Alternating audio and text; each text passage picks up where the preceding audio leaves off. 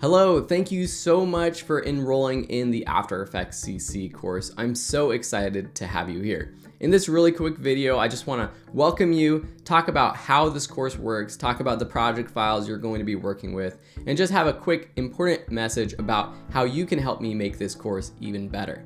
First, how is this course laid out? Well, it starts as if you are a complete beginner. I assume that you know nothing about After Effects.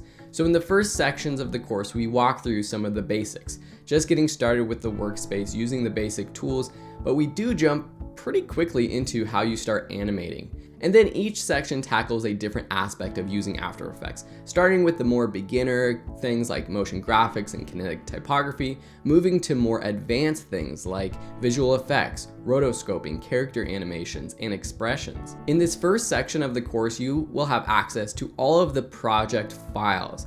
And so in that lesson, download all of the project files. They'll include videos, photos, graphics, and the After Effects projects themselves. Now I'm using at this time the latest version of After Effects, which is the 2017 version. If you have a previous version, that's totally fine. You can build all of these animations from scratch, but the project files won't work if you are using a previous version, especially if you're using a CS6, CS5 or something from before. Even if you're using a future version of After Effects, it should be completely fine. All of the project files should work, and all of the things we teach in this class are still applicable to you too. If you ever have a problem or a question, feel free to post it to the class. I'm here to help you. You can post it directly to the class page or send me a message. Myself or a TA will get back to you usually within a day or two. The last thing I want to mention in this video is that I know when I launch a course, it's not going to be perfect, and I need feedback from students like you to make it even better. So if there's something that I missed, something that I went over too quickly, something that I didn't cover the right way, just let me know. I want to make sure this is the perfect course for you. So send me a message and let me know how I can improve it. Thank you so much for enrolling in this class. I'm so excited to have you here. In the next lessons, you'll download your project files, and then you're going to actually jump right in to doing something really cool with After Effects, animating your name. Thanks so much, and we'll see you in the next lesson.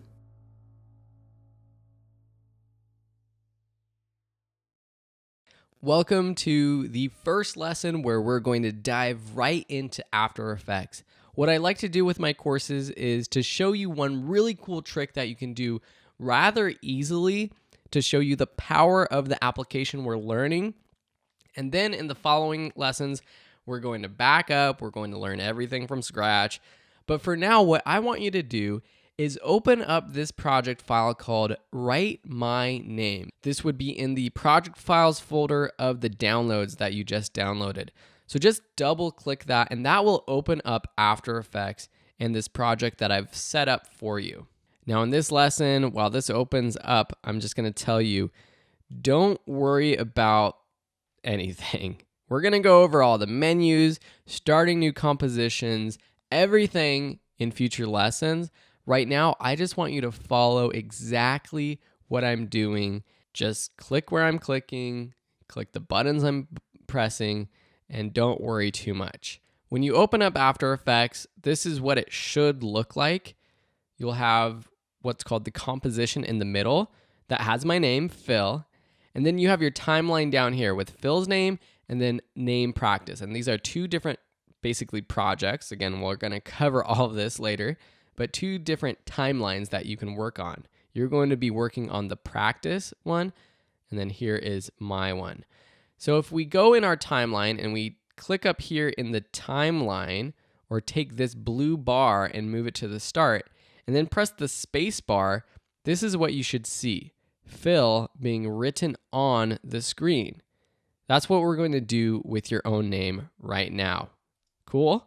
Okay, so all you have to do is click over to the name practice and then click this icon up here, the pen tool. Everything should be set up. So you should see right here next to Phil, it should have this red slash. The stroke should be this blue, and then it should say 10 pixels, which is the stroke width. The goal with this quick little project is to create something cool that's animated that you can share on social media. That's why we have this square composition, which is 1000 by 1000 pixels. I've already set it up for you. Again, we're going to cover how we do this in a future lesson. To use the pen tool and to write your name, basically what you're going to do is just start clicking within the composition and draw your name. You're not going to click and drag, but you're going to click and then let go, and then click and then let go. So for example, for fill, I started with the bottom of the P, so I clicked and dragged a little bit to create a curve, and then I clicked and dragged to curve, then I clicked and dragged to create more of a curve, and then I clicked down here, then I clicked up here. So you're going to have to think about how you're going to write your name because it all has to be connected. So sorry if you have an I in your name like me, you're not going to be able to dot your I's. So sorry, third grade teacher, we're not going to be dotting our I's in this one. So notice how I created this, and when I click off of it, we've created this shape layer down here, and that's what we're creating, a shape layer. It's basically a line. Now, if I want to undo this, I can either delete it, or what I want to do is turn this off really quickly. So you can practice this with your own name, but I'm going to turn this off and show you what happens when I'm not clicking and dragging. So if you just click, and then click, then click, then click, then click, what happens is you create a line, but it's just a square without any sort of curves. It's just right angles. That might be fine for you if you want that style, but if you want curves, you have to kind of click and drag. So just play around with it. I'm going to delete this shape layer 2 by selecting it and pressing the delete key on my keyboard. And then I'm going to turn back on this name layer with that little eyeball button. Okay, so now we have our name, but it's not animated. So follow exactly what I'm going to do after you have written out your name. Click this drop-down button right here. Click Add, this little button next to Add. Click Trim Paths. Make sure that the timeline marker is at the very beginning at 0 seconds. Drop down this menu next to Trim Paths. Click the 100% next to End and type 0 and press Return on your keyboard. And then click this little stopwatch next to End. Then go to 4 seconds. So drag your timeline indicator to 4 seconds. Click the 0 next to End and type in 100. Then press Return on your keyboard or Enter. Now, if you press the space bar, it will play through this composition, and your name should animate on the screen. If you want to change the color of your name with this layer selected, so the shape layer 1, click the stroke color, so the color next to stroke, and then when this color picker pops up, you can change your color to really anything you want. Okay? And then click OK. So now you have your name animated within After Effects. Pretty cool, right? This is just the beginning of what you can do in After Effects. If you want to export this so that you can post it to social media right away, go to the export section of this course and watch that very first lecture, which is how you basically export an H.264 QuickTime version of any project, and then that will be great for posting online. And if you do, make sure you tag me at Phil Ebener and at Video School Online. All right, I know you are probably confused. You're probably like, Phil, I don't know about this. You went a little bit too quickly, but don't worry. We're going to back up. We're going to learn about the workspace. We're going to learn about how you create projects and compositions. We're going to learn about layers and everything in the next sections of this course. But I hope that this was a fun lesson to show you the power of what you can easily do in After Effects. Thanks so much for watching, and we'll see you in the next lesson. You and I are going to dive right into After Effects now, and we're going to take it slow, but the way that I've laid out this course is to really make it practical. So in this lesson, we're going to work our way around After Effects. I'm going to talk through the different panels so that you feel a bit more comfortable. I know how daunting it can be when you open up After Effects for the first time. There's so many buttons and titles and panels that are confusing. But I'm not going to make this course one of those courses where I just sit back and tell you, okay, this button does this button does that, this button does this button does that, because that's not a great way to learn. Throughout this course, you're going to be working on mini projects and then full real-world projects. And throughout that, you're going to be learning different tools, different effects. And so I really encourage you just to work through each of the lessons. They build upon each other. And so by the end of this course, you should feel comfortable working on real-world projects in After Effects. If you come across a button or a panel that you're confused about, feel free to let us know and to post a question in the Q&A tab of the course. Otherwise, we might answer that question later on, so just keep working through. When you open up After Effects for the first time, you'll probably get a pop-up, the Start module, that asks you to start a new project. You can see here that I have a number of projects that I've worked on in the past. Once you've been using After Effects for a while, you'll see all of these projects appear here. First, when we're starting, we're just going to click New Project. And that's going to open up After Effects like this. I'm using the Adobe 2017 version, Creative Cloud version of After Effects. If you go up to After Effects up here in the title menu and you click About After Effects, this is how you can see the version. I'm using version 14.2.1.34. It's the 2017.2 release. When After Effects updates, as they usually do once or twice a year, they add new features. I'll be updating this course. Really though, no matter what version you're using, especially if you're using a Creative Cloud version, your After Effects is going to look very similar. So just click in the middle to get out of that menu. The next thing you want to understand is the layout. One thing to note is your After Effects layout might look a little different than mine right now. And that's because there are different workspaces. If you go up to Window and then Workspace, you'll see that there's different workspaces because there's different panels that you might want to use to do different effects, but you might not necessarily need them open all the time if you're not working on that kind of thing. For example, if I click Motion Tracking, it will bring up this Motion Tracker panel on the right-hand side. But if I'm not doing motion tracking, I might not need that panel open. So to get on the same page, go to Window, Workspace, and then go to Default. This will be the default view that we'll be working through in this lecture and moving on. All right, let's get acquainted with After Effects. In the top left, you have your toolbar and your menus.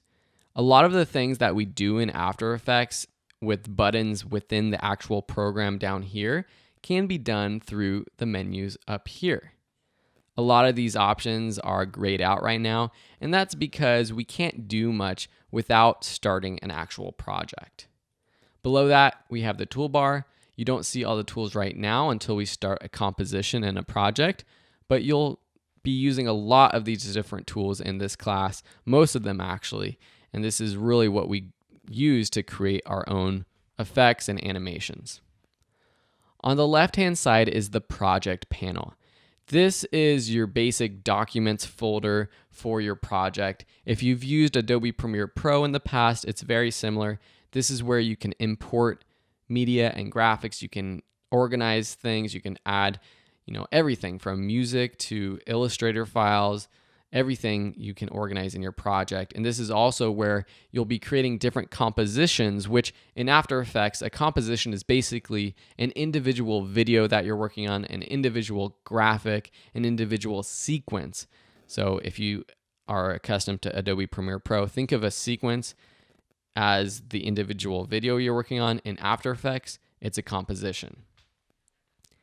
The way that these panels sometimes work is that you have the main tab, and then behind this, you have another tab.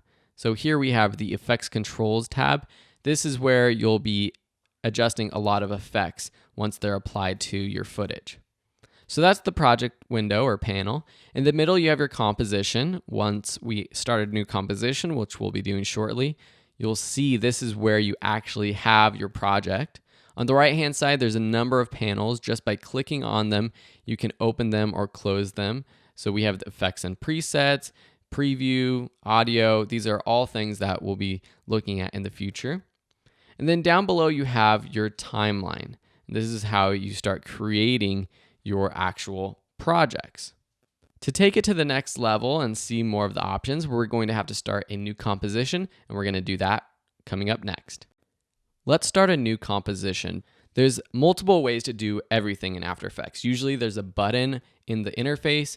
There's often a keyboard shortcut, which you can get to if you go to Help and then click on Keyboard Shortcuts. This will take you to the Adobe website, which has shortcuts for both Mac and PC users, which is really helpful. And then lastly, there might be a menu option up here in the top. So if you go to Composition, for example, you'll see the new Composition button, which will also show you the keyboard shortcut. I'm using a Mac, so it's going to be Command N. Or just click this button down here in the project panel. This brings up your composition settings window. Remember, think of this as an individual video or maybe an individual clip that you're working on.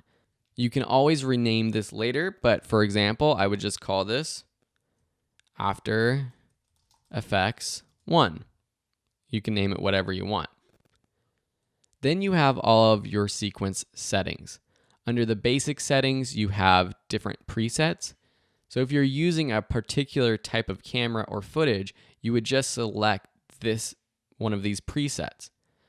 For example, a lot of videos that I create, I'm shooting at 1920 by 1080 pixels. This is what your standard HD footage is. And I shoot at 29.97 frames per second. So I could find one of those presets that matches those settings, such as this one, HD TV 1080 29.97. That changes the width and height to match that. It also changes the frame rate down here, and you can customize this stuff yourself. For example, if you want to create a square graphic, for example, if you're putting on social media like Facebook or Instagram, which likes square graphics, you can just click in the width or the height and type in the pixels that you want. So if we want a square, we can do 1000 pixels by 1000 pixels, and that would work fine. Typically, your pixel aspect ratio should just be left at square. If you run into an issue or if someone wants you to do it differently, you would select these, but for most of the projects you're using, just leave it at square. Next, you have basically your timeline window options.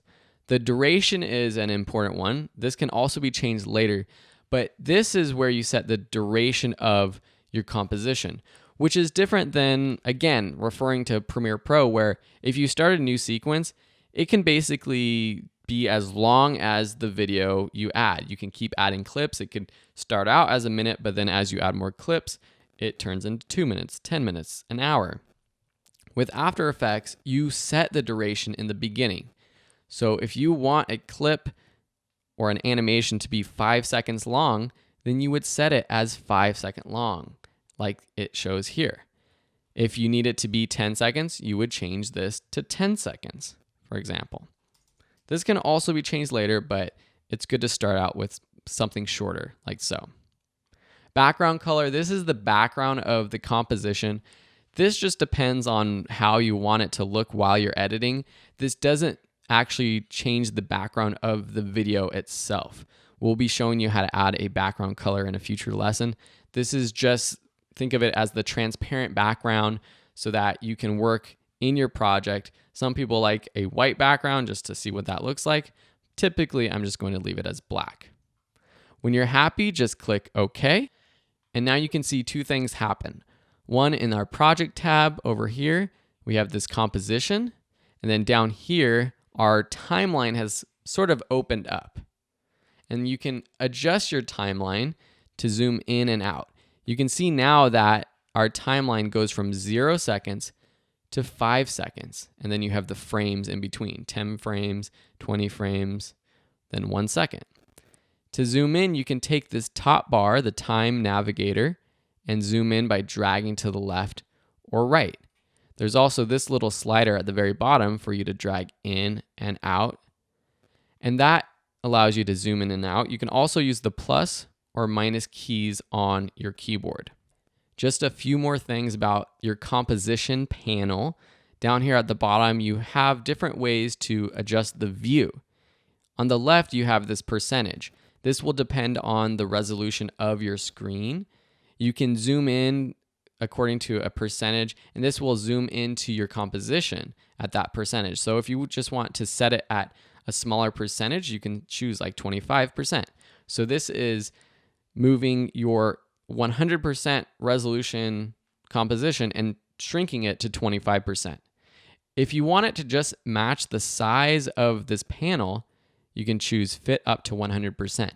And now you can adjust the panel size by clicking on the edge and dragging up or down. And this is helpful because oftentimes I'll find myself adjusting the size of these panels so that I have more room in the timeline, for example. And that way, the video or the composition adjusts while I change that panel. The other thing I want to mention right now is this resolution. Right now I have it set for full, and this is the playback resolution, not necessarily the export resolution of your video. And this helps if your computer is a little bit slower. Oftentimes, my After Effects students ask, my computer's running slow, it's lagging, the video plays back choppy. How do I make it play back smoothly? Usually the issue is that you don't have enough memory or RAM processing power in your computer. I recommend at least 16 gigabytes of RAM. On a Mac, you can see that information by clicking the Apple button and clicking About This Mac. You can probably find a similar setting on your PC as well in your computer settings. So here you can see that my memory is 16 gigabytes right here. Even still, when I'm using high resolution footage like 4K footage, I do get a little bit of playback lag. And so to fix that, we can actually decrease the resolution of our playback. This will play back at a lower resolution, so you're seeing a little bit lack of quality, but that's better than having a choppy playback, in my opinion. The last thing I want to talk about right now with this composition panel is this button right here, which is the toggle transparency grid button. So see, if I click that, you get this checkerboard view. When you see the checkerboard, think transparent. So if you actually wanted to export this video right now with transparency, what you would get is just a blank video with nothing. It wouldn't even be a black background. Even though the background of our video is set to black, remember what I talked about in the composition settings, which you can get back to if you go to composition settings, or Command K on your keyboard. See, the background color is black. If I set this at white, for example, click OK and then click OK. If I click the transparency grid button again, it still shows that it's a transparent background. We're going to see how this comes to play when we create graphics like titles and we want to put them onto other videos in the future. But just know that you can click this button to see what in your composition is transparent. That's the basics of starting new compositions. In the next lesson, we're going to be importing graphics into our project panel, and then we're going to be moving on and actually working with our composition and adding new layers. Here's a quick update with the CC 2018 version of After Effects. So if you don't have the CC 2018 version, then you won't see this. But if you do, you might be confused about my previous lecture where you didn't see this option where when you open up After Effects or start a new project, in the composition panel right here, you actually have two big buttons. They're just trying to make it easier for you to start creating graphics. And you can click New Composition or New Composition from Footage.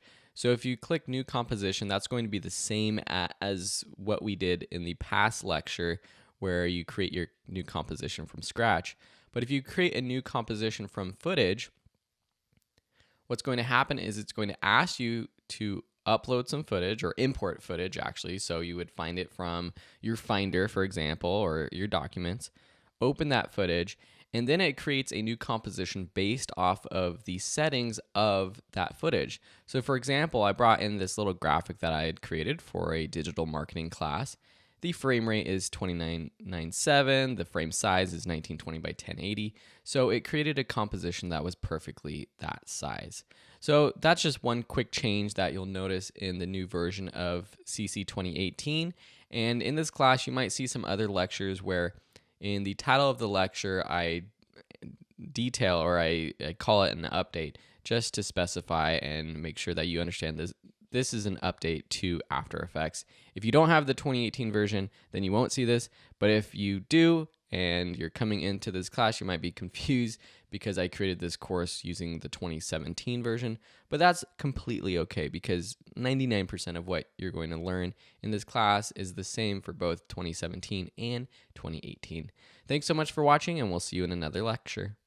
A lot of what we'll be doing in After Effects, we create from scratch right within After Effects. So creating things like titles and motion graphics, you can build most of that right within After Effects.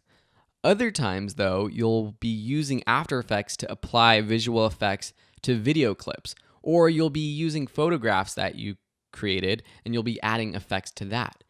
Or maybe you'll even be adding music and sound effects right within After Effects. I typically do that in Adobe Premiere Pro because it's a little bit easier and more efficient for me, but you can still do it in After Effects. To import media into your project to work on, just go to your Finder folder or your Documents folder, and then you can simply drag any asset into your project bin. So for example, if I wanted to bring in this picture of a kangaroo that I shot in Australia, I can just simply drag it and drop it in After Effects, and you can see that when I get that plus green button, it means that I can drop it into my project panel. And then the other ways you can import are just by right-clicking, choose Import, and then choose File. And then you could go to your folders through this. So for example, if I wanted to bring in some music, I can pick this music, click Open. Or I could go up to File, Import, again, Import File. Let's import a video, for example. I'll do this video sample and click Open. Once it's imported, I definitely suggest organizing your footage. I typically create folders or bins for the different types of footage. So for example, I can create a new folder by clicking this New Folder button and then call it Video, for example. And then I would put all of my video clips in this video folder. Or if I'm working on multiple compositions within the same project, which I'll tend to do, I have many compositions right within one project, I might separate them into different folders. For example, I would typically have a name for these graphics, but I would call this graphic 1. And then within this graphic 1 folder, I would put all the music and all the photos that I used for this graphic.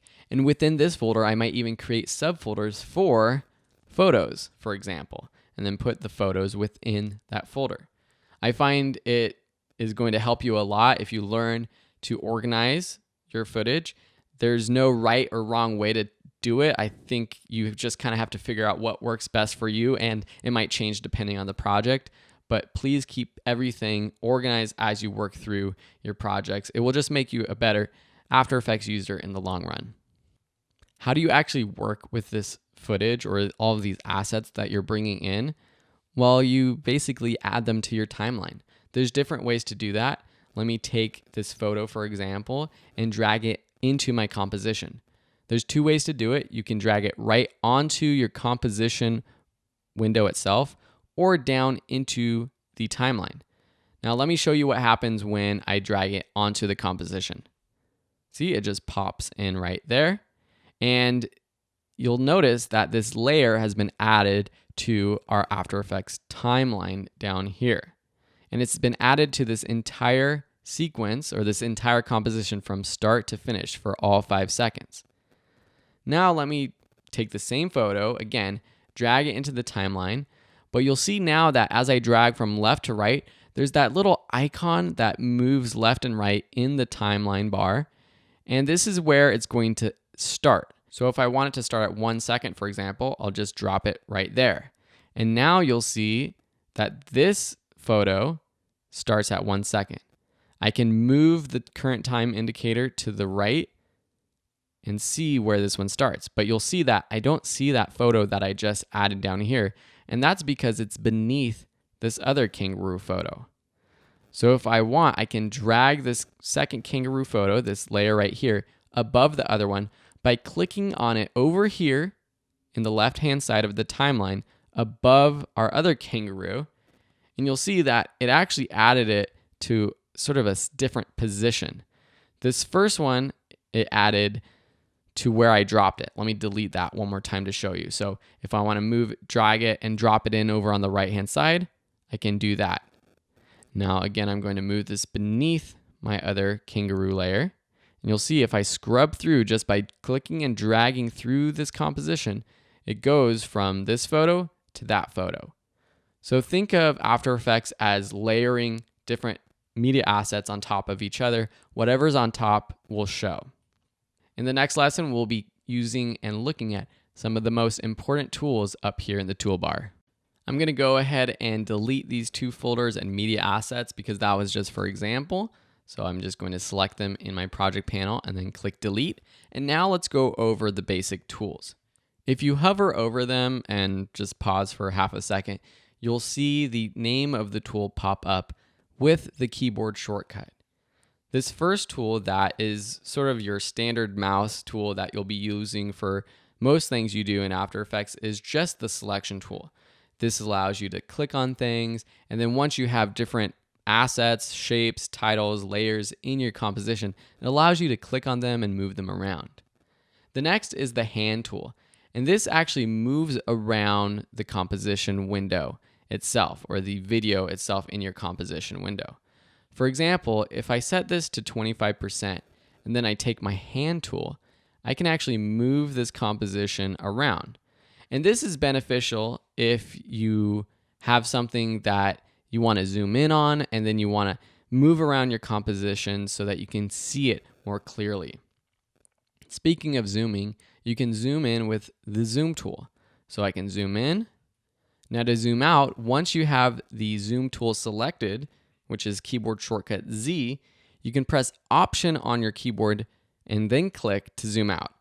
Option on a Mac, and then it will be Alt on a PC for PC users. That's another way other than using this drop-down menu here to zoom in and out of your composition. I'm actually going to bring back my kangaroo photo so I can show you kind of more what this looks like and what these other tools do. So I'm going to drop this in on my composition.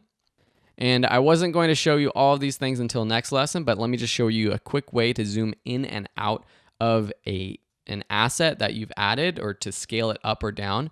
If you press S on your keyboard, that brings up the scale property. You have these percentages here. You can just click and drag to the left or right.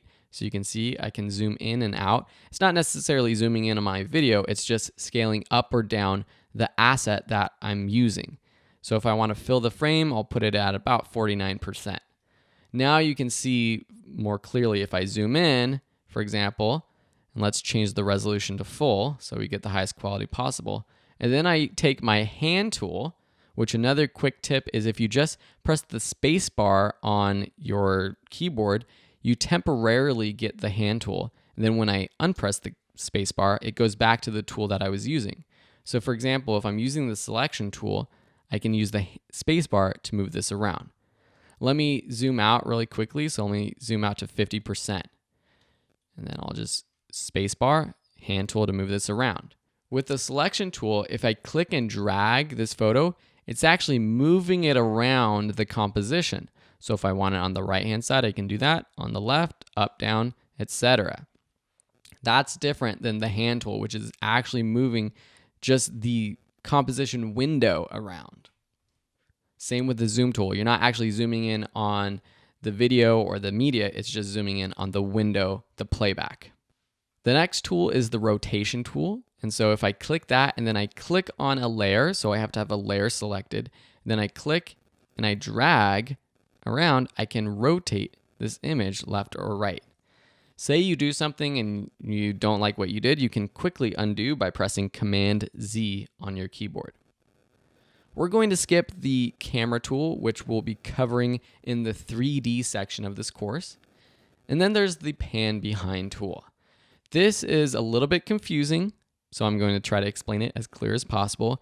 But this has to do with the anchor point of each layer.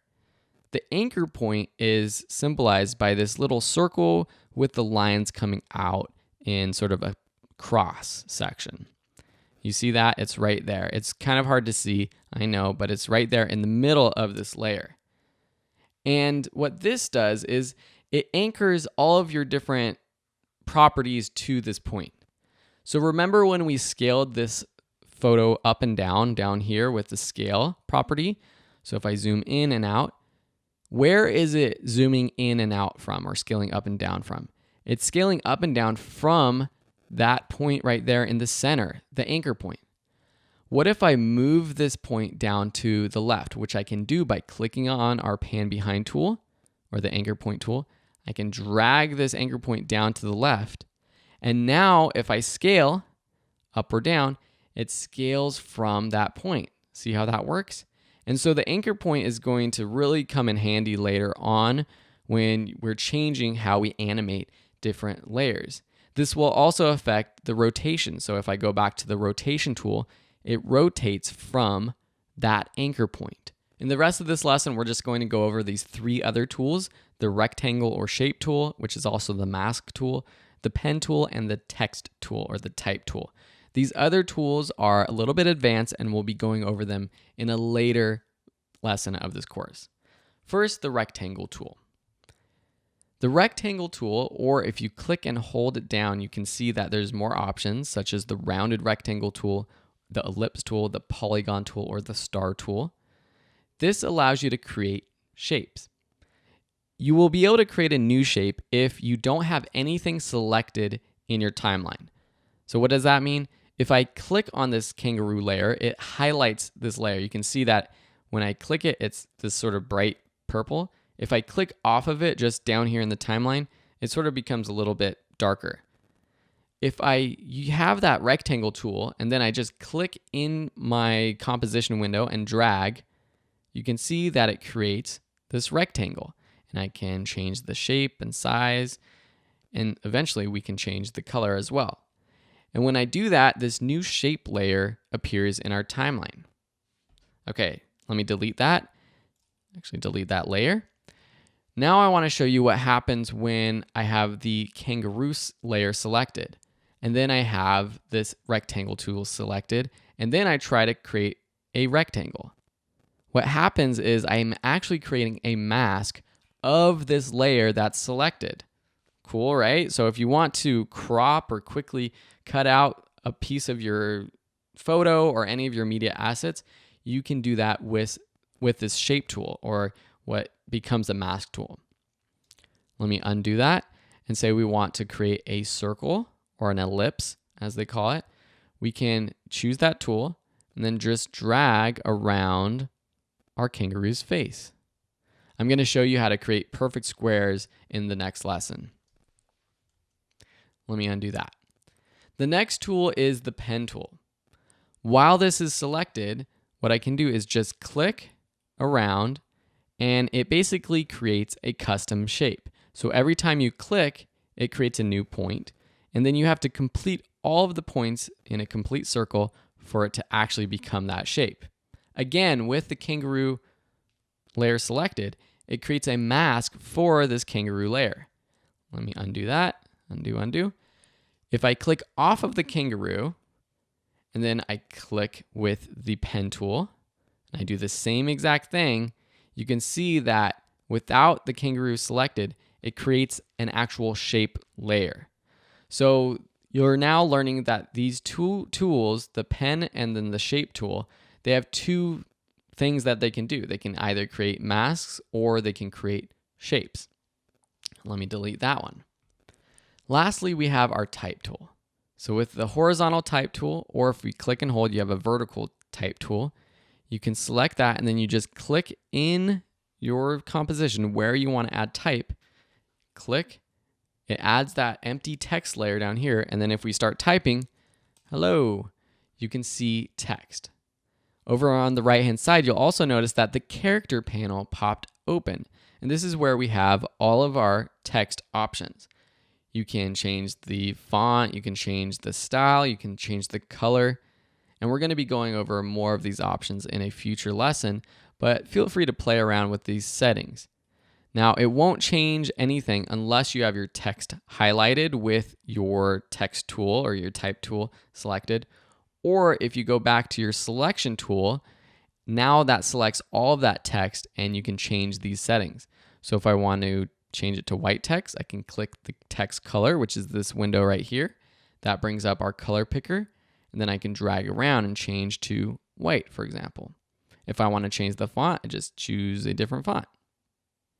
If I want to change the size via this method, which is different than the scale method that we showed you down here, I can change the text pixels or the font size pixels.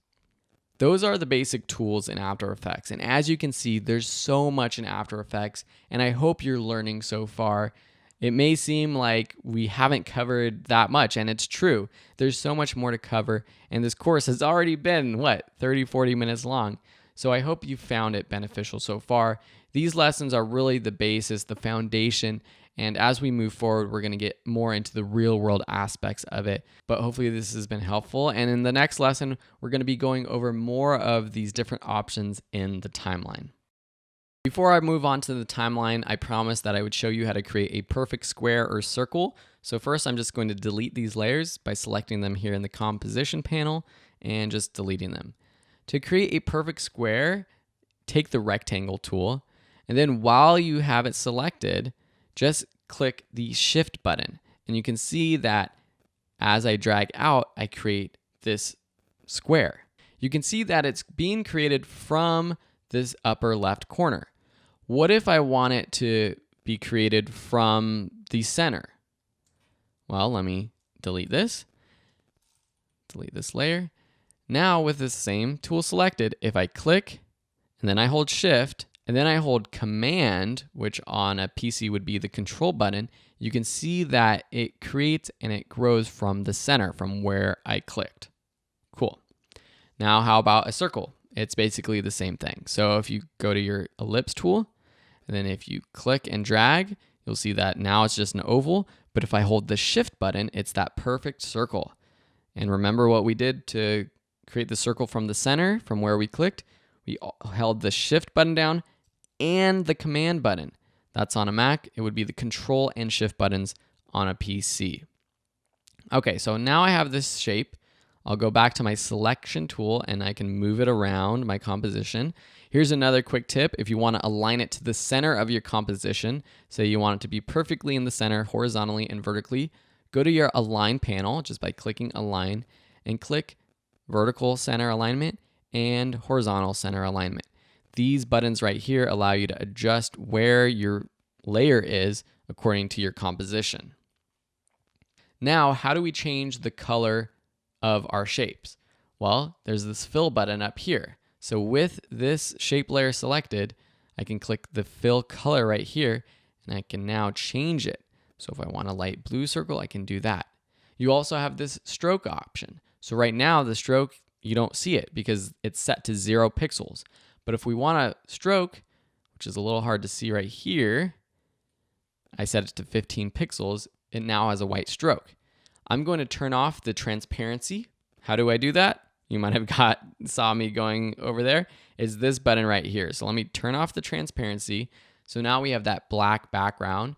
And this is great because now we can easily see this image and our shape with the stroke. If I want to change the color of the stroke, just click the color next to the stroke. And now I can change it. Maybe I want that sort of red and blue look. Super cool, right? And now you have a red stroke. So those are just some basic things to know about using the shape tool, how to align layers to the center. And now in the next lesson, we're going to be going over more of the options down here in our timeline. Next, let's look at the timeline. So I have that perfect circle that we created in the last lesson. I'm actually going to turn off the stroke just by changing the pixels to 0. And I'm also going to add my kangaroo photo back onto the timeline, just dragging it beneath my circle. Cool. So we already learned how to zoom in and out of our timeline just by dragging this top bar or by zooming in down here. You'll also notice that there's this other work area bar. If I press the space button, it's going to play through all 5 seconds of this composition. And you'll see that After Effects is automatically set up to just repeat, to loop the play. So it's going to continuously keep playing. And that's because in After Effects, often we're creating these little animations and we just want to see it over and over to see how it looks instead of having to press the play button over and over. What if we were creating some sort of animation at the very beginning of this, and say this is just a basic animation where our circle pops on? Well, how do we do that? We can just drag this shape layer over to the right, and you'll see that now it's off at this time, and then if we drag through, it's on. Now, that's not really an animation. We're going to be covering how to actually animate things in the next section, so coming right up. But now, if I play through this, it's going to pop on right there. Let's make it a little later, at 10 frames, for example. Go back to the start. Okay, play there. Now, it takes a while for it to go through the 5 seconds and then go back to the start again. Say we want to zoom in on this time frame, for example, the first second, more easily.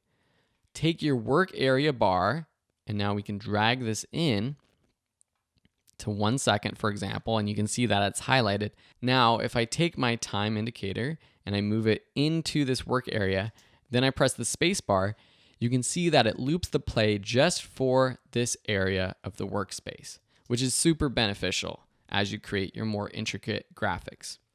One other use for this, let me bring back our video clip. So let me bring in this video sample. And then a quick way to create a composition based off the size and settings of your actual media asset is just to drag your media asset into the composition button right here. You'll see that it created this video sample composition, and then down here, it's the right size, so it's the same aspect. It's also the right length. So it's all 2 minutes and 20 seconds of this video, which was a video for another class of mine. Say you have a video clip, but you only want to add graphics to a certain part of it. Say I want to add a title graphic right here between 5 seconds and 15 seconds. Well, I can take my work area bar and I can move this to around 5 seconds. Then I can take the end of it and move it to 15 seconds. And now if I zoom in just with this bar right here, and now I have this set up so that my work area is going from 6 seconds to about 15 seconds. You can see that if I click in the middle of this workspace bar, it moves the whole work area. To move the end in or out, you have to click on the end of the work area and then drag. So that's how you can sort of zoom in and work on a specific part of a clip.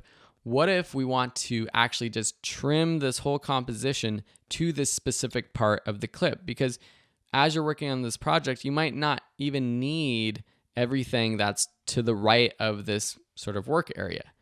If you go up to composition, then choose trim comp to work area, what happens is it trims it to that work area that we had set up.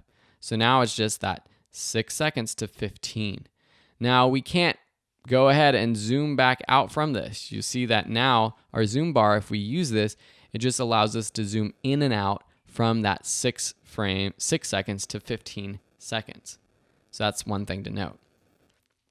We can, of course, undo this, or we can go back to composition and our composition settings, and now you'll see that the duration is 9 seconds. Say we want this to go for 10 seconds. If I put in 10 seconds and then click OK, then I zoom out. Okay, here's another thing with your timeline. Look what happened. At the end of this video clip, you'll see that, this video clip actually disappears. You can see that there's this little cut point right here. And that's because in the previous part, we went to composition, trimmed comp to work area. It actually trimmed this media clip or the video clip to the comp area as well. So to extend this, what we can do is just hover over with our mouse over this end of the layer and drag to the right. Now, if we go through and scrub through, this video plays through till the end of our work area. One keyboard shortcut that I like and is really helpful is the Command left or right bracket shortcut. For Windows users, it would be Control left or right bracket. So if I press Command and then I press right bracket with the kangaroo layer selected, it actually moves this layer up. I can choose the command left bracket to move it back down. So this is how you can reorder layers just on your keyboard. All right, that's a lot with the timeline over here on the right, but there's all of these buttons over here on the left. And we'll be going over all of these things in future lessons as they become more applicable. But the things I want you to know are, first, on the very far left is this little eyeball icon. And you have these different columns with these buttons where if you check on or off, it includes that little icon. So to turn off this layer, which is what the eyeball icon is for, you can just press that eyeball for the layer and it makes it basically disappear. It turns it on or off. We don't have any audio in these clips, but we do in the video sample. And that's what this next column is, the audio. And so if you want to turn on or off audio for a specific layer, just turn that audio on or off with that column. Back to our other composition. I'm going to move my time indicator to this point where we have both layers. This next column is to solo layers. And this might be more beneficial or easier to understand if we have more layers. So let me duplicate this shape layer 1. To quickly duplicate a layer, instead of going up to our shape tool and creating another layer, we can select it in our timeline and press Command D or Control D for you Windows users. Or you can also copy and paste by selecting it, pressing Command C, and then Command V. That's Control for PC users. So from now on, if I ever say Command, it's typically going to be Control for PC users. Sometimes it's different, and so you might be confused, and you'll have to go up to the Help Keyboard Shortcuts menu to find out what it is, or you can always ask me in the Q&A tab. And I'm just going to move this layer over to the right. So now we have 3 layers, and this solo option allows us to basically make only one of those layers appear. So if I click solo shape layer 1, only this layer appears. Same if for the kangaroo, it makes all the other layers disappear automatically. And this is beneficial if you have projects where you have dozens or hundreds of layers in a single composition, which actually has happened to me in the past, and you want to really just see one layer, you can use that solo button. The lock button right here locks this layer, so now I can't move it around. You'll see that it does this little highlight when I try to click it, and I can't do anything to this layer. And that's beneficial if you're done with the layer and you don't want to do anything, mess it up, move it around, just click the lock button. To the right, you have this drop-down arrow, and so you see that if I click this, it drops down more options. We're going to be covering these things, which are more properties for each layer, in the next lesson. So I'll just skip over that for now. The next is this color option, and this is the color of your layers. So you see that the photo layer was automatically this purple color or this violet, and then the shape layer was this blue. If you want to customize the color of your layers, you can click that color block and then change the color. And this is helpful for organizing your compositions. Say you have, again, a bunch of layers, you want to make sure that you can easily find the right layer. And if you know that, hey, all my red layers are text layers, for example, which this isn't, then it's easier to find that. The source name is the name of your layer. If you click that source layer text up here, it changes to the layer name. And this is how you can actually rename your layers in your timeline to be more organized. So instead of shape layer 1 and shape layer 2, which can get confusing in the long run, what I would do is I would select shape layer 1 and then press the return key on your keyboard. That highlights this title. And now I can call this circle 1 or blue circle. Then if I go to this second layer and I change the color by going up to the fill, changing it to red, clicking on the title, pressing return, and then call it red circle. This is just an easier way to, again, navigate, making you more efficient. And that's pretty much as far as I want to go today in this lesson. I know that this lesson and the past lessons, it's more of that, hey Phil, we're just going to go around and go through all the menu options. This is boring. But don't worry, the next few lessons are going to get a little bit more interesting. We're going to start animating very soon. We just have to cover the basics right now. So I hope you're learning. I hope you're understanding. If I'm going too fast, please let me know. If I'm going too slow, please let me know, but also be a little patient because there's other learners who are starting from scratch and need a little bit more information. Thanks so much for watching, and in the next lesson, we'll go over more of the layer options that are within each of these layers. Let's talk about our layer properties. To do that, I'm going to delete this red circle, but I'm also going to just leave this blue circle on and our photo. I'm just going to extend this one to the left and extend this one to the right. You'll see that when we created the shape layer that we automatically have some of these options already open, the contents and the ellipse option and the transform menu. Every layer has the transform menu. So if I go into our kangaroo layer and I click this drop down button, you see this transform menu that pops up. To open up this menu, all we have to do is click this little drop down and you'll see all of the transform properties. Anchor point, position, scale, rotation, and opacity. These are transform properties for every single After Effects layer. We already looked at scale. This is how you scale up or down a layer. Anchor point, we already kind of saw that with the pan behind tool. This is just the representation of it in pixels based off of where it is on your composition here. So if I take my pan behind tool and then I click on the anchor point and I move it around, you can see that it actually moves the anchor point numbers down in the timeline. Back with my selection tool, if I move this photo around my composition, now you can see that the position is also changing. We can also change these things just by clicking and dragging these numbers here in our timeline, or by clicking the number and actually putting in the exact number that we want. So if we want this to be at 100% scale, we can put in 100%. If we want it to be at 25%, 25%. You'll see two percentages for the scale, and that's the width and the height percentage. And these are typically locked, which you can see with this little link icon, which is the constrained proportions option.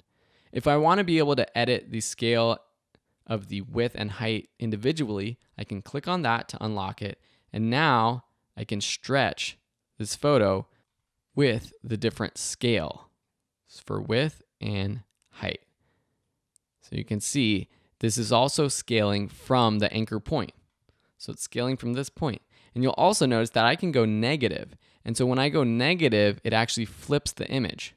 If you want it to flip exactly from the center, an easy way to put the anchor point in the exact center is to hold the Command and Shift buttons down. And you can see now, as I drag the pan behind tool around, you see these crosshairs pop open, and this helps you, and it kind of locks the anchor point to the center horizontal and the vertical center lines. If we want it to be in the center, we can drag it and it snaps it to the center. Now you can see if we flip the scale, it flips exactly from the center of the image, which makes it a little bit easier. We have rotation, which we also saw before with the rotation tool. If we rotate, that changes that. And then the other thing we didn't see is opacity. So this is the transparency of this layer, also known as opacity. 100% opaque means that it's fully there, none of it is transparent. If we put it down to say 50%, and then we toggle on the transparency of this composition, you'll see that there is some transparency. Say we move this kangaroo above our blue circle, and then we turn on our blue circle again. Now we can see the blue circle behind our kangaroo. That's because we're at 50% opacity for this photo layer. I can turn off the toggle transparency grid, and you can still see that this circle is behind this photo layer. So let's bring that back up to 100%. All of these transform properties have their own keyboard shortcut, and by the end of this course, you will be well aware and fluent in using them. So for anchor point, it's A. For position, it's P. For scale, it's S. For rotation, it's R. And for opacity, can you guess what it is? It's actually not O, which would make so much sense, but it's actually T, which you can think of as transparency.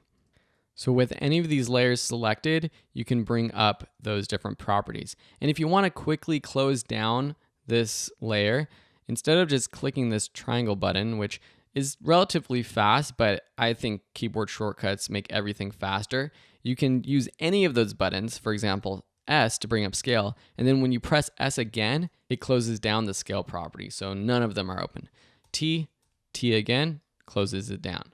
You can also select multiple layers in your timeline by shift clicking them or by control clicking them or command clicking on a Mac, and then you could bring up any of the properties together. So scale, T for opacity, A for anchor point, and so on and so forth. So if I drop this down and open it up again for the kangaroo image, we've gone through all of the transform properties. In the shape layer, you'll see that you have your transform properties, but you also have this contents dropdown. This is different for shape layers, and you'll see this with shape layers. You won't see the contents for layers like photos. And here is actually the ellipse, and let me turn off our kangaroo so we can see the ellipse. This is the ellipse shape that we created in this layer. The confusing part is that we can create multiple shapes within this one layer. We're going to be going over shapes in much more depth in the future, but let me just quickly take the ellipse tool with this layer selected. If I click and drag, you can see that I'm creating another circle. It doesn't create a separate layer, it creates another ellipse within the contents of this one shape layer. So if I turn this on and off, it's both of those shapes in one. And underneath this ellipse layer, we have more options. We have the ellipse path, the stroke, the fill, and transform properties. So there's individual transform properties for each shape layer within this shape layer. Confusing, right? And within these transform properties, there's more options for shape layers, such as skew, which skews a shape, or skew axis, which changes where it skews from. Confused? I know it is confusing, and you're going to learn these things as we go and as we use them, but just note that while all layers have the basic transform properties, some layers have different properties. For example, the mask layer. So let me delete the blue circle, which deletes both of those circles we created. Actually, let me undo that and show you that you can drop down our contents folder, and then if you want to just delete one of these ellipses, we can select that ellipse and then delete it. If you want to delete the whole layer entirely, just select the layer itself and not the content layer down below and delete. So if I turn on the kangaroo, then we create a mask. Do you remember how we did that? We went up and used the shape tool, such as the rounded rectangle tool or the pen tool. Let me show you the polygon tool because that's a good one to know too. With this layer selected, now I click and I drag and I have this polygon. It starts out as a pentagon with 5 points. Now we have this mask, which is another option underneath this layer. So if I open up the mask tool, we have mask properties, feathers, opacity, expansion, all of these things you can adjust the same way by clicking and dragging to the right or left, or by clicking and inputting a specific number. I think that's a lot to grasp right now. Go ahead and play around with your layers, play around with your timeline, play around with all of these properties for your different layers. And in the next section, we're going to jump right into animating in After Effects. It might sound confusing, but once you know the basics of it, it actually is relatively simple. So get comfortable with everything that we've learned in this section so far, and I'll see you in the next one. Hey, Phil here, and I hope you're enjoying this class. If you're interested in learning more or taking your video production to the next level, have you checked out videoschoolonline.com, my website, yet? We have tons of great resources, guides, and all kinds of tips there to help you out. So if you go over to videoschoolonline.com, which you see now on the screen, click that blog article in the top of the page, you'll see all of our latest articles. So we have all kinds of stuff like choosing the right microphone for your video, how to choose the right camera for your video production, all the equipment you need to make awesome videos, a recent article about equipment list for making videos with your smartphone. These are all of our latest articles. If you click this link right here at the top of the blog, you'll go to an archive of all of our articles that's broken down in an easy way to find out what you're looking for. So if you scroll past the photography articles, you might be interested in some of those, but you can also see we have a ton of video production articles on everything from production to audio recording, post-production, the business side of video and filmmaking, and we're constantly adding and updating this list with our recent articles. And yeah, like I said, just check out videoschoolonline.com, go to the blog where we have our latest articles. A lot of these topics come from students like you who ask us questions, and we think, oh, well, there's probably a lot of students that are interested in that topic. So we'll go ahead and actually make an article or a guide there. So again, videoschoolonline.com, click the blog, click the link at the top of the blog to get to this page, which is an archive of all of our articles in a nice, neat way to find and easy to see. Anyways, I hope you're enjoying this class. Have a beautiful day and continue learning. Bye now. Welcome to this brand new section. We're going to be animating in After Effects. So throughout this course, what I want to try to do is challenge you based off of what we've learned in previous lessons. So sometimes I might ask you to pause the video and do something. A lot of what we're doing in this section and in future sections, we're building completely from scratch. And I want you to get into the mindset of, I can build it from scratch in After Effects. I don't need a template. I don't necessarily need the project files. While we do have project files for some of the projects so that you can see exactly what I'm doing, in this section, we're creating everything from scratch. So what I want you to do right now is to start a new composition and make it 1920 by 1080 pixels and make it 5 seconds long. So go ahead and pause this video, do that, and then I'm going to show you how to do it if you forgot. All right, hopefully you paused the video. To create a new composition, remember we click this Create a New Composition button. We set our settings, 1920 by 1080, and then for the duration, I'm just going to choose 5. And I'll call this Animations. Next, what I want you to do is create a perfect square and center it to the composition. So again, we've learned this in the past section, so you can do this on your own. So pause this video, create a perfect square. How about you make it a white square and put it in the very center? It doesn't matter how big or small it is for this example though. So pause and do that. All right, hopefully you paused. So to create a perfect square, choose the rectangle tool from up top. Under fill or next to fill, click the color and select white, so it's going to be white. Now, click in your composition and drag while holding the shift button down. And that creates that perfect square, right? To center it, we have our align panels over here on the right hand side. So click horizontal and center alignment for vertical. So now we have our perfect square. Let's talk about animations. To animate in After Effects, we use what are called keyframes.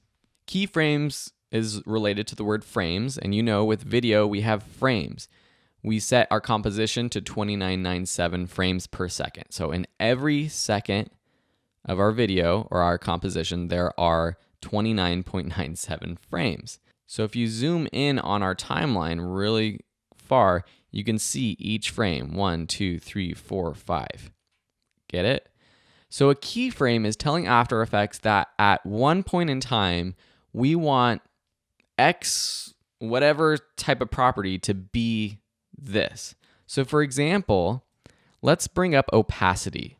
Remember how to do that? It's T on your keyboard, or if you drop down your transform properties, you can see it under opacity. I'll just bring up it with T. So our opacity is set at 100%. Let's go to 1 second on the timeline. So let's go all the way here. To set a keyframe, you can click the stopwatch icon, this little stopwatch next to opacity. And you'll notice if I bring down all of the transform properties, and even if I dive into contents, you can see that some of these things have those stopwatch icons. And that's because you can set keyframes for many, many different things in After Effects. Again, clicking T to bring up opacity, click the opacity stopwatch, and that creates a keyframe. You'll notice that on our timeline right at 1 second, this little diamond appears. Let me move my indicator over to the right. You see that little diamond? That's a keyframe, and that's telling After Effects that at 1 second, we want this square layer to be 100% opacity. Let's go back to 0 frames or 0 seconds. If we click on our opacity and say we choose set it to 0, press return to lock that in place, what happens is we're telling After Effects that at 0 frames, we want the opacity to be 0%. So what happens between 0 and 1 seconds? There's this animation or this transition from 0 to 100. So if I scrub through this, you can see that it creates this fade on effect. That's what opacity can be used for fading on objects or layers. I can move around these keyframes, so I can click them, I can move them around. So if I want a longer fade for it to go 2 seconds, we can move the distance between the two keyframes from 0 to 2 seconds. And now our fade is longer. See that? Or if I want it a lot shorter, we can make it half a second, like so. I can delete keyframes, so I can just select one and delete, or let me undo that, Command Z, and select both and delete. One thing you'll notice, let me undo that. Let's go back to where we had just our one keyframe at 1 second. You'll notice that as soon as I changed the opacity to 0, that a keyframe was automatically set. I didn't have to click the stopwatch to do anything.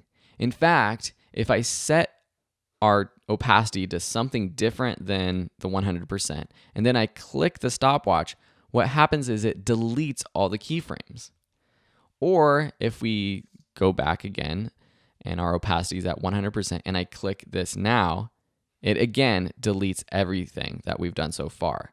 So to create a new keyframe, once you've set one keyframe on any individual layer, all you have to do is change the value of that property.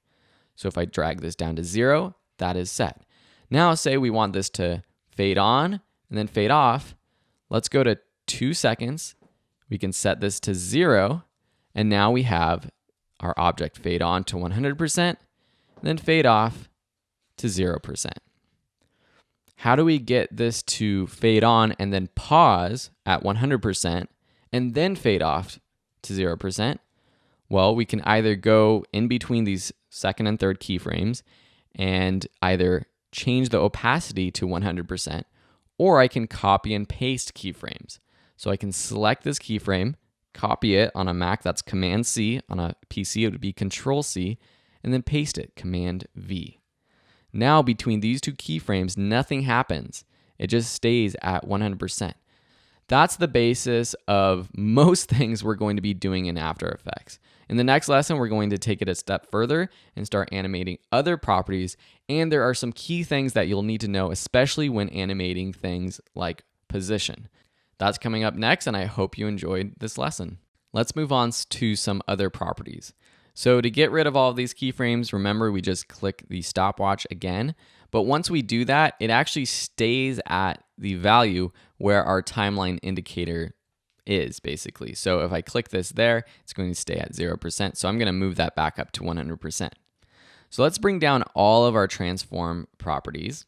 Let me just make this a little bit bigger, fit up to 100%. All right, so now you know how to set keyframes. So it's rather simple to create a position animation. So say we want our square to end up here. Let me take my selection tool. We'll set a keyframe for our position. So decide what time you want it to end at this position. So we'll do 1 second and set a keyframe for position there. Maybe we want it to pop up from beneath this composition itself.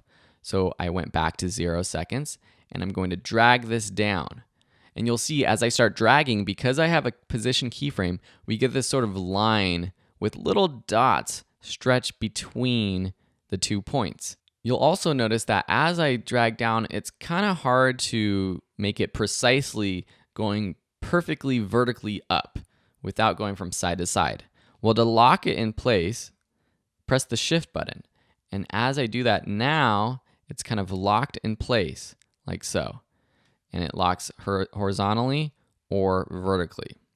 So now if I drag down below our composition, then let go, and then let me bring in my work area so we can see this animation, and then press the space bar, we have this animation of this square popping up. Cool, right? We can actually add multiple animations to the same object, and that's how we get things to be more intricate. So maybe we want it to grow while it's moving up on the screen. So at 1 second, let's set a keyframe for scale at 100%, and then go back.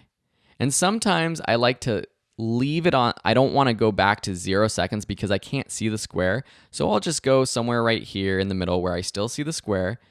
I'll decrease the scale to where I think I want it. And then, because I don't want it to just go like pop up and then all of a sudden grow, I want it to be growing the whole time. I'll just drag this keyframe for scale all the way to the left. And I did that just so that I can see what I'm working with. So let's play through this. So it's growing as it's appearing on the screen. And then let's just add rotation. So let's rotate. So this will be the final resting spot at this rotation. We'll go back again, and let's rotate to the left. Now, the problem that I see is that our anchor point isn't in the center of this object. So what happens is it rotates from that anchor point, which is a little off center, which actually looks kind of cool. But if we wanted it to be from the center, you're going to have to do a little extra work. We'll take this pan behind tool. So let's move this back to the center. And then what we'll have to do is see where the position starts. So if we'll go down to where the position starts, we have to put our timeline indicator over this keyframe or it's not going to work. And then we take our selection tool and let's move this down. So now it's rotating from the center and it's moving straight up.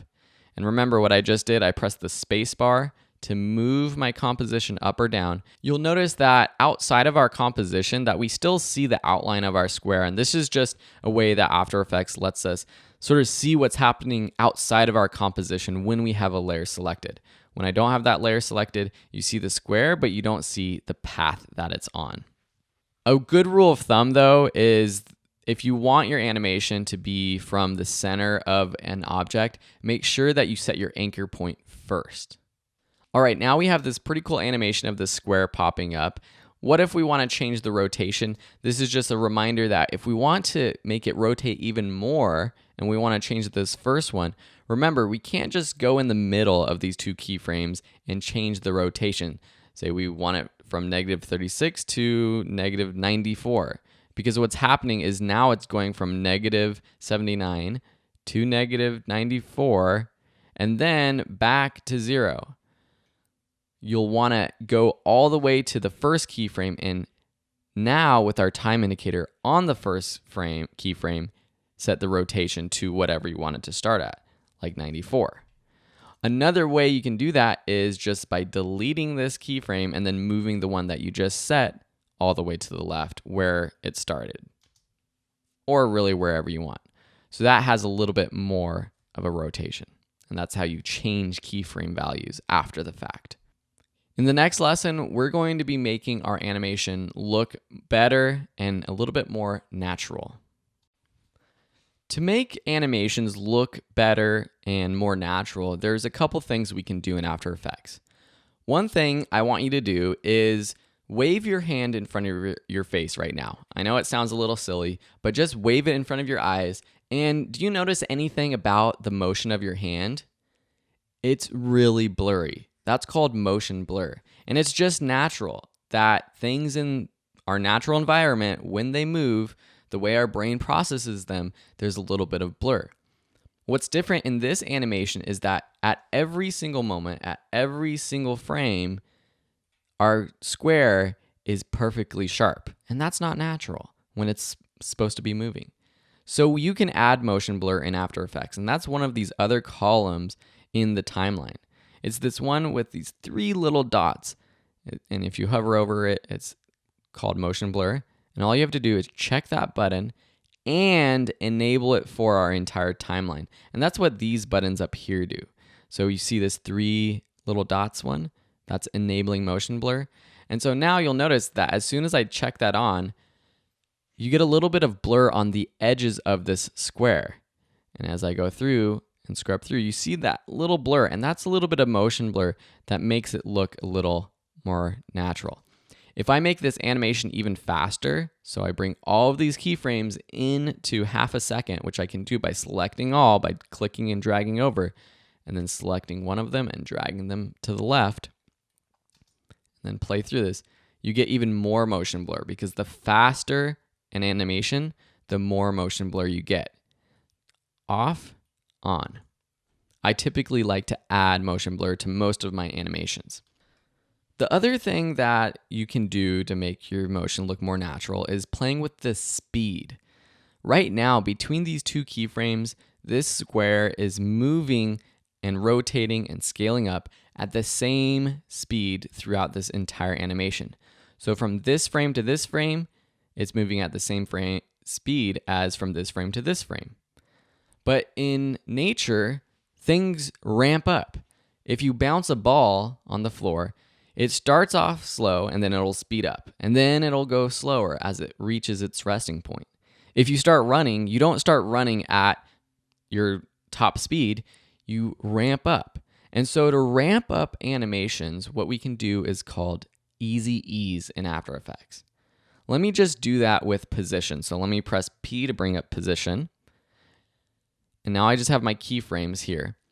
To add easy ease to a keyframe or to a set of keyframes, select those keyframes, or just for one, right-click the keyframe, go to Keyframe Assistant, and then choose Easy Ease. Or you can just select them and press F9 on your keyboard.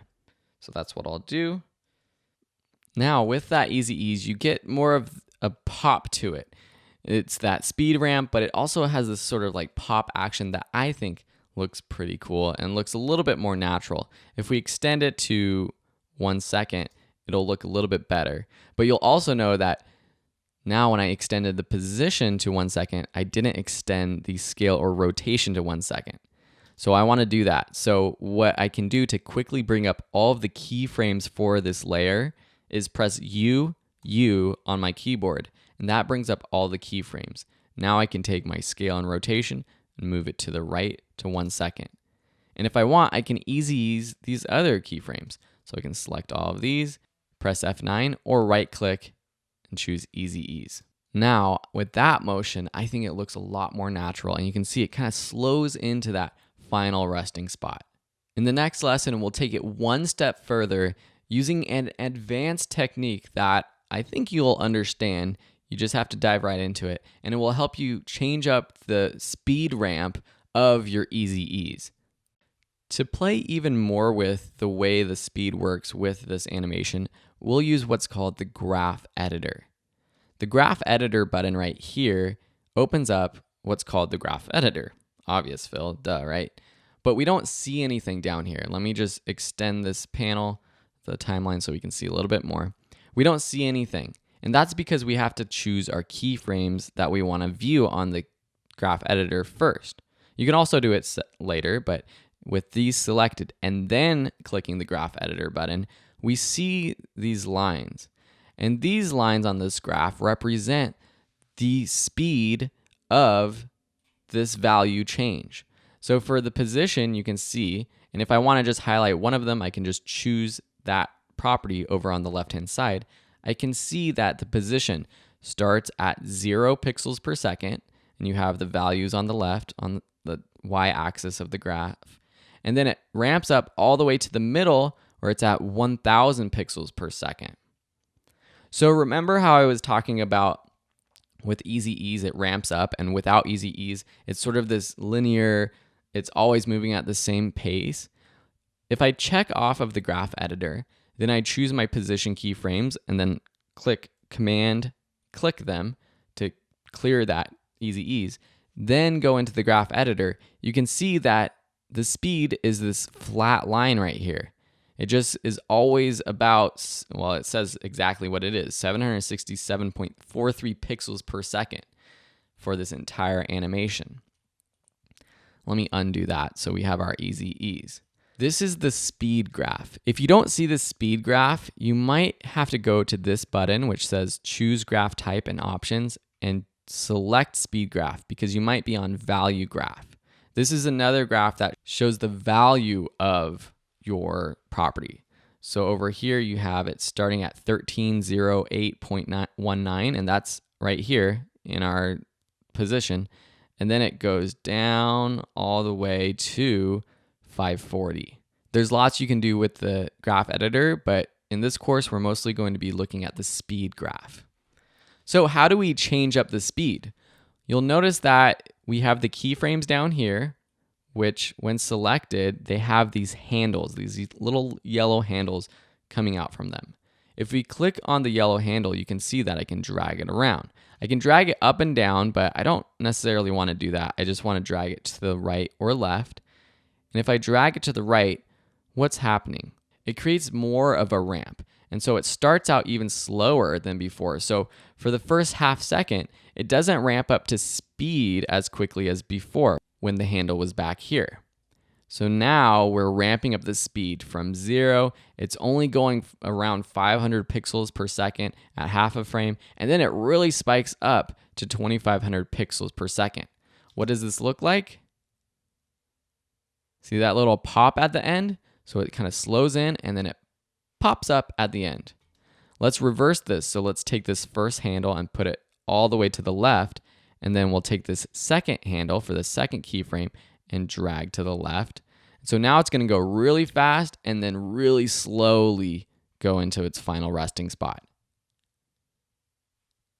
One thing I like to do to give it just a little bit more of a pop is grab the handles and drag them both in.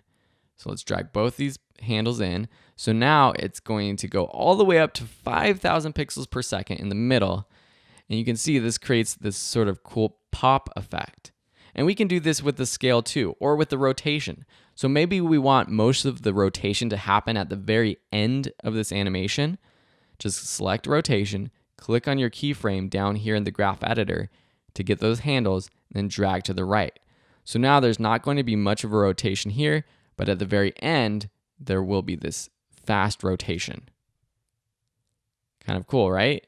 Or maybe you want it to be the opposite, but you can play around. So the graph editor is a cool way where you play with the speed of your animations. Now, if you've gotten this far and you're mostly comprehending what I am talking about, bravo to you. It took me years before I even started working with the graph editor. So you're learning things that professionals are using all of the time in their animations. And I wanted to just dive right into this topic because I want you to be making animations that look professional right now. A lot of newbies, when they're starting out with After Effects, they create these motion graphics and effects, but they look so simple, the motion doesn't look natural, and that's because they're not using things like Easy Ease or the graph editor. So I hope you feel proud of yourself. I'm proud of you. And in the next lesson, we are going to be creating a bouncing ball effect. So this is more of a real world application, putting everything that you've learned so far in this class, putting it together, and we're going to create that animation coming up right next. With all the skills you've learned in this class so far, you can put together an animation like this bouncing ball animation. So I challenge you to do that right now. In the next video, I'll be following up with the answer. I'll be going through how I did it, but I'm only using skills that we've taught in this class so far, putting it all together to create something that looks like this.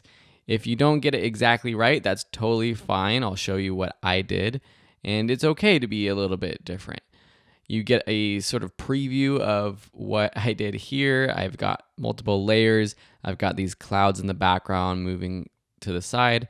I've got the sky, the ground, and then of course this bouncing ball. One clue is that I'm using a lot of easy easing and the graph editor to make this motion look more natural. All right, so that's my challenge to you. Go ahead and try it. And then in the next video, I'll be showing you how I did it. Let's build this from scratch. So the first thing I'm going to do is create a new composition. This composition is 1000 by 1000 pixels wide. The time could actually be 4 seconds. My animation is a little less than 4 seconds. And I'll call this Bouncing Ball 2. So that's pretty good. Frame rate 23976, that's fine. And I'll click OK. First, let's just set up the background. So what we'll do is use our rectangle tool to create the sky. And so I'll choose my fill color as sort of a light blue. And one thing that I don't know if I taught yet, but if you want a square or a rectangle to fill your frame, all you have to do is double click the rectangle tool up here. And that creates a new shape layer and it fills the frame. Cool, right? And I'll rename this sky. So clicking on the shape layer, pressing return, and then calling it sky. Now let's go back to our rectangle, change the fill to gray. Whoops. Now actually that's a good lesson for you. If you have this sky layer selected and then I change the color, it's going to change the color of this layer. So I have to actually select off of that sky layer. Now choose fill, color, and change it to like a gray. Then I'll just create a rectangle for the bottom. And I'll rename this ground. So these are our two background layers, and I'm going to lock those so I don't move them, don't do anything to them. I'm going to wait to create the clouds, so now I just want to create the ball. So I'll take the ellipse tool, click fill to change the color. I like this bright red. Then to create a perfect sphere, shift, click, and drag. Okay. So it doesn't necessarily matter how big it is, but something like that looks pretty good.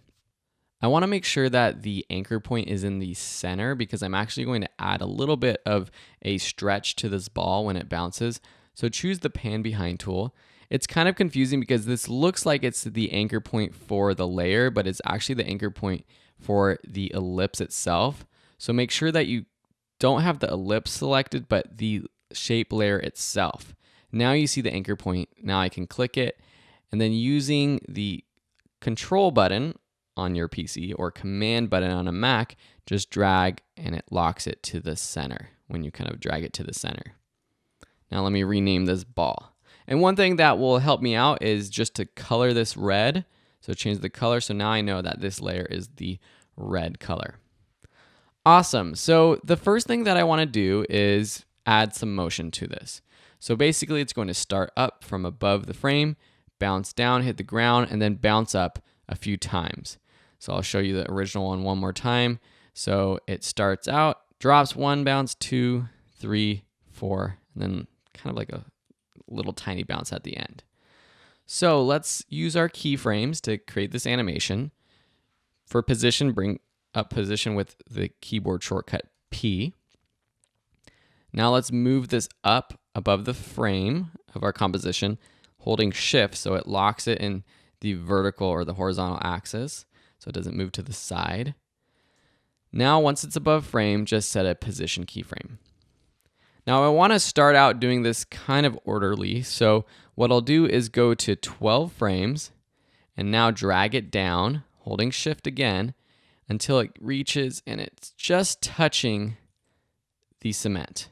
So if it goes a little bit over, it's fine because that kind of looks like it's, on top of the cement and not just like hitting it and your view is completely vertical with it. So that looks good. And then we'll go back up to 1 second and I'll just use this number right here to drag up the vertical position. Something like so. We can play around with the positioning later because if it goes too high, it looks a little unnatural depending on the speed. Now I'm going to go to 1.5 seconds, which is basically where this 12 frame mark is. And I want to move it exactly where this keyframe was, so I can just copy and paste this. So copy it, Command C on my Mac, Control C on your PC, and then Command V to paste. Now I'm going to go to 2 seconds and I'm going to move it up, but not as high as we went before. And the cool thing is that you can kind of see the keyframes. It's kind of hard for you to see, I know, but there's these little squares. Those are where the keyframes are that we set. So if we go here, that square is right there on that keyframe, and you can see it. So I know I don't want to go above there. Go to 12 frames. I still have that keyframe copied, so I can press Command V and it pastes that keyframe. Now let's go to 3 seconds. Let's go up just a little bit, back to 12. And then we'll just do like a little bounce at the end. It doesn't have to be as long. Just up and go forward and paste again. Now let's play through this and you can tell me what you think is wrong with this. The motion is all wacky. The way that a bouncing ball bounces and the speed of it does not look like this. We can add motion blur, which will help a little bit. So check on motion blur for that layer and then also for the timeline itself. Still not great at all. Another thing we'll do is add easy ease. So select all of these, right click, keyframe assistant, easy ease. So that ramps the speed, but it doesn't ramp it the right way. If you think of a bouncing ball, what it should do is should go down really fast, hit the ground really fast, and then when it goes up to this point, that's when it slows down. It slows at the peak of the bounce, and then it goes down and it gains speed, and it's gaining speed until it hits the ground, and then it shoots back up. And so what we're going to do is at these keyframes where it's at the top, we're going to go into the graph editor. So click graph editor.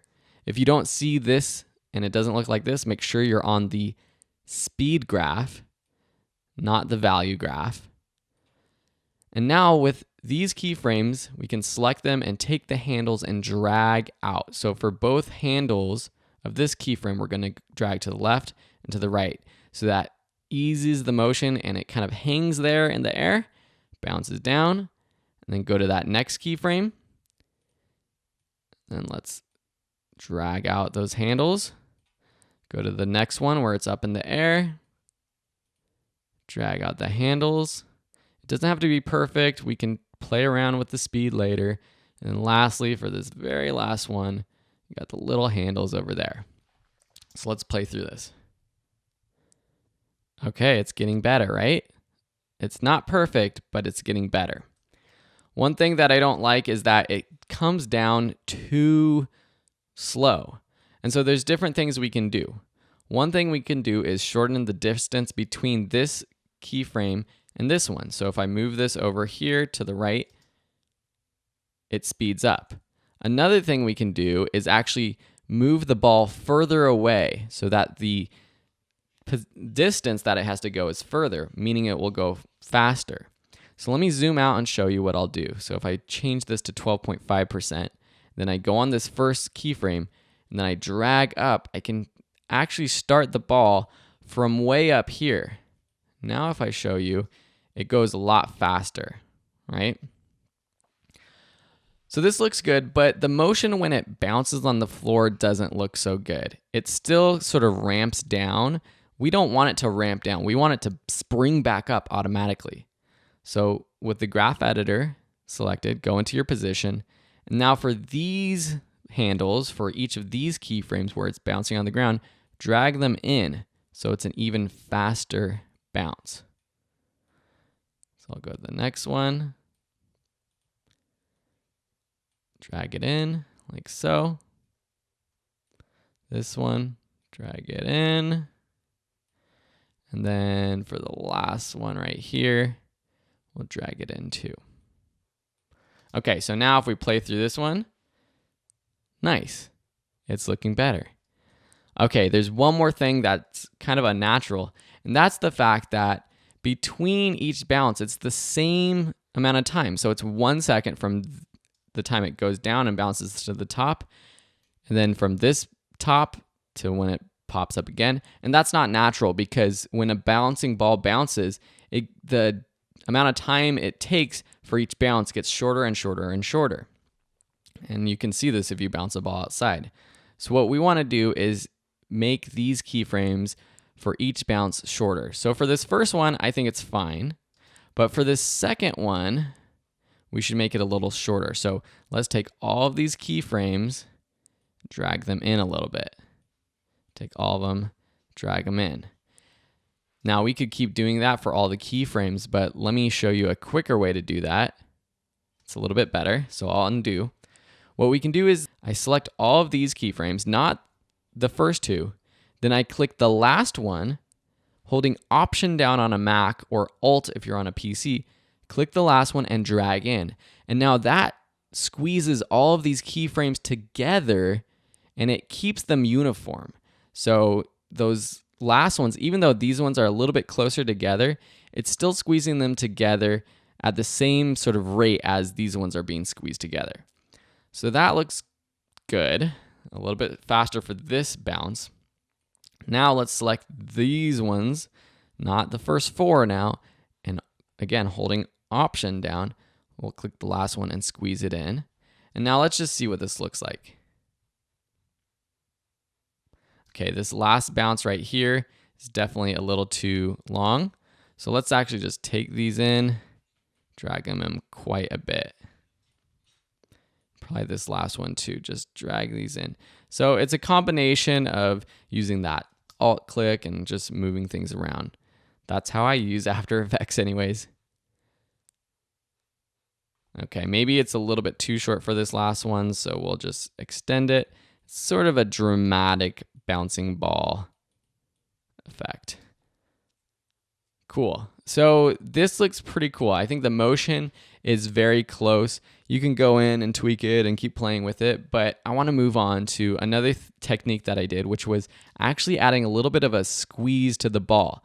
You can see here when it reaches the ground, it kind of squeezes and then it bounces back up, and that's to show the impact of it hitting the ground. Okay? So we'll use a scale animation. So bring up the S or scale keyframe, and we'll want to go to when it hits the ground right there. How do we know that's when it hits the ground? If we actually bring up P, we should actually put our timeline indicator there first, and then scale. So let's first just set a keyframe. So now if we press U, we can bring up both keyframes or all the keyframes set for this. And we're going to start out at 100%. So we can move this keyframe over to the left, but here we want it to be squeezed. So let's unlock the constrain proportions lock. So now we can change the width or the height individually. And then let's just squeeze the height to something like 70. What this does though is it also moves the ball up, or it doesn't look like it's hitting the ground. So we'll just, actually with this selected, we can just hit the down arrow keys or shift down to move it even further, one click at a time or one button press at a time. Make sure you're on the keyframe where this position is though. So now let's go to this next one, and up here it should be at 100%. So let's just copy this first keyframe, paste it. Now let's go to this next one, and you'll see that there's sort of an error. I can't move my time indicator right on this keyframe. And that's because when we use this little trick where we selected multiple keyframes and we did the Option or the Alt squeezing of these keyframes, sometimes it moves the keyframes off of the exact frame of our composition. I know that's a little confusing, but what we can do is just take this keyframe and just move it to the side slightly. Now let's squeeze it. I'm going to squeeze it a little less. Last time it was at 70. This time I'm going to be at 80. Again, I'm going to move it down though, so it's hitting the ground. At this keyframe, let's make sure that we have our scale selected and then paste it so it's at 100%. Again, here we can't get to this keyframe exactly, so I'm just going to go close to it, move this keyframe to the side, and now I'm going to set our scale squeeze to 90%, and then just make it go down just a little bit. Another way you can quickly go from keyframe to keyframe is the J and K buttons on your keyboard. If I press K, it goes to the next keyframe. If I press J, it goes to the previous keyframe. So I can just scan through these, and now here I can, with my selection tool selected, I can set it at 100%. So make sure I have it selected and then press Command paste because I still have that selected. K to go to the next keyframe. This one will just set to 95%, move it down slightly. K again to go here, and select the layer and press paste. And now I'm just going to leave it at 100% because for that last bounce, there's not as much pressure and it's not going to really bounce that much. Let's easy ease these bouncing, or the scale. So let's select all of them. F9 on your keyboard. Now, one thing that looks a little funny is that it starts to squeeze before it even hits the ground, which doesn't make sense. Why would a ball squeeze while it's in midair?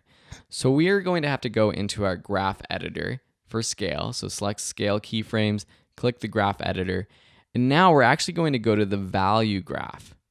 This is how we adjust the value. So you can see that here on this first keyframe, the height of this ball is 100%. Here at this keyframe, it's down to 70. So we don't want it to be at 70 at this point. So I'm going to take this handle and drag it up kind of like so. So it actually doesn't really squeeze until it hits the bottom. And then it bounces up, reaches full peak size. And then again, for this one, I'm going to select that keyframe, drag this handle up. So you can see that we're actually staying at 100% until right about there where it bounces on the ground. And then lastly, for this keyframe, same thing, select that keyframe point, drag the value up for the beforehand of this animation. Awesome. I really like how this is coming out. I think it's even better than the original one that I made. Now let's add just that last detail of the clouds. So take your rectangle tool. Make sure you don't have anything selected on your timeline. Let's change the fill to white. And actually, it's the ellipse tool. Sorry, not the rectangle tool. Now, let's just click and create one circle. Remember how I talked about shape layers? You're actually creating individual shapes within this one layer. So if I just keep creating circles, I can create sort of a cool cloud. And it's all within this one shape layer that we can animate, but it has all of these different ellipses. So if I close that down and let's rename this cloud 1, and I'll drag this down beneath this ground, or at least beneath the ball, so that the ball goes in front of it. And now let's add a little bit of motion. Press P to bring up the position, set a keyframe wherever you want, and now I'm going to drag that keyframe to the very beginning of this composition. Now I'm just going to drag to the left just a tiny bit. Subtlety is really good with animations. And now I'm going to move this keyframe all the way to the right. See how I did that? Sometimes instead of moving my timeline indicator all the way to the end or to the beginning to set my keyframes, I just set it and then I move the keyframe where I want it to go. So that cloud is moving, it's moving actually relatively quickly. Let's create another cloud. So with the ellipse tool, with no layers selected down here, I can just, again, click here. And I'll make one for this one a little bit smaller so it looks like it's more in the distance. And in fact, when you have a cloud or something moving in the distance, it appears as if it's moving slower. So I want to make sure that the position animation is slower than the cloud one is.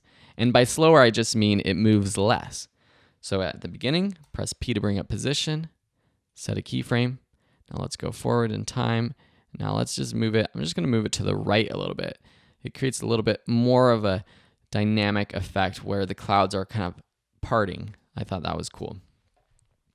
And so now that last cloud in the behind, it looks like it's further behind. Really, it's not a 3D space in this After Effects composition, even though we can do 3D work in After Effects, and we'll go over that later in this course. But here we have this cloud moving in the background, cloud moving a little bit faster in the foreground, and our bouncing ball. Awesome. What do you guys think? Were you able to get something relatively close to this? I know there were a lot of sort of more intricacies that I went through with the graph editor and the scale and the squeezing, but I hope that you were able to follow this project. Maybe this isn't something that you're going to use in a real world situation for your own brand or company or one of your videos, but knowing these techniques and knowing how to be intricate with it. Have those little subtle motions, have the little subtle sort of squeezing of the ball after it bounces, making sure that the timing is good, making sure that you have that motion blur is all good. We can turn on motion blur for the clouds as well, but since the clouds are moving so slowly, you're not going to get much motion blur. If they were moving faster, you would. Awesome. I hope you enjoyed this lesson and this section of the course. If you have any questions, please let me know. Otherwise, we'll see you in another one. Hey, Phil here, and I hope you're enjoying this class. If you're interested in learning more or taking your video production to the next level, have you checked out videoschoolonline.com, my website, yet? We have tons of great resources, guides, and all kinds of tips there to help you out. So if you go over to videoschoolonline.com, which you see now on the screen, click that blog article in the top of the page, you'll see all of our latest articles. So we have all kinds of stuff like choosing the right microphone for your video, how to choose the right camera for your video production, all the equipment you need to make awesome videos, a recent article about equipment list for making videos with your smartphone. These are all of our latest articles. If you click this link right here at the top of the blog, you'll go to an archive of all of our articles that's broken down in an easy way to find out what you're looking for. So if you scroll past the photography articles, you might be interested in some of those, but you can also see we have a ton of video production articles on everything from production to audio recording, post-production, the business side of video and filmmaking, and we're constantly adding and updating this list with our recent articles.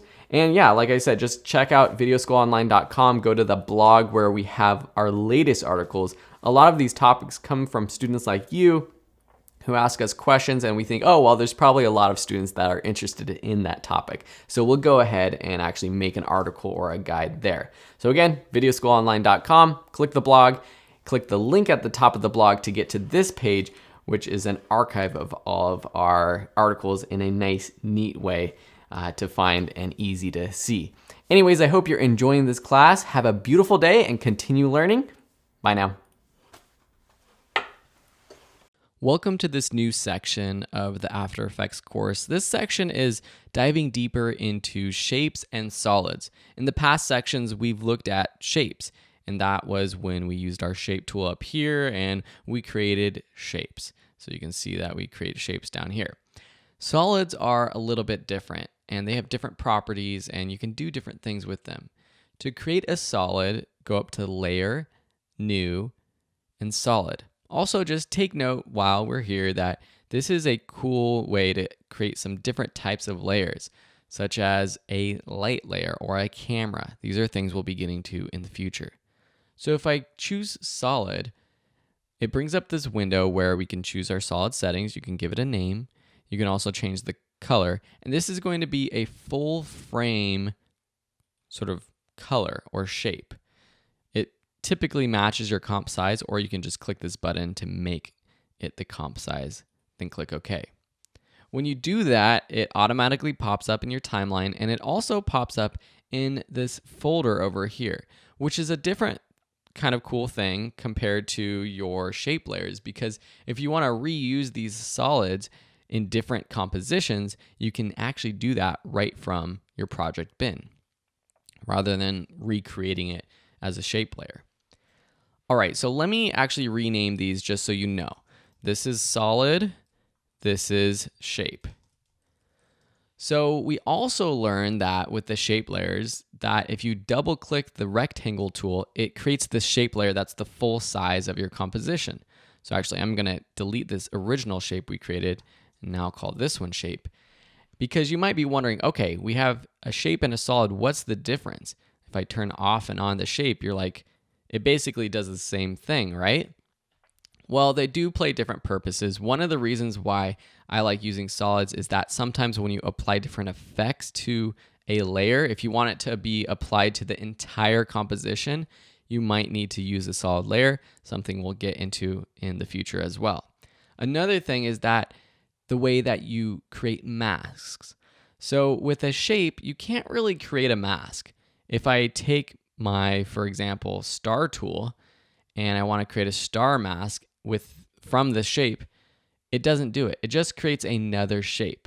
Yes, I can turn off the rectangle and now I have a star, but it's a little different than creating a mask with a solid. If I do that with a solid, let's turn off our shape and let's take our polygon tool, and I have my solid layer selected, and I create a mask. You can see that I create this shape, but what's actually happening is it's just sort of a cutout within the solid layer. Think of it as if you've ever baked cookies and you've rolled out your dough and then you get those little cookie cutters and you like stamp it onto your dough. It's basically stamping this shape onto it, but everything outside of it is still there. And we can actually delete this mask if we want to undo it. Or if you see now we have this mask within our layer, we can invert it. So just by clicking this invert button, now we have this solid layer with this cutout beneath it. And let me just show you how that works by bringing in our kangaroo photo. And that's in the background. Let me just make sure it's the right size. Turning off the solid, scaling down our kangaroo. Let's turn back on our solid. So now we have this mask, and we can take this mask, we can move it around.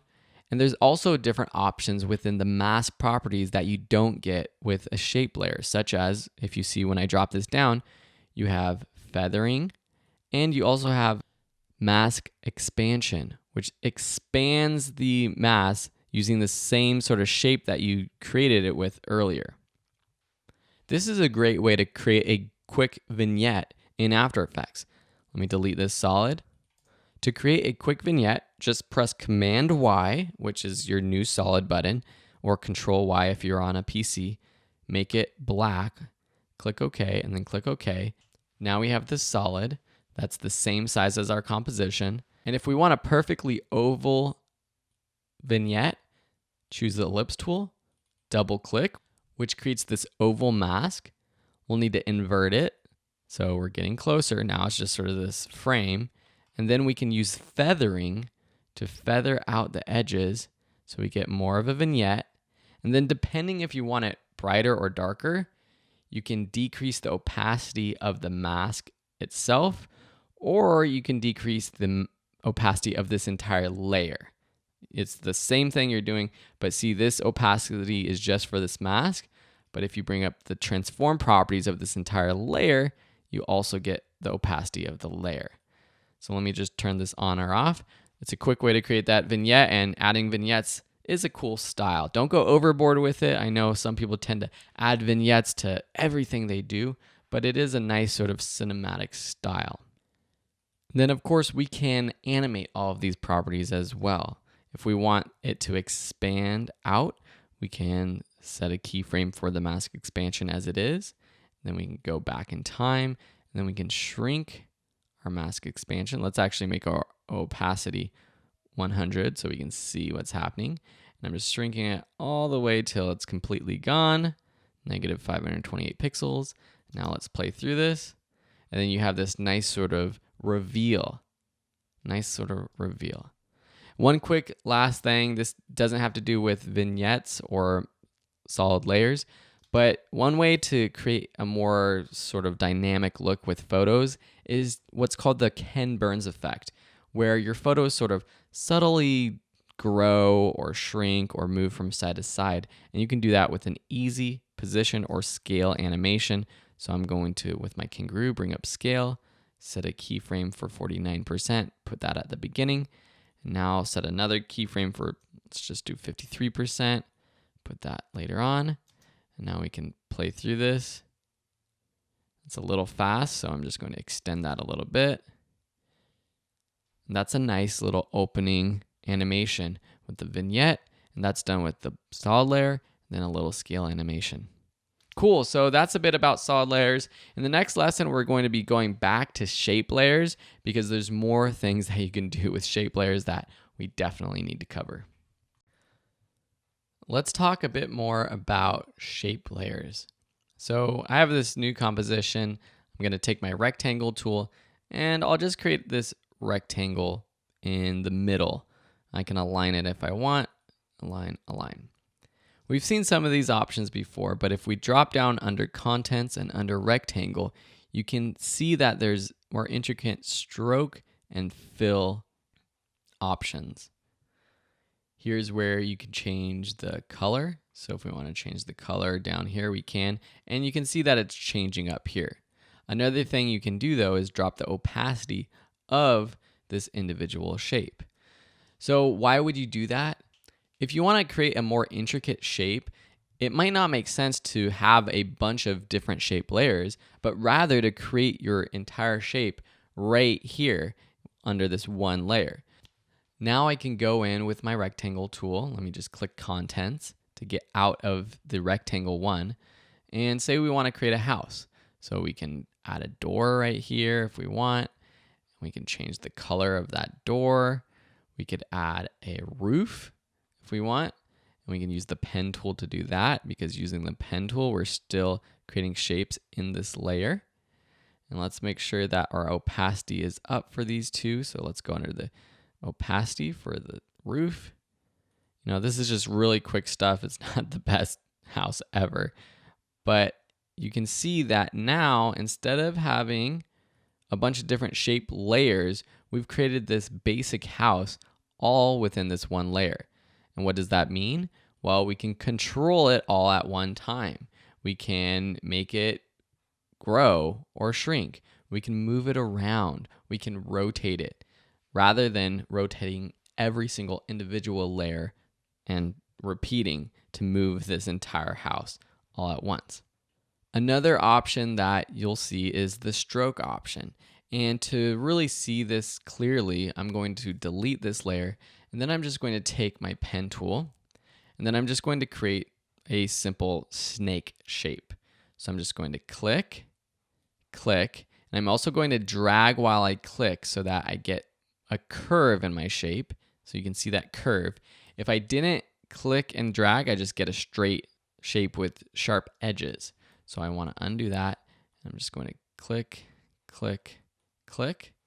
Now you'll see that this doesn't look like a snake, and that's because it's using a fill, but it doesn't have a stroke.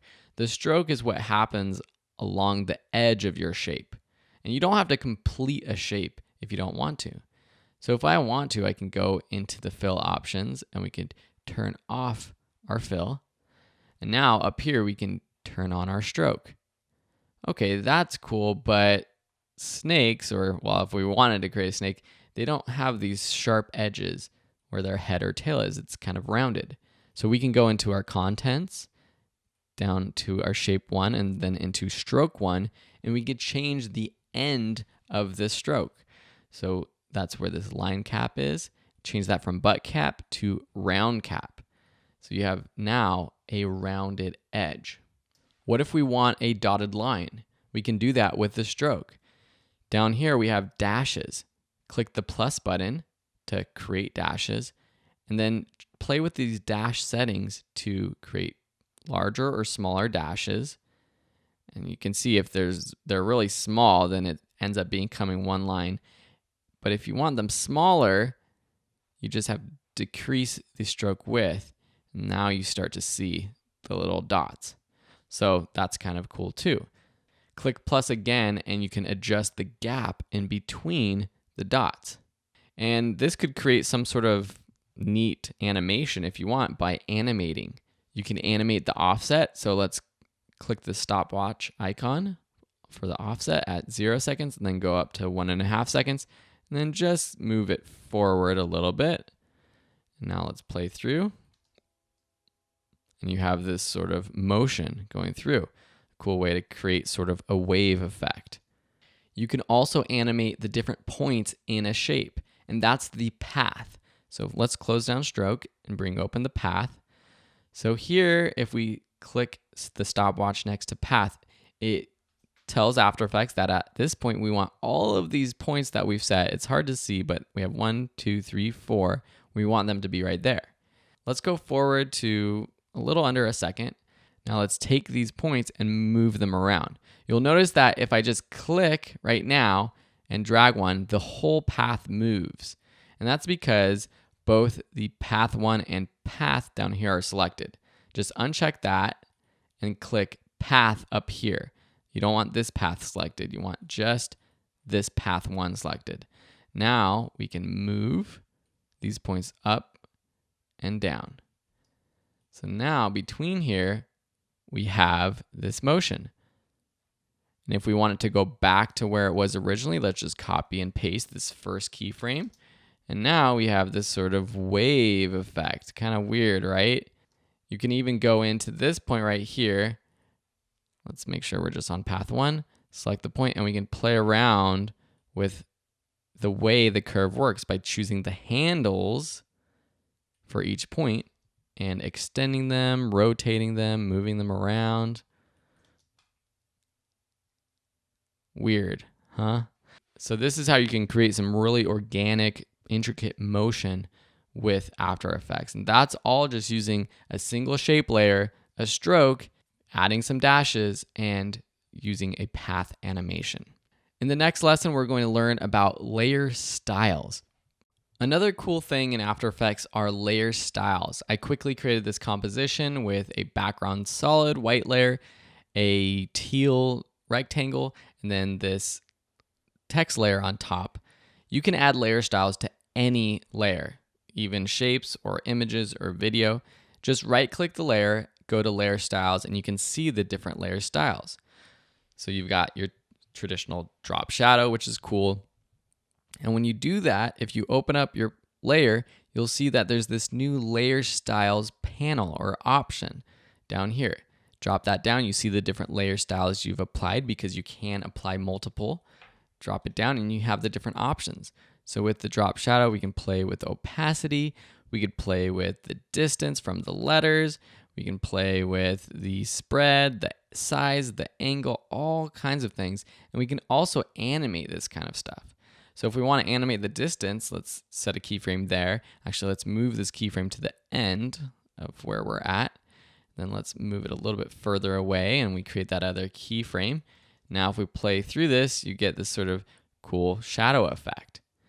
We can apply different effects to the shape layer itself. So right click that, layer styles. Let's do a bevel and emboss. So you get this sort of beveled look around the edges. And we can go into our bevel and emboss settings, play with the size. So if we want the beveling to be a little bit bigger, we could also change the angle of the shadow, which is kind of cool. Again, creating this sort of 3D effect.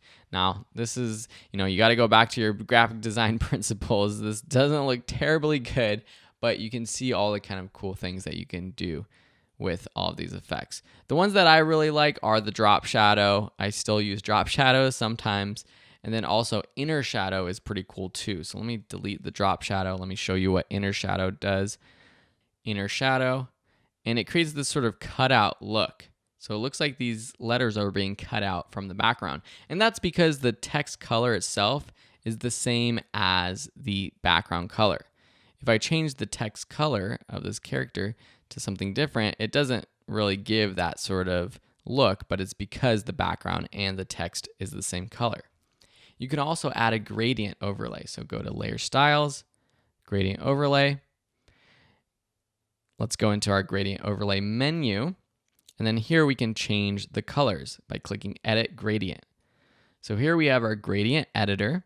And the way that this works is that you choose your colors and you put stops. So here we have white and black. You can see the bottom is white, the top is black.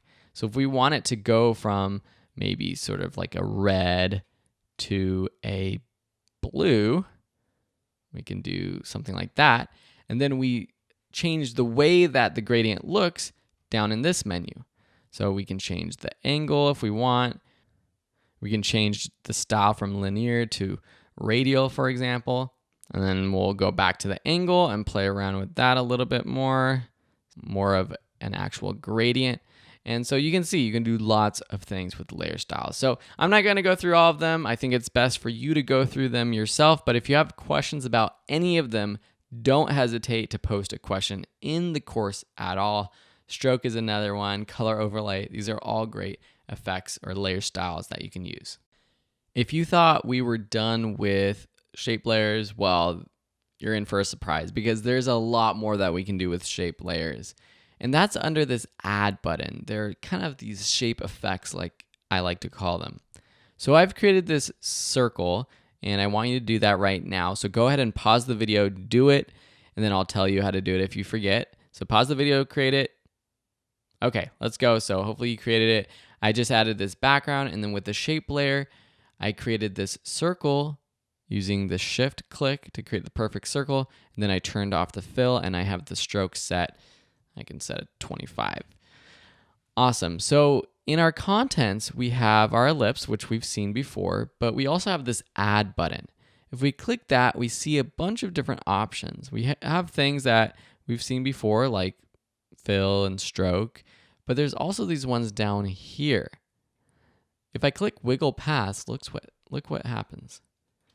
It adds this animated sort of wiggle effect, and we can go in here and make it even more wiggly by changing the size. We can change the detail so there's a lot more of them. We can change the points so that's smooth instead of that sort of sharp edges, and we can play through it. So you get this sort of organic wiggle to this shape layer.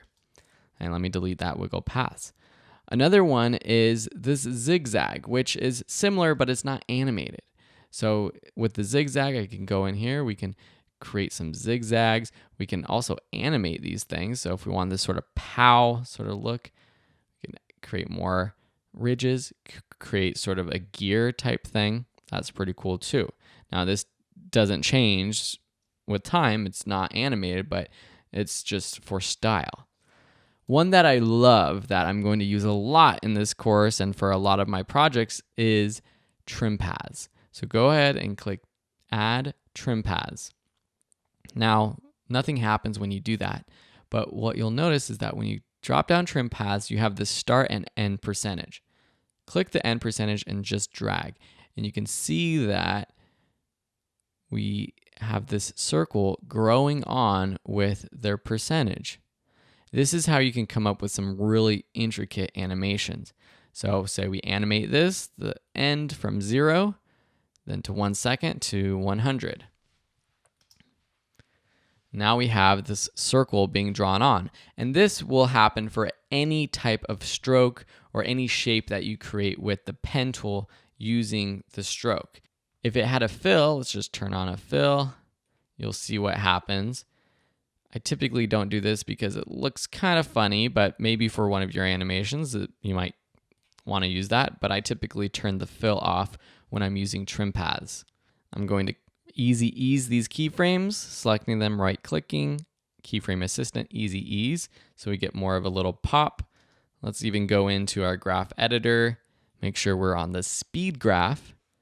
Select these keyframes and drag them in to create more of that little pop action. Cool, that's pretty cool. And we can add some motion blur, make it a little bit more organic.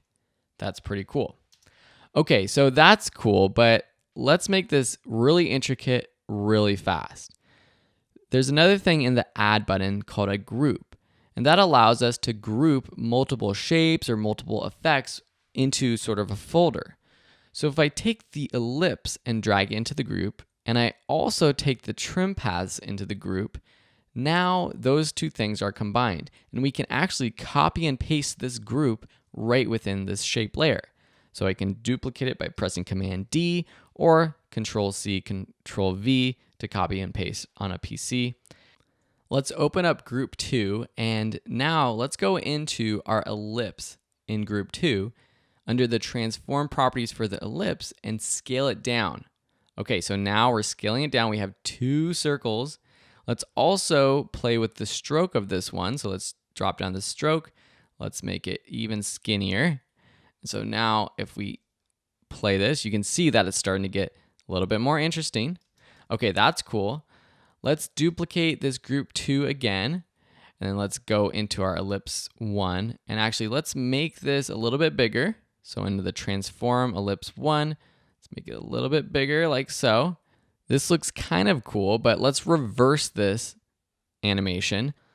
So let's delete these keyframes. Now let's set the start to 100. So now we're going to animate the end from 100 to 0. So at this second point, we're going to set a keyframe for the end at 0%. Now let's go to 0 frames and set this to 100%. So now it's animating on the opposite way, like so. So let's play through this. Pretty darn cool. And of course, you can keep going, keep animating, keep duplicating, and that's how you get more intricate effects like this. We're going to continue on, but we'll also be covering some of these other effects in future lessons and real-world projects.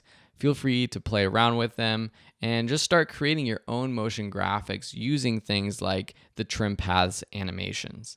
Welcome to this brand new section of the After Effects course. In this section, I'm going to be going over a number of skills and effects that you should know how to do in After Effects because they come up so often. They don't really fit in with other sections about shapes or starting out your animations or 3D or things like that. So I'm putting together them here because before we move on to those more advanced real-world situations, I want you to know these ones. So the first one we're going to be looking at is how to make objects or text, really any layer, appear out of thin air, like this. And by knowing this sort of effect, you can do something like this, where it appears as if it's coming out of a line. And you actually know how to create a line like this, and you actually already know how to create the animation for the line like this. It's a little bit trickier than what we've done before, but let's walk through this entire animation. What this is basically called is a track matte animation. All right, so start a new composition. You can name it whatever. I'll call it track matte. 1920 by 1080 pixels, duration 5 seconds is perfect. Let's start out with our background. Command Y for Mac users, Control Y for PC users. I'll call this background. And so now we have this background layer, and I'll just lock it so we don't do anything to it. Next, let's add some text. So I'll just take my text tool, type in the middle, say hello. Now with this, let's make sure that it is aligned to the center, horizontally and vertically. And you can see that I'm using Open Sans and Bold. Open Sans is a free font you can find online. Before we actually animate this text, I want to talk about track mattes. So to explain this, it's best if I just walk you through it. So take your rectangle tool, make sure that you have a fill set. You don't need a stroke, so you can turn stroke to 0, and create a rectangle that covers your text, like so. Doesn't matter what color it is. All right, so this is basically a shape that we're going to have our hello text appear into. There's another column that I want you to look at in your timeline called track matte. And if you don't see that, it might be because your screen is too small, and there will be a button down here that says toggle switches modes. Click that button to make sure that the track matte column appears. Change that for the hello layer from none to alpha matte, and make sure that your shape layer is above your hello text. So select alpha matte shape layer 1, and I can just rename this actually track matte. All right, so what happened was the track matte actually turned off, but we're still using it because if we take our text with our selection tool, click on it and move it around, look what happens. The text appears where this rectangle is, but not where it isn't. So now you can imagine we're just going to animate from down here to up here. So let's do that. So bring up your position for the hello. At 1 second, let's set the position keyframe where it is now. And then say, let's make it slide in from the left, actually, if we want. So let's drag to the left, and I'm holding shift down so it locks to that sort of line. And now we can play through, and we have this text popping on. We can do our things like adding motion blur, enabling motion blur, F9 for easy ease, go into our graph editor, add our pop. You're all very accustomed to this. These are just the techniques that I use to make my animations look a little bit more dynamic. And so now you can see that text popping in. Cool, so how do we make it pop in from a line? Well, we just have to put a line right at this point over here. So the easiest way to create a line is with the pen tool. So take the pen tool, set the stroke to say 10 pixels, And now just create a line, click at the top, and then shift click at the bottom so that it creates a straight vertical line. And now we have that line going across there. If we want to make sure that it's perfectly horizontally centered, or vertically centered rather, click the Align tab and click the vertical center alignment. So now we have our text coming out of this line, which is a pretty typical effect you see in modern commercials and modern videos. How do we animate this line on? Do you remember what we did in the last section? It's called a trim path animation. So under our line, so let's just title this line. Let's go in and add trim paths. If you drop down the trim paths menu, we have our start and end percentage. Instead of animating from 0 to 100, what we're going to do is actually set a keyframe right now how it is for both the start and the end values. So that's at 1 second. And then if we go back in time, and actually we're going to play around with the timing of this, but if we go back here, let's move the end percentage to 50, which moves the line to the midpoint between these 2 points, and then the start to 50. So now in between here, and let me just turn off our text so I don't see that for a second, we have this line growing on. I'm going to add easy ease, make these a little bit faster, add motion blur to this. Then I'm also going to see when our text starts to appear. Oh, let's turn on our text layer. So our text appears right as the line is growing. Maybe I want it to go a little bit later, so I'll just click the text layer and drag to the right a little bit. Whoops, that's the track mat, the text layer. Drag to the right just a few frames. So now we have this line popping on and hello text sliding on. And we can quickly maybe make this line disappear once the hello text has gone through the line by copying and pasting our starting and ending keyframes, copy, paste. And now let's go forward. We can copy and paste these second ones. You'll notice something that's a little weird with the motion with the second one, and we'll see if we go into our graph editor that the timing is a little off, and that just happens when you copy and paste keyframes. So if you want to add that pop, we can select the keyframes, drag them in, make sure that we have them both selected for both the start and the end. So I'll just click the start ones. Add a little pop, just dragging in the handles for both keyframes. Okay, so if I select both of them by shift clicking, they should look pretty similar. Now if we play through, pops on, pops off, pops on, pops off. You'll notice though, right here, it's kind of weird that you probably can't see it, but I can see the line right here. You know, that's just a little glitch in After Effects.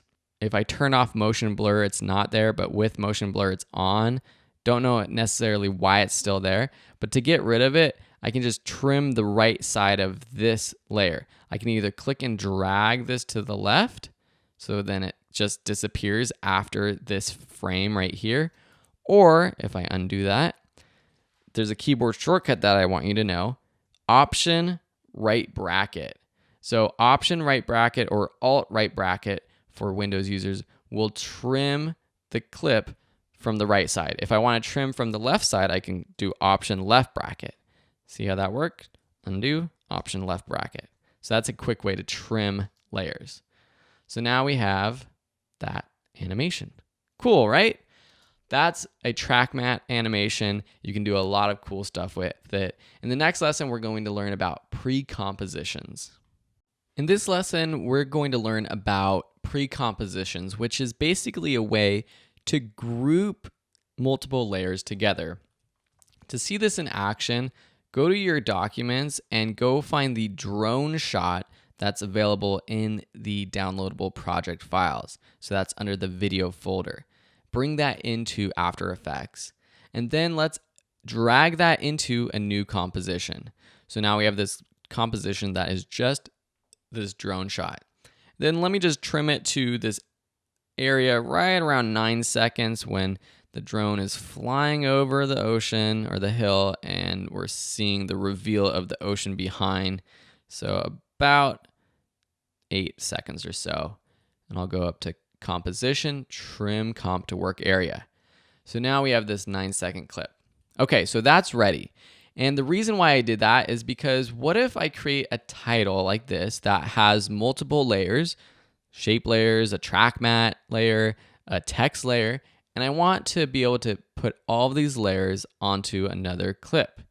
Well, I could actually go in, I can select all of these layers by clicking one of them and then shift clicking the top one, or by control or command clicking the individual layers and copying them, Command C, going to my new composition and pasting, Command V. So now I have all of these texts, but look what happens when I copied and paste them. The order is all off. So I need to move the track mat above hello, the line above everything, and now it works. But if I want to move these things around, if I want to make everything smaller, say I want this text to just be a little smaller, or maybe I want to add a drop shadow to everything, instead of going in and right-clicking, going to layer styles and drop shadow, for each layer, there's an easier way to do this. I'm going to delete all of those. So I'll go back to my track mat, and what I can do is pre-compose this. Select the layers you want to put in one group, right-click, and choose pre-compose. Now, it's going to pop up with a window that asks you to name your pre-composition. I'll call this Hello Title, and then just click OK. What happened in this composition that we're working on, the track mat, is those 3 layers became one. And you'll notice that the Hello Title became its separate composition in the project panel. I can open it up by double-clicking it there, or just double-clicking this pre-comp layer here in the timeline. So here we have those 3 layers that we pre-comped. It doesn't include the background. Now, if I go to my drone shot, I can take this pre-comp, the Hello Title, drag it into my project, and see here, we have the hello text appear. Now, hey, I can say, oh, well, I want it all to be a little bit lower and smaller. So I can move it down here where the hill is so you can see it better. I can bring up the scale of this entire pre-composition, scale it down,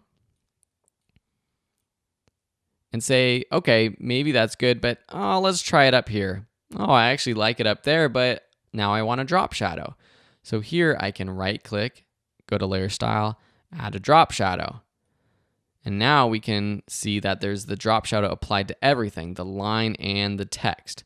So I'll go in, I'll adjust the drop shadow. This is just sort of a more stylistic thing for me with drop shadows. I typically like to increase the spread and the size and decrease the opacity so it's a little more subtle.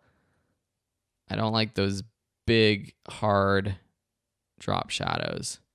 So something like that is typically what I like. That might be a little too harsh, but you can change it according to whatever you prefer.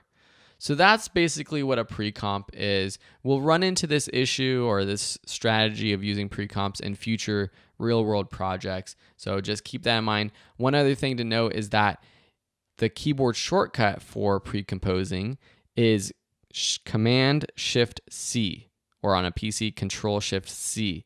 And you can actually pre-comp pre-comps. So here I could take this drone shot and the hello title, and now I can Command-Shift-C, pre-comp it, and I'll call this drone with title. Okay, so this is getting pretty meta, but I have this drone with meta title, and now I can change this pre-comp. So I can make it smaller, I can duplicate it, Command D, I can move it around, duplicate it again, move it around. So now I have these 3 shots, 3 little screens, because it's all in one pre-comp. So I'm going to undo this so we get back to this point here where we have the hello title and the drone shot. And in the next lesson, what I'm going to show you is how to easily and quickly reverse this animation without having to go back in and keyframe all of the different individual layers. There are multiple ways to reverse an animation. We could go into this composition and we can bring up all the keyframes for all of these layers by selecting them all. That's Command A to select all the layers in your timeline, and then pressing U to bring up all of the keyframes that we've adjusted. We could go through and animate all of these keyframes individually for each layer, but there's an easier way. So let's go back to the drone shot. And the way we're going to do this is through time remapping and reversing layers. So let's actually first cut this layer at the point where we want it to start the reverse animation. So let's go here, it goes on, and then maybe around here is when we want it to start reversing. So let's trim this composition. Remember the keyboard shortcut for that? Option right bracket, or Alt right bracket for Windows users. Now let's duplicate this layer. So Command D to duplicate, or Control D for Windows. Then right click this top layer, go to Time, and Time Reverse Layer. So this actually reverses the animation. It's hard to see, so what I want to do is drag this top one, the reverse, which I can title Reverse so I know which one I'm working with, put it up right next to the end, and now it animates off. So let's just play through it so you can see exactly what's happening. The top hello layer is the reverse, so everything is going to happen backwards. So it pops on, now it pops off. So that's the quickest way to reverse an animation, by pre-composing first, duplicating your layer, and then reversing the top layer, and then of course putting them together. If I wanted to extend this, I can just move this out to the right, extend this right here until it meets up, and now we have a longer pause before the animation starts. Okay? Cool, thanks for watching. In the next lesson, we'll dive a little bit deeper into playing around with time in After Effects. Let's dive a little bit more into time and see what you can do in After Effects. For this video, use the puppy shot that I've added to your video folder. Add that to a new composition just by dragging it in. So first, let's talk about freeze frames. So if you go to a point in your video and you want to freeze the frame, for example, maybe you want to add a title or, whatever you want to do, go to that point, right click, go to time, freeze frame. So this is going to create a freeze frame for this entire layer at this point. Now, what if you want it to play up until this point and then freeze frame? Let me undo this. There's a couple ways to do this. One would be to literally just duplicate this layer like so, Command D, take the top one, go to time, freeze frame, and then trim it to this frame. So this bottom layer is playing, and then when it gets to this one, it pauses. So that's one way to create a freeze frame. Boop, there it stops. The other is through time remapping. So time remapping, if we right click a layer, and you can do this for video clips, you can do this for compositions, for animations, for pre-comps. Click time, enable time remapping. What you'll see is we have this new time remap option, and there are keyframes. And you know what we can do with keyframes? We can change the speed of things. We can animate things. So there's a keyframe at the beginning and at the end. So if you want to actually speed up this clip, you can take this last keyframe and move it forward or earlier. So now what it's telling After Effects is that from this first keyframe to the second keyframe, we need to play the entire video clip. And so that's speeding it up. If you want to create a freeze frame, what you can do is go to the frame that you want to freeze, set a new keyframe, go forward until you want the freeze frame to stop, and then copy this keyframe and paste it. So now it plays, got our puppy jumping around, it freezes, and then it continues to play. Now, the only issue with this, though, is that now the distance between this second keyframe that we set and this last one is actually shorter than the actual time of the clip. Between this one, let me delete this. And this one, the timing is the original. So this clip is actually in slow motion, so it's a little bit slower. But by setting this keyframe, the same one over here, it's actually speeding up the rest of this clip a little bit. So if you want it to be the natural sort of speed for this rest of this clip, you'll have to move this last keyframe to the right, the same amount as this keyframe is from this one. I hope that makes sense. If it doesn't, please let me know. What if we want to slow down time? Well, to see that, let's go to our Finder, bring in our bees clip that I just added to the folder, drag that into a new composition, right click, go to time, and then time stretch. So now you can stretch according to, well, the stretch factor. 100 is basically going to be no stretch. So if I click OK, nothing basically happens. This is just at the normal speed of the clip. So let's go back, right click, time stretch. If I put it at 50, you'll see the time change. So if it's at 100, the duration of this clip is 10 seconds. 50 will actually speed it up.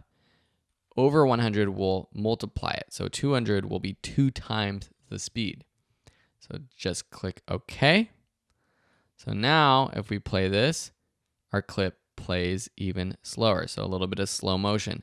And After Effects does a pretty good job at slowing down footage. So if you're looking for a way to slow down footage, even at lower frame rates, it does a decent job at doing so without getting that sort of jittery, stuttery look.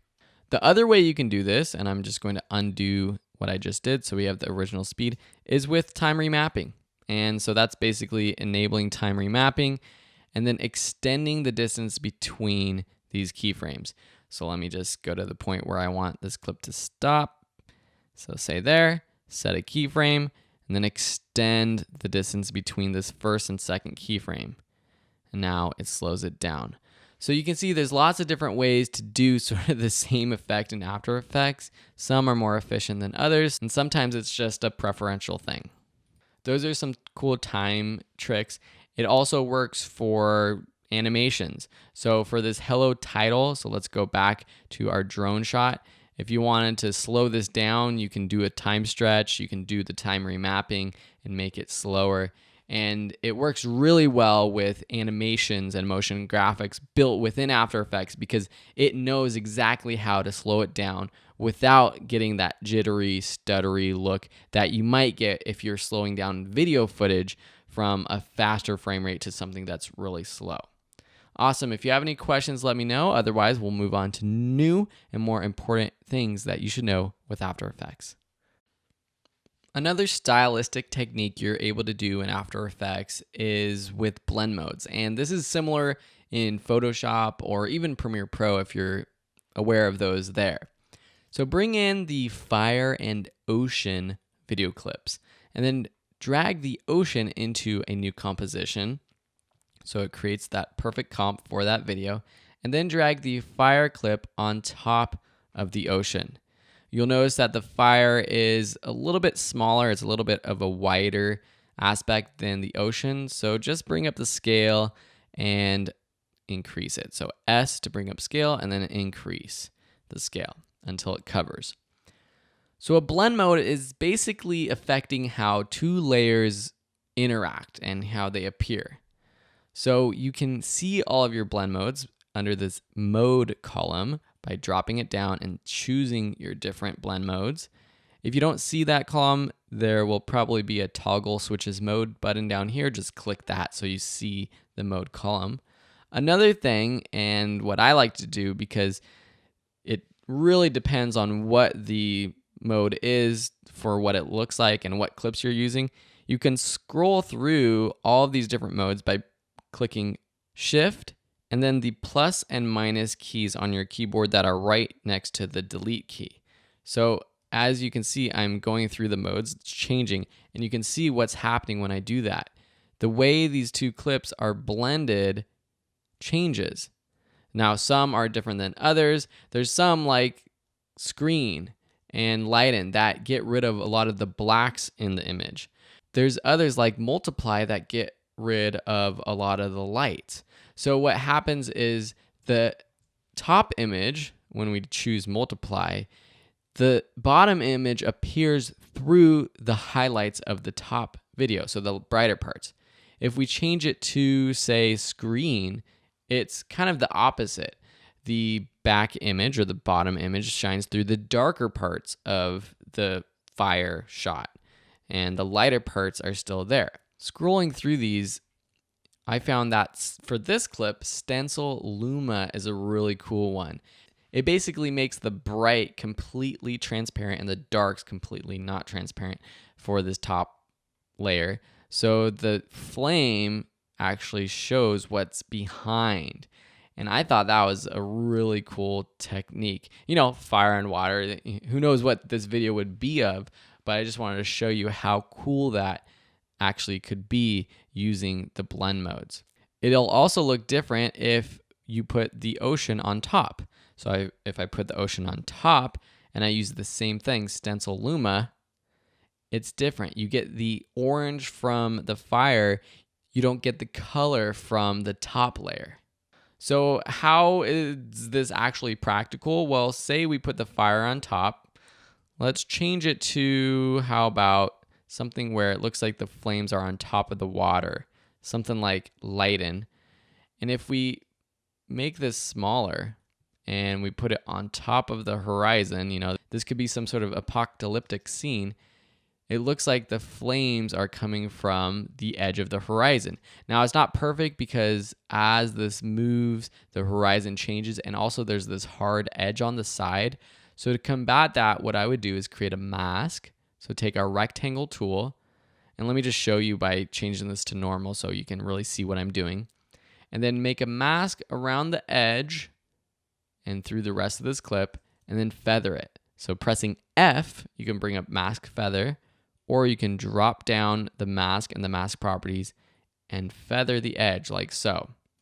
Now, if I change the blend mode for this layer back to lighten, the edge doesn't look as bad. We can also just duplicate this and move it to the side. So drag it over to the side, and maybe one more time so we have it going across the entire frame.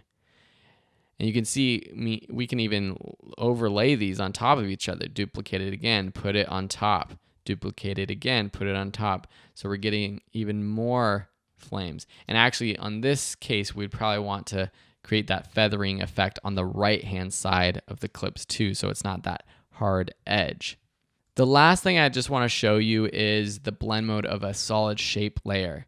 So if I take our shape layer tool and let's just choose let's choose a blue actually, and then let's put this down here. Maybe we're gonna put a title card on the bottom, get rid of the stroke, and let's just change the blend mode to maybe like overlay.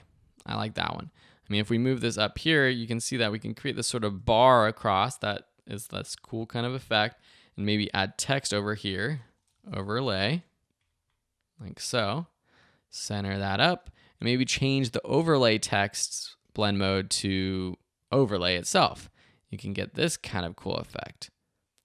Or if you want the video of the background showing through this text layer, let me delete the shape layer. What I can do is change the blend mode of the overlay text to stencil alpha. So now the bottom video layer is actually shining through the white text. Cool. So that's a lot you can do with blend modes. It's often a cool thing to play around with. So if you have any questions, let me know. Otherwise, we'll see you in another lesson. After Effects has a great built-in stabilizer.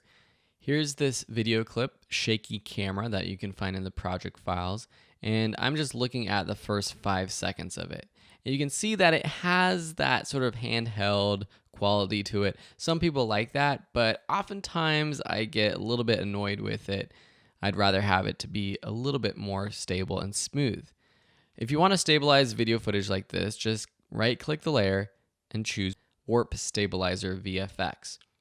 This is the same type of warp stabilizer that's available in Premiere Pro, so if you know that, you'll know how this one works. once you apply it, it's going to initialize and analyze the video clip that you've added.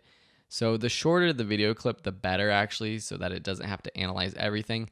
And also you want a clip where the shot is relatively the same. You don't want the camera to be panning around, changing the shot within this exact same shot because it's analyzing everything. So it's good if it's in one sort of location. And then once it does that, it will actually go through each frame and stabilize. And if you don't want it to have to actually stabilize everything, what I definitely recommend is trimming in to your comp work area. So if I cancel this, then I reanalyze, you'll see that it's only going to stabilize frames 1 through 127. So you can see it's kind of shaky right here. And then let's see what happens after this stabilizes. You'll see the orange bar stabilizing. Now if we play this through, look at that, smooth, buttery. I love it. You get rid of those little hand jitters that you get when you're shooting handheld. You can control the amount of smoothing and stabilizing through this smoothness percentage. It automatically sets the settings to what typically works best with the warp stabilizer. The result is smooth motion and not no motion. If you want absolutely no motion, sometimes it can be done. It depends on the clip. Like this one is pretty good. See, look at no motion at all. And what's happening is it's actually sort of warping the image. It's rotating it. It's changing the position. It's scaling it so that there is no motion. Let me just show you what happens when I change the method from subspace warp to position, scale, and rotation. And then I change the framing to stabilize only. So this is actually what's happening. You can see that the frame, your video composition, is actually moving around. It's rotating. See, look how it's rotating around. So what it needs to do, or what this effect does, is it scales it, it crops it if necessary. And so you will be punching in a little bit on the clip, meaning you will zoom in a little bit more, but the result is you get this more stable look. If the no motion doesn't work for you, or even if the smooth motion looks a little bit wonky, because sometimes depending on how much camera shake there is, it can look a little bit digital, you can decrease the smoothness, and that will make it a little bit less stable, but better than having something that looks sort of distorted. And then just play around. If subspace warp doesn't work for you, try these other ones. Typically, this is going to be the best option though. To do an even better job, click under the advanced and do detailed analysis, and it will go through all the frames with more detail and try to stabilize it even better. But usually without this, it does a decent job. But even without this, it does a decent job. So that's the stabilizer right within After Effects. One cool thing that I like with the 2018 update to the After Effects Creative Cloud version is that when you choose a font, you actually have a preview of what the font looks like, and you can favorite fonts. So now when I scroll through these, I can actually see what it looks like and favorite them. So for example, if I really like Helvetica, for example, and maybe this Grobold font, and when I'm starting a new project and I'm trying to find the fonts I like, I can just click this little star button up there, and it shows all of the favorited fonts that I've chosen in the past. So this is just a cool way that makes editing and creating After Effects graphics a little bit more efficient, and one of the updates that I wanted to share with you. Here's a really cool update for CC 2019 users of After Effects. It's a way to have your animations responsive to time, basically. Great for things like lower thirds or titles where you might be using them across different projects and you want them to be a certain length in one project and then a little bit longer or shorter later without having to reanimate everything. So I have this basic lower third that I created. So it has the top bar popping out and then this bottom bar popping down below. You can see that I have all of my keyframes up. So it has 8 keyframes in total. It has curves and everything added to make the motion a little bit different. Motion blur added as well. Now, if I wanted to make this currently, which is 5 seconds, if I wanted to make it 8 seconds, what I would have to do is change the time of this comp. I would have to extend all of these layers, move all the keyframes. There's a quicker way to do that. So if I just work with me now, you're going to learn as we go. If I take my work area and put it over the intro, so I'm going to put it over all of the keyframes in the beginning. Then I right click and choose Create Protected Region from Work Area. What's going to happen is now whatever happens in here is going to be locked later on. I'm going to do the same thing to the end. So I'm going to move my work area to the end. Just put it over the keyframes, right click, choose Create Protected Region from Work Area. Now, right now I could go in and adjust all of these keyframes, which is great so that you can go ahead and edit them later. Now, what happens if we bring this responsive time lower third into another video? Now we're going to drop this lower third onto this video. So right now it's 5 seconds long. So if we play through this, it's going to play person's talking, but say you want it to go a little bit longer. Now we can just extend the end to however long we want. Pretty crazy, right? So now we can make this 10 seconds and everything is saved. So the animation at the beginning isn't stretched or slowed down or anything. It stays the same, just the parts in the middle are extended. So you got to be careful with this. If there are other animations going on in the middle, those are going to be played in real time or the original time that's back on our responsive time composition. But whatever is on those intros and outros is going to be saved. All right, so now I'm back in the lower third that I created. If you want to get rid of these work areas that you're protecting, just right click any of those edges or the markers and just say delete this marker or delete all markers. I quickly want to show you a shortcut that might help you out. If you have an intro that you want to save or preserve, just with your composition open, go to Composition, Responsive Design Time, and if you choose Create Intro, what's going to happen is it's going to automatically add that intro for you. So depending on how big your composition is, it's going to change length, but now we can just click and adjust this work area that's preserved by clicking and dragging the in and the out point of that shaded region. And it's the same for creating that outro. Cool, so this is a really cool effect or addition to After Effects that will save time when creating graphics that are going to be used over and over again. Welcome to a new section of this After Effects course. I'm really excited about this section because we're going to put together all the things that we've learned so far and create some more real-world projects. I'll leave it up to you whether you want to complete all of these projects or not. I'm sure some might be more interesting to what you want to do with your own videos. If you go to each lesson, just play the first 10-15 seconds or so and you'll find and see what the graphic is that we're going to be creating. And then I'll walk you through exactly how to do it. But that'll give you a chance to just go through all of the projects quickly and see what you're going to be getting into. And this is also a section where I'll continue to add more lessons as time goes on and I just create more tutorials for you. So thank you so much and have fun with this section. In this lesson, we'll be creating the simple, clean lower third. You can have access to this project file. It's called Clean Lower Third, or you can build it from scratch following these instructions. So first, with most titles, I like to build out the entire title before I actually animate it. So let's go ahead and start a new composition. I'll just call this LT Fill. That's my way of just writing out lower thirds, LT Fill. Duration 5 seconds is fine.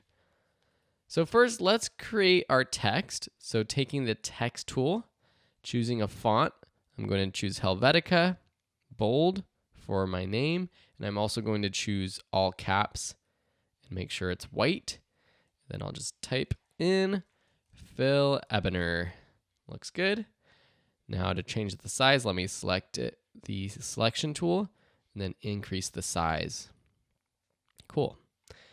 Now let's add the other text. And so I'll take my text tool again, click down below Phil Ebner and put a little description. You know, for lower thirds, this could be anything. This could be a website. This could be a description of who you are. And usually I like to change up the size so that the description is smaller than the name. And I usually put it below, like so. Cool. Now let's add our background shape layers. Taking our rectangle tool, I'm going to change the color so that I can more easily see it, because white would just match with the text. Let's just pick something like blue for here. It's kind of gray blue. I like that. And now let me zoom in here to 100%, pressing spacebar to move my composition in place. And now let me just create this bar behind the Phil Ebner text, or in front. But now I'll put this behind the Phil Ebner text. While I create real world projects, I really like to keep things organized. So I'm going to rename the layers name, description, just by clicking onto the layer, description, and then pressing the return key on my keyboard, or the enter key. Name bar. That's what I'll call that one. I'll align everything in just a minute, but let me just create one more shape for behind the Video School Online text so that pops out a little bit more. You don't necessarily need that though. And I'll just make sure I'm not clicking any of these layers so that I create a brand new shape. Let me put it behind the description, and I'll also select both the description and this shape layer and put it behind the other text. And let me select that shape layer and make it a little bit darker so it stands out or stands apart. I'll rename this description bar. Cool. So now let's align things, and I could use the align panel over here in the right hand side to do so. So if I select the name and the name bar, I can vertically align so that it's aligned better. For the description bar and the description text, I will do horizontal alignment. So there's equal space on the left and the right for this one. And then I can select these and move it up or down depending on what I want to do. Cool, so that is the basics of setting up our text. We can see it there. We can select all of it and we can move it around depending on what we want. We can change the size. Next, what I want to do is pre-compose the different aspects of this graphic so that I can animate it separately. So if I go to my original one, I have the Phil Ebner text pop on and then the Video School Online text pop down. And those are two separate pre-comps. So let me take the name bar and the name text, right click, pre-compose, and I'll call this name 2. So that's just the name. If I turn that on and off, you can see. And then same thing for the description and description bar, pre-compose, description 2. And the reason I do this is because once I animate this, which I'll be animating the pre-compositions, not the actual layers within the pre-comps, I can go back and change the name and description more easily. All right, so when I animate things, I like to put keyframes for the final position and then go back and animate how I want it to appear by going backwards in time and moving it off the screen. So let me go to 1 second. For both of these, I will select both and then press P on my keyboard to bring up position, setting a position keyframe by clicking the stopwatch icon right there. Now if I go back in time, I can go back to the beginning or in the middle, depending on how fast I want it to go. I'm going to drag the name all the way to the left, okay? So this is cool. And then here, after the name comes on, I want it to start, the Video School Online text to start going down. But one issue I have is that I want my Video School Online text and the bar to be attached to this name. So whatever happens to the name happens to the description, and that's through parenting. And that's this column right here. If you don't see that parent column on your timeline, just click the toggle switches modes button down here if you see that. So for the description tool, I will drop down this parent column and attach it to name 2. Now whatever happens to name 2, which is this motion, happens to the description as well.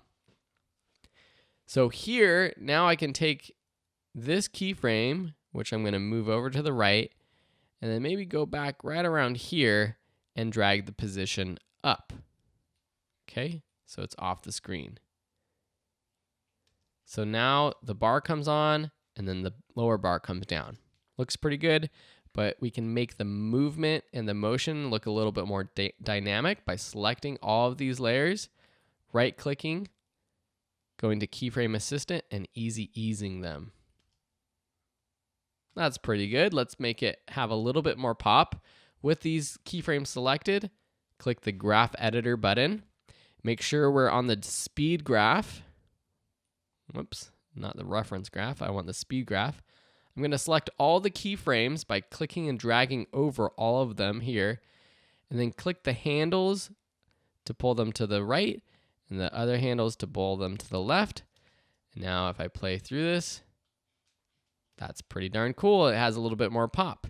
Let's add some motion blur to both layers and enable the motion blur for this composition with this button here. Let's render it out. And that's looking pretty darn cool. This last little graphic might come down a little bit too quickly, so let me draw this out right here. That's pretty cool. Maybe we want it to go a little bit earlier, so let's drag it back. So we want it to come popping down right there, so yeah, that looks pretty good. Awesome. So this is a clean lower third that now we can take and add to our other video projects. In the exporting and saving section of this class, I go over how you take graphics like this, the lower third graphics, and you work with them in other video projects. So if you're curious about that, check out that section. As I mentioned though before, you can go in and now easily change all of this stuff. So I can go into the name too, change the name to Ashby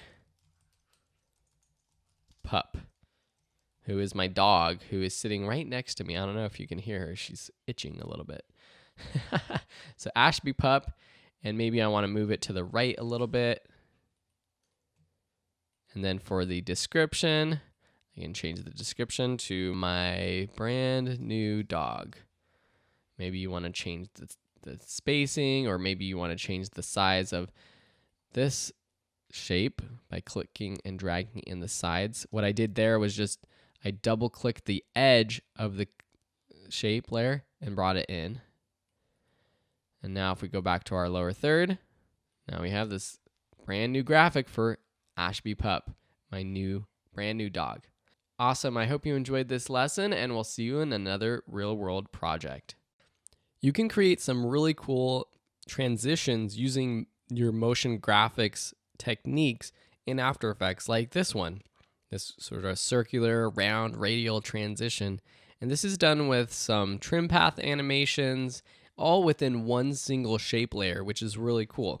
So let me get out of here and I'll show you that the way that you would use this is you can export it and you can use it in a program like Premiere Pro, or within After Effects, you can line it up so that you have two clips. Right now I'm just using this puppy and then the drone shot from the video folder, and it cuts from one to the next.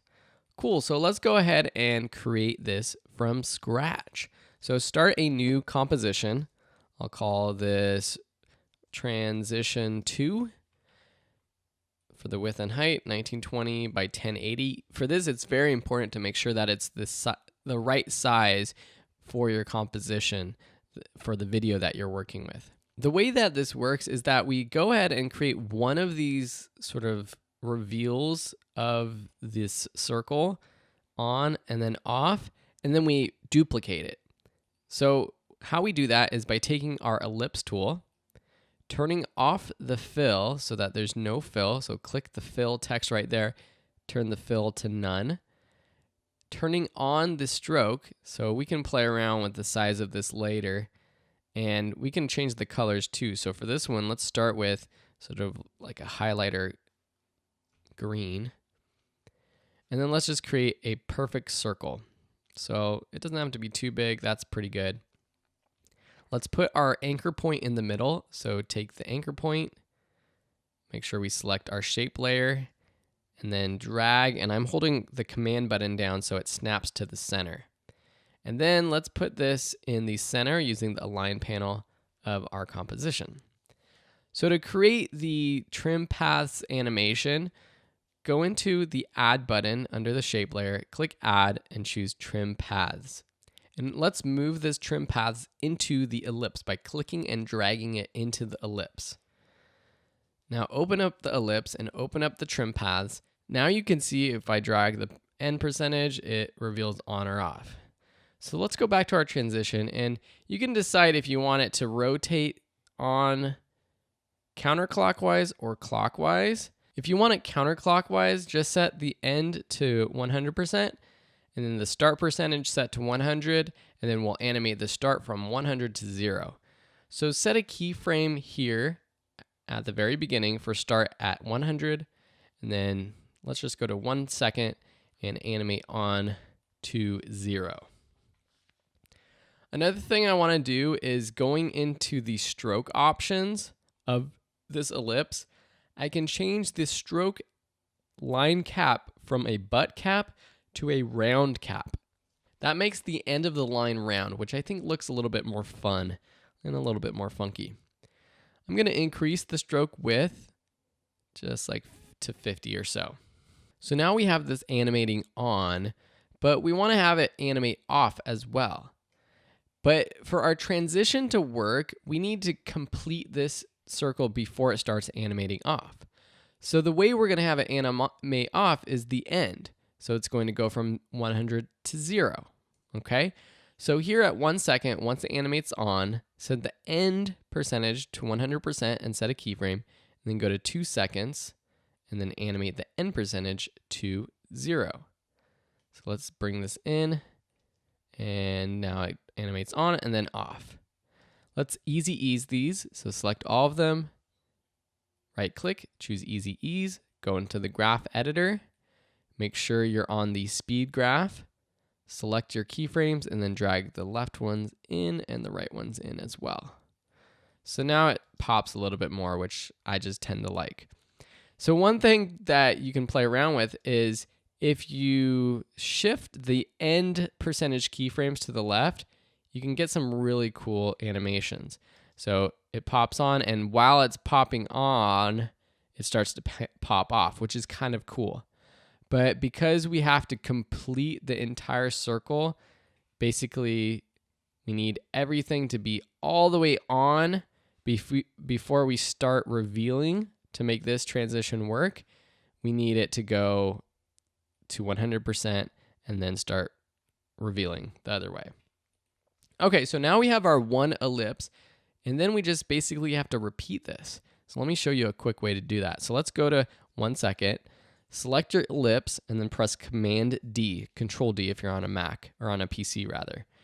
Now open up your ellipse 2 options. This is very important to understand. What we can do is decrease the size of this ellipse, but I don't want to do that under the transform properties. I want to do it under the ellipse path properties.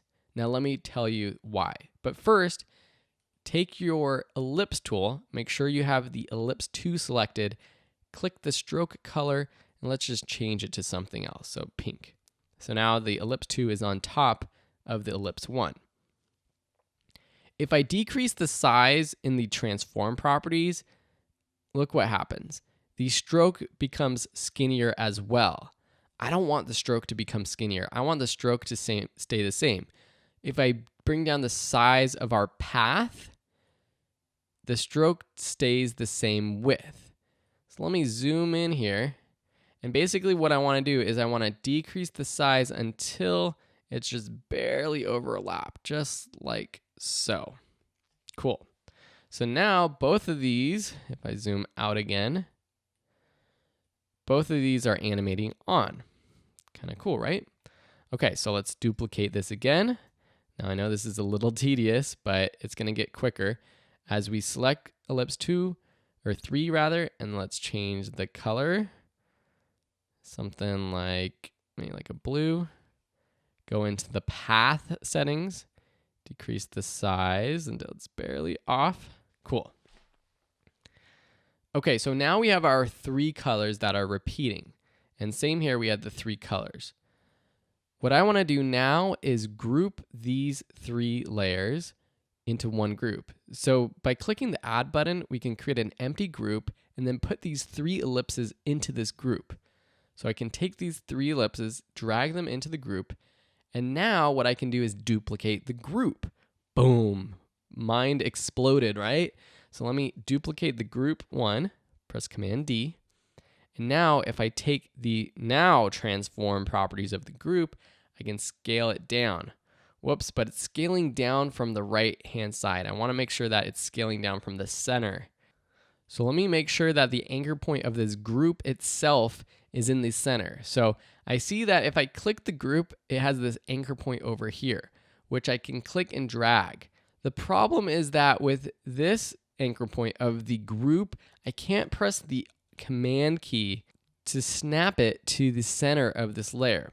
What can help me though is if I bring up the title action safe, so I know exactly where the center of this composition is, because I know that the center of this circle is where the center of this composition is.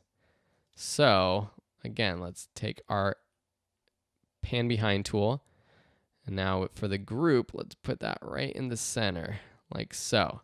So if we zoom in here as much as possible, you can see, again, using the pan behind tool, I'm going to put it right in the center. Cool. Now, let's see what happens when I scale down. So let's fit 100%.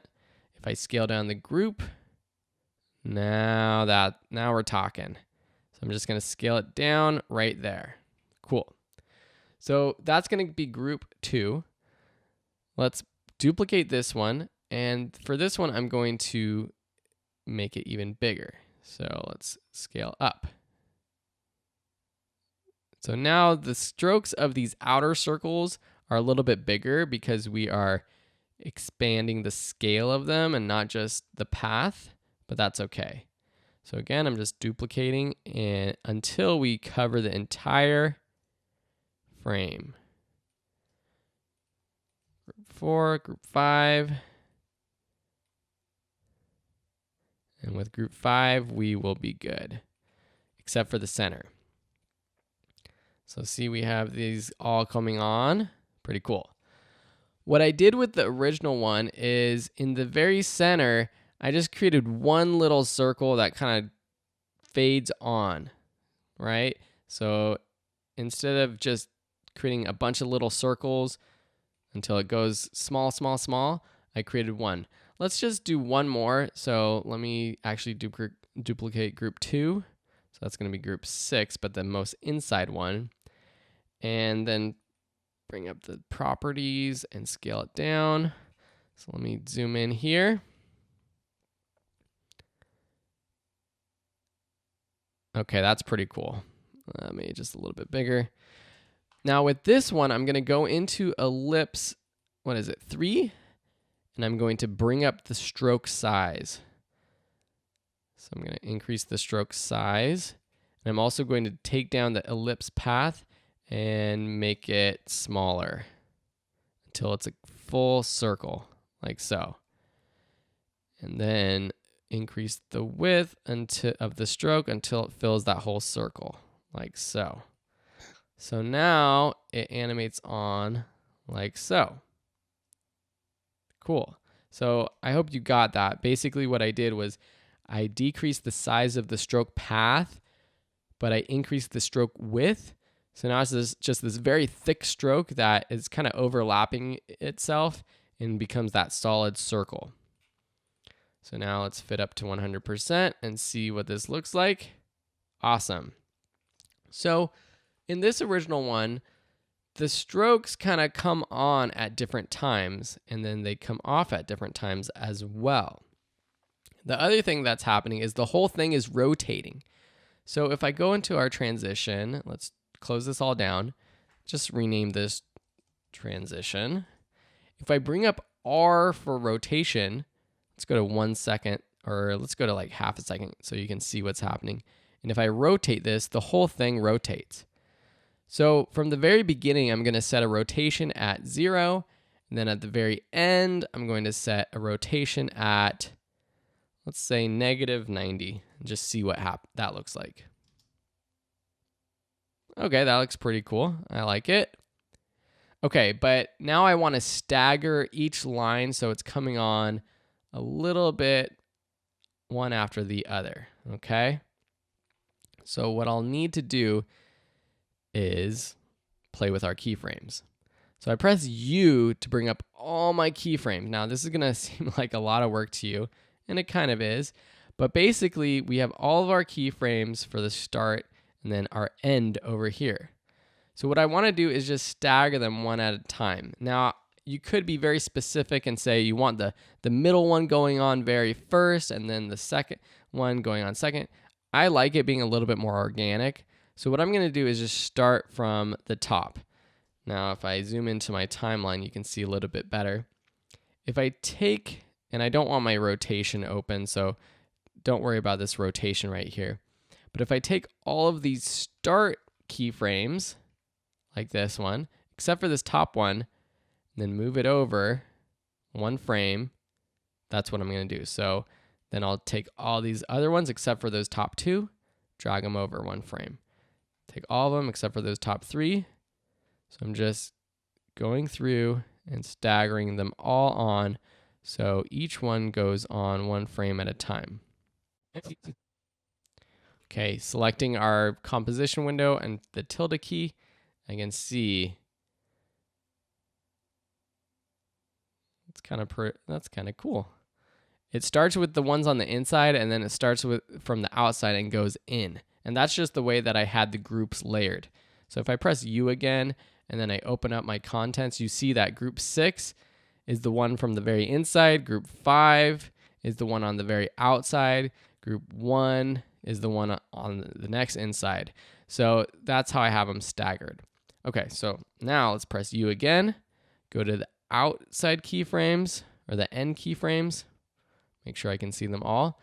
And this time let's do the opposite. So taking all the ones on the top except for the one on the bottom, drag in one frame, then continue and do the same. Just leaving the one staggered like so. Kind of a cool piece of keyframe artwork right there. Okay, so here we have everything animate on and then off. Now, if you think this is too fast, what we can do is play with time remapping, or we can select all of these keyframes and then take the last one on the far right and then option click and drag to the right. So maybe we want that, like something like that.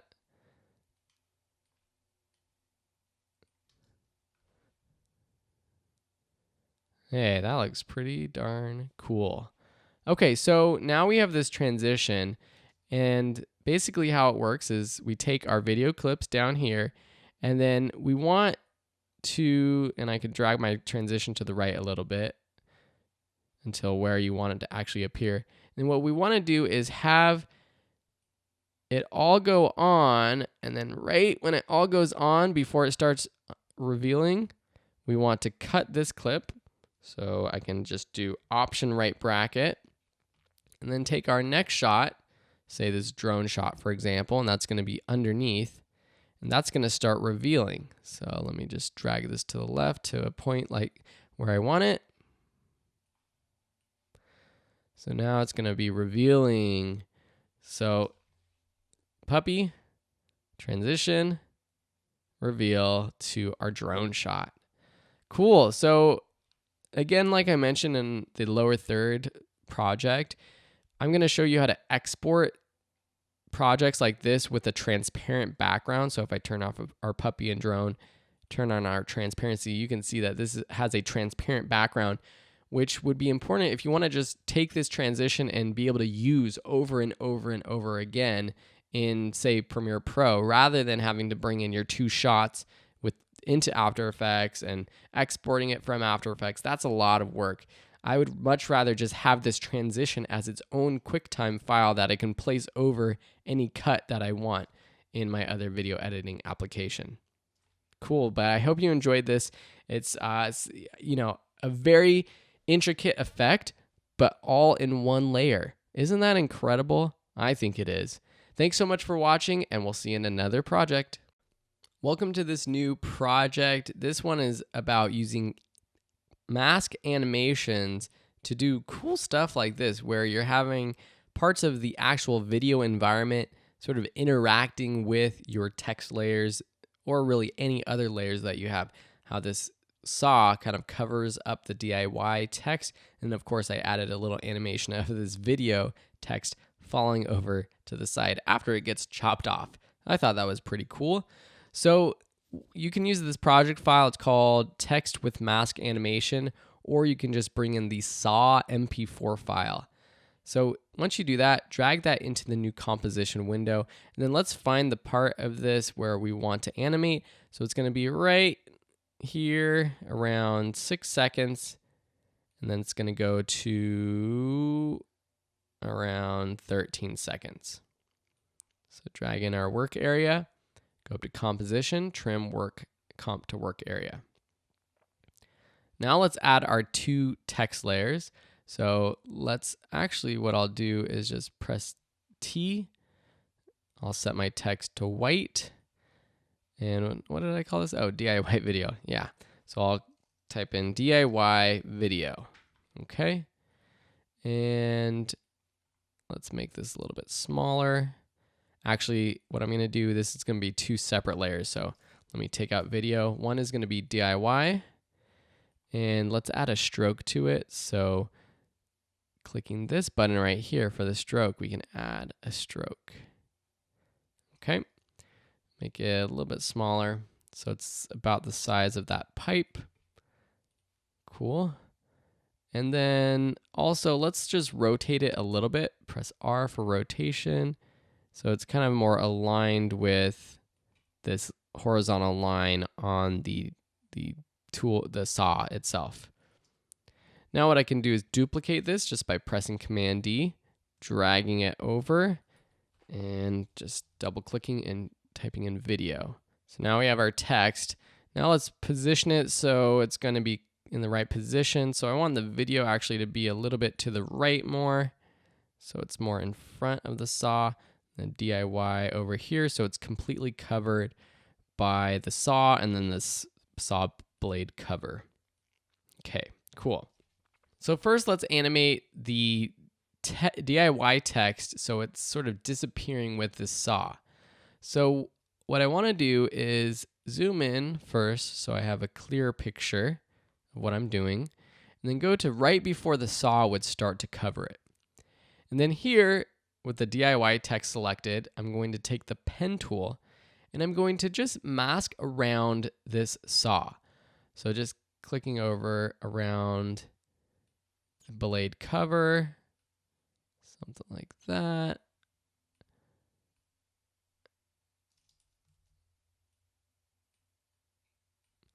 And around the blade. And then up and around. Up and around doesn't have to be perfect. Once I close this mask, what happens is the text disappears, because this is saying that I want the text to appear inside this mask.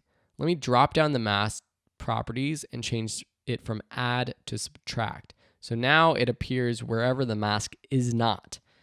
Okay, so now it appears outside of the mask. So let me drop down the mask and let's add just a little bit of feathering. Let's do like 5 points or something like that.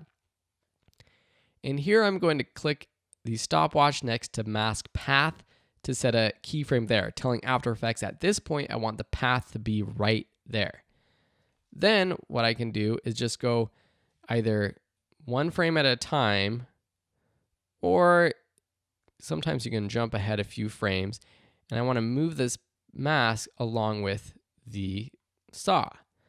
So if I go forward in time, and then with the mask path selected, and then with my selection tool, I can just move this whole mask down just a little bit. Now let's go forward to about a second forward, move it down, like so. And if you want to make any adjustments to the individual points, because you can see here now when I zoom in, the blade goes a little bit lower. Instead of clicking mask 1 or mask path, just click masks, and now I can take the individual points and bring them down. Okay, so that looks a little bit better. Maybe put that up like so. Cool. Now let's go forward another half second. Select the mask path again to bring everything down a little bit, but now again, clicking mask to just bring down the blade part just a little bit more. Go forward even more. Select mask path, drop this down like so. And then here we'll again go into our mask points and bring that up just a little bit. And then go to the very end, take our mask path and bring it all the way down like so. Okay, so if I play through this close up, you can see how that looks. That's pretty darn cool. I think it makes it disappear. Now you can play around with this, and it looks like it's actually going behind the blade. Now I noticed that right around here it gets a little off, and that's because the speed is a little off. So I might have to set another keyframe. So here, let's make sure that it's not too far down.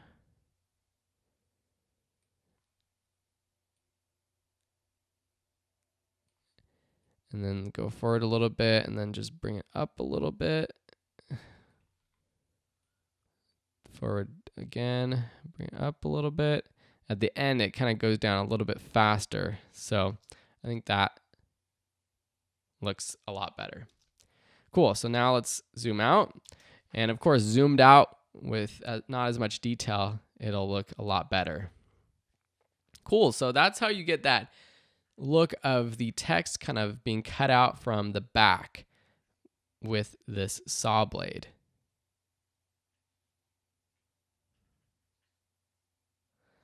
Now, what about this video sort of being sawed off and then dropping? Well, that's just with a simple rotation animation and then a position animation. So let me close down the DIY text, and right around here, I want the video to start sort of being sawed off. So around 9 seconds for video, press R. First, I want to make sure that my anchor point is in the bottom left-hand side of the video text. So if you take your pan behind tool, make sure that the anchor point is over here so that it rotates from that point, not from, say, over here on the top left. Okay, so make sure it's in that bottom left-hand corner. Set a keyframe right around here, and then go about to where it would be completely cut off, like so, and then start rotating it just down as if it was starting to bend or something. You can play around with this. Looks like it's pushing down. So let's see what it looks like. And then right around there, it's going to drop. So here, let's press P to bring up position. And then go forward, and it's going to drop because it's already gone through, and we're going to drop it down. Let's add motion blur, and then let's just bring in our playback area. And then we can just play with the speed of this. So if we want it to go faster, we can bring those together. But I also think that it needs to rotate a little bit more after it drops. So press U to bring up both the keyframes for position and rotation. And I'll go here and just rotate it a little bit more, like 37%. Maybe even more, maybe like 53. Let's try that. Yeah, that looks pretty good. So that looks a little bit more natural, like it's heavily weighted on the right-hand side of the text, and as it starts to fall, it continues to fall that way and rotate that way. Cool, so let's play through this. That's pretty cool. You know, a lot of people use this kind of effect when with titles, you know, having your titles interacting with the scene itself, being revealed when people walk by, when cars go by, when all things kind of move throughout your frame. And that's one thing that you can do to make some more advanced graphics, have them interact with the video itself, not just have them on top of the video, but interacting with the video. Cool, let me know if you have any questions about this project. Otherwise, we'll just see you in another one. In this project, we're going to create this animated text bubble that is a very, very popular effect people use when showing what people are texting on screen. So you can follow along with this project called texting, or you can just bring in the texting video file and create it from scratch. So to start, let's just bring in that texting.mp4 file and drag it into a new composition. So what we want to do is first create this first sort of bubble, and then we'll add our text to it. So to create a bubble, what I'm going to start out with is the rounded rectangle tool. Click off of any layer in your timeline, so you're creating a shape, and let me change my stroke to 0 and change my fill to white. And then let's just create this nice little bubble. Cool. So to create that little, the little tip of the bubble, what I'm going to use is the pen tool. Let me zoom in so I can see a little bit better. And just using the pen tool, I'm just going to click and create sort of another just little tip like that. And close it down. It's fine. Cool. So that looks pretty darn cool. I can go in here, and if I want to make any changes to the path, I can make it a little bit more rounded, perhaps. Yeah, that looks, I like that a lot. Cool, so let me just rename this as bubble. And then let's add some text. So using the text tool, I can type in, what did I say in this other one? Meet me at the donut shop at 3. I was guessing what this guy was texting from this video clip. Okay, so meet me at the donut shop at 3, ... Okay, now let's just change this, make this smaller. Gonna make it black. Going to turn off the stroke by just clicking and dragging this, making sure that's at 0. And let me see, for this one, yeah, I use upper and lower case, so turn off all caps and put it sort of in the center and maybe make it a little bit bigger. Cool. Okay, so now we have our text. Let's make it a little bit closer together. Yeah, that's good. Okay. Cool. So the first thing that we can do is animate this being popping on like so. So that's just a rotation animation and a scale animation.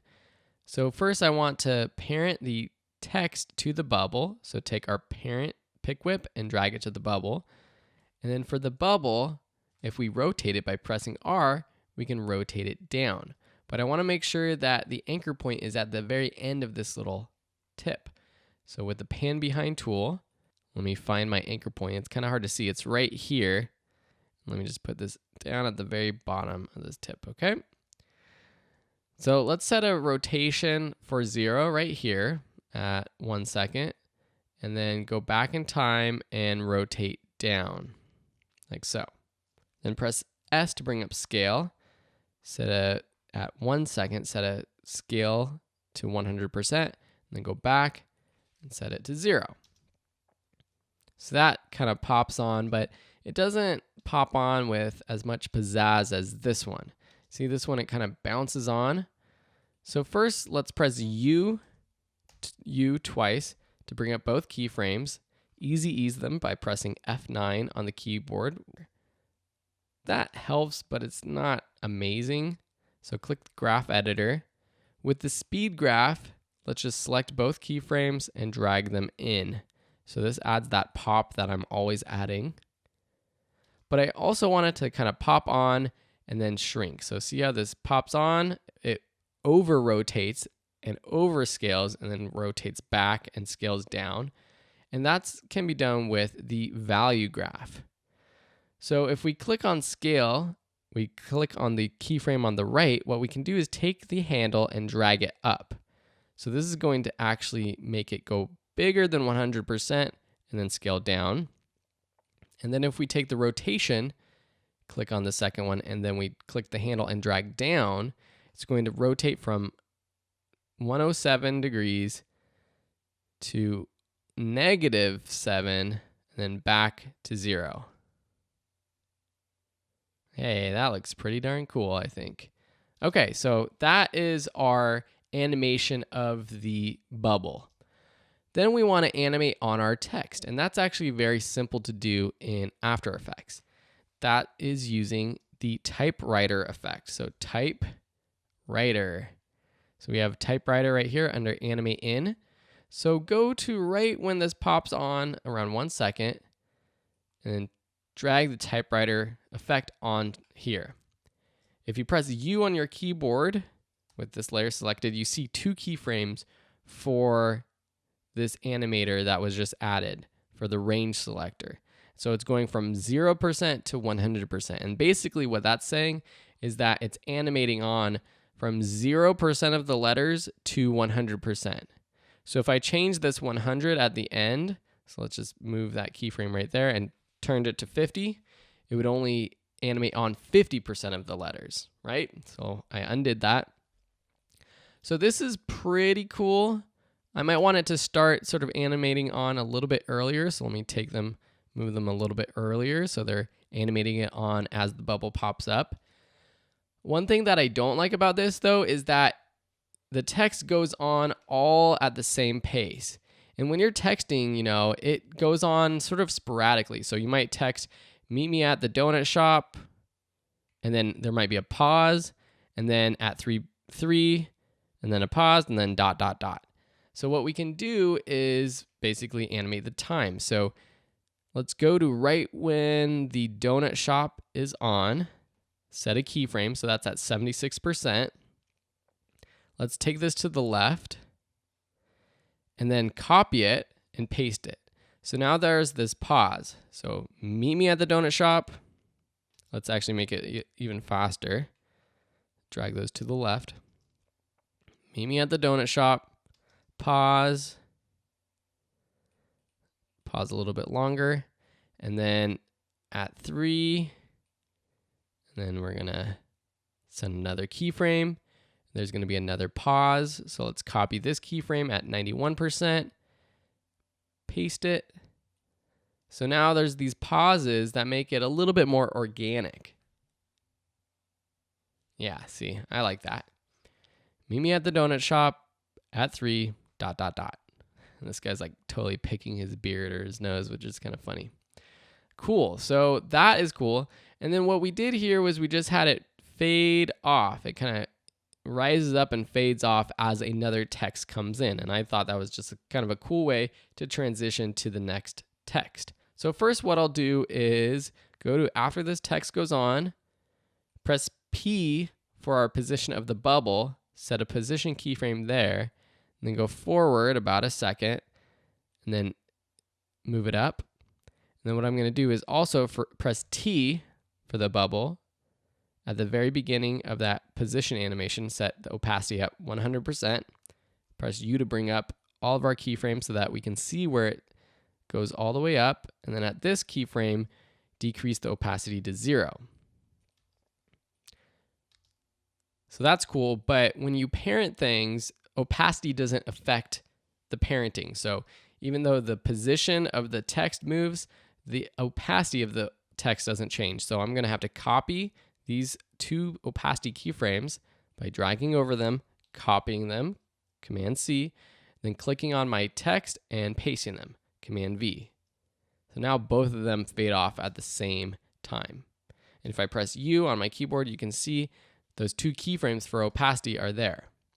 Okay, so when this pops up, we want our other bubble to pop on with whoever is texting back that says, sounds good, nom nom nom.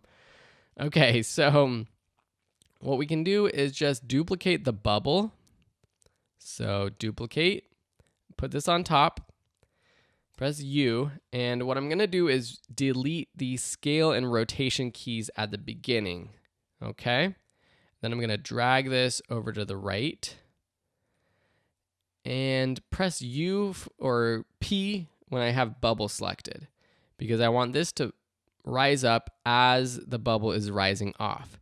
So here, when the bubble 1 is off, let's set a position keyframe for this one. And then over here, let's drag it down. Okay, and we're gonna fade it on. So set a keyframe for 100% here, and then 0% at the beginning. Okay, that's cool, but this thing is not the right orientation.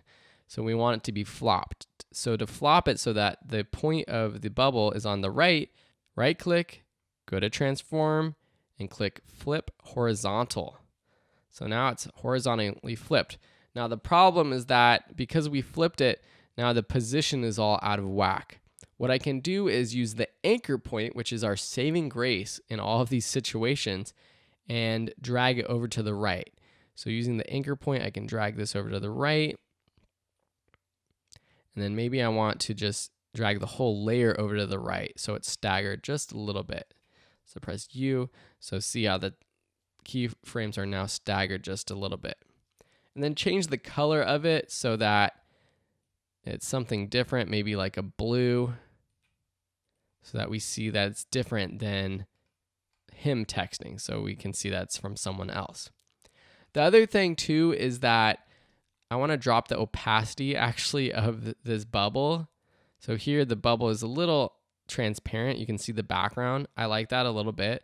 So actually what I'm going to have to do is press T. And for this keyframe right here, set it at, let's try 75. Yeah, that works. So now for this bubble, we'll set this keyframe where it's 100% to 75. And this one as well to 75. Okay, so it stays at 75. And then let's add our text. So take our text tool. Sounds good. Nom, nom, nom. And for this one, I didn't have it typing on because it makes more sense that it would just appear with the text. You don't see someone writing to you, typing it out. So here, when it's already on the screen, let's parent it to the bubble 2. And then let's copy and paste all of this opacity. So all 4 opacity keyframes, copy them, and paste them to the text. Maybe let's make the color of this shape a little bit lighter. Still want it to be blue, but just a little bit lighter. Meet me at the donut shop at 3. Sounds good. Nom, nom, nom. You know, maybe you want it to be a little bit more of a pause. Something like that. You can play around with it. Cool. So this is a basic sort of text animation, something that a lot of people you'll see in real world projects, in real world TV shows, commercials, really everywhere you're seeing these kind of text bubbles. Now you can get fancy. You can add different effects, change the bubble style so it's a little bit different, change how the text appears, the font, everything like that. But now you know the basic process and how to come up with something that's fairly clean and professional. Thanks so much for watching, and we'll see you in another project. In this project, we're going to design this mobile app with these flat animations, sort of a user design, simple user design animation. And there's lots of aspects to this, so I'm going to break this project down into several videos. One where we're building out the app, one where we're animating it, and then one where we're adding some more effects like this cool little reflection down below. So you can follow along with the weather app animation project, or you can build it completely from scratch. So let me just break down what's happening in this. So first, within the phone sort of itself, you have this app where this weather app has the morning, day, and evening, and each of these has a little pull down where you can find more information like the temperature, if it's sunny or cloudy, the humidity. You could add any information that you want. And so this runs through a couple different options, pulling down to see the morning and also the evening. And then also with the morning, you see that we have this animation of the sun. It's spinning around, and then you have like a cloud here, and then the night. Okay, so lots of cool stuff going on. So the first thing we want to do is build out the app. So to do that, let's start a new composition. Now for this one, we're going to make it the size of a typical screen on a phone. And a lot of screens nowadays are the 16:9 format, but vertical. So for our width, we would choose something like 1080 by the height, 1920. Now that's a vertical 9:16 aspect ratio.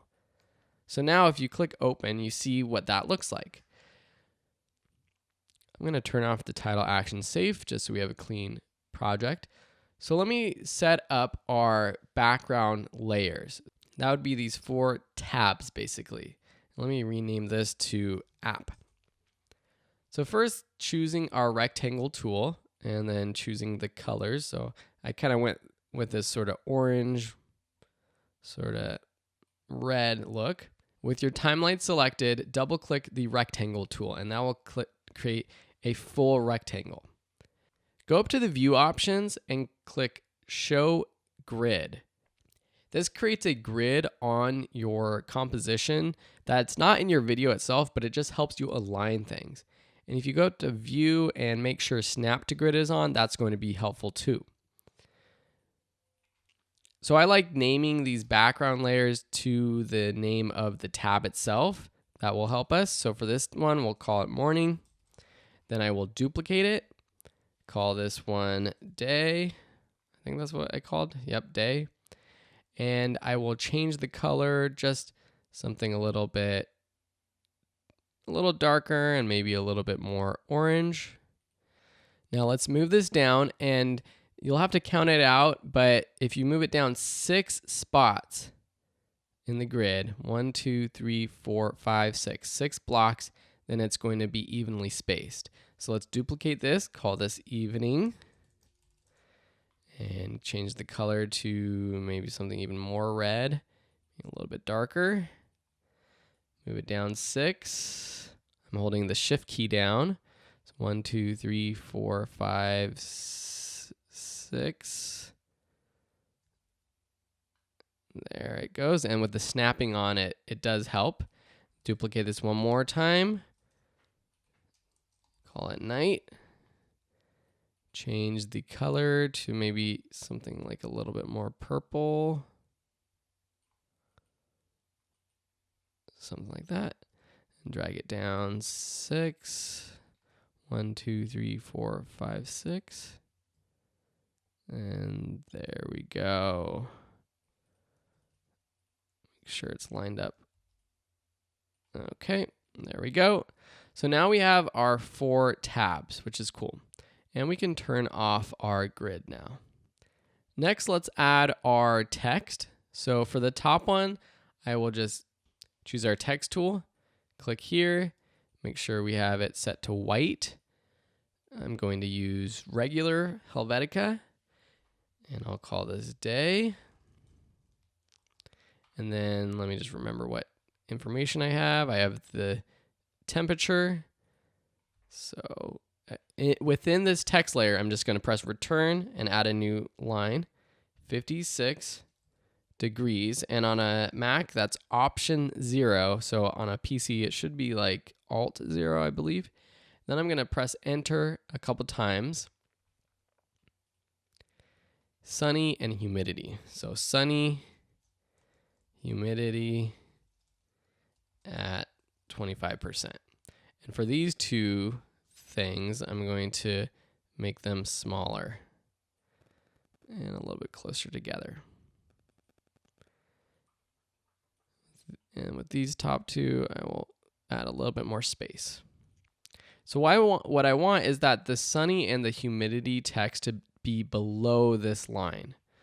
So let me just bring up the scale just a little bit and make this a little bit bigger.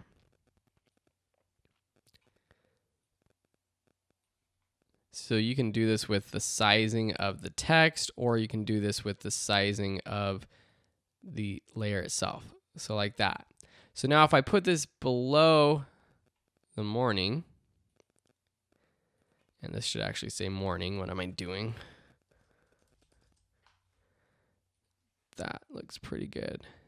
Okay, so that looks pretty good. So now that's behind all these other tabs, except for the morning and the degrees.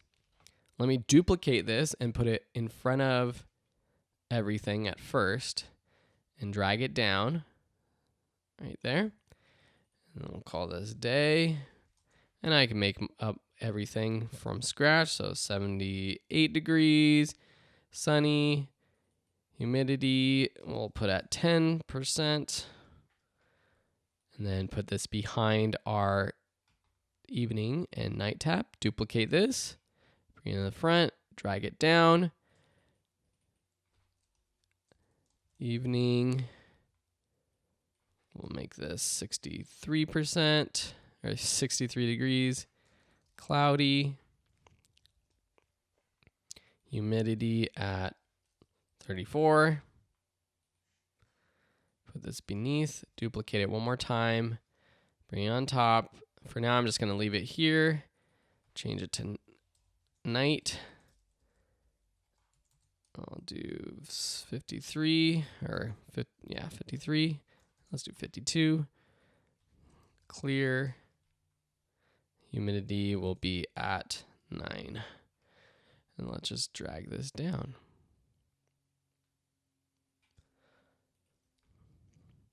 And then I want to parent the text to the different layers. So I want the humidity text to be parented to night, the evening text to be parented to evening, the day text to be parented to day, morning to morning. So now if I bring up the position of morning, I can drag this up or down, and that works well. Now let's create the different icons. So one is going to be the sun, one is the cloud, and one is the star and the moon. So starting with the cloud, which is the easiest one because we've created this so many times, take your ellipse tool, change the fill to white, and let's just create clouds. So let's just create our little cloud. This might be too big. I'll rename this to cloud, bring up scale and make it smaller. And then put it right there. And I'll put this underneath our night tab. And let's just try to align it. That's pretty good. And I'm going to bring up the evening text. That looks good. And then I'm also going to press T and drop the opacity to like 25%. So you don't really see it until the tab is opened. See how the sun kind of pops on until it's opened? Cool. All right, next let's add the night. So to create a star, we actually have a star tool, which is cool. So select that and just click and drag and create a couple stars, however many you want. And then to create a moon, it's fairly simple. So I zoomed in here. Let's take our ellipse tool. And what I'll do is I'll create a quick circle like this. And then I'll take another circle and move it like this. So it's kind of overlapping. And with this one, what I'll do is change the color to the background. So now it just looks like it's a moon because the ellipse 1 is the white one and the ellipse 2 is on top.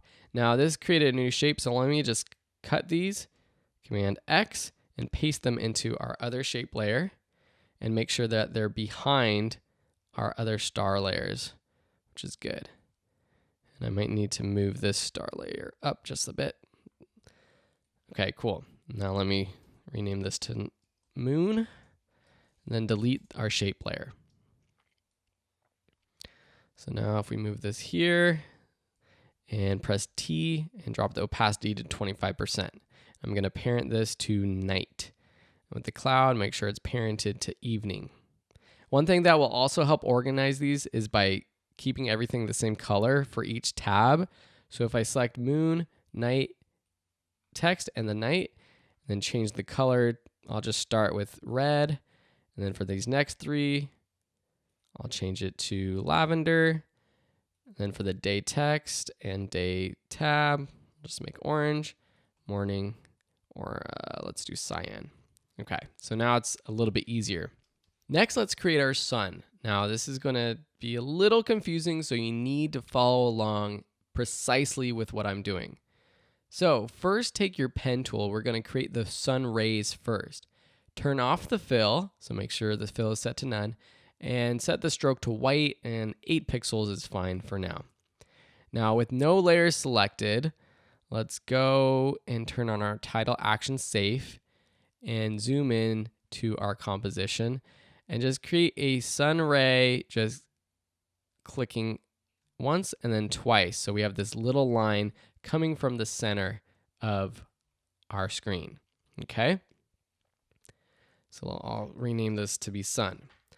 So what we could do is just repeat that and create a bunch of different rays, which might be good. But I want to teach you how to use the repeater function, which is another tool that you can use to do all kinds of cool stuff. And one we're going to be working on in a future project to create fireworks. So underneath your shape layers, you have this add button that we've seen before, and there's this repeater option. When I click and turn that on, what happens is we have repeater 1 added to the contents underneath shape 1. And you'll see that 2 other lines were added. And so this is an easy way to copy shapes or repeat shapes. The key is that you have to make sure that your original shape is in the center of your composition, or this is not going to work. So make sure it's perfectly centered, or it's not going to work. I repeat, perfectly centered, or it's not going to work. Because, let me show you. What I can do is change the number of copies. So let's say we want 8 sun rays. And then we drop down the transform properties of our repeater. And notice that we have these settings for things like position, rotation. And what I'm going to do is first set the position to 0 and then the rotation to 45. Now that creates a circle of all of our sun rays. And why does that work perfectly for our 8 little lines? It kind of gets a little confusing, but if you divide 360 degrees by 8, you get 45. So, for example, if I wanted 9 rays, then I would change this to 40. If I wanted 10 rays, I would change this to 36. And you can see if I increase or decrease this, it can fan out. So divide 360 by the number of copies and choose that as your rotation, and it will become a perfect circle. Only if it's set up in the middle of your composition at the start, though. Now what I can do is under my shape 1 layer, not under the repeater settings, I can take my transform tool and move the position out. Ooh, crazy. You can see how many cool types of effects we can create like this. So let's move it out like so. So we create the sun rays. Now I can take my regular ellipse tool, turn off the stroke, change the fill to white, and create a perfect circle and put this right in the middle. Cool.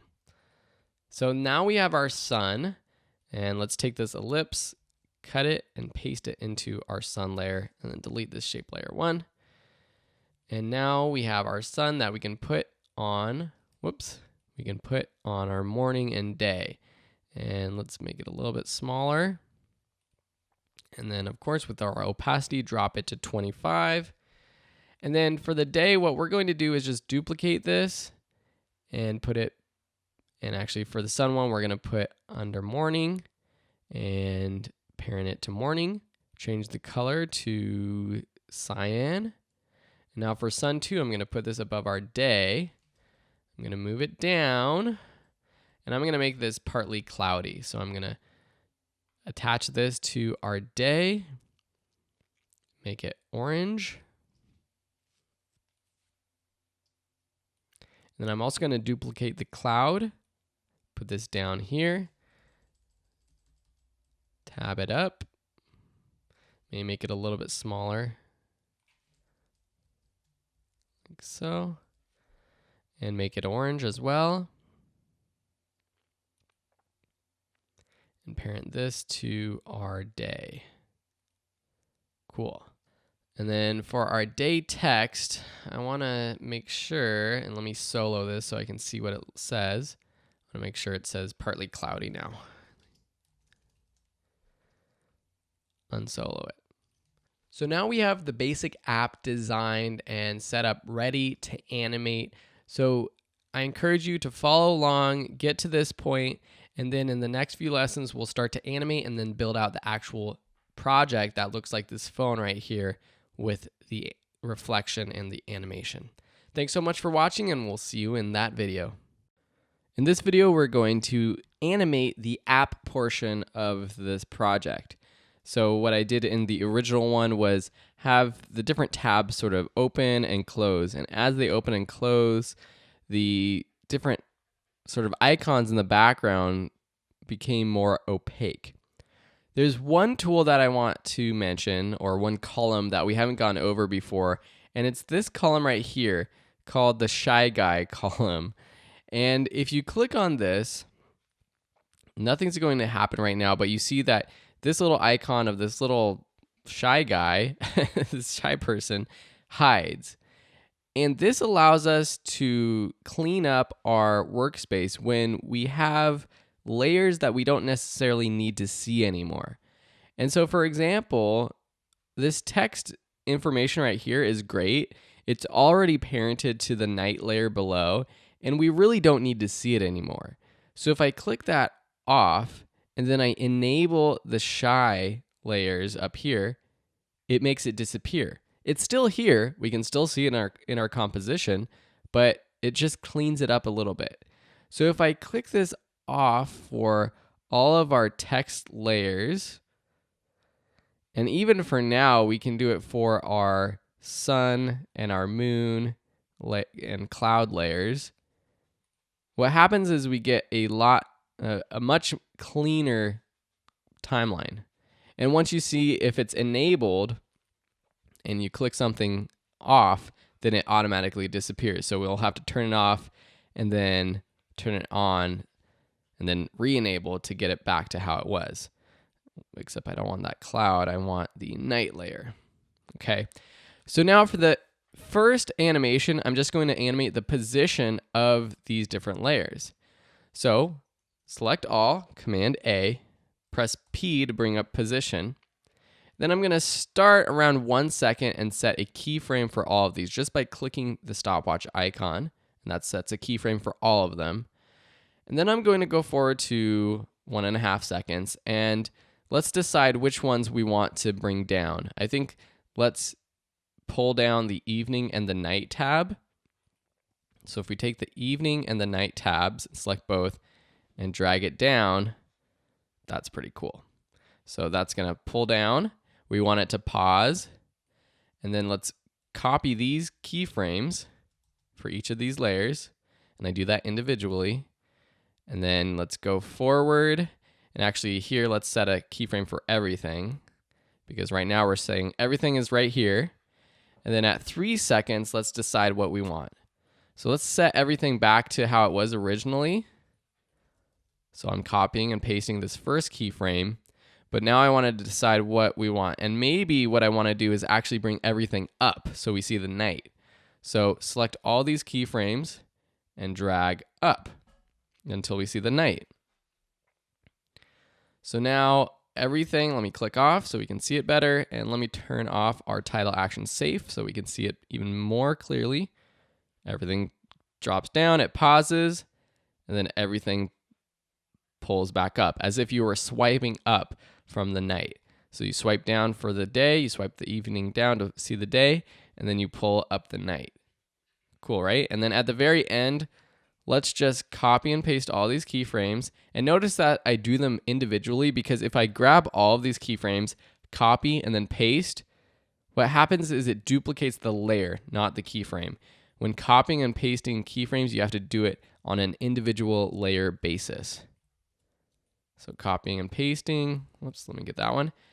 And then at 5 seconds, let's just copy and paste the first keyframe. And the reason why I want to do that is because I want to create a perfect loop. So I can loop this animation of the app working. So you see how it loops? At the end, it's the same as the beginning. Now let's just select all of these. Let's add motion blur, enable motion blur, and add easy ease. So select all, F9 on my keyboard, go into my graph editor, make sure I'm on the speed graph, select all of them, and then take the left keyframes, drag to the right keyframes, drag to the left. Let's see if that looks good though, because sometimes the popping effect doesn't necessarily look as natural for these kinds of things. I think that looks pretty good. I think this goes a little too fast right here. So I'm just going to extend this like a quarter of a second, and I'm happy with that.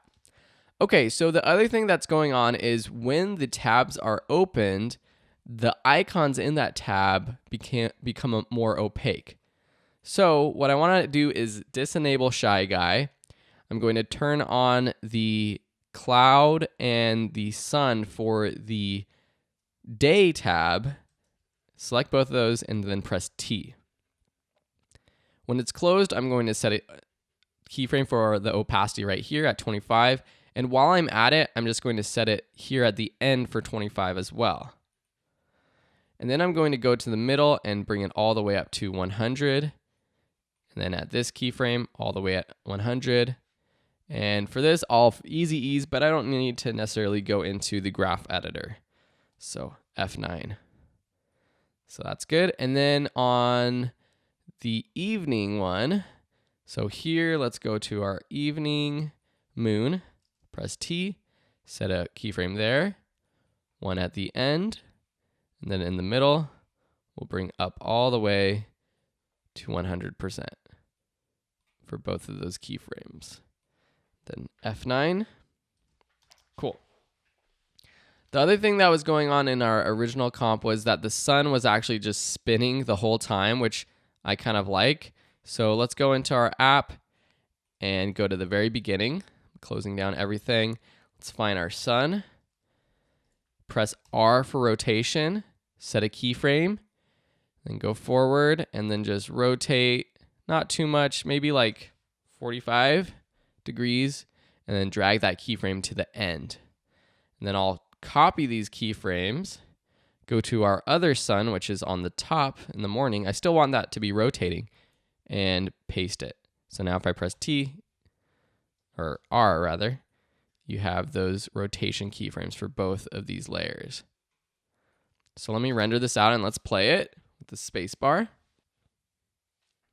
All right, here you go. So you get the sun rotating.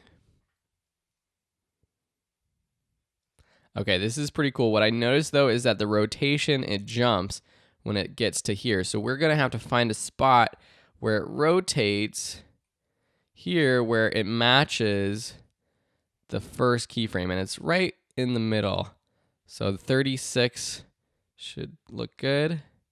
Yes, 36. So it's right where the rays are, where one of the rays is perfectly up and down. So that last rotation keyframe should be 36. And that looks good. Cool, so that's how you animate the app, the user design part of it. In the next lesson, we're going to be putting it all together in this little iPhone screen. We're going to be adding the background and the reflection and the motion as well. Thanks so much for watching. First, let's create a new composition. Now, this could be whatever you want. I'm going to do regular 1920 by 1080. But say you want to put this, actually, you know what I'm going to do? I'm going to do 1000 by 1000, as if we were going to post this on something like Instagram. I'm going to add my white background, Command Y, Control Y for you PC users, and make it white. And that looks pretty good. I want that clean white background that we all see in, modern sort of design and app and tech stuff. Then I'm going to first rename this to app, or I'll just call this iPhone. Then I'm going to take the app and drag it in here on top of our white solid. and drag it down or make the size smaller. Something like 30 is pretty good. Next, what I want to do is create the iPhone outside layer. Now, I know the new iPhone 10 that's coming out, which by this time it's probably an old phone. They probably have like an iPhone 25 by the time you're watching this. But I know they're getting rid of the home button, and that's why I don't want any more home button. So what I'm going to take is the rounded rectangle tool. I'm going to change the color to sort of a dark charcoal color. And then what I'm going to do is just click and drag around, and I'm going to have to edit this. And I'll rename this to iPhone. Okay, so let us zoom in. I'm going to lock my app layer so I don't touch it. Take my selection tool and let's just try to make it so that the edges are the same width. And I can align this center, horizontal, and vertical. And that looks pretty good. Maybe the top and bottom is a little bit bigger. Maybe we want everything to be a little bit bigger, actually. Actually, no, they're trying to get rid of all those edges on all these phones. So let's do something like that. Looks pretty darn good. Okay, so now we have our iPhone.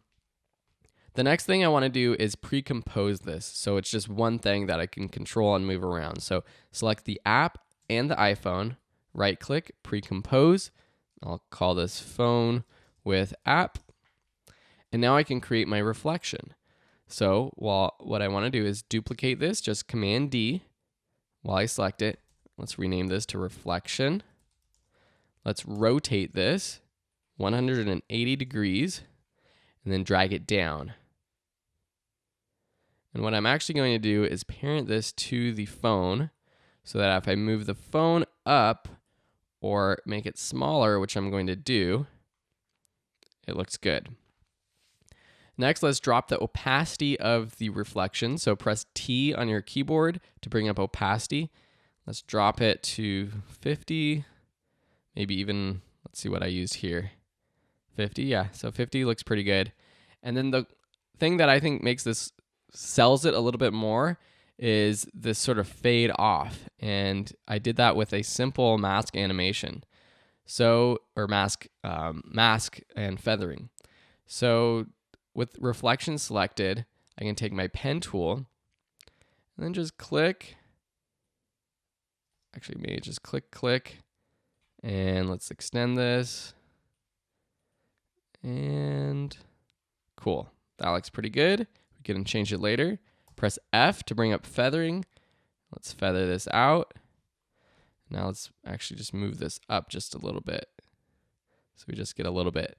And the cool thing about this, and again, why I think it sells it, is that you see the animation in that, and it makes it so easy. You don't have to like animate this separately, create some sort of custom shape. You're just using pre-comps, rotations, masks, and opacity to get this nice reflection. Okay, so to make this a little bit cooler, what I'm actually going to do is add a 3D rotation. So if you want to make it like this, all you have to do where it's going across the frame is just do a position animation, make it go left to right. Pretty simple, right? And do that to the phone with app layer. But what I'm going to do is enable 3D for both layers, press R, and what I'm going to do is a simple Y rotation. Now I don't want to go too far because this is After Effects and these are 2D layers.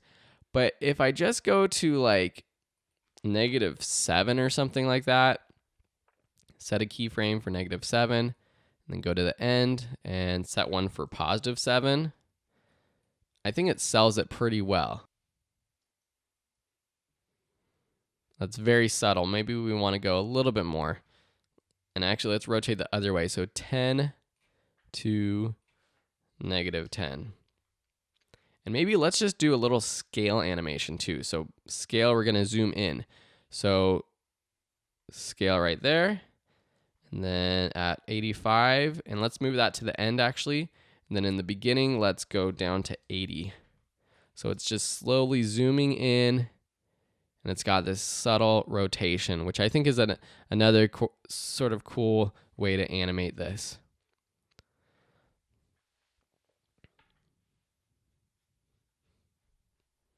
Clean, nicely designed, and can you believe that this is something that you could do yourself? You have all of the skills and the tools to do something like this, and we did this in less than an hour.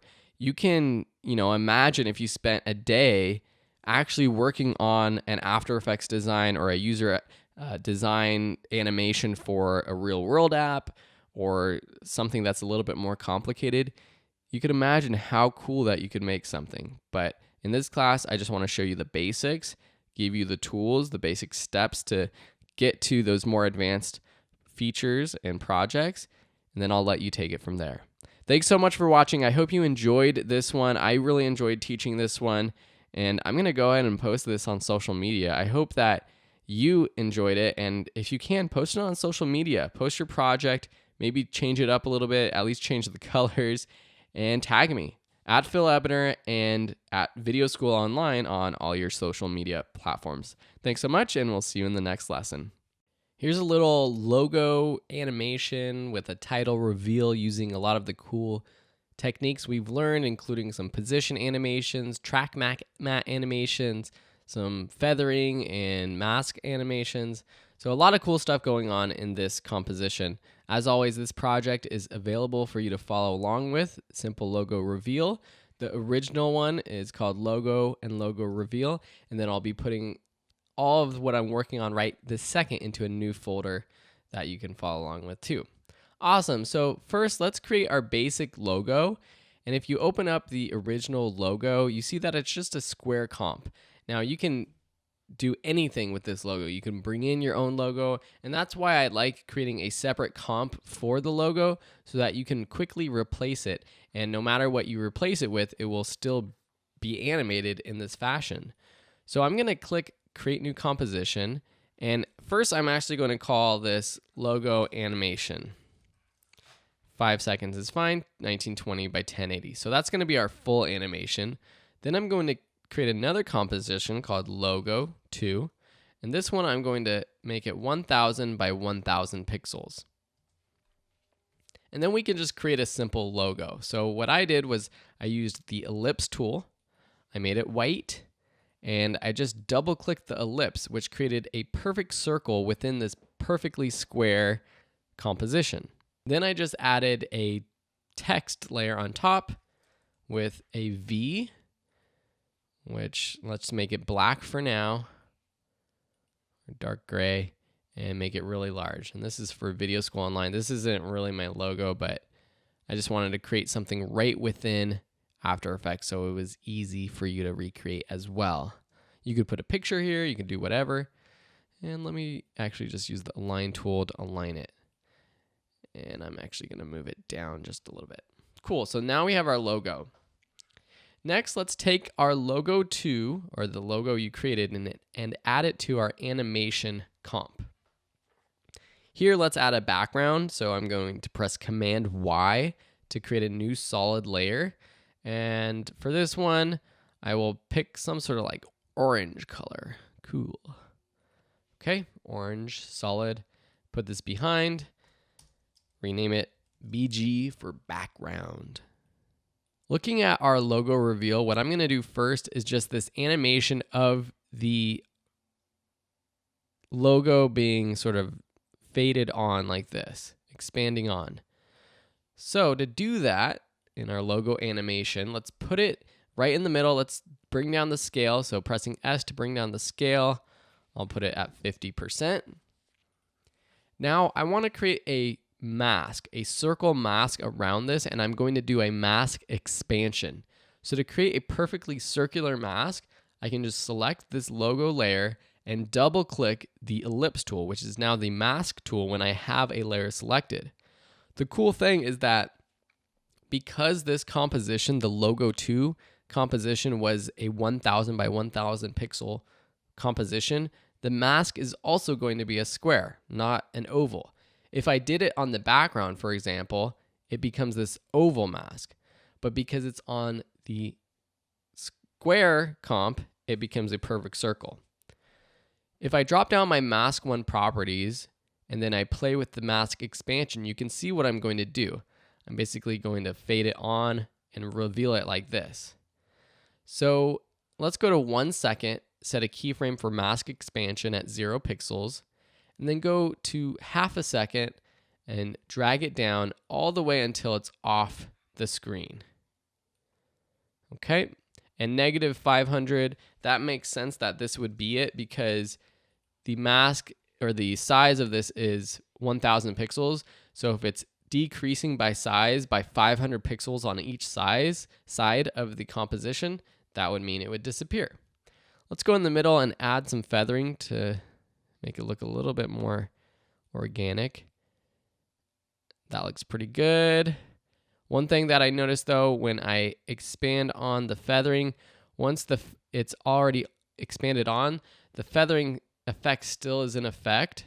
So what I want to do is go to this first keyframe, set my mask feather there, say, let's just make it 150 to make it a little neater.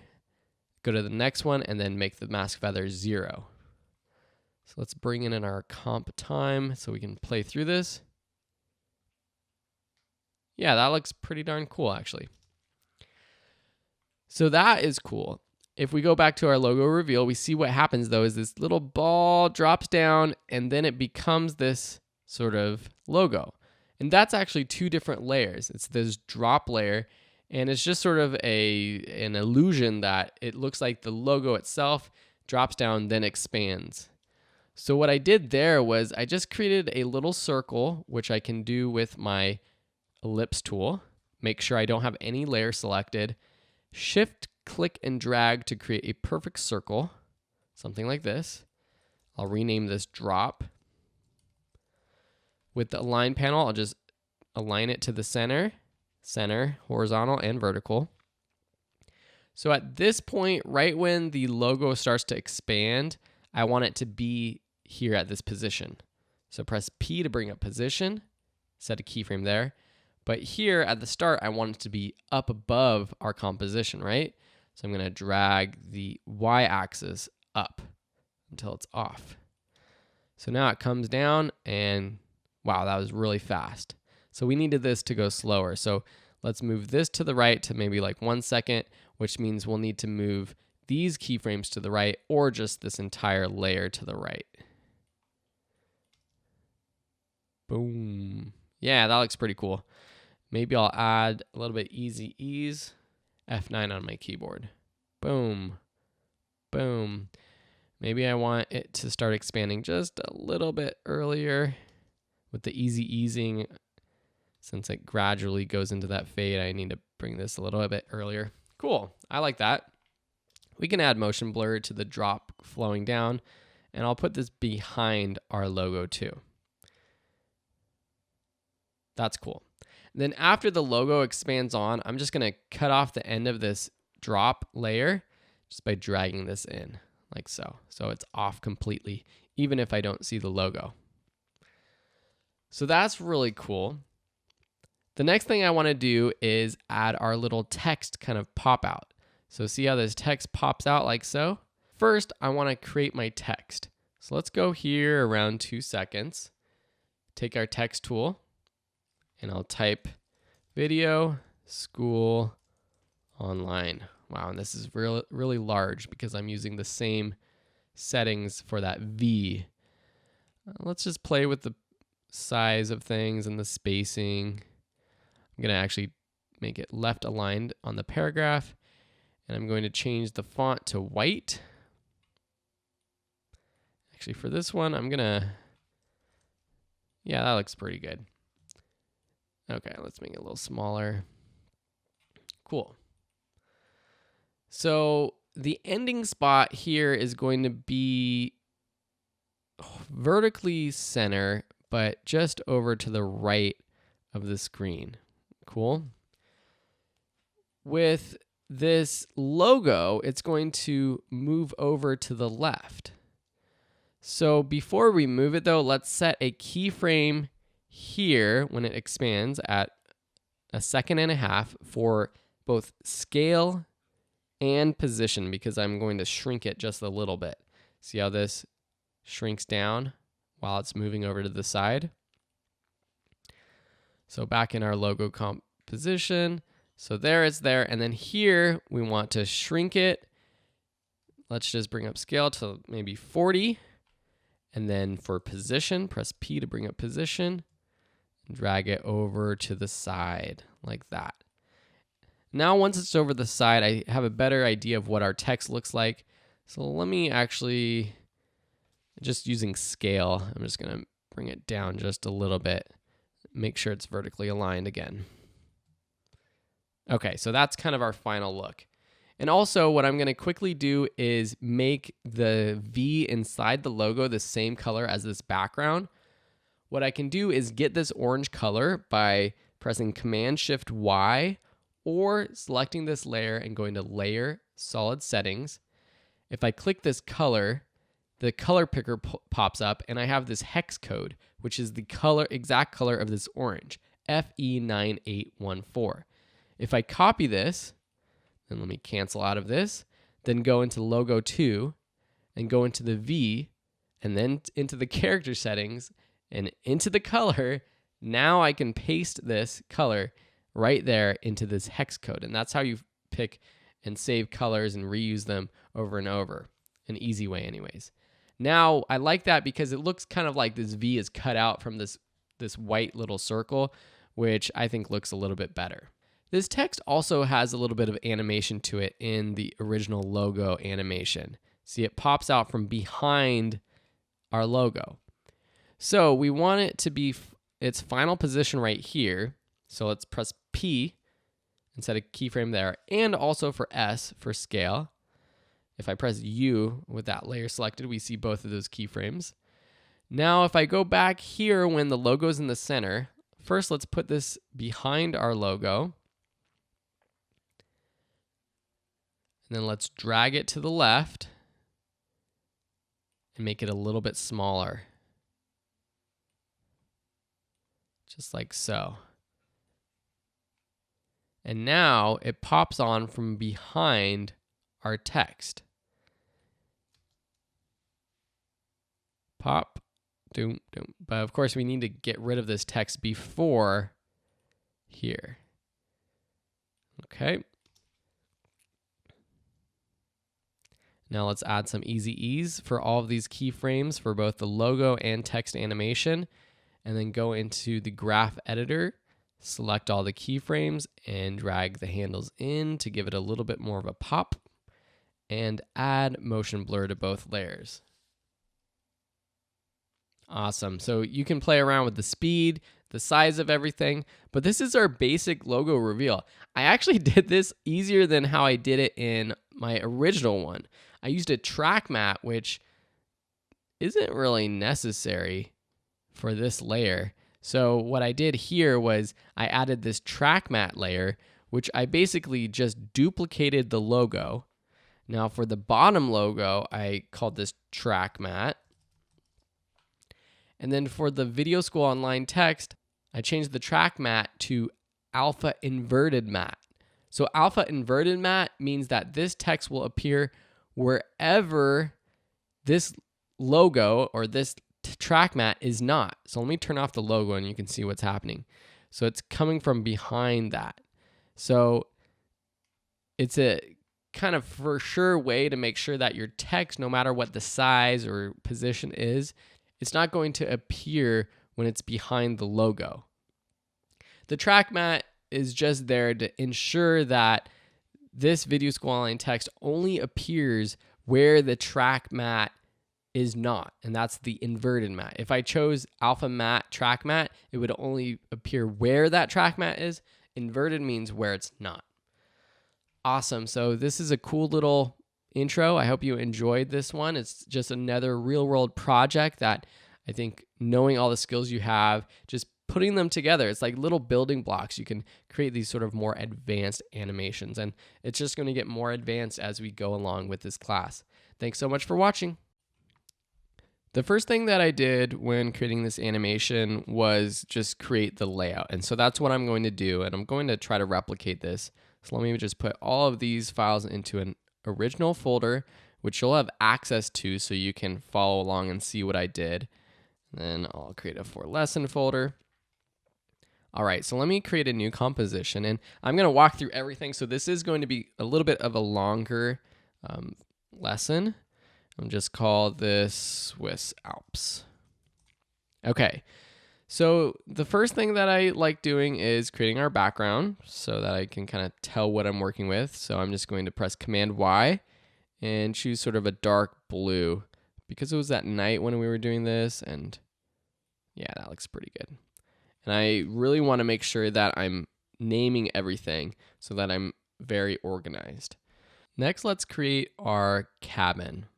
So let's go to our Alps composition, and actually first I'm going to create the ground so I know where I'm working with, and I use the pen tool to do that.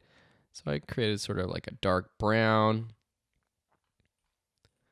just like so, and then click, click, click, just to create a little bit of difference. Make it a little hilly, something like that. And actually I use sort of a dark blue, which actually I think looks pretty good. So maybe I'll do that. So I'll change this to, let me eyedrop the blue and then go from there to create sort of a gray.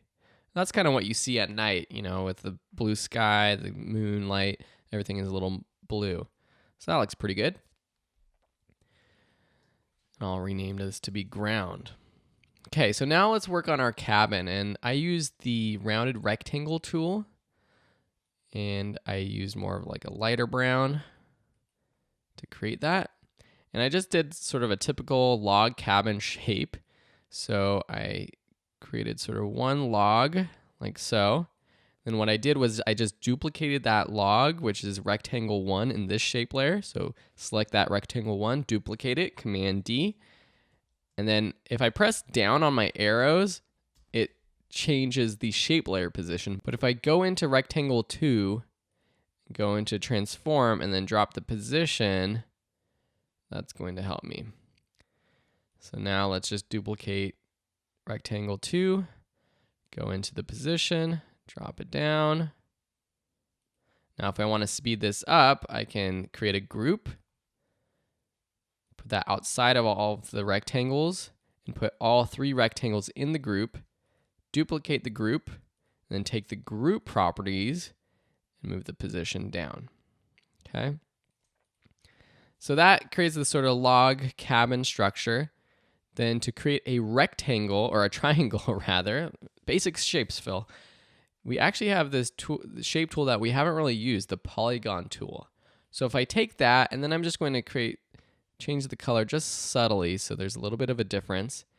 And then if I just click and drag, what happens is we have our pentagon shape.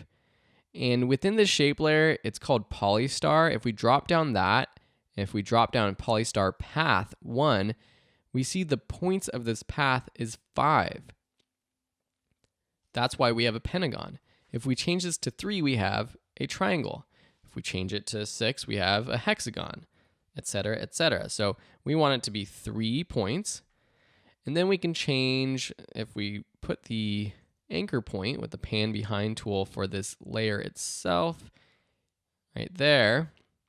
Then if we rotate this around so it's perfectly flat, and then we change the size, which is going to be under transform, and let's just decrease the scale, unlink it, make it a little fatter. And then with our selection tool, we can put it here, and we can just increase the size, put it on top like so. Cool, that looks pretty good. Now let's take this Polystar, cut it, and paste it into shape layer 1. And I'm going to rename this cabin. And then we can delete shape layer 2. I like to have everything organized. And then I'll put Polystar 1 on top of our 2 groups.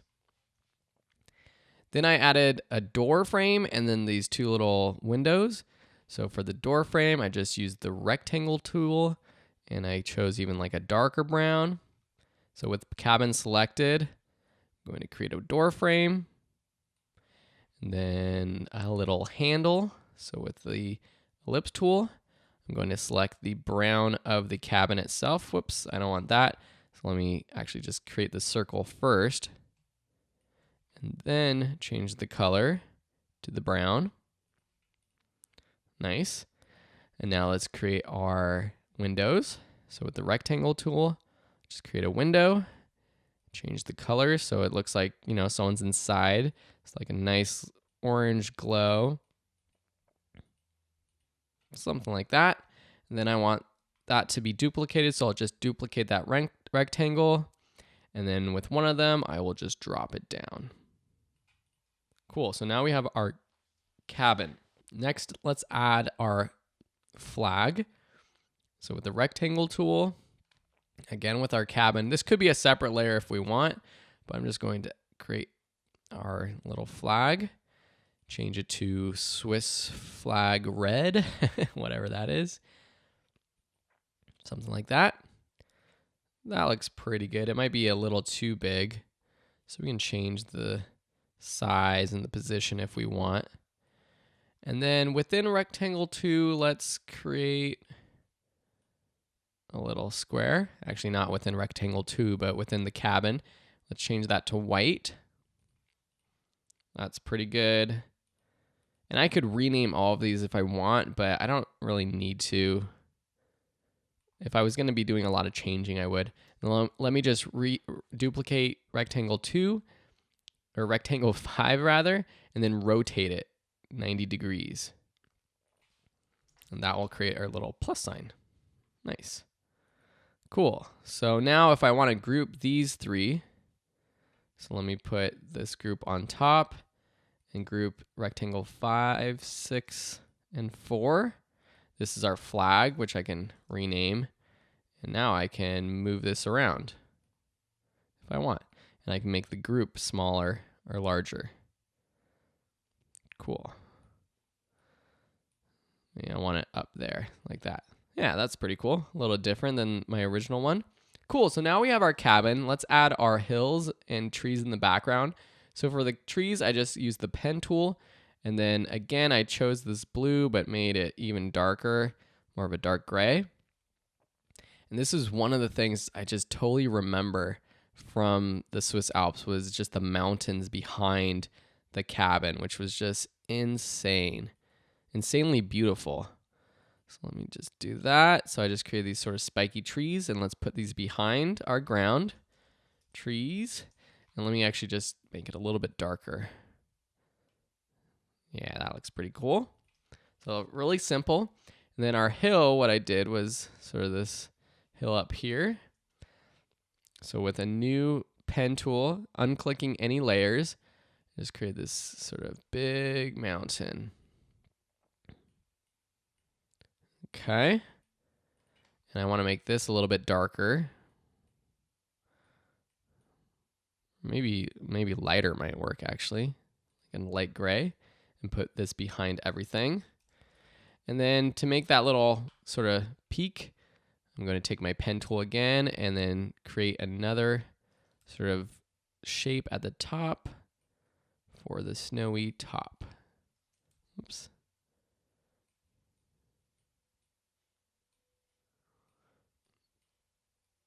Okay, like that, and then change it to like a lighter gray. That looks pretty good. What I can do is take that shape and move it down if I want, something like that. Cool, so that looks pretty good. Now it's a little different than our original, but hey, I'm just playing around. Oh, okay, another thing I did was create this sort of path up here. And so let me take my pen tool, and what I'll do is just create a simple path like so. And I want it whiter when it's at the front of the composition, and then it goes up to the door. And if I put this behind our cabin, looks like a path, kind of gives that more 3D effect. And let me rename that and change the color to more of like a brown, dark brown, something like that. Looks pretty cool. Now for the stars, I just use the rounded or the ellipse tool, and I use 2 colors. So one is white and I just literally just clicked and dragged, and I was holding shift down, so they're perfect circles. See how I'm doing this? I'm just clicking and dragging. Now I'm not doing anything in front of the trees or in front of the mountains, but if I did, I could just put this layer behind those other ones and it would be fine. So I'll just say stars, and then I'll create another layer. So click off this and change to more like a yellow, just really subtle yellow, just to make it a little bit more different. A little bit more different. That doesn't make sense, Phil. Just a little different. I hope you guys have been enjoying this class. If there's anything that you would do to make it better, just let me know. And now I'll put this down here and I'll call this stars 2. Cool, so now we have our different layers, and if we want everything to be in this comp, I'm gonna use the Shy Guy tool just to close some of these things down. So like for example, the path, the ground, the trees, the mountain, everything I can actually close down. Actually, I'll just close down the path, the ground, and the trees. And hey, what the heck, I'll just do all of these for now. And we just have our cabin and maybe our sky. So now we have our basic design. The next thing I'm going to do is create our firework, and that's going to come up in the next lesson. So that's a little bit more advanced, so it's going to take a little while longer. But now we have our simple design. Oh, one thing I didn't add was the moon. And a quick way to do that would be to take our ellipse tool, make it white, and let's just create a circle right here. And then another circle, whoops, like so. And then make that second circle the same color as the background. It's like the quickest way to make the moon. And if I put the anchor point in the middle, take my rotate tool, I can rotate it around, move it around wherever I want. Maybe I want it up here to kind of balance out this composition with the mountain over here and the moon over here, and then the fireworks are going to come up right here. Cool, thanks for watching, and in the next lesson we'll create our fireworks. Now let's create this little firework, and I'm going to do it in a way where it's actually not as much work as you would think. So here's actually what the firework looks like, and I just used one of these, and then I used a hue and saturation effect to adjust the colors in this original one and the size so that I can kind of just duplicate it and it looks better. Okay, so let's create a new comp.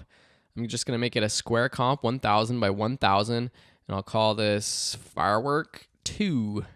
Okay, so these are all going in the for lesson folder for you to follow along if you want. Do you remember using the repeater tool earlier? Well, if you didn't, let me show you how to do it. So the first thing I'm going to do is use my pen tool to create a little line. So I'm going to turn off my fill. So click fill and choose none. And then for the stroke, I'll start with 10. We'll see how that goes. Now I want to make sure I create this line in the very center of this composition. So let me zoom in here really close. Then with the pen tool, just click once and then shift click up. And there we have our line. I think it's a little bit too big. So let me set this, or too thick. Something like 5. And then let's just tab it over. And if we zoom out, yeah, that looks pretty good.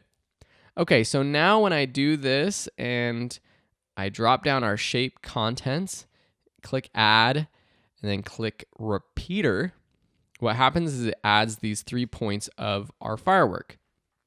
For this first one, I'm going to drop down the repeater and add 8 points. Then I'm going to drop down our transform properties, change our position to 0. So it's all starting from the 0 point. So that's all right there.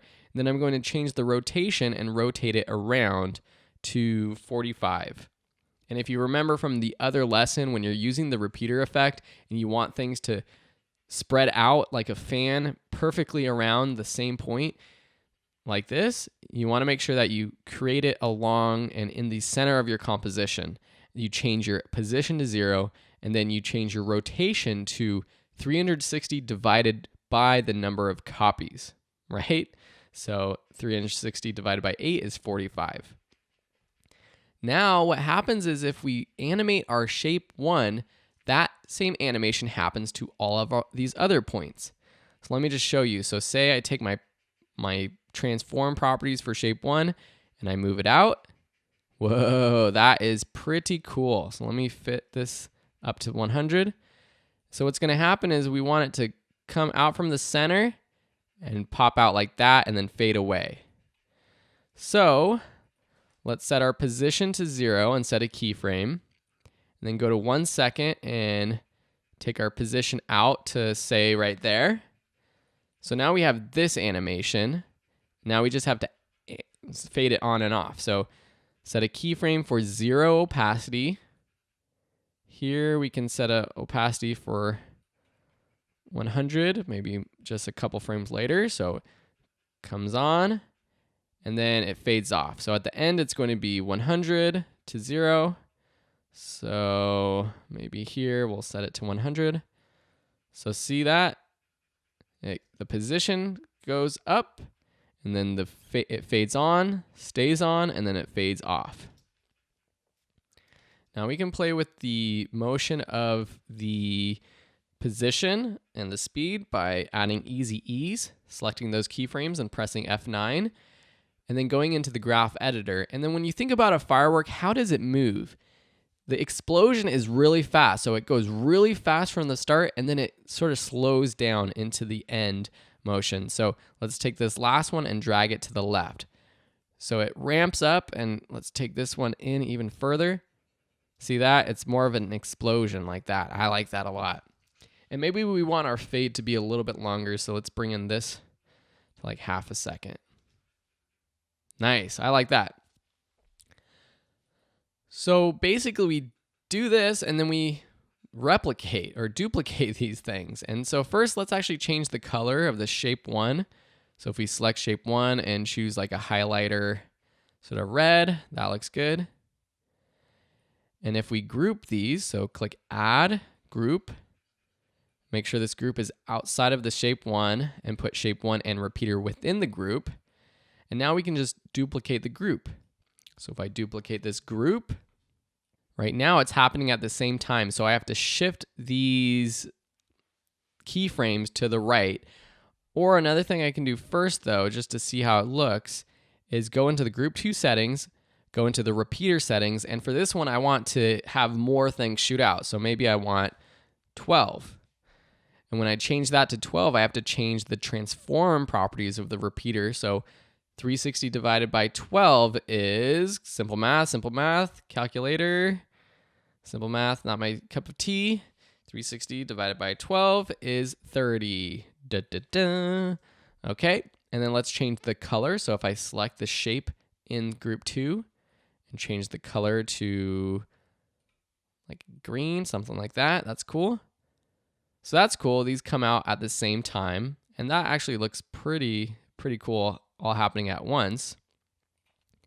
Or I can rotate it, or I can rotate the group itself. So if I go into the transform group 2 settings, I can rotate it to make sure I see all of the green, because before some of the green was hiding the red.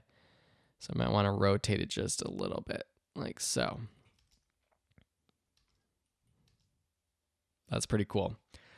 Okay, so that's cool, but maybe I want to stagger it a little bit. So what I want to do is press U on my keyboard. I know that the shape 1 down below is the first one, and this top one is the second one. So if I take these keyframes from the top one and drag them to the right, I can offset just a little bit. Maybe a little bit later. That's pretty cool. Okay, so let's close this down and go into our groups. Duplicate group 2 one more time. Go into the repeater settings. Actually, first let's just press U and offset just a little bit more. And then go back into the settings, and we're going to change the color of the shape. So let's change the color to maybe like a blue, light highlighter blue, kind of very saturated. And then let's go into the repeater effect, and let's do, how about 24. Lots. So then 360 divided by 24 would be 15. So under the repeater of settings, we want the rotation to be 15. So now that's lots. So that's pretty cool. And it happens a little late, so let's drag this in. Cool, so that's pretty cool. Now you can adjust the length of this, you can repeat this, you can create more, maybe make it a little slower. Let me take all of these keyframes, drag to the right just a little bit. That's pretty cool. Maybe I want to stagger them just a little bit more.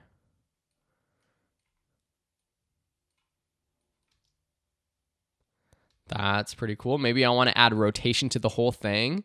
So if I rename this firework, then press R, this is the rotation for this whole composition or this whole shape layer itself. So if I set a keyframe for 0 and put that at the very beginning, and then I change it and drag this to after everything fades away, the whole thing rotates, which is kind of cool. Adds a little bit more to it. Cool, so now we can take these fireworks and put them in our Swiss Alps composition. So take firework 2, put it behind our cabin, and then if we drag through, we can see when it happens.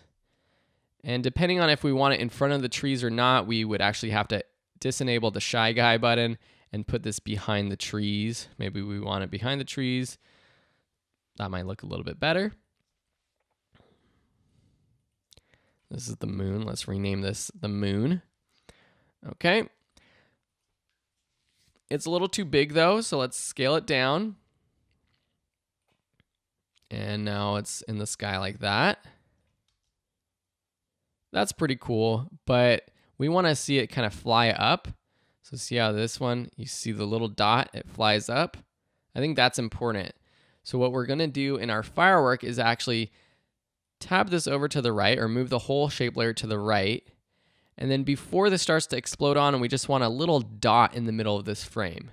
So I'm just going to take our ellipse tool, set the fill option to white, turn off the stroke, and then create a little circle and center it using the align tools.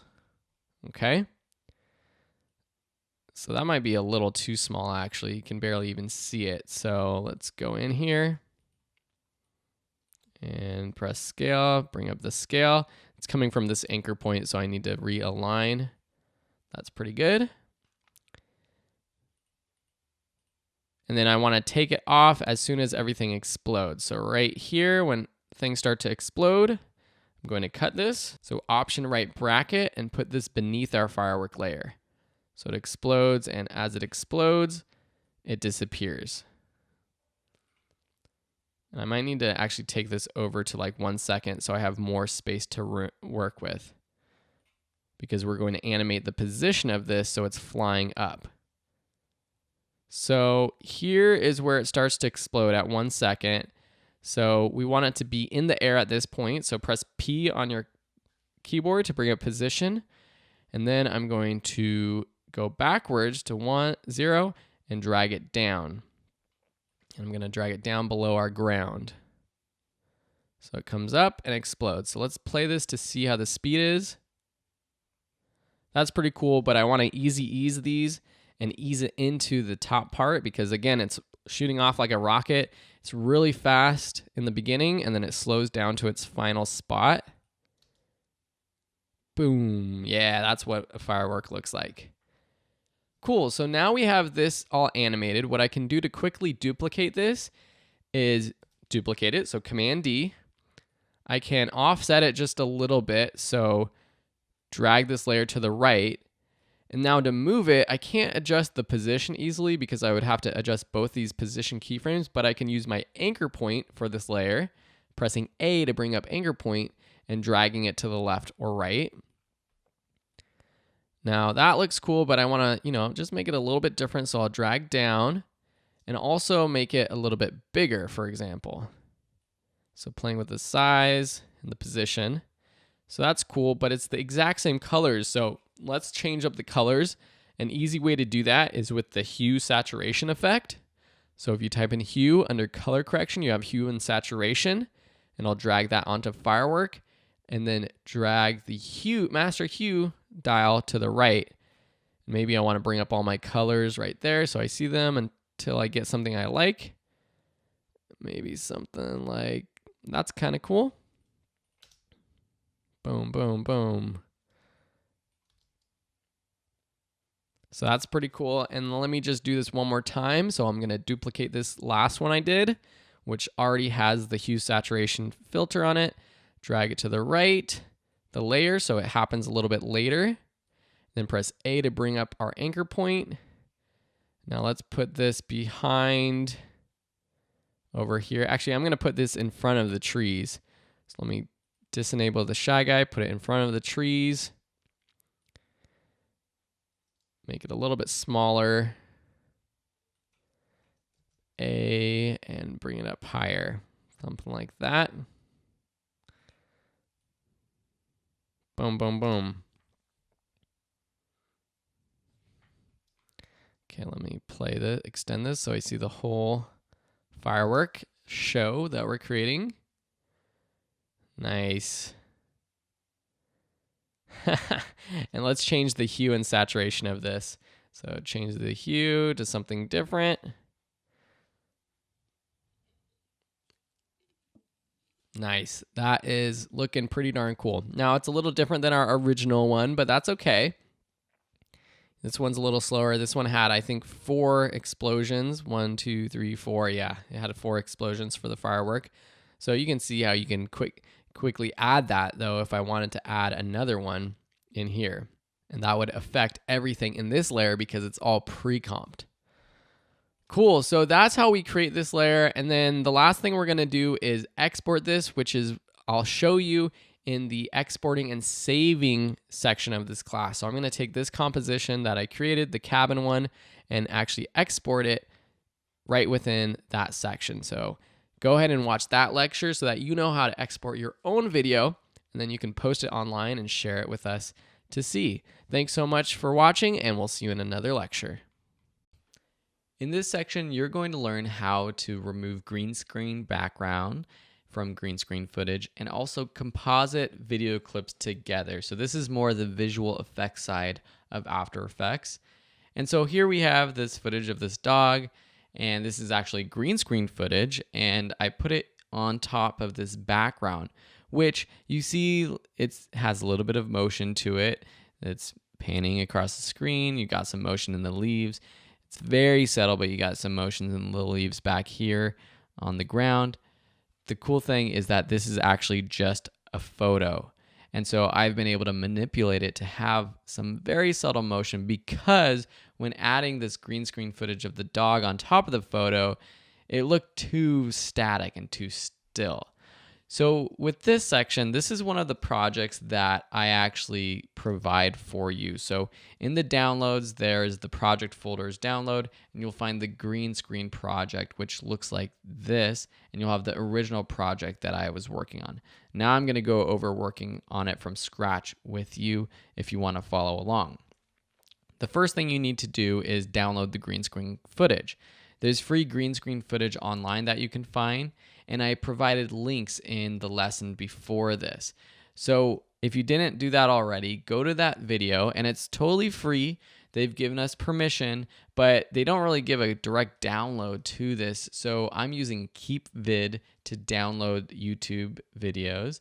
So copy the YouTube URL, go to keepvid.com, paste the link, click download, and then go ahead and download the 720p version. That should be fine for working with this video clip. In After Effects, let's import that green screen footage, and at the same time, let's go to our Photos folder and bring in the grassy hill photo. Drag the green screen clip to a new composition, and we're going to be applying an effect to this green screen. We haven't looked too much at effects yet, but we've done a couple, and you'll see that there's a folder for keying. Keying is what we're doing with green screen. There's different effects that can clean up our key and stuff like that, but Keylight 1.2 is the main effect we're going to use. To apply any of these effects to any layer, just click and drag it onto the layer in the composition or onto the layer in the timeline.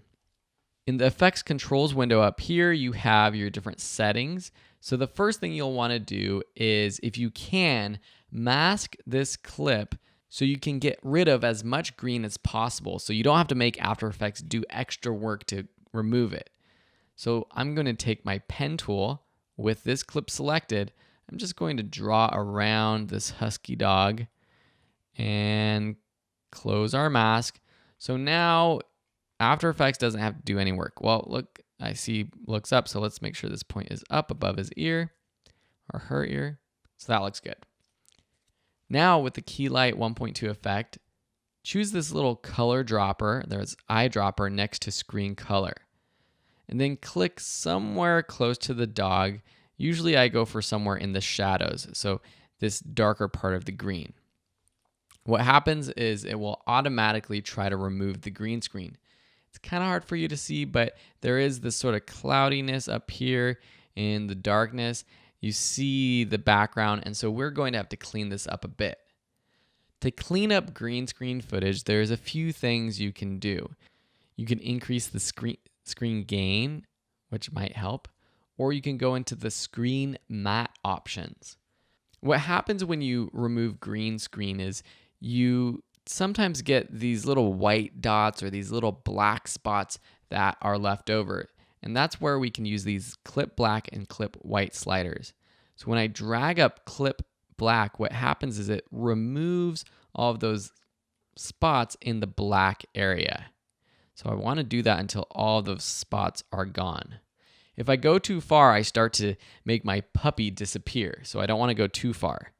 With clip white, if I drag down, it brings back some of those highlights that might have got lost within our puppy. So if I, put it at 0, there might be parts of our puppy that are actually lost. So I'm going to bring this back down a little bit. You can also use this screen shrink or grow to expand the edges. If you expand, maybe you want to add a little bit of softness as well. So this will basically feather the edges. If you're playing through your video, I don't have too much of a problem with this one, but if you're playing through it and you're getting this sort of noisiness in it, you might want to increase the D-spot black or the D-spot white, maybe both of them. And you can see as I increase this, it kind of gets rid of those highlight spots where the details are.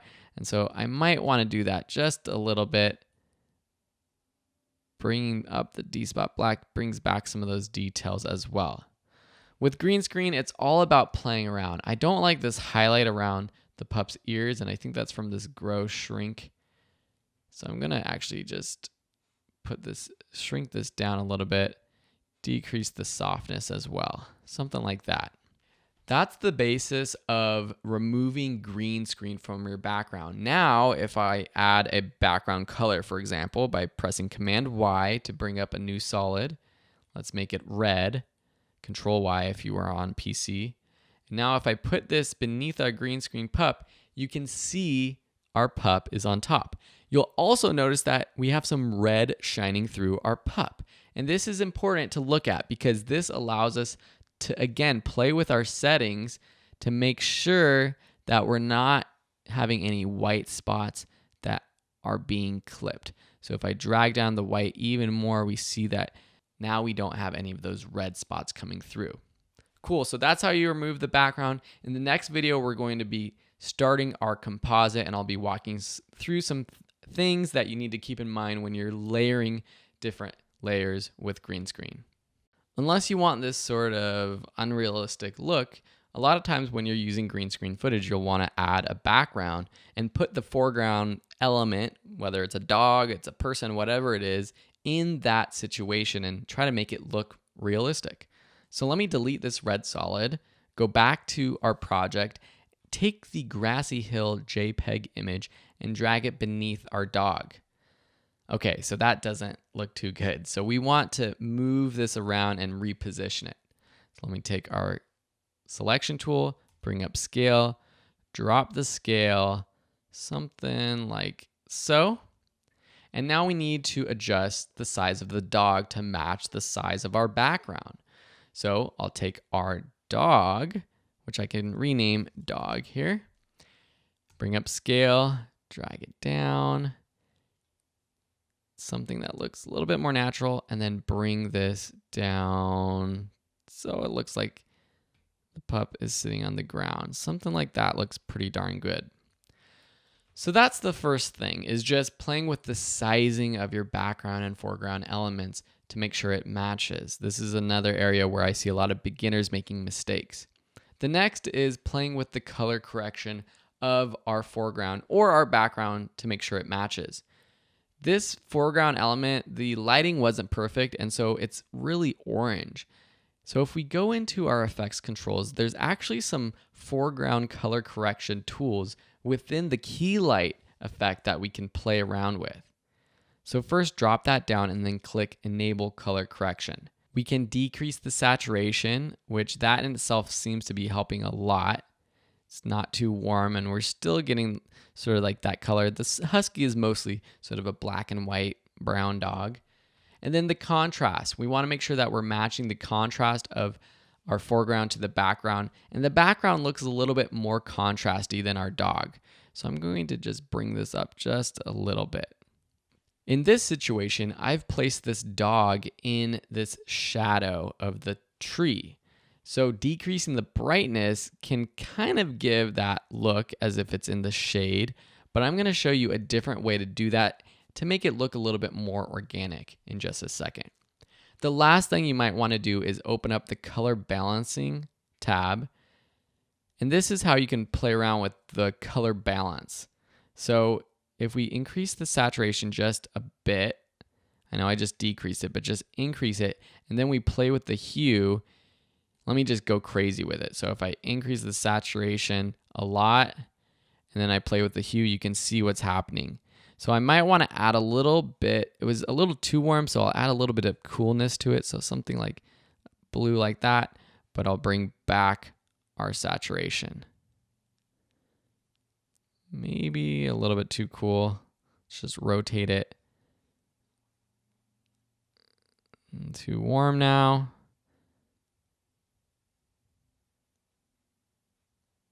Something like that looks pretty darn good. 231 and 5.1. So that's how you can color correct your foreground footage right within the Keylight 1.2 effect. What if I want to add that sort of shadow to the front of this dog? Here's what I would do. There's different ways to do this, but here's just what I would do. Duplicate your dog. I'm going to call this shadow. So remember, duplicate is Command D. Right click, go to Layer Style, and choose Color Overlay. This basically makes this dog all red.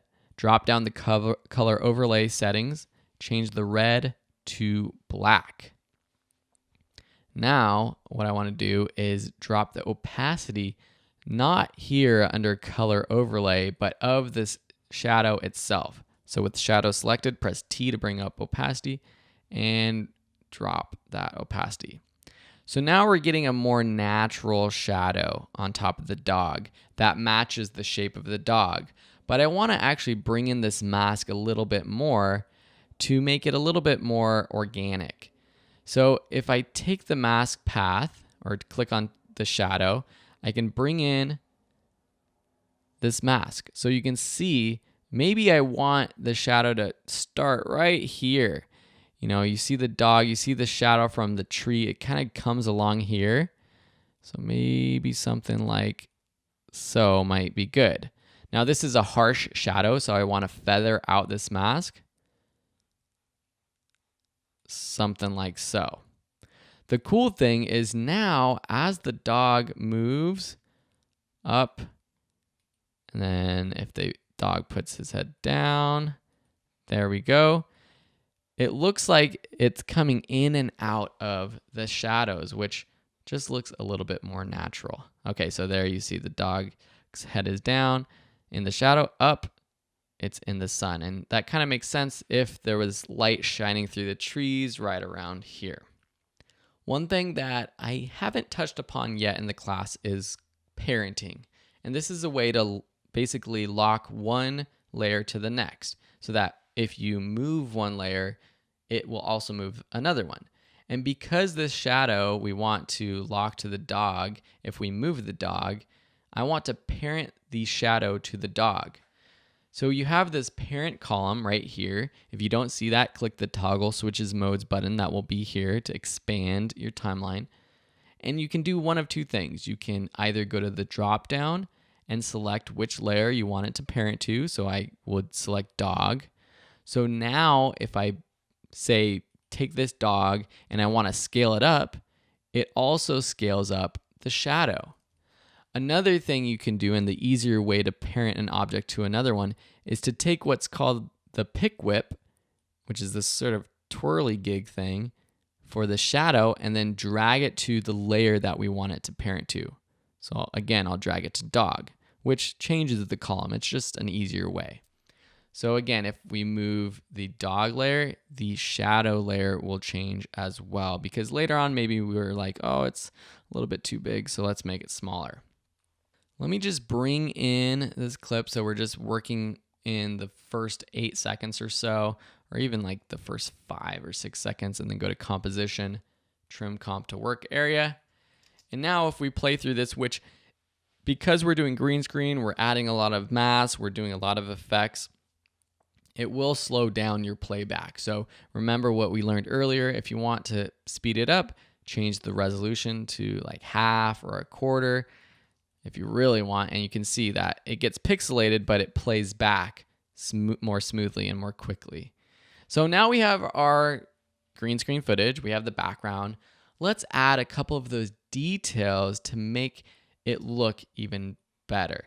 Because right now, to be honest, just this dog sitting on this image, it looks a little fake. So we're going to do as much as possible to make it look like a natural environment. And that's coming up in the next lesson. The first thing we're going to do is add a little bit of motion to this photograph, as if the camera was panning across the scene. So what we can do is basically do a position animation of the background. But if we do that and we move the background from side to side, our dog is left in the middle, floating there.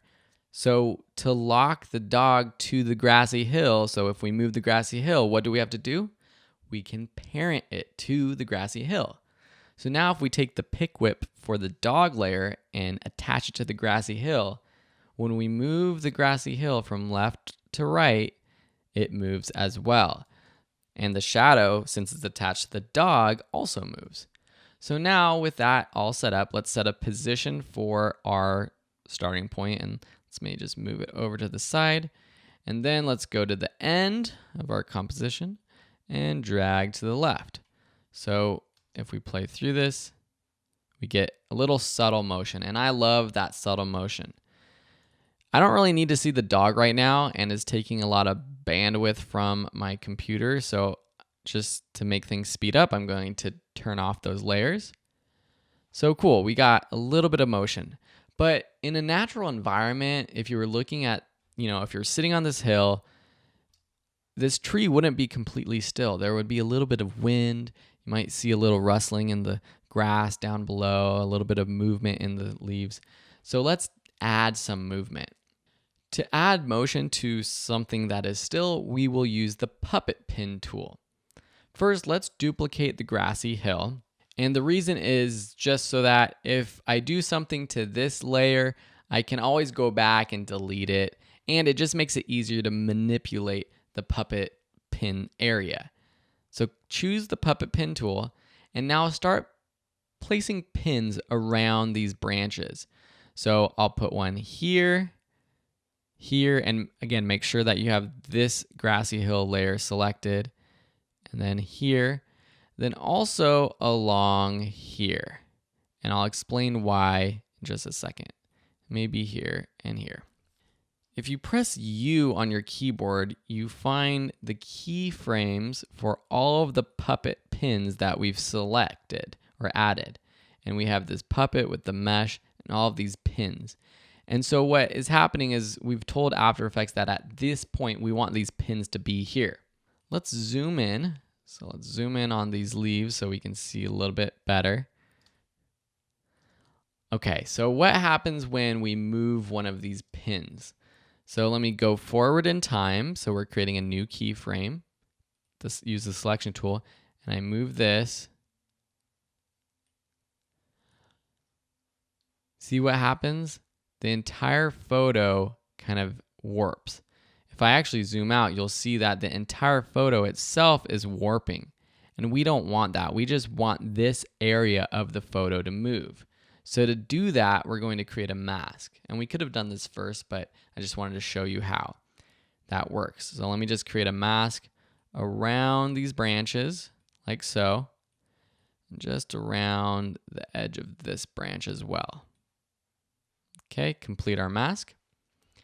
So if we turn off our bottom layer, this is what we're working with. I always like adding a little bit of feathering. So press F on your keyboard and increase the feathering just so it's a little bit more natural when it's blended with the image in the background. Okay, back to our pin tool. Press U on the keyboard. What we want to do is move all of these keyframes to the very beginning of our video clip. Then we'll go forward, and this has got to be very subtle. Let me delete this one that I had created. And let's just move these pins from side to side. So now, because it's masked out, the entire image doesn't move. Just move it just ever so slightly. And go forward, and we'll move it back just ever so slightly. The reason why I put in all of these other pins is think of them as joints of your body and think of these as your arm. If I didn't have these pins set up, then the entire image would move, but these are locked in place. So you have your shoulders locked in place. Here is your shoulder, here is your elbow, here is your hand or your wrist. So you're able to move your elbow up and down or your wrist around without actually moving your shoulders. So these are kind of your anchor points, and we need those to make sure that this part of the image isn't being warped. Because if this image warps, something like this, then it looks weird with the background. We don't want that. We just want this part of the image to move, just these branches down here. Let me extend these keyframes just so that it's really long, and then play through. And this is going to be render intensive. The Puppet tool is render intensive. So if you have a slower computer, this might take a little while for it to render. So I'll render it out, and then we'll see it play through. All right, now it's rendered through. Let me close this layer down. I'll just rename this leaves, and now just select off of that layer so I don't see the pins or anything or the mask. And now just playing through, you see just subtle motion as if, you know, the wind blew that branch. And maybe it's a little too much, actually. We might want to make it a little bit more subtle. In a future lesson, we'll be diving into the Puppet tool a little bit more and showing you how to use it in another real-world project. But this is just sort of a teaser into how that works. All right, so that's enough for this lesson. We added the motion to the photo, panning across, motion to these leaves. Now in the next lesson, we'll use a cool effect to add a little bit of motion to these leaves in the background. I wouldn't recommend using the Puppet tool to add motion to this grassy area right here. It's just too small, too intricate. It's going to look really warped. The Puppet tool works up here because it's the leaves on a white background, and so you're not warping that background, and so it looks pretty good. So for this grassy area, we're going to use what's called the ripple effect. So let's first turn off the leaves layer, duplicate the grassy hill layer, call this grass, go to your effects and presets panel and type in ripple. Under distort, you have ripple, not CC ripple pulse, but ripple. Drag that onto your grass layer. And the best way to visualize this effect and many effects is to take it to an extreme and then come back. First, let's set where the center of the ripple will be. So click this little target arrow right here next to center of ripple, then go over to your composition and just click anywhere around this grass. Then crank up the radius. you can start to see that the ripples go out. Think of this as like rippling water. Then to really see how this looks, increase the wave height and even the wave width. So now you see what's actually happening. And if you play through this, you get this sort of water-like ripple effect. We're going to use this effect, make the width and height really small so that it's just kind of making the leaves and the grass flutter in the background. So let's decrease the wave width to about 8 or so, something like that. Then let's decrease the wave height to like 4 or something. Now, if we play through this, let's just put our work area to like 2 seconds so we can see this. It looks a little bit unnatural. It's moving a little bit too fast right here. So let's decrease the wave speed to something like 0.5. Remember, subtlety is the key with most things in After Effects, especially with visual effects. Okay, now with the playback, you just see a little subtle motion of these leaves, especially if you look at these ones. Let me zoom in even more. It's kind of hard for you to see because the quality is pixelated now. But it's just, if you're following along, hopefully you see just that little bit of motion. If you want more motion or you want more exaggerated motion, you can make it faster with the wave speed or increase the wave height like so. The problem right now, though, is that we have this ripple that's affecting the entire image. So even the hills back here and this pole right here and the trees in the background, we don't want that. So we want to create a mask just around these leaves right here. So first I'm going to change the height back to 5 because I like that better. Then take our pen tool, make sure our grass layer is selected, and then just click over our grassy layer like so.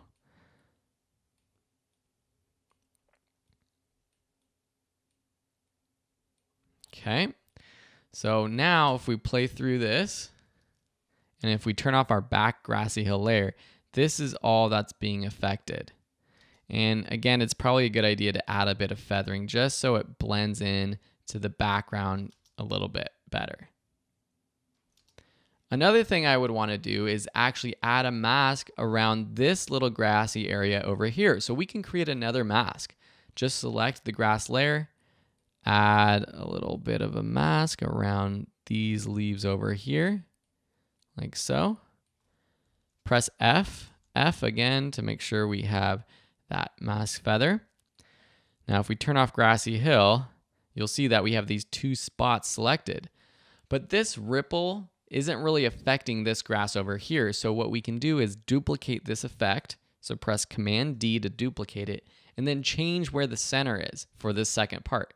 So click the little target area and then put it right in the middle right there. So now if we play through this, we get a little bit of motion for both parts of the grass. So if you're happy with your settings, now we turn on all of our layers and then we play through, render and play. All right, playing through this, you get a little bit of that motion in the trees.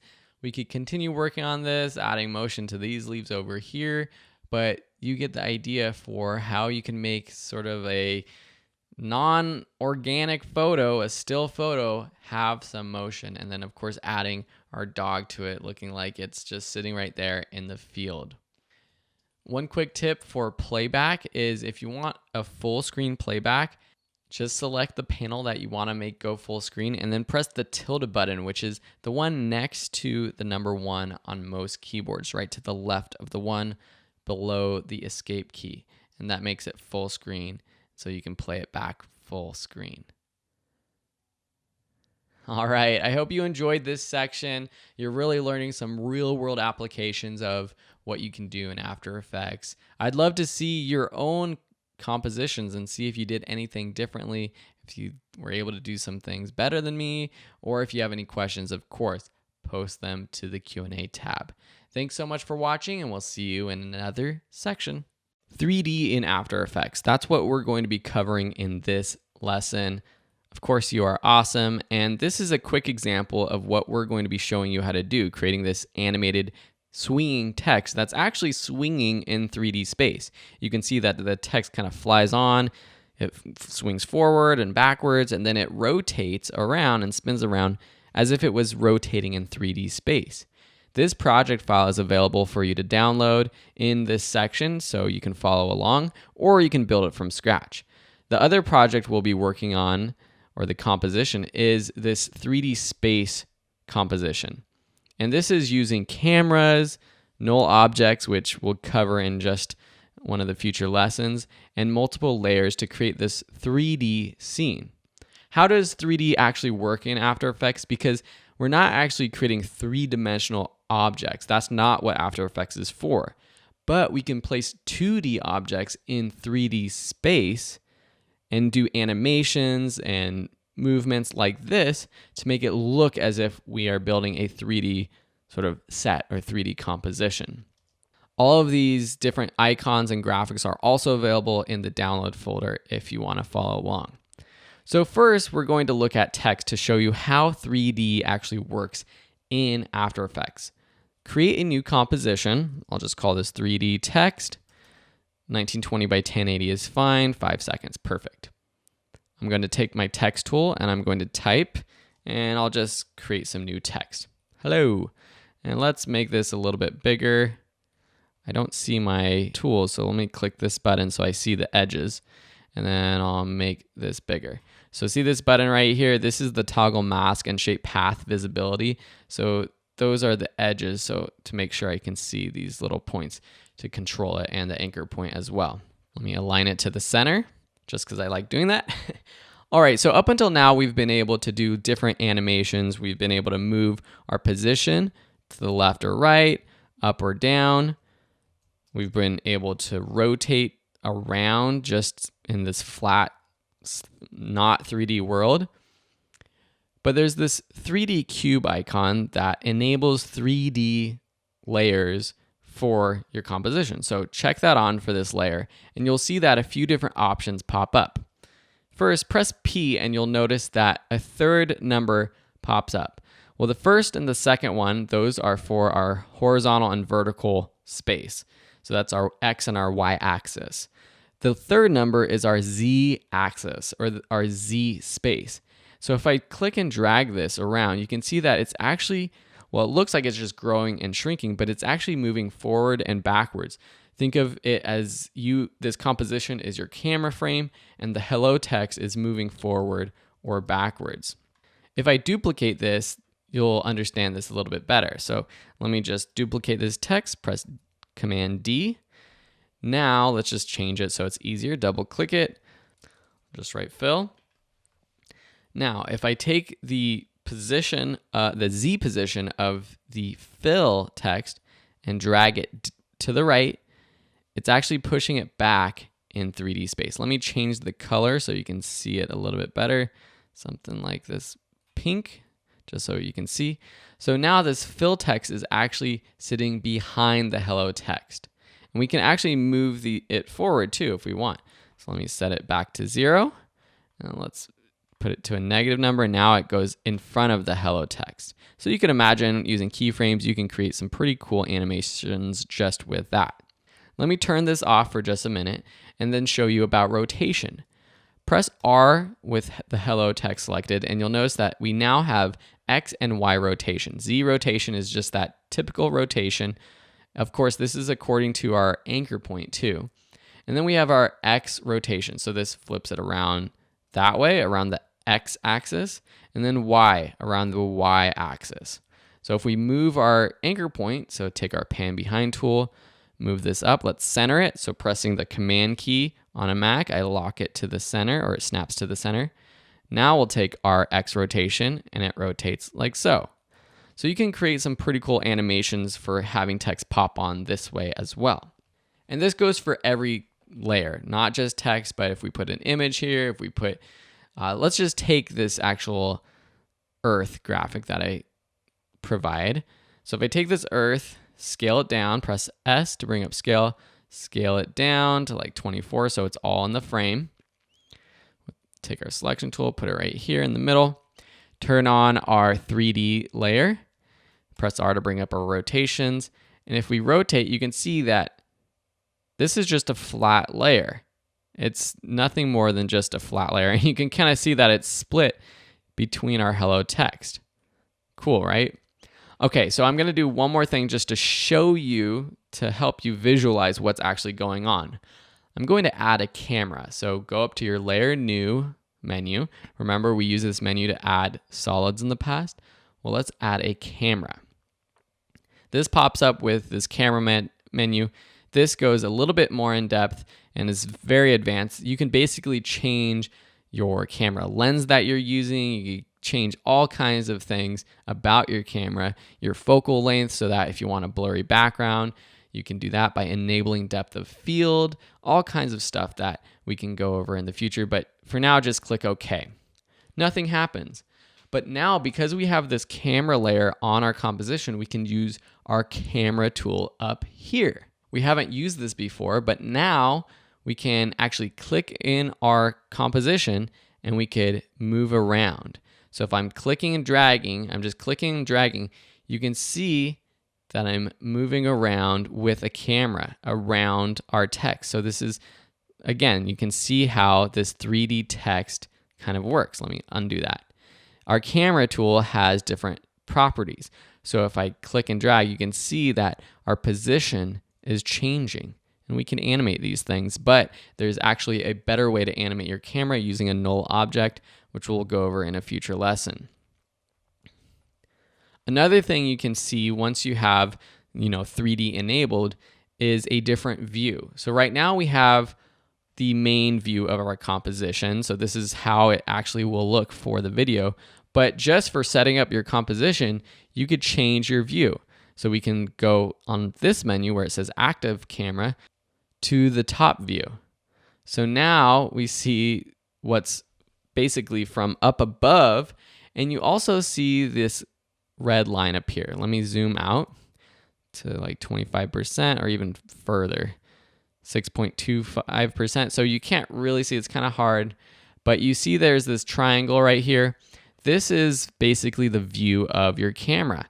Imagine this at this point down here, this is your camera set up over here, and it's looking this way, and this line right here, this is what's in view of your camera. We can also add two views. So right now we're just seeing the one where we set right here, but if we choose two views, for example, we can see our main composition, the active camera, plus the top view. And this view is helpful just in case we want to move our earth and be able to do it a little bit easier. So let me actually zoom in, fit up to 100%.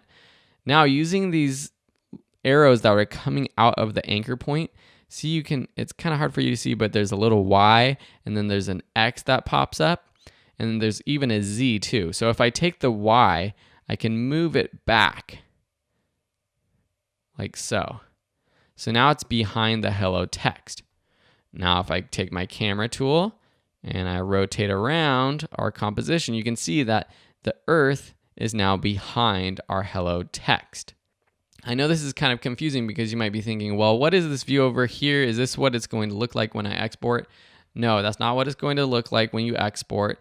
What it is actually looking like is the active camera. So make sure that if you don't have the active camera up, if say you have the back camera or something like this, which shows from behind, make sure you're understanding that this isn't what it's going to actually look like. You can even have 4 views if you want. So if we do 4 views, let's do that. So now we see the vertical, we have the right, we have the front, the active camera. We can change these if we want. Just click on each box, and then on this drop down, you can change it. So maybe we want the bottom view, or maybe you want some sort of custom view. So if I take my custom view, and then I take my camera tool, I can rotate around, and now this is my custom view. At this point, you're probably really confused, and we're going to take a step back. We're going to animate our swinging text, and then we're going to move forward with our 3D space animation. So let's back up just a little bit, and in the next lesson, you're going to be following along with this project right here, which is a really cool effect for introducing and exiting text. Let's create this swinging text animation. Create a new composition. I'll just call this one swinging text. 5 seconds is fine. 1920 by 1080. First, I'm going to create a background, so Command Y to bring up our new solid settings, or layer new solid, and choose whatever color you want. That's our background, and I'm going to lock that in place. Next, let's add our text. And when I build out my kinetic typography or just my titles, I like to build out the entire scene with all the text and then animate everything. That is just how I like to work. Under characters, I'm using the Futura font. Let's make it white. And then let me just create our text. U. I think this is a little too big, so let's just take that, drag it down. And then I'll duplicate it, making sure our shape path visibility is on. Drag it down, and I'm holding the Shift key to lock it as I drag it down, so it stays straight, aligned with this top one. R. Take my selection tool again, then duplicate, drag down, and awesome. So build that out, and then I also want you to move the anchor point to the top of each text layer because we want it to rotate from that anchor point. So taking my anchor point, holding the command button to bring it to the top center for all of these. Cool, so what we can do is actually animate the first one and then copy and paste those settings to the second 2 layers. So with the U text selected, let's turn on 3D. Actually, let's do that for both of these other layers. Then press R. We're going to be rotating the X rotation. So like I always like to do, I like to set my endpoint first. So let's go to, say, around 4 seconds and set a keyframe for X rotation. This is our landing point. Then go back to 0 seconds and let's rotate this backwards. Now, this is a little confusing for some people. So typically you would think that rotating at 90 degrees would be perfectly sort of straight and you wouldn't see it because if you rotate it 360 degrees, it rotates completely one full turn, and then splitting that by 4, it should be kind of perfectly horizontal. But that's not how it works with an After Effects composition. Depending on where a layer is, you might have to adjust the starting rotation point. So I'm going to rotate this to something like about 98. So, or 98 to start out with. And we'll start from there because we want to swing in like so. But we want it to swing in, up, and then back and forward. So let's set another keyframe around 1 second. And we're going to rotate it all the way up to like -40, which is actually bringing it in front of the camera or towards you as the viewer.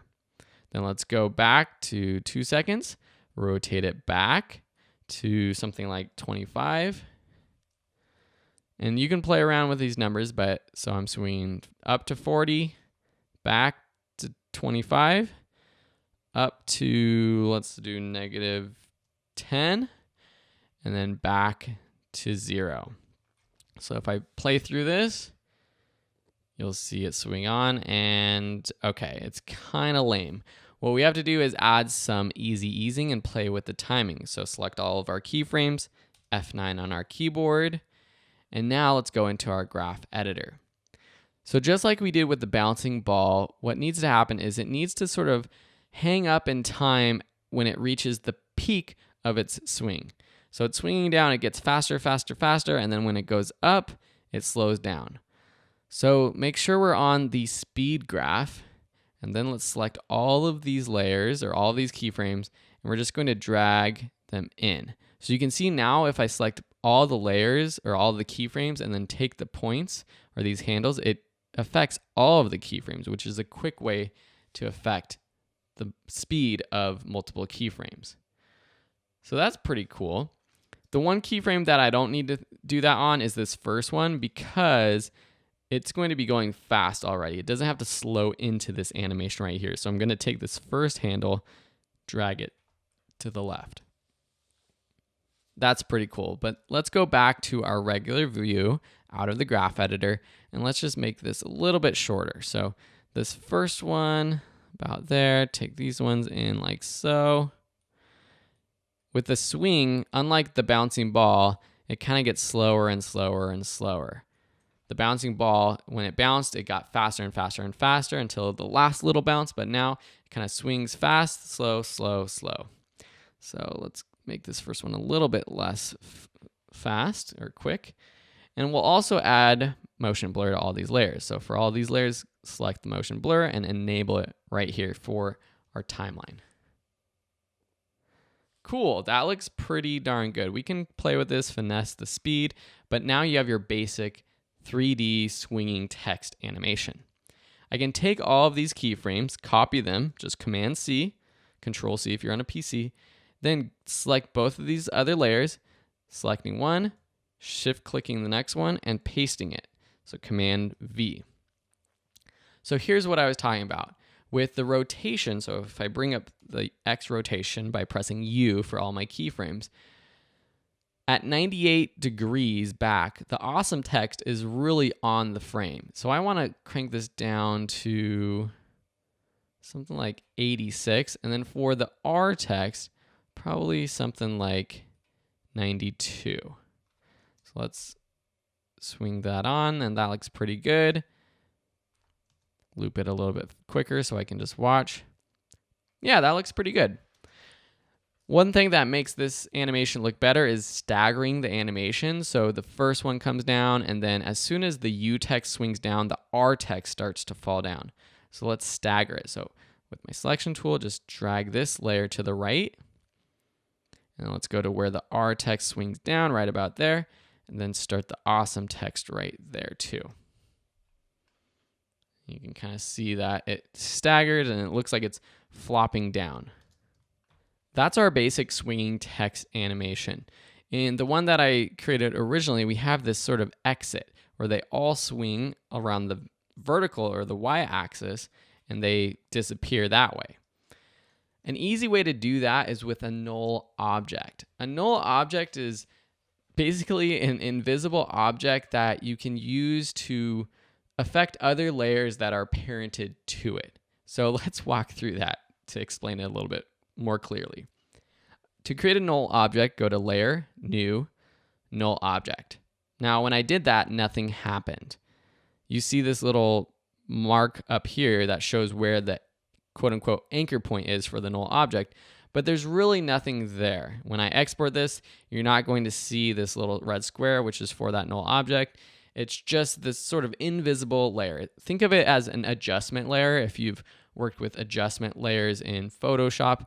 Not that it adjusts everything beneath this layer, but that you can parent things to it. So instead of having to rotate all of these 3 layers individually, and also instead of having to pre-comp them, which we could do, we could pre-comp these 3 layers and then spin that pre-comp out with a rotation animation.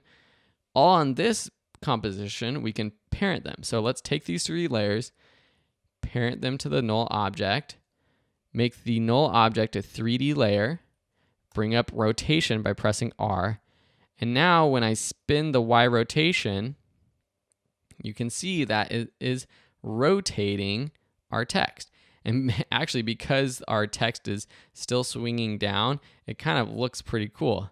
It's kind of like this matrixy kind of effect. That's kind of cool, actually. But what we're going to do is just rotate them out once they get down. So around 3.5 seconds, let's set a keyframe for the Y rotation. And then at 4.5 seconds, let's rotate to the right. So we're going to go to the left, go negative, actually with our dragging, and about there. So negative 90. So now if we play through this end part, let's just show you what happens. So it rotates, and it rotates off pretty much completely, which is good.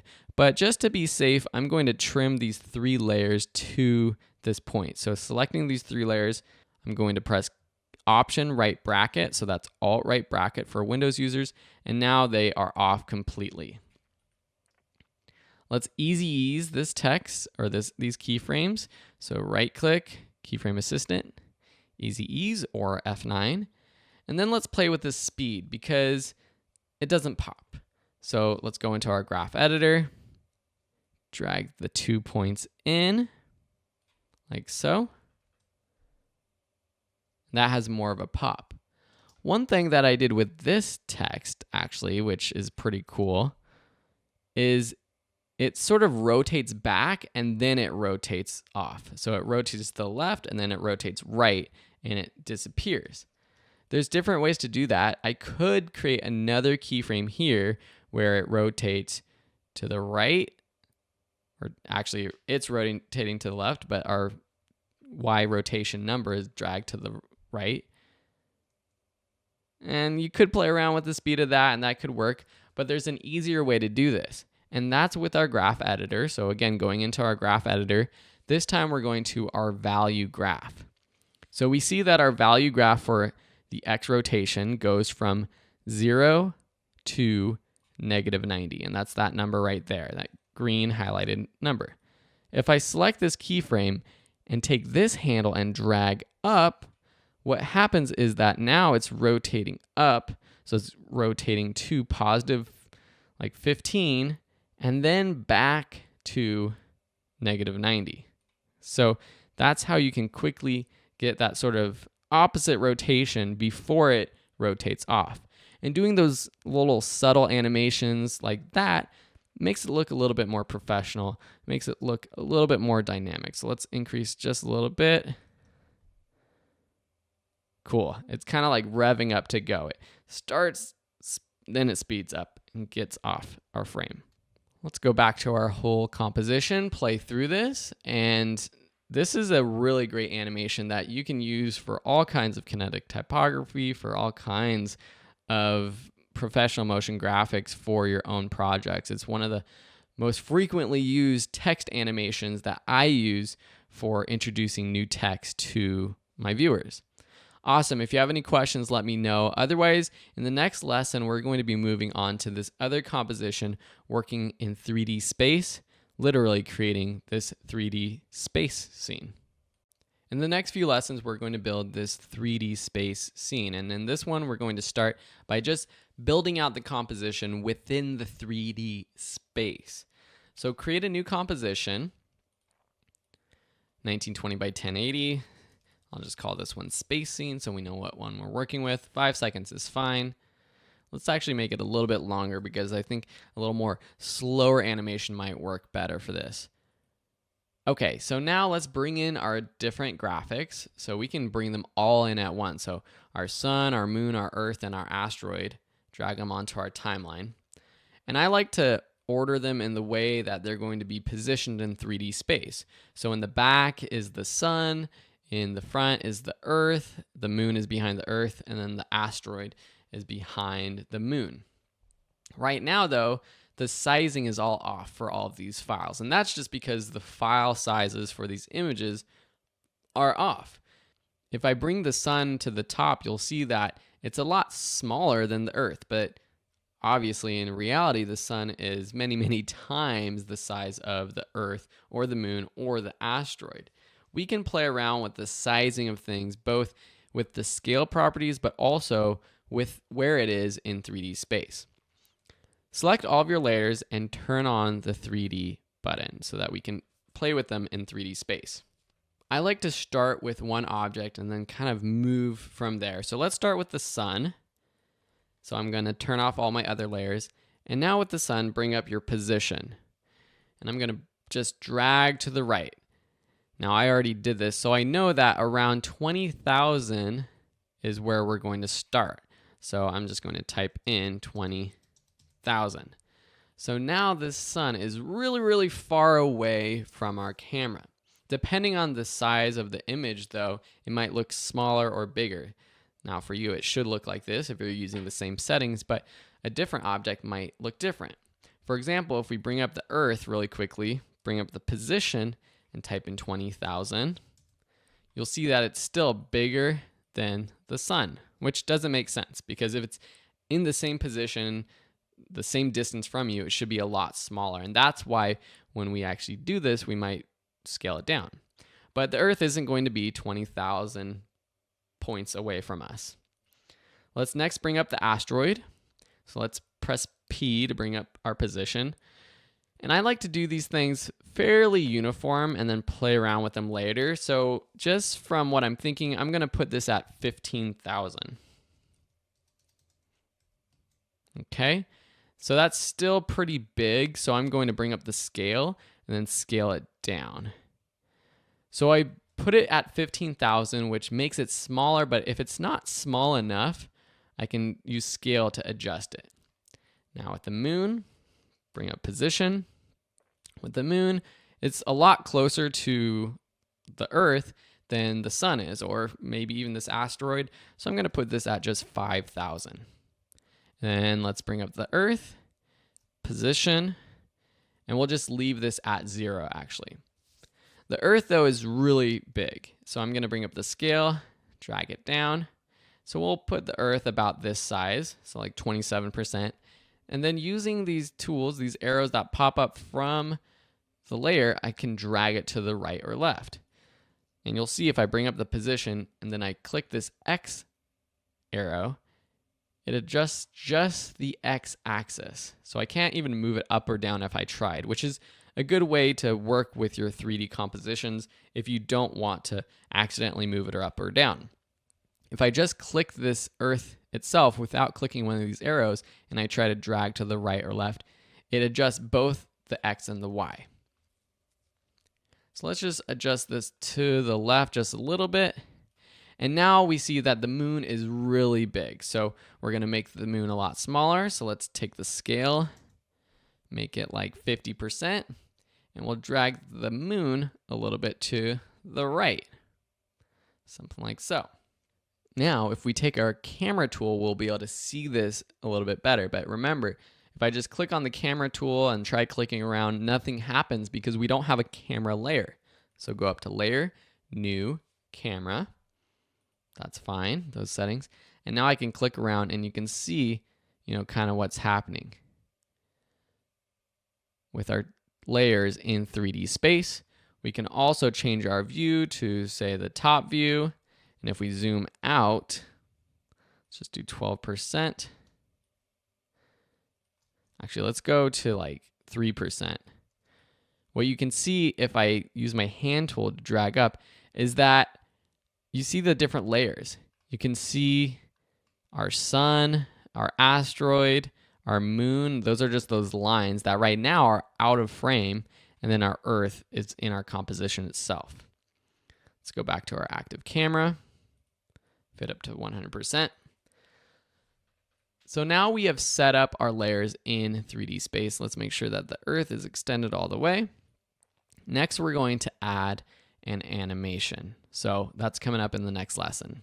Now to animate our 3D scene. You noticed earlier that the camera tool has transform properties. So we can animate these different properties, but there's a better way and an easier way to animate the camera, and that's through a null object. Let me show you though, just to explain why we're doing this. So I'm just going to create a quick new composition. I'm going to add some text. Hello. Let me also add a background.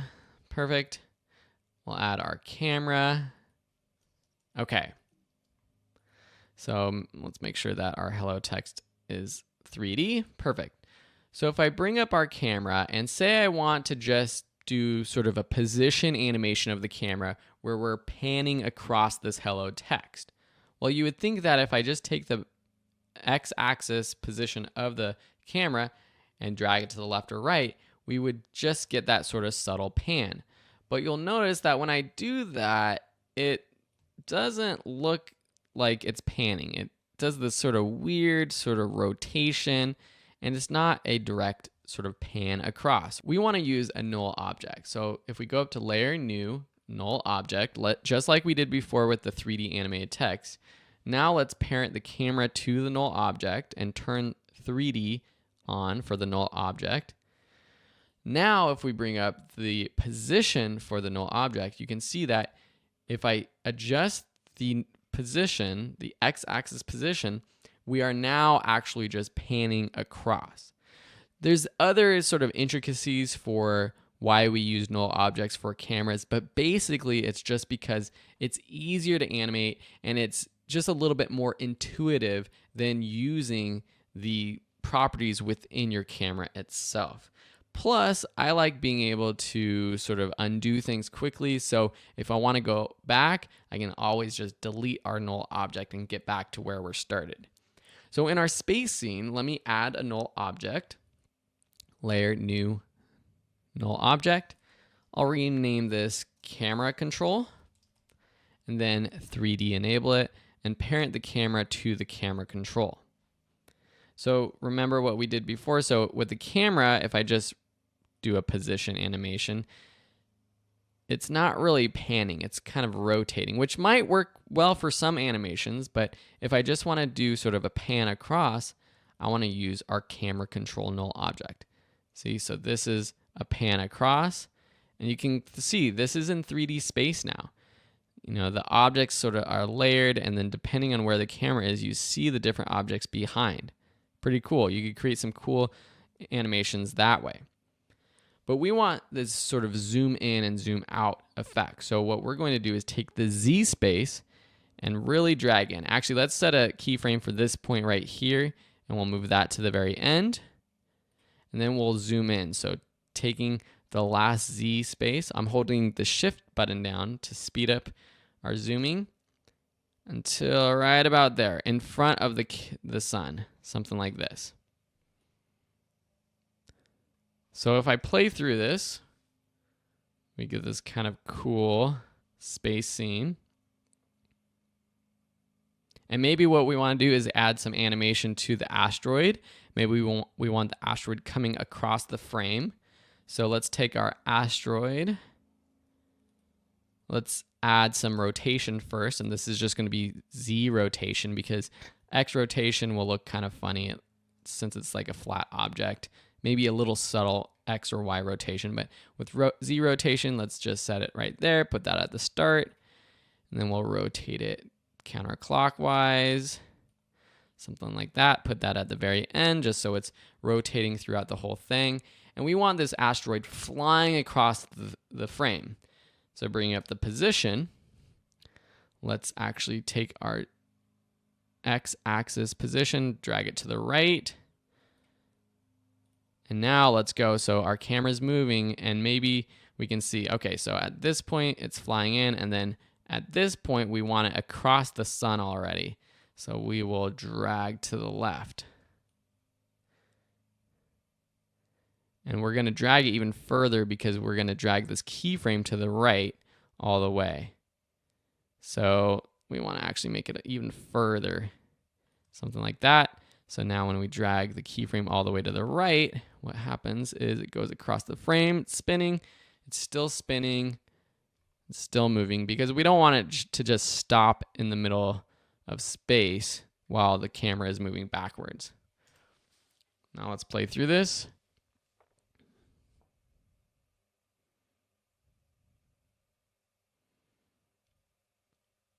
That's looking pretty cool.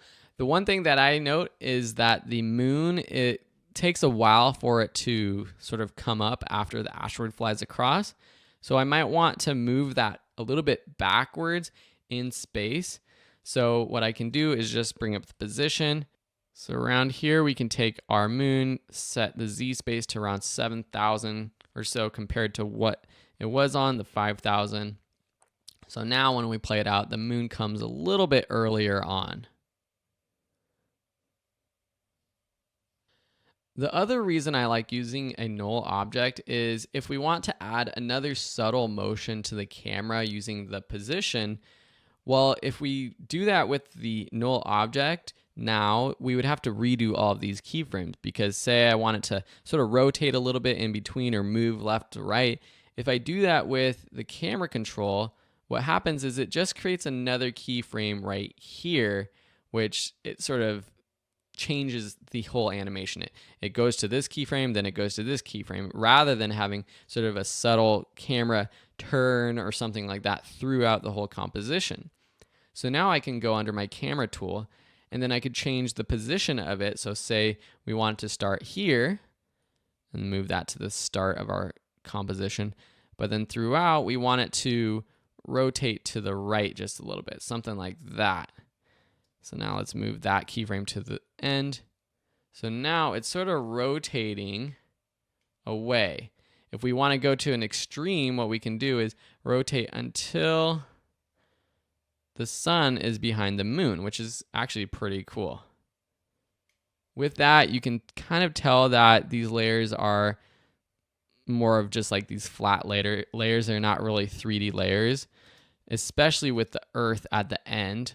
To combat that, what we could do is just rotate the Earth. So bring up the Y rotation and rotate backwards just a little bit so that it looks flat to the camera. Now we have our basic animation. In the next lesson, I'll show you how to easily create a star field that's going to go behind all of these other layers. We have our space scene, but it still looks a little bare, and that's because we don't have any stars. Of course, we need some stars. To create stars, we're going to use a solid layer and an effect. So go create layer, new, solid, and make it white. And I don't know if you remember this, but a while ago when we were learning about solids, I talked about using them with effects. And this is an example. Find the CC Starburst effect in your effects and presets and drag it onto your white solid. Automatically, the solid turns into this sort of star-like field with all these little circles. But if you play through it, you can see that the stars are actually moving. So if I turn off all these other layers, play through this, this is a cool effect in itself, but I actually don't want our stars to be moving because we already have a camera move that will make it look like we're moving in space. So there are some settings that we want to play around with. One is the speed. So I'm going to set the speed to 0. So now these dots just stay still. The next, I want them to be smaller. So with the size, I'm just going to make them really small. Something like 20. It doesn't even let you go below 20, but 20 is perfect. Next, I'm going to put this behind all of our other layers. Now this is cool, but if I play through this, it doesn't necessarily look that good because the stars would probably be moving a bit while we're zooming out from the sun. So what we can do is just a quick scale animation. So bring up the scale for this solid. At the end, we will set it to 100%. And then at the beginning, we'll make it like 120 or so. And by doing that, it looks like it's shrinking, or it looks like you're sort of zooming out. There's a different way we could have done this by putting it in 3D space, which I'll show you in just a second, but just that simple scale animation, I think, looks fine.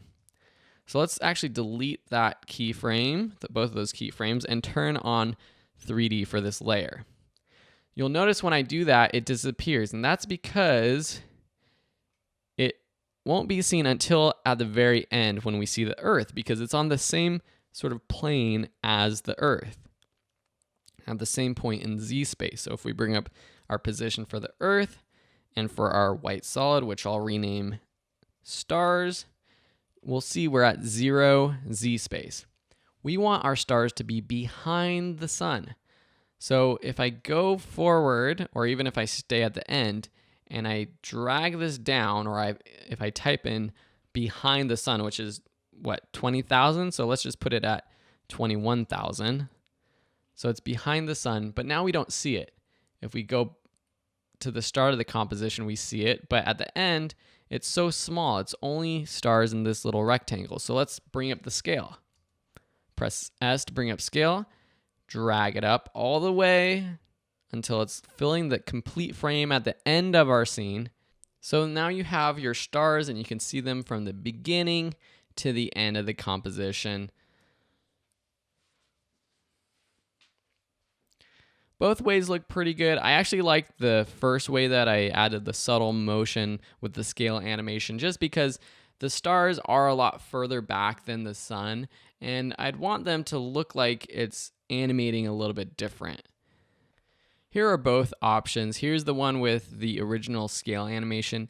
I like the subtlety of it. There's not too much motion. Even when we're zoomed in on the sun, we know those other stars are really, really far away, and so they should be moving more slowly compared to the other option which we did with the 3D layer. There's no right or wrong, and you can kind of see which way you like better. But this is also a good example of how you can use both 3D layers and non-3D layers in a single composition. And just to clarify, so if I have the other stars, the non-3D stars, the 3D layer, this layer doesn't get affected by the camera motion at all. What's being animated is the scale with keyframes, but none of the other camera animations with the null object or anything will affect what this layer looks like. Only layers that are enabled for 3D are affected by that. All right, I hope you liked this section of the course about 3D animations. Now you can use these techniques in all of your other motion graphics and projects. We will be diving into using lights and building out even more advanced 3D compositions in a future lesson, but for now you know the basics, and we're going to move on to some other effects that are important and just kind of understanding how you can work with more effects from the Effects and Presets tab. Thanks for watching and have a great day. Welcome to this brand new section of the After Effects course. In this section, we're going over a new tool called Rotoscoping. And After Effects in the latest CC versions has really updated this tool to make it easily to separate different aspects of a screen, including parts of a screen even when it's moving. This is a sample shot, and I'll play through this from a commercial that I helped work on for a local business. And what I was able to do was segment out and solo this cup of, it's like a fresh squeezed juice, and that has color, and then the background we separated it so it was desaturated, and then we were actually able to separate the boy here, which we added color to first, and then we brought up color in the background. And so there's lots of different things you can do with rotoscoping. You could do something like this, or you can take out an element from your screen completely and put it in another video. It's another way of doing sort of like green screen work. So we have the project file for you to work on. So go ahead into your computer After Effects folder and find this rotoscoping.mov file. Import that into After Effects and then just drag it into a new composition. Go up to the Roto brush tool up here. Then to actually start using this tool, you'll need to double click this composition window. What happens is you open up the layer window, which is when you're dealing with the rotoscope tool and some other tools like tracking, you actually go into the individual layer within the composition and you have them in panels right here. So when you're looking at the layer panel up here, you're just looking at this individual layer up here. Now you'll notice that my mouse is this green little circle, and this is where we can make selections. So what you want to do is drag around the edges of whatever you want to select. So first, let's actually segment out this boy, and then we'll segment out the cup later on. So to make a selection, you just click and drag, and typically I'll just drag around the edge of my selection. It doesn't have to be perfect because After Effects is pretty smart at making a selection based off of the edge of things, and we can make adjustments afterwards too. So once you'll see that I'm dragging and I'll unclick, what happens is you get this pink line surrounding our boy, but you see also that there have been some selections that I don't want, like this little bit right here in the bottom left. So let me actually make this panel a little bit bigger so we can see a little bit more. And you'll also take note that my timeline indicator is at the very beginning of my project or my composition. So to deselect anything, just press the Option key or Alt if you're on a PC to get sort of an eraser rotoscope tool. And then just click within any area where you don't want to make that selection. So just like so. Oh, when I did that, a little bit more of his shirt that I do want got deleted. So let me go back here with my green tool. When I stop pressing the Option key, I get my green tool back. And that looks pretty good. So here's the thing. We've made this selection, but this is the selection just for this frame of the video. When I move forward in the video, say I just take my timeline indicator, move it up here, what happens is we don't get anything as our selection. If we go a little bit forward, After Effects tries to do a decent job. And here it actually did a good job and it continued to make this selection. But sometimes it doesn't make the perfect selection. So you have to go frame by frame, literally, and edit your selection. And we'll get to that. It'll be a little bit more difficult when we're soloing out this cup down here. To go frame by frame, what I'll do with rotoscoping is put my time indicator at the very first frame and then go literally one frame at a time by pressing Command right arrow. So that would be Control right arrow for PC users. And as I do that, I can pay attention to what this selection is doing and making sure that it's selecting everything I want. And you want to make sure that from the beginning it's perfect, because if you make a mistake and later on you realize, oh, his eye wasn't selected or something crazy like that, if you make that selection at that point, it only affects from that point forward. It won't affect all of the frames before that. So what I noticed right here quickly is that his arm right here, his shirt, doesn't have a little selection. And I noticed that up here around the 5th or 6th frame. So I actually have to go back to the very beginning, make sure his shirt is selected properly, like so, and then go forward. So now I'm just Control or Command right arrow, and literally I would just go through this one frame at a time. This is a little bit tedious, but I would go one frame at a time. Another thing you'll notice is this little timeline here in our layer window right now.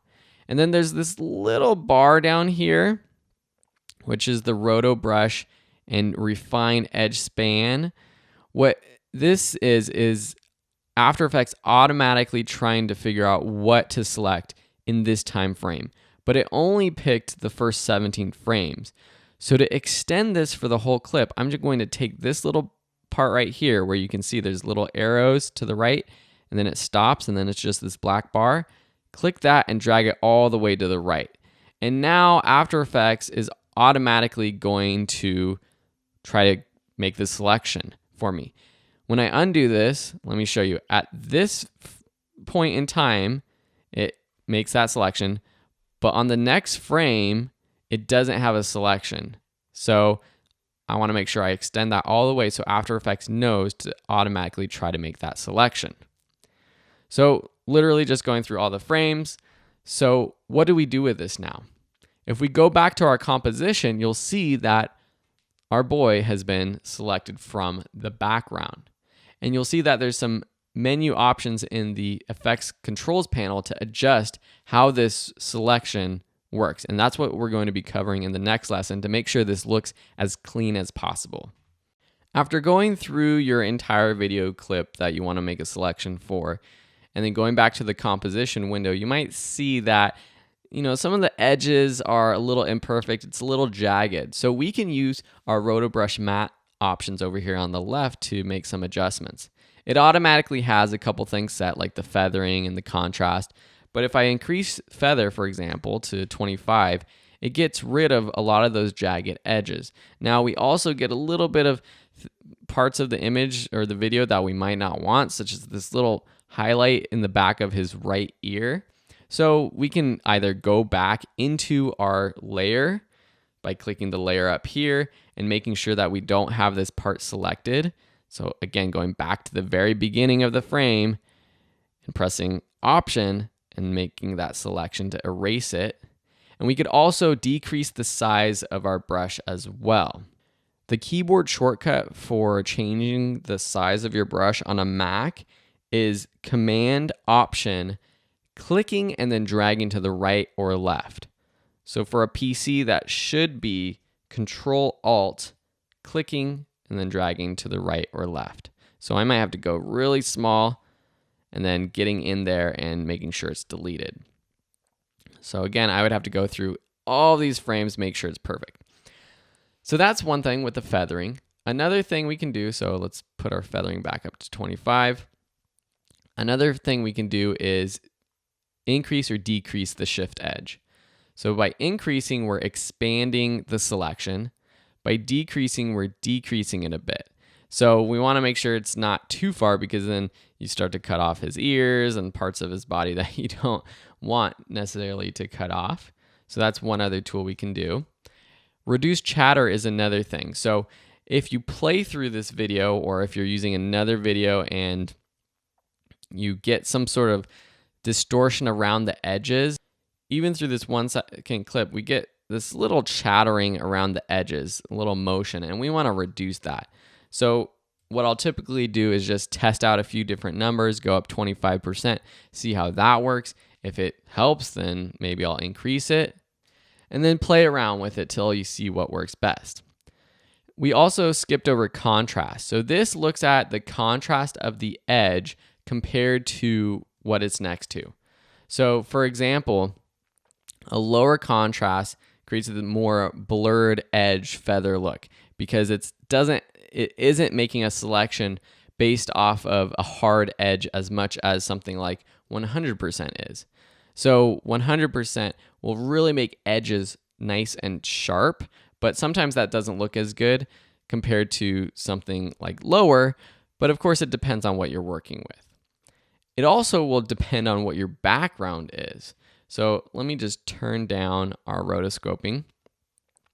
If I duplicate this layer by pressing Command D, and then you take the background layer, delete the rotobrush tool, and then say we want to just quickly make the background black and white with the foreground in color, I'll take my hue saturation effect in my effects and presets panel, drop it onto the background rotoscoping layer, and then drop my saturation.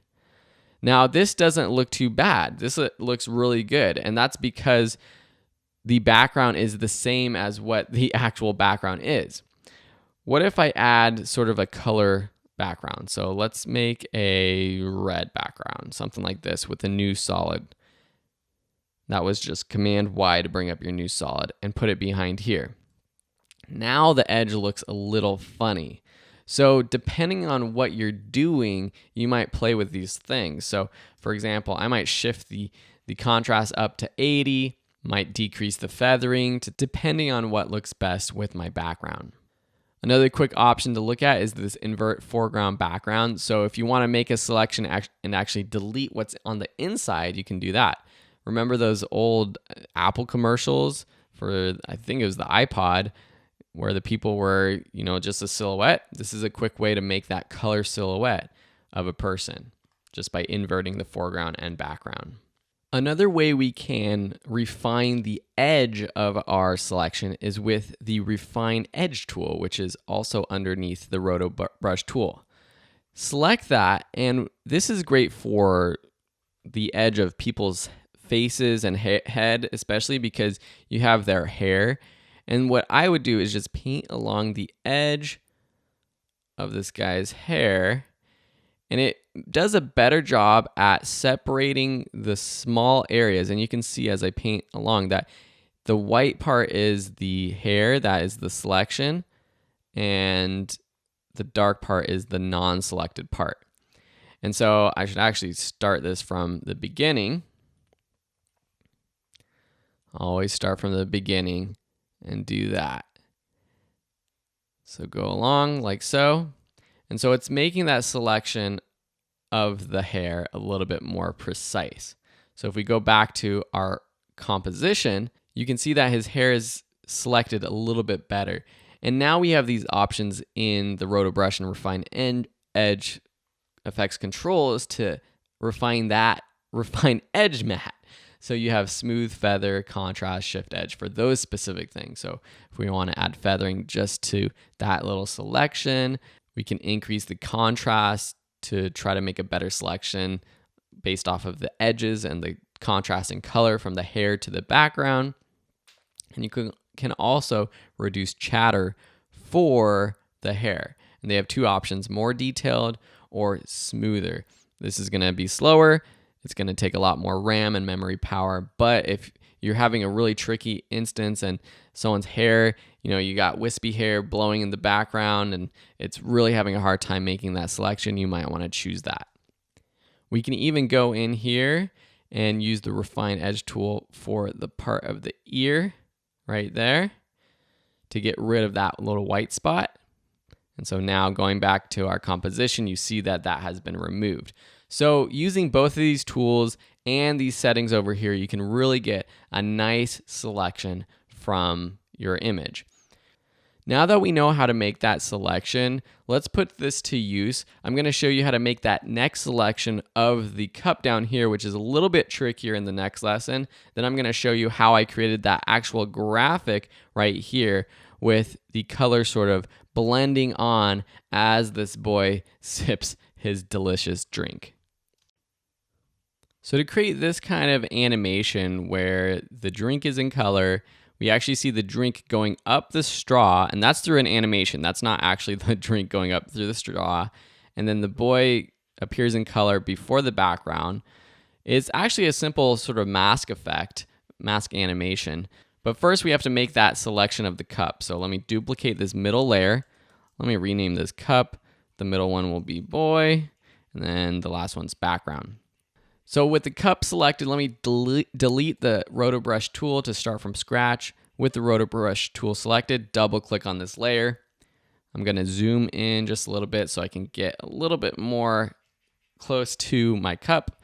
Go back to the very start of this composition, and then just make this selection of the cup, and we'll do the straw as well. Get in here between the fingers, and as you see, when I do this, because the color of the boy's skin and the drink is more similar than compared to like his shirt and the background, a lot of his hand and arm gets selected. So I'm just going to option click to delete those parts of the selection.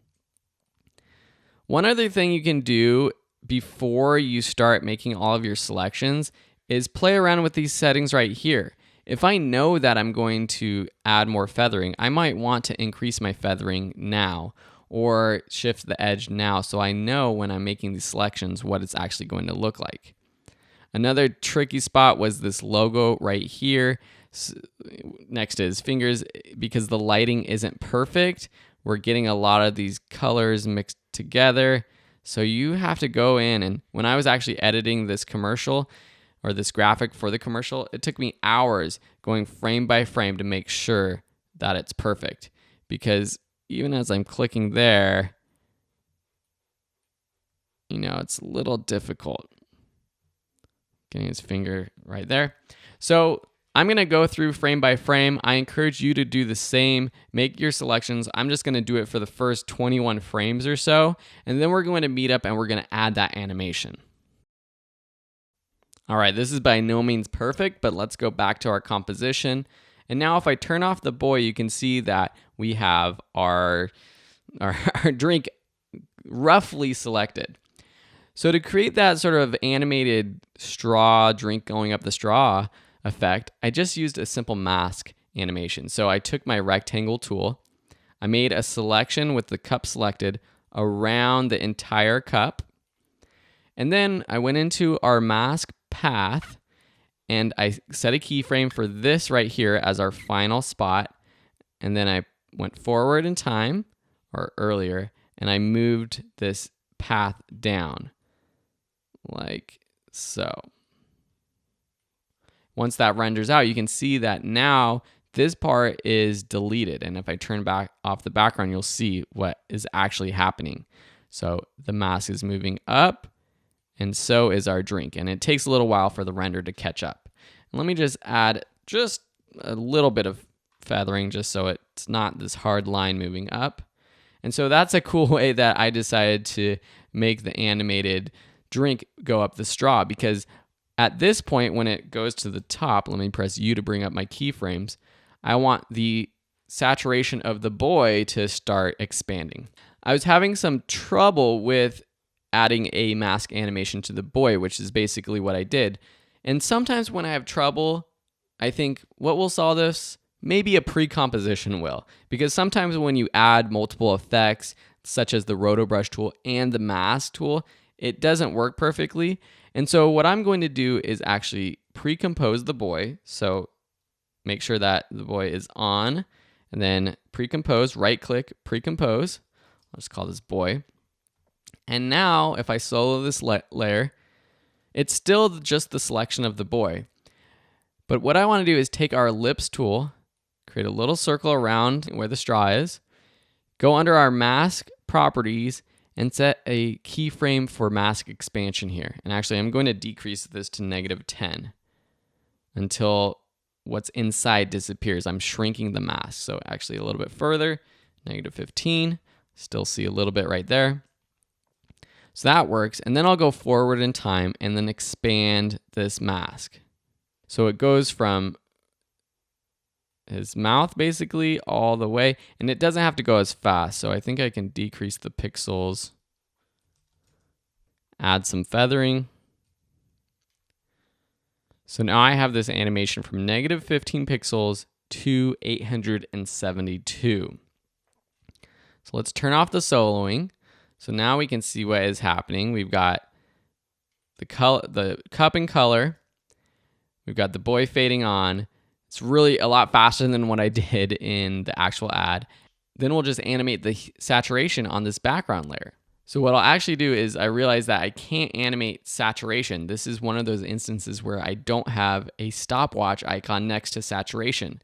What I can do is just fade on and off this layer. So what I'll do is just press T to bring up opacity, set a keyframe, go forward in time, and drop the opacity to 0.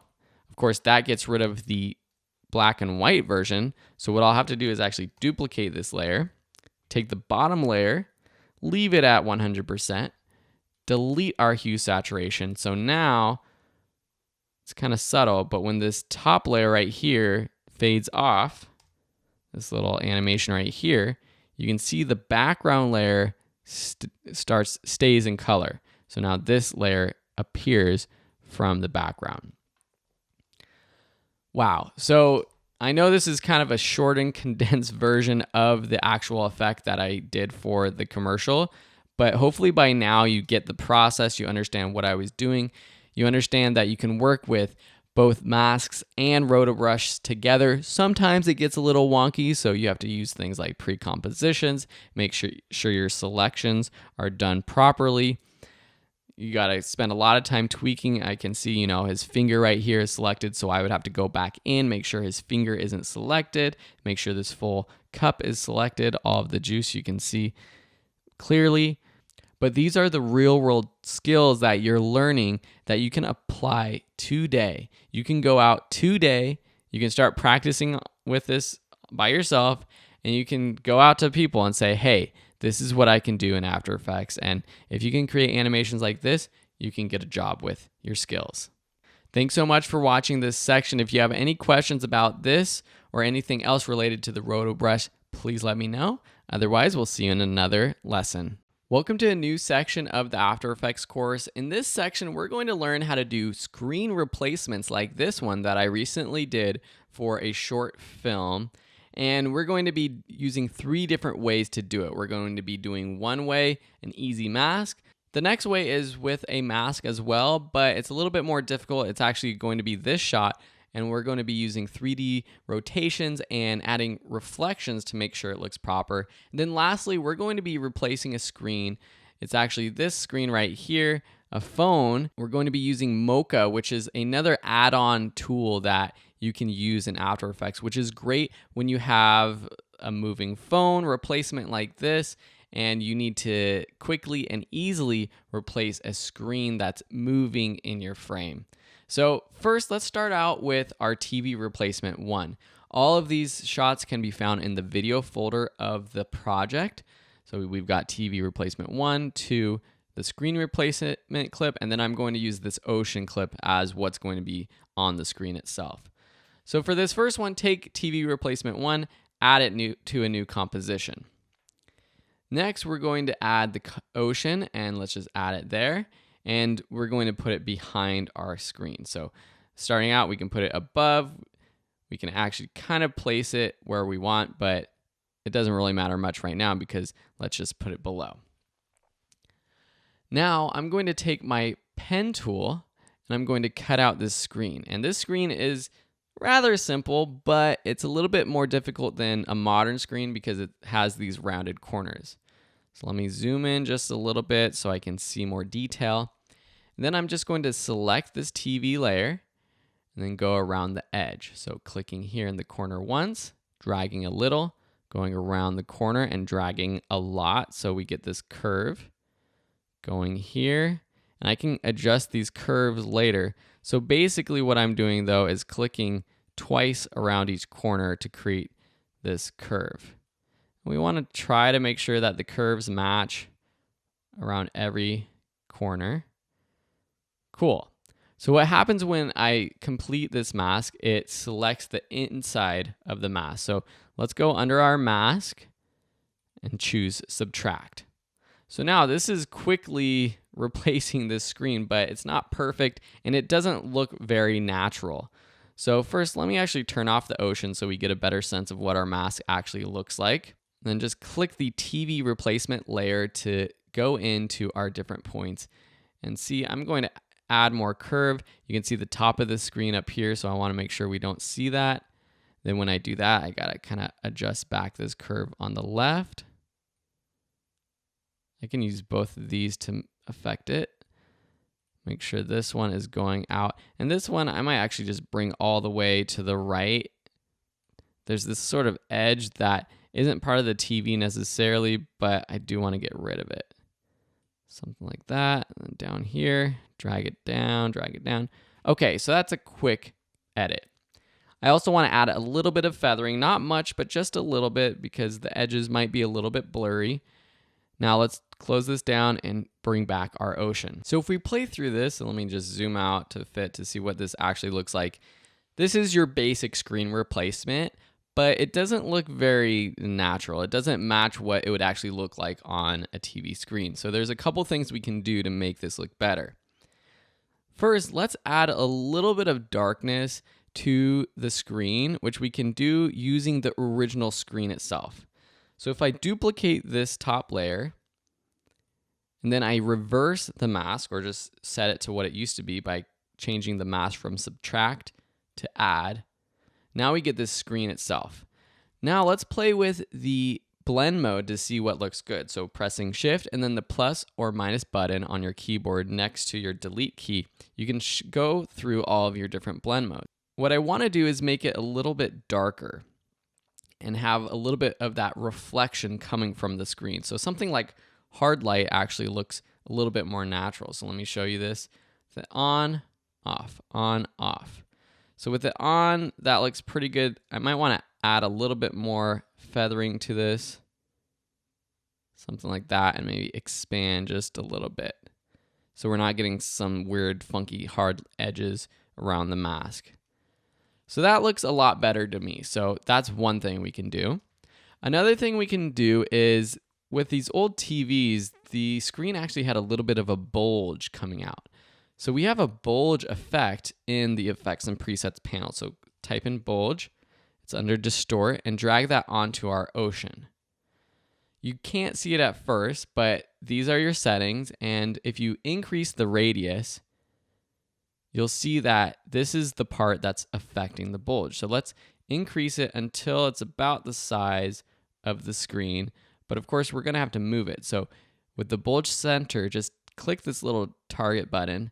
And now we can go over to our image and click right in the center of the TV itself. And then we can click and move this around. And then we can adjust how big this bulge is. So bulge height. You can increase it, and you can see that's a lot. We don't want that. And you can actually decrease it if you want. That can give you a cool effect. I think a little bit less than what it was originally, which was at 1 would be good. So maybe like 0.5 or so. I'll test that.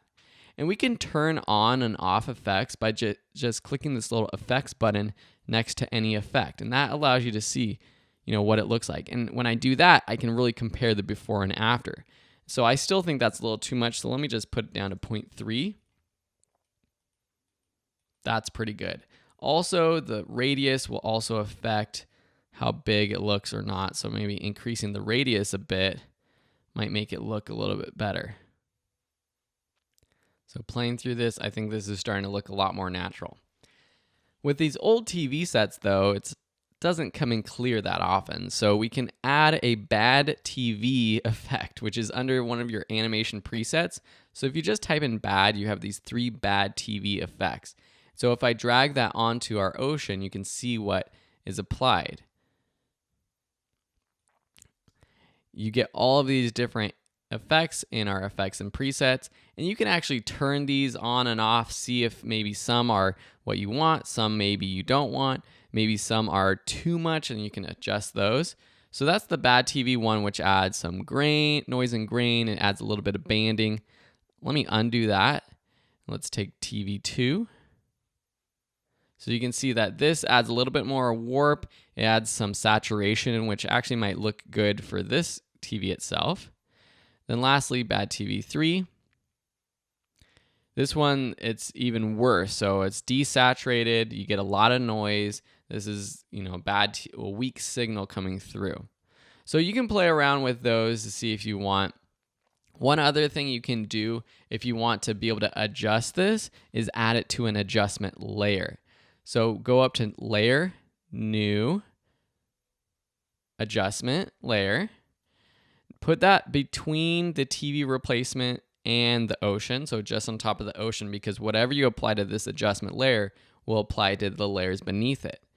Now, if we add this bad TV 2 to this layer, it still applies to the TV, but instead of adjusting all of these effects, we can just adjust the opacity of this layer. So say we bring this down to like 50, for example, it decreases the overall effect that was added with this bad TV 2 without having to go in and decrease each of these effects individually. We can quickly do that with opacity. Even with 16 gigabytes of RAM, adding all of these effects can slow down your computer. As you can see, I'm trying to play this out, but it does take it a while to render out all of the frames. So you got to be patient, or you got to get a better system. I'm using an iMac that's a little bit older to record these videos. It's from 2013. I think it's an Intel i7 processor. I have a newer MacBook Pro laptop, which still has 16 gigabytes of RAM, but it has a better processor, and it does work a little bit faster. So when I'm adding a lot of effects like this, I tend to use that. So anyways, that was just a little side tangent. So I just want to play this through for you so you can see what it looks like. So that, I think, looks pretty darn cool, pretty darn realistic. Of course, this is very simple. The shot is still, there's no motion, so we don't have to actually move the screen itself. We're going to be showing you how to do that in a couple lessons when we use Mocha. But in the next lesson, we're going to still use this setup. It's the other shot though, and I'm going to show you how to basically create a replacement for this screen right here, which is rotated. It's a little bit more tricky, and so we'll get into that in the next lesson. Let's move on to our TV replacement 2 by taking that clip and dragging it into a new composition. And let me just organize this a bit more. Video, and drag all of these video clips into that folder. So I'm going to you're going to have access to this project file, and it's going to be the final project file. But as I'm working on this, I'd like to make it sure that it's a little bit more organized for you. Okay, so now with TV replacement 2, we are replacing this same TV. One thing that the director did when they were shooting, they used this green screen tape, which sometimes can help, but it's more beneficial when the shot is moving. For a static shot like this, which is just still, you saw in the last lesson that it's very easy to just mask out a TV and add, your replacement. So they didn't really need to do this, and this actually created a little bit of extra work for me because it's harder to get that perfect edge. Either way, let's get on with it. The first thing we're going to do is mask out this TV screen like we did in the past, but we're going to have to zoom in quite a bit more to get close detail. So I'm at 200%. And then again with our pen tool, I'm just going to mask around this screen. But of course, I want to make sure that I select the tape as well. Something like so. Just going around, going around, going around.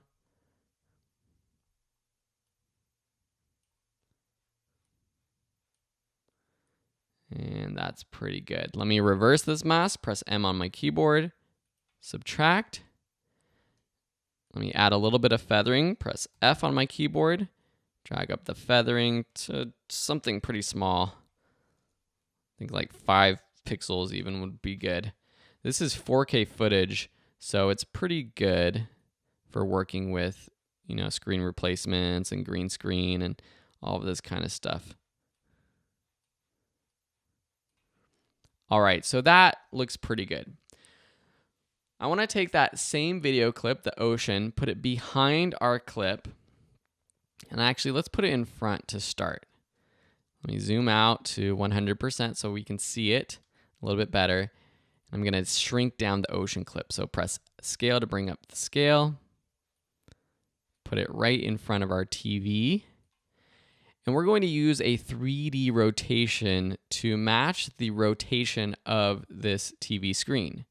So let's enable 3D by checking on this 3D cube. And then with the Y rotation, I'm going to rotate until it matches sort of how the screen looks. Now I can actually put the ocean layer beneath our TV layer so we can see. And when I do that, I might be able to see better what matches. So it's almost like 90 degrees from the camera.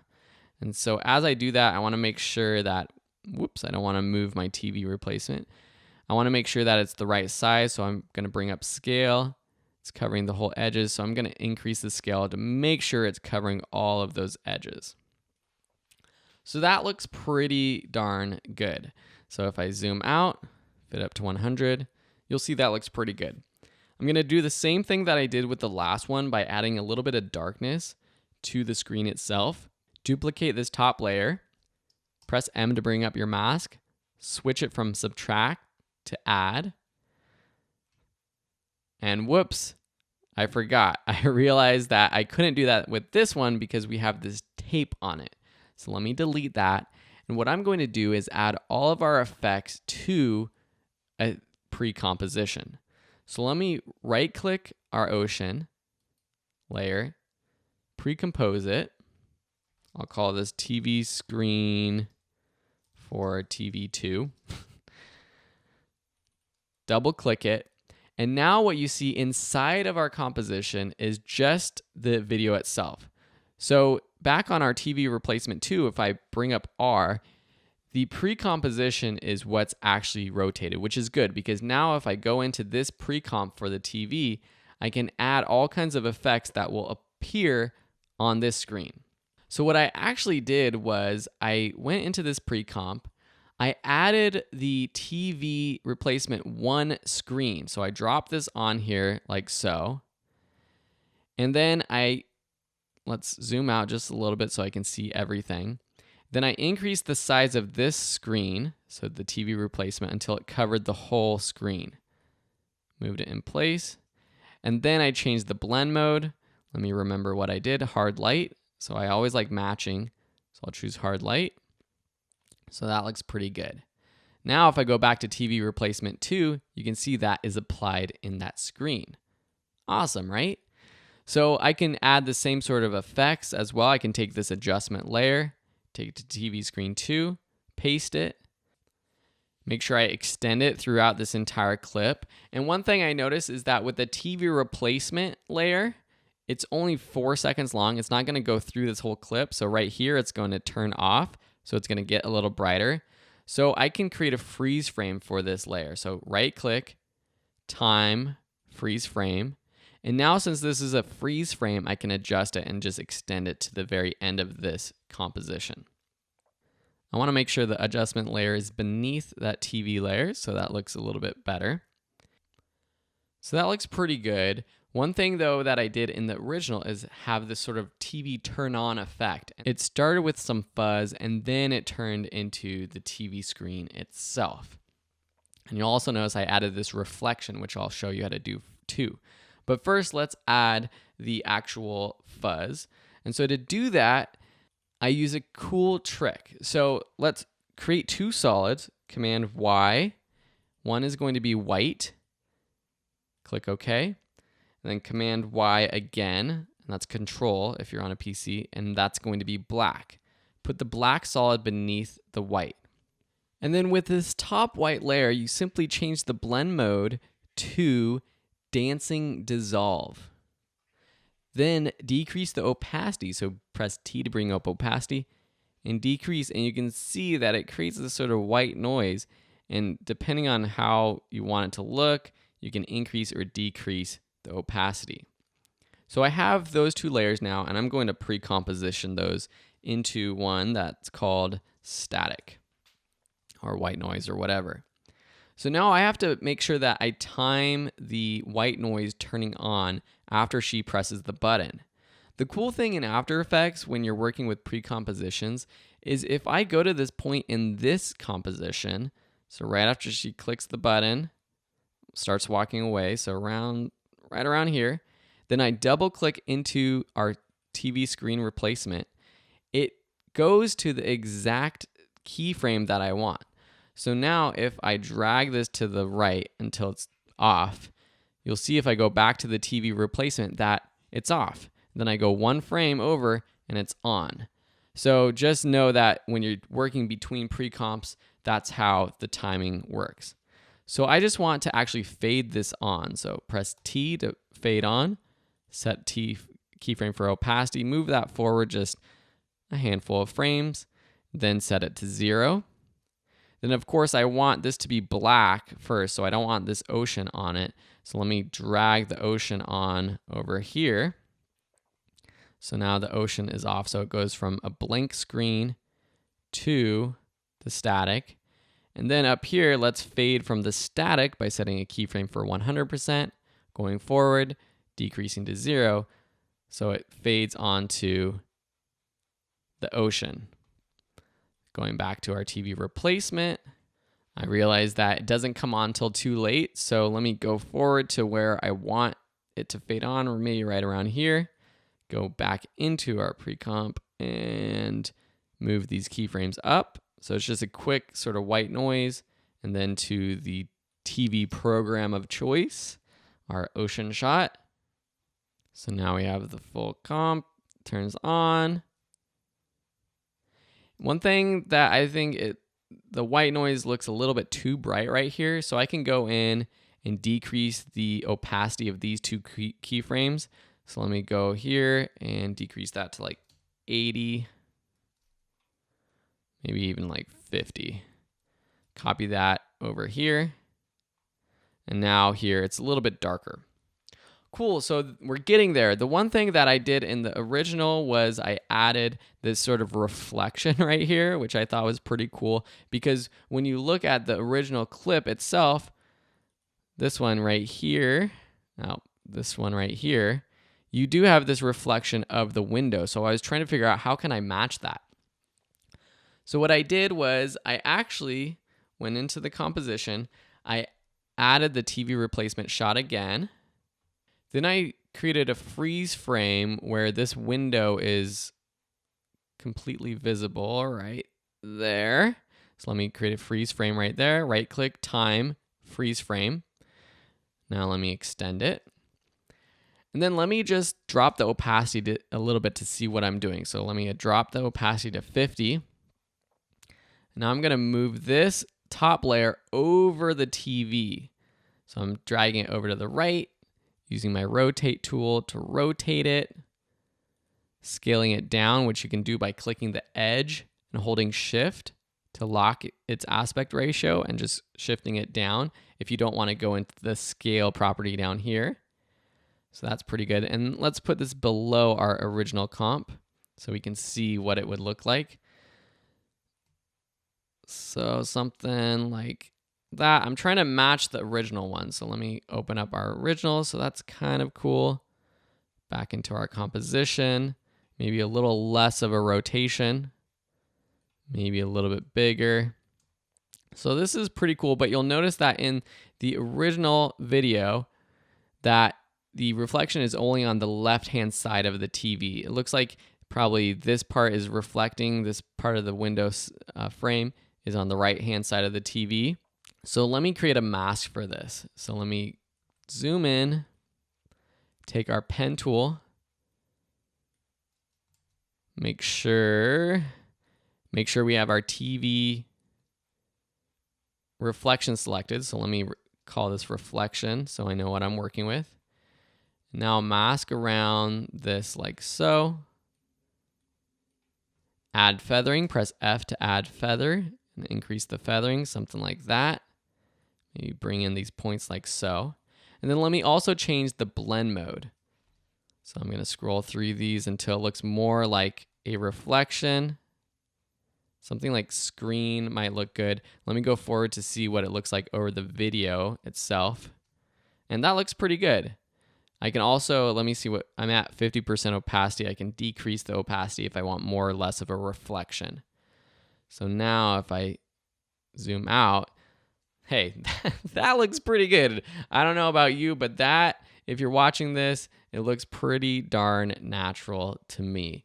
I don't think many people would second guess what that looks like if they're not looking very, very closely. So in this lesson, we did a lot with the screen replacement. We used 3D rotation to make sure that the screen matched the rotation of the TV in the frame itself. We used our different layer adjustments that we used before. We created white noise with a cool, simple effect, the blend mode dancing dissolve. Then we also added this reflection to the TV, getting creative using the original shot and actually using a part of the original shot, which was this window in the background, to create that reflection, playing with blending modes to make sure that it all looks good, and using those freeze frames to make sure that our different clips are extended throughout our entire compositions. I hope you've enjoyed this lesson. You're learning how we can use our skills in the real world. And in the next lesson, we're going to go over one more way to replace screens with Mocha, which is an add-on tool that you have with Adobe Creative Cloud. Are you ready to take it to the next level? Because this lesson hopefully will blow your mind as much as it did when I learned this skill. So for this lesson, we're going to be replacing this screen right here, which is a moving device. The camera's moving, the hand is shaking.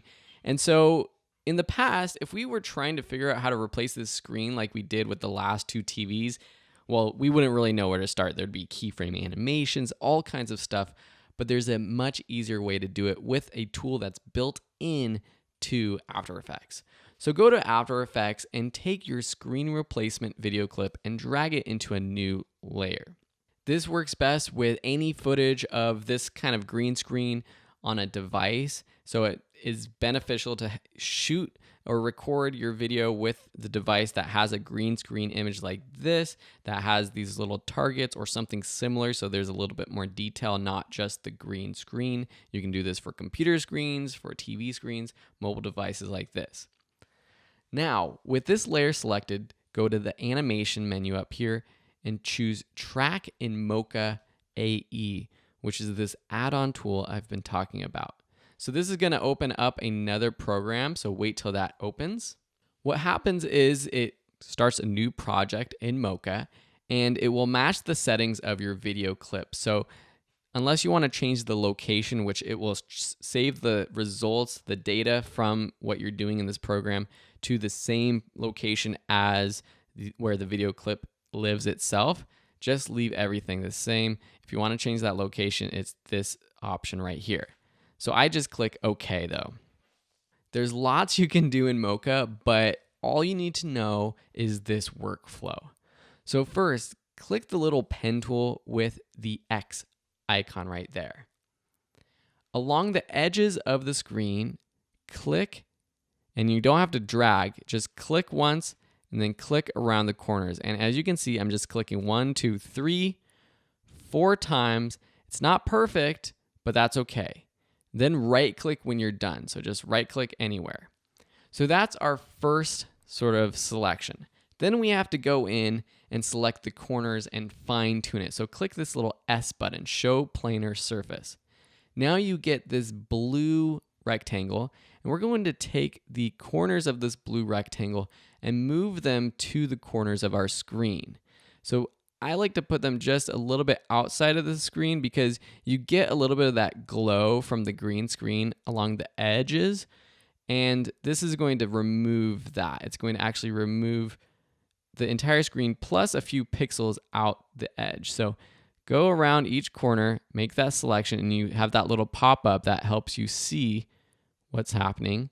And it's good if the screen starts where there's not a finger across the screen. So If you see that you need to move things out just a little bit more, that's totally fine. Next, we're going to let Mocha do the work, but there's a few settings you can change down here. So under pre-processing for minimum percentage pixels used, if you want it to do a little bit more work and have an even better result, type in 100. Under motion, make sure you check perspective, because with this shot, there is a perspective switch with that screen moving around, even though it's subtle. And then just click this track forwards button. It's the one on the far right that has the T with the play button. So Mocha is going to go through this entire shot frame by frame, and it's going to track the motion of the screen. So let's let it do that. Once it's done, you can go scroll back through the timeline and see if it works. So you can just play through it and see if it was tracking properly. If you need to make adjustments, just go back to the start, move your points around. But if you're happy with it, which you should be because it does a really good job, click the Export Tracking Data button down here. From this menu, it gets a little confusing. What you'll want to do is just click Copy to Clipboard. Now, it doesn't seem like anything happened, but if we go back to After Effects, again, this is a confusing workflow, but this is what you'll want to do. Go up to Layer, New, Solid, or Command Y, create a blank solid and call this screen or whatever you want, and then press Paste. So Command V on a Mac or Control V on a PC, and you'll see what happens is that it basically moved this white screen to the screen itself.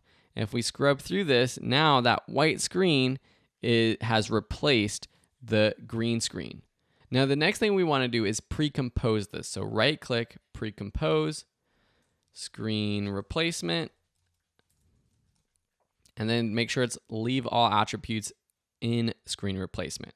Click OK. If we open this now, we have this full screen, and this composition is where we put any asset we want to add to the screen. So if I put in the ocean video, for example, what happens when we go back to the screen replacement is that it actually squeezes the ocean to this size. So this ocean screen is now squeezed. So we don't want that necessarily. So we want to find some sort of image or asset, or you could build a complete motion graphic composition within the screen that matches the sort of aspect ratio so it's not being squeezed. One example of this is if you go to the graphics folder, I've added an app screen image. This is just the screen of my home page for Video School Online. And if I bring that down here into the composition, well, look what happens. If we go back to screen replacement, it looks all funky, right? But if I go back here, right click, go to transform and go to fit to comp, what happens is it stretches this image to this full composition, but when we go back to screen replacement, it squeezes it back to the right aspect ratio. So I know it's really weird how this works, but that's what you're going to want to do when you're replacing your image. So here in the screen replacement, make sure that whatever you add, you right click, go to transform, and choose fit to comp. Or you can find that from the Layer, Transform, Fit to Comp menu. So that is basically how you can replace this screen. Of course, this would work too if you had a shot of this person clicking on the app. And then so if you want to animate the app itself, what you would do is animate whatever is in the screen replacement. If you think this is too bright, for example, what you can do is add a little bit of darkness, add a new solid, make it black, and then decrease the opacity. You could find something from within this shot or from another shot and add some sort of reflection to make it look a little bit more natural. You could do all kinds of things within here to make it look better. But now you know how to use Mocha to replace a screen, a green screen that is moving. It doesn't actually have to be a green screen as long as the corners of the device are clear. Cool. So if you have any questions about that, please let me know. I know this is a confusing lesson, but just rewind and follow the steps step by step and you'll be able to get it. Thanks so much for watching, and we'll see you in another lesson. Here's an update for Adobe After Effects CC 2019 users or anyone using a future version of After Effects. Mocha AE has now been integrated within After Effects a bit more. So you have things like track data right within After Effects after you've done the tracking. Before, we had to go back and forth, kind of redo it in Mocha, as you saw in previous lessons. So if you have a video that you want to track or replace a screen, for example, such as this video that I have, if you go to Effects and Presets and you type in Mocha, you have this effect. So if I apply this to this track now, or this layer, now you see in the Effects Controls panel, the Mocha effect. If I click on Mocha, Mocha opens up. You'll notice that the layout is a little bit different. You can have the old layout by going to this Essentials button and choosing Classic, but the new Essentials panel is a lot easier and user-friendly, I'd say. So say we want to replace this screen just like we have done in the past. If you create the X spline, if we click this, and then we just want to create that spline on the layer itself. So click around the screen, just like this, 4 clicks, and then right click to end that. Then we're going to click this S button right here to show the planar surface, and we're going to move this around the edge of the screen. So make sure that it's around the edge, even around the glow of that screen. It's going to look the best. Cool. Now, if we go ahead and track this data just by pressing the track next, it's going to go through. And one thing that's been updated is that it works a lot faster as well, Mocha, this effect. So I'm going to let that go ahead and track through. All right, so once that motion has been tracked, all we have to do is click Save. So click that Save button down here, or File, Save Project, and then exit out of that. Now what we have is the tracking data right within After Effects to play around with.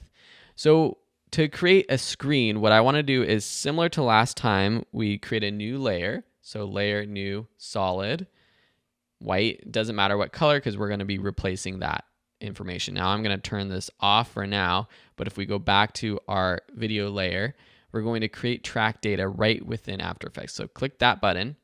We're going to use that layer 1, which is the tracking that we did back in Mocha. So turn that on right there and select the layer, click OK. Now what we're going to do is export to the white solid layer. So export option, we're going to use corner pin with motion blur support so that if there's a lot of motion, there is some actual motion blur. This video, there's not too much motion, so it's not going to do too much, but I'm going to turn that on. And then layer export to white solid 3. Then apply export. Now if we turn on the white solid, we see that this white solid is now tracked to the phone. If we pre-compose this, so if we select it, right click, pre-compose, select OK, or we're going to rename this screen. Now if we open this up, it's a full screen that we can add video to, add our motion graphics to, whatever it is. So I'm just going to throw in this video layer right here. So we got this video. This is my old film reel, which it was the first thing I could find. So now you have this video in your phone screen. So you might want to go in here, play around with some of the settings. You add some reflection, drop the opacity, things like that to make it look a little bit more realistic. But the main premise of this video is that the Mocha effect is now right within After Effects to use, and we still have that data right here. So if you need to redo it or things like that, create a new mask or a new layer, you can do that right here within After Effects. Another thing I just noticed is that you still see a little bit of that screen on the left-hand side, so we can get rid of that with some spill suppression. So if we use the advanced spill suppressor, that gets rid of that. So that helps a little bit, or we can go back and adjust our tracking data, and that's cool. That's one thing that now that this is in effect, we can just go ahead, select that layer, click Mocha again. Now we're back here with our tracking data. So we can go ahead and adjust this, maybe move it just out a little bit so we don't get that much edge, retrack it, re-save it, I'm not going to save it here, but you would basically redo that process and in creating the screen. And again, it's right here within After Effects. If you have any questions, let me know. Otherwise, play around with it and have fun.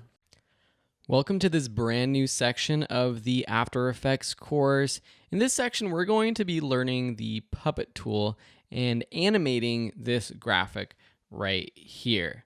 So I've included this project file if you want to follow along and see what I've done, or you can build it from scratch using this owl.ai. It's an Illustrator file, and we'll be walking through this complete project. So find that and import it into your project.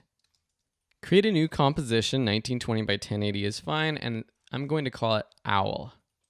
Now bring in this owl.ai file. Place the owl in the middle of your composition just by putting it on the timeline. You'll notice that it's kind of small, and when I increase the scale, the resolution doesn't look that great. Well, After Effects has this great thing when you're working with vector files or Illustrator files, and it's called continuous rasterization. And it's this column right here. It's the one middle that we haven't talked about yet. It's this little, it looks like a little star. What happens when I turn that on is all of the edges become sharp. So if you're using vector objects, you can actually scale up past 100% and still preserve the quality. So the first thing we're actually going to do is put this owl into another composition, because we're going to be using this as a pre-composition where we add the blinking eyelids, which is going to be better if we put it in a pre-comp, but let's do that later. So first, take the owl comp that you just created and drag it into another composition and just call this owl flying. I'm just going to call it owl flying 2 so I can separate from the other one. Next, we're going to take our puppet pin tool, and we saw this in an earlier lesson, but I want to go over it in just a little bit more detail. So when you click on that and then you hover over and select one of your layers and then click on one of your layers, you actually put pins into your layer. And think of these as pivot points where if you select a pin, you'll be able to move it around. Now with one pin, it just moves the entire owl around. But when I put 2 pins in and I try to move one around, the other pin is stuck. So it's kind of like a puppet where you are attaching strings to different parts of your image. And this works good for these kind of character icons or graphics where it has a transparent background. So for this animation, we can literally do it with 4 pins. So 2 on where the owl's kind of shoulders are, where the wings attach to its body, and then 1 on each wing like so, because we're going to be able to animate these pins. And you can see just by clicking and dragging, we can move the wing up and down, and now the rest of the body kind of stays where it is. You do get some subtle sort of distortion in the eyeball and in the ear when you do that, especially when you go to an extreme. So to combat that, we can put more pins around our owl's face so that when we do move the wing, just the wing moves. If you really want to get intricate with how a wing can move, you can put pins, say here and here, and then you can move them kind of separately. So you could animate this end of the wing and then also move this part of the wing up and down if you want to do that. One thing you'll notice though, if I move this wing like so, it's kind of hard for you to see, but you see this little brown spot right there? That's just a distortion that we don't want, and that has to do with this mesh right here. So let me actually undo that move. And you'll notice if I zoom in really far on my mesh and I go down to where that little spot is, it's like a little cutout, this mesh isn't covering it. And we want the mesh to cover all parts of our owl. And you can see it down here as well.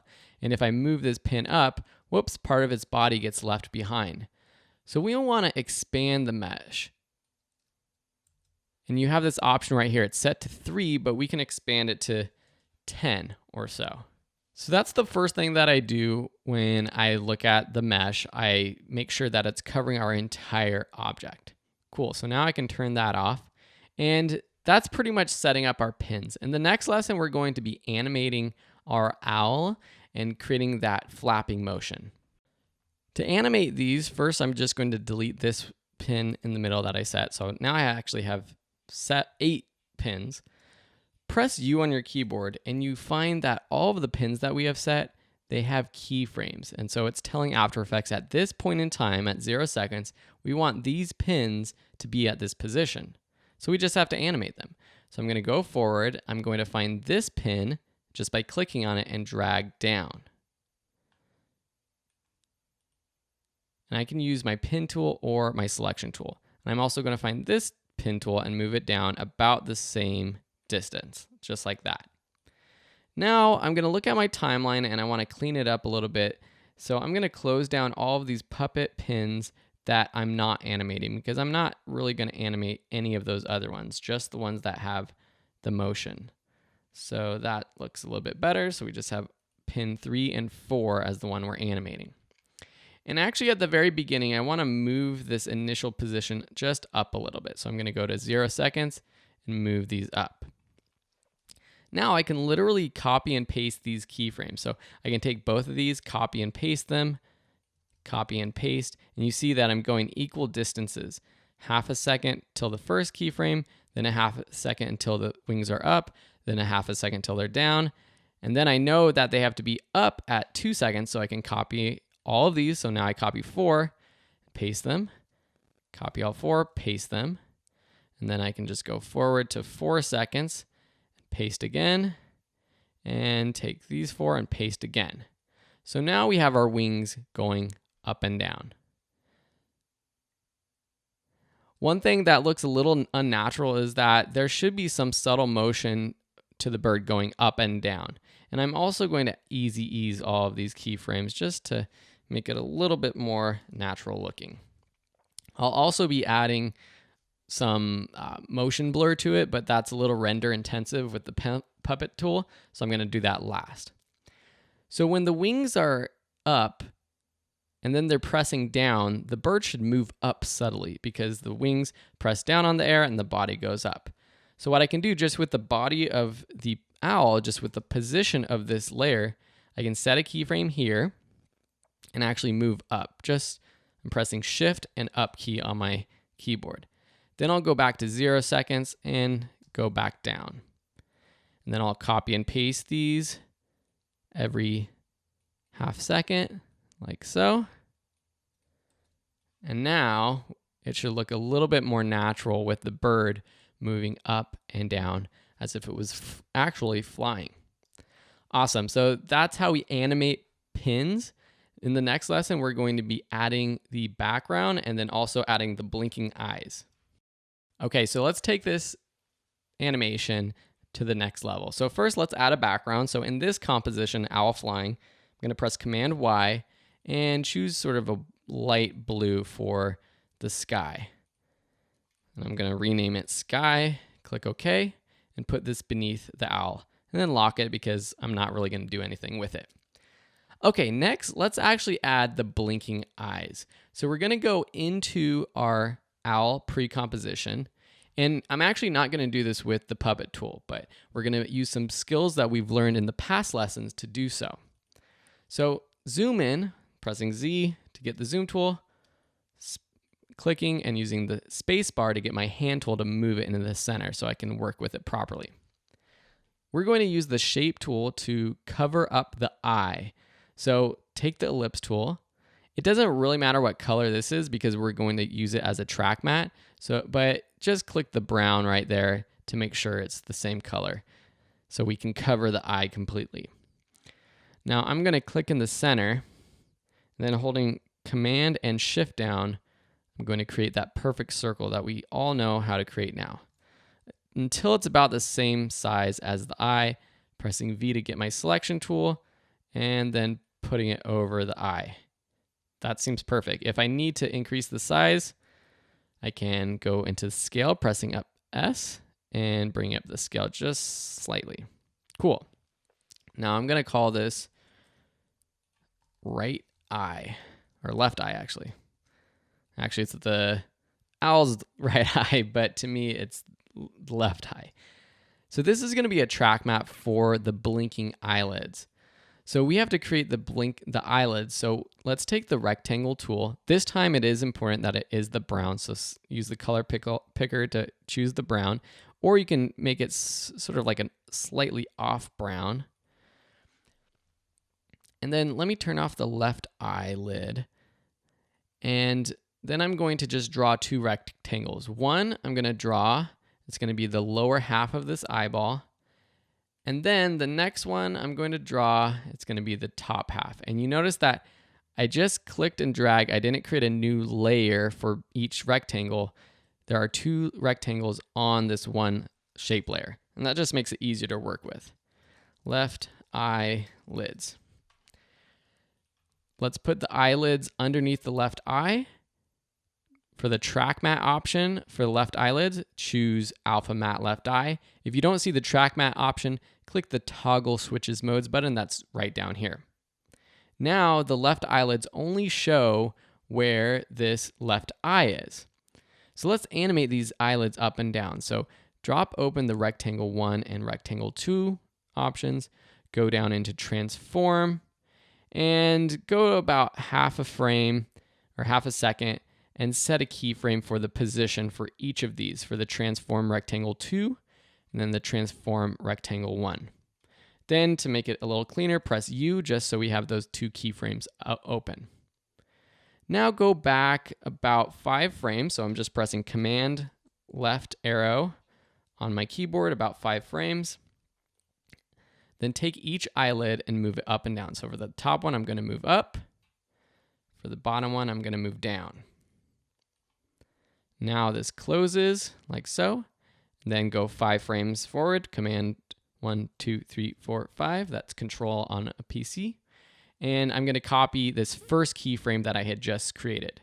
So that's the up position. So now we have our basic blink.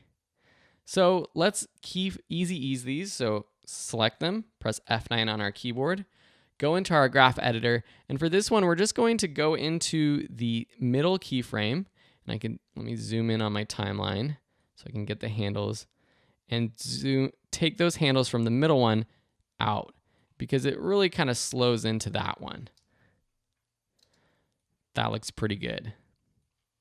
Okay, let's get out of our graph editor. And now what I'm going to do is just copy and paste these keyframes kind of sporadically. So I'm going to just go up here, paste them, go up here, do one that's kind of quicker. So again, right there, one right here, and maybe one at the end. Then maybe I will speed some of these up, these blinks, and kind of it's a funny owl. It's a cartoonish owl, so it'll look funny if some are faster, some are slower. So for this middle one, I'm just going to select all of these 3 keyframes, press Option on my keyboard, and then drag the last one in. That would be Alt for PC users. Same for these ones. I'm just going to make it a little bit faster, just like so.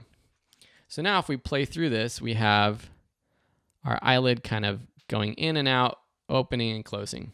I think motion blur will really help, so click that on for this layer, and then also enable it up here. Now to easily do this for the right eye, what we can do is just select both of these layers, duplicate them by pressing Command D. Let's rename them so we know what we're working with. Right eye, and then for this one, right eye lids. And now if I press P, what's cool is, we animated the position of the rectangle within the right eyelids, but we didn't animate the position of the actual layer itself. And that's what this position is that I just brought up. So now I can literally just move this to the side, and it actually probably helps if I go to the keyframe where the eye is closed on the timeline, drag to the right, and now you can see that I can position it exactly where I want it. What I thought looked kind of funny is staggering the eye blinks with the owl, just a couple frames. So I'm selecting both these layers and dragging to the right. So now the left eye closes before the right eye. So let me zoom out and let's see what this looks like. Awesome. So the reason why I did this in the pre-comp is it'd be a lot harder to do on this layer that's already having the animation with the puppet pins and the position. And you might be saying, well, Phil, you could have done it here in this sequence or this composition and then just parented the eyes and the eyelids to the owl layer.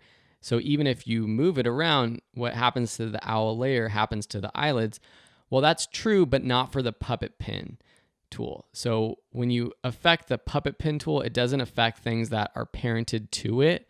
So that's why I do it in the pre-comp, so that now when I puppet pin the pre-comp, say that 10 times fast, everything within that pre-comp is affected.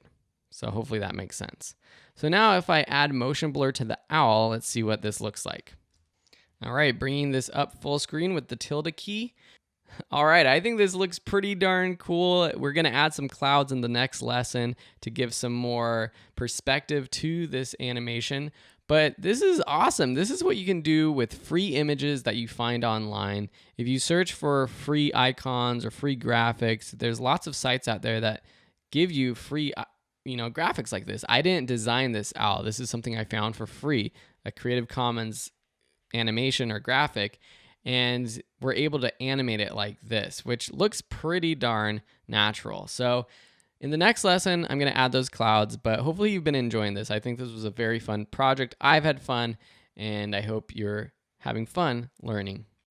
Let's add some clouds to give this more perspective. So first, I'm going to turn off the enable motion blur so I can work through this a little bit faster. Then I'm going to create my clouds. Now this is one instance where I like using a solid layer and not a shape layer so that I can add some feathering to the edges of the cloud, which, clouds don't have sharp edges. So I want that feathering. So press Command Y to bring up your solid settings. Choose white unless you want a different color, and I'll just call this cloud 1. Then take your shape tool. I'm going to use the ellipse tool and create your cloud. So I'm just clicking a few times to create a few different circles, like so. Now I'm going to select all of these masks by shift-clicking the top one, press F to bring up feathering, and just increase the feathering to get that soft edge. Okay, so there's a couple different ways that we could animate this to make it look like the owl is flying in sort of that 3D space. The easiest is if I drop this down below the owl, and then I just do a position and scale animation. So let me do that. So let me bring up P for position and scale with S, and then set those first keyframes. Then press U to bring up those. And let me actually just move it into the place. So with my selection tool, I'm going to move it over here. That's the starting place.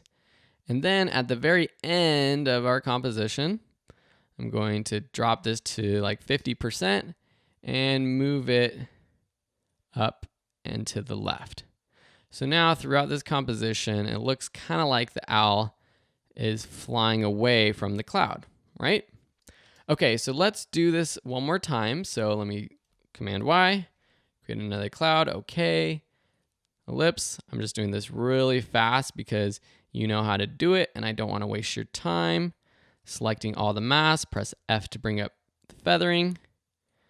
All right, let me put this beneath our owl. P for position, S for scale, U to bring up those keyframes. Let's drag them to the front, and then let's go to the end, and we will put the scale. Let's just do like 60%, which makes a little bit of a difference, and we'll move it up and just a little bit to the left. All right, so that's pretty cool, those clouds in the background. Let's add one more cloud that it will look like the owl is actually flying through the cloud, and we'll do that with a 3D layer. So the same thing, we can just duplicate this first cloud, press Command D, and then let's put it above our owl. Then press U on our keyboard, and let's just click the stopwatch icon to delete all of the keyframes that are on this layer for both position and scale. Then turn on 3D. Now with one keyframe, or just with position, we can create this animation. So let's bring the position forward. So with that Z space, let's actually just bring it down just a little bit. And then with the Z space, we're going to drag to the left. And I'm holding Shift down until it's off of the frame, just like that. Set a keyframe, move that to the beginning. And now I'm going to, again, move that back, just like so. And what you'll notice is it's not going through our owl. Why is that? That's because our owl isn't 3D enabled either. So let me undo that, select our owl, and turn on 3D for the owl. Now back to our cloud 1. If I take the Z space for the position and drag, you'll see that once it reaches 0, it goes through the owl, which is pretty darn cool. So we're gonna just do that like so, maybe to like there, maybe move it to the left a little bit. Now let's just see what this looks like. So it's going over there through, kind of through the owl's wing. So now let's take this last keyframe and move all the way to the right.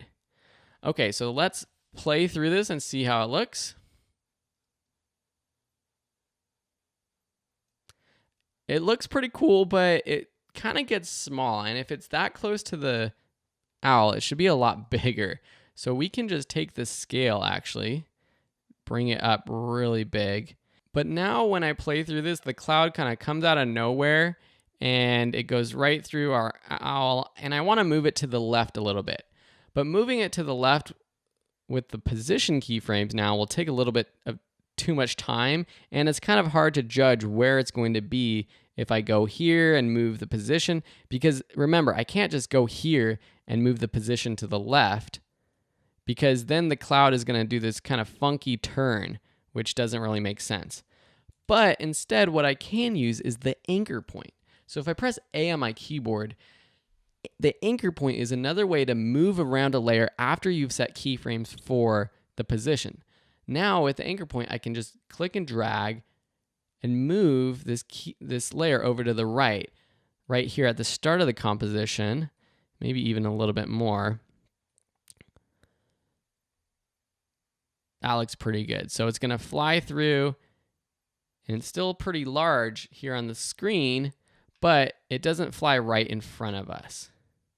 So remember that you always have that anchor point as sort of your backup plan if your animation starts to look a little funny with your position and you want to move things around. Now I would make a few tweaks to this. I think the clouds in the background are moving a little too fast now compared to this cloud in the front. So a quick way to fix that is, let me just close down all of our keyframes by selecting all and then pressing SS. Then let's bring up the keyframes for the white, solid, and the cloud with U. Now let me go forward to about 1 second, set keyframes for the position, scale for both of these layers, and then replace these ones at the end with those new ones I just created. So this is kind of just lengthening out the animation, making it a little bit slower for those clouds in the background. You see what I just did there? We had that whole animation that was kind of fast over 5 seconds. So I just expanded that first basically second of the animation, which makes those clouds in the background move a little bit slower. Awesome. So this is the animated owl tutorial. I hope you enjoyed it. Let me know if you have any questions, and we'll see you in another lesson. Here's a quick update with After Effects CC 2019 regarding the puppet pin tool. There are now some more advanced options for adding movement. So here I have this Illustrator file of this lady doing yoga. So initially, if you have your traditional puppet pin tool, you can see that I have a number of puppet pins added to this lady. And so I can do things, I can move her arm around, move her wrist. Depending on where I add puppet pins, I can do all kinds of stuff. And this is all keyframeable. But notice how if I do this, it's not really giving me all of the motion I would like with this static image. Now we have an advanced puppet pin tool. So if I go and hold down the puppet pin and go down to advanced pin tool, you can see that we have these green puppet pins. And when I click on one, you have more options. So you see this circle around it. This allows you to actually rotate around this puppet pin, around this joint. So now I can more naturally rotate this joint, or same with the wrist here. Rotate the wrist a little bit. And you also have this circle where if I expand it with this square, by clicking this square, I can actually increase or decrease the scale around that pin. Now, this isn't necessarily going to work for all of these things, but depending on how you're moving it, we can have her bending forward or something, doing her downward dog or whatever it is that she's going to do next. And we can move these all around accordingly. So the advanced puppet pin tool, it just gives us a little bit more motion control, and with the scale especially and the rotation, more precise detail in adding movement to our objects. Remember, you can keyframe all of these. Just make sure you watch the other previous lessons on adding motion with the traditional puppet pin tool to learn how to do that. Thanks for watching. Welcome to this new section of the After Effects course. In this section, I'm going to highlight a number of effects that I like using and basically trying to give you the know-how on how to apply effects and how to adjust them once you have them applied. So first in this video, there are a number of character and text effects presets that you can apply to your text, which makes it super easy to animate your text. Doing this individually with thousands of different layers, twirling them out and on with keyframes, that would take hours upon hours to do. Luckily, there's some presets to do it quickly. Those are under your Effects and Presets panel and under Animation Presets. Under that option, go under the text effects, and you can see that there's a number of text effects. So let me actually just turn this layer off, create a new text layer. Yes, I do. Yes, we want to learn new effects. Let's just align it to the center. Awesome. So back in our effects and presets, you have a number of folders under the text folder. To apply any of these effects, just take one of them. So let's go under 3D text, do 3D line zoom in, and apply it to your layer. Now, I will note that it will apply where your time indicator is. So usually they have keyframes that are automatically applied once you drop them on the layer. So if I want them to apply at the very beginning, put your time indicator at the start.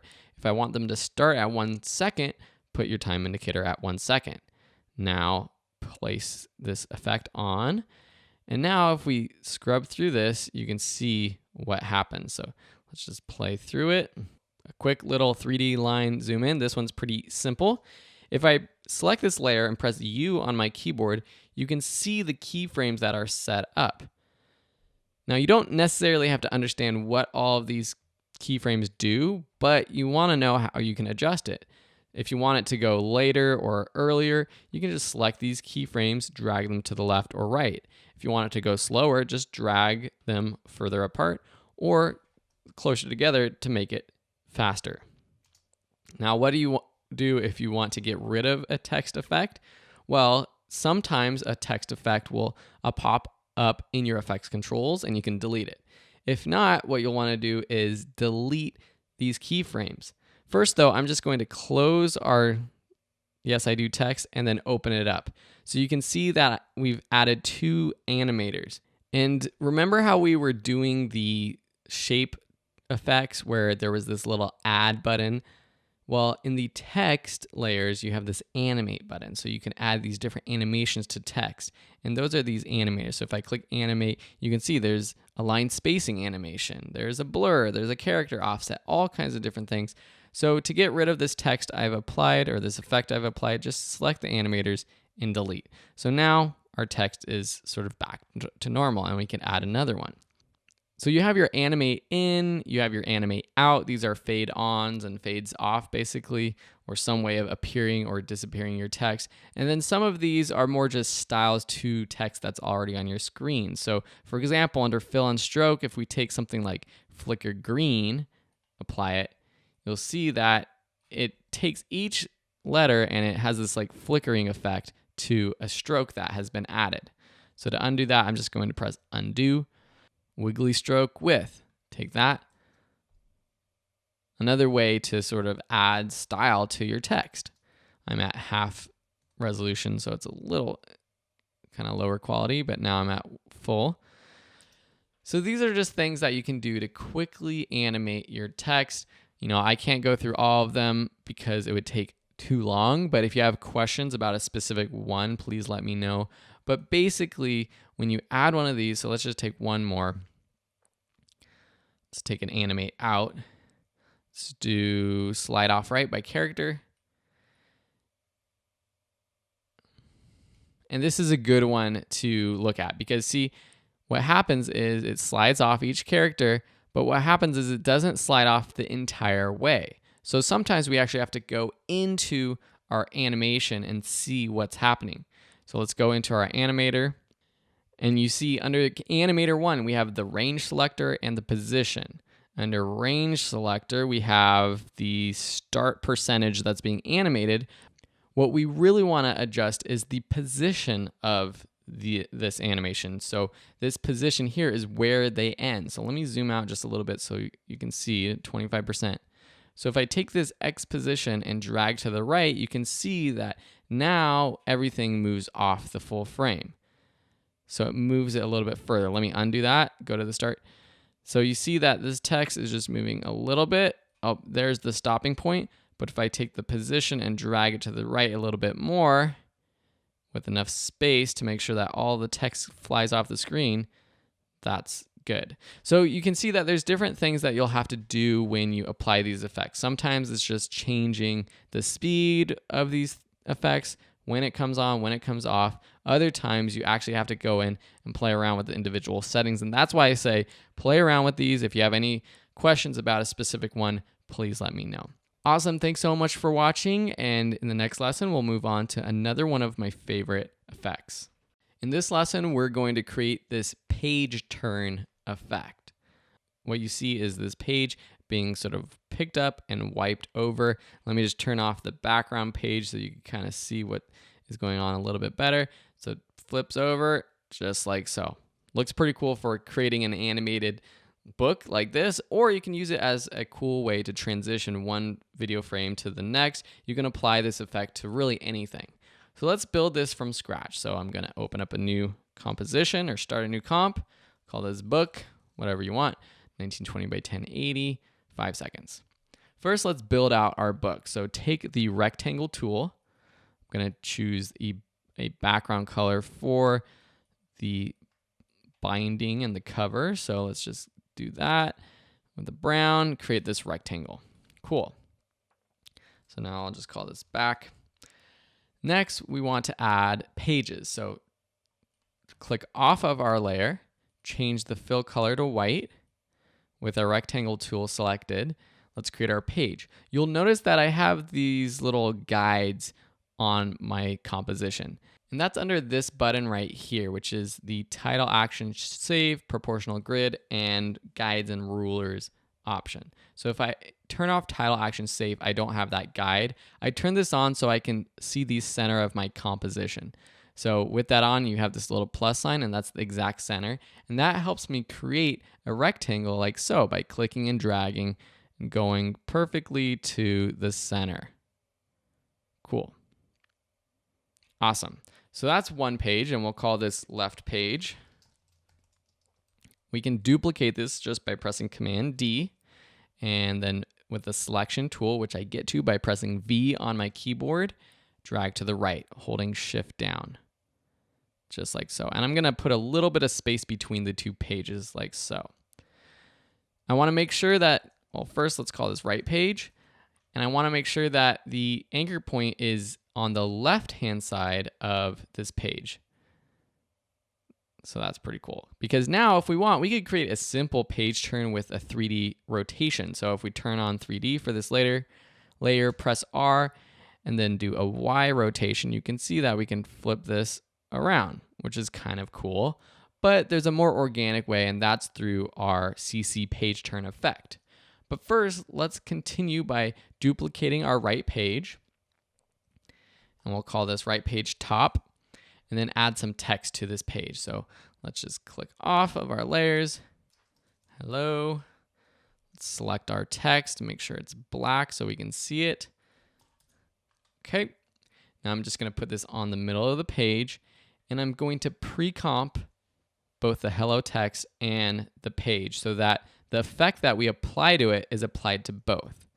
So selecting both of those layers, pre-comping, Command-Shift-C, or right-clicking, choosing pre-compose.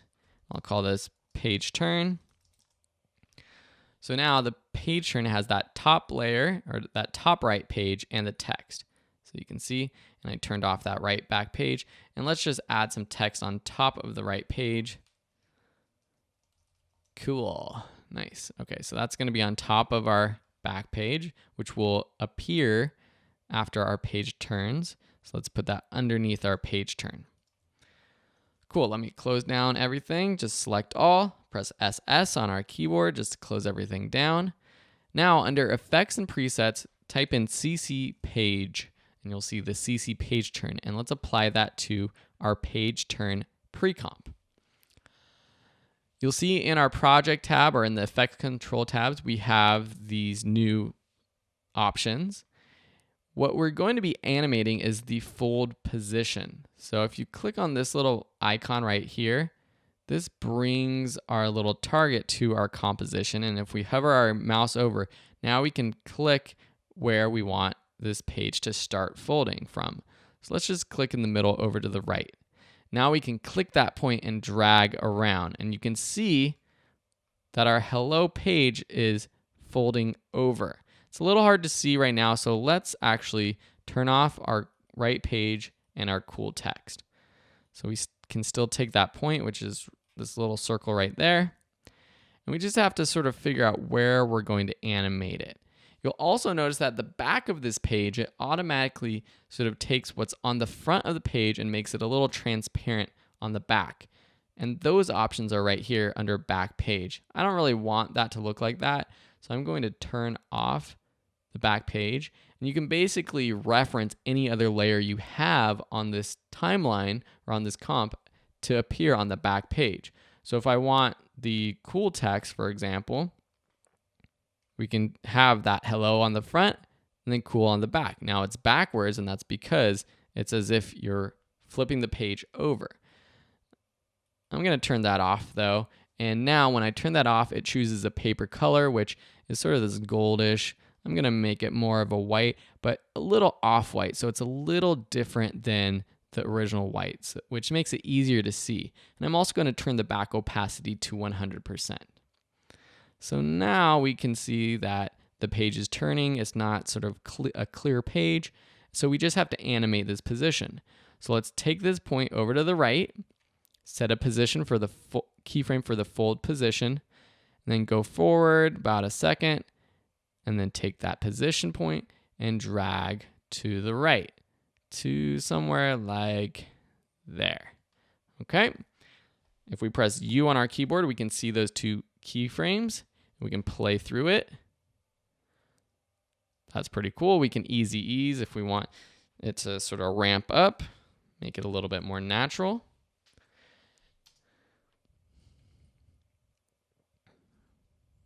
And then if we turn the cool and the right page on in the back, we can see that appear. That's pretty darn cool. So you can do cool things like what I've done in the past is multiply this effect so that the pages are flipping over really quickly and then it lands on a title card or a title page or something like that. Very, very cool things you could do with this CC page turn. You can also affect the radius. So let me turn off the cool on the right page. So the fold radius shows how big it is. And it's, again, kind of hard to see. If I change the paper color, the back of the paper color, you can see a little bit better. So the fold radius makes it sort of more rounded or less rounded. So with more rounded, we might want to change the position of this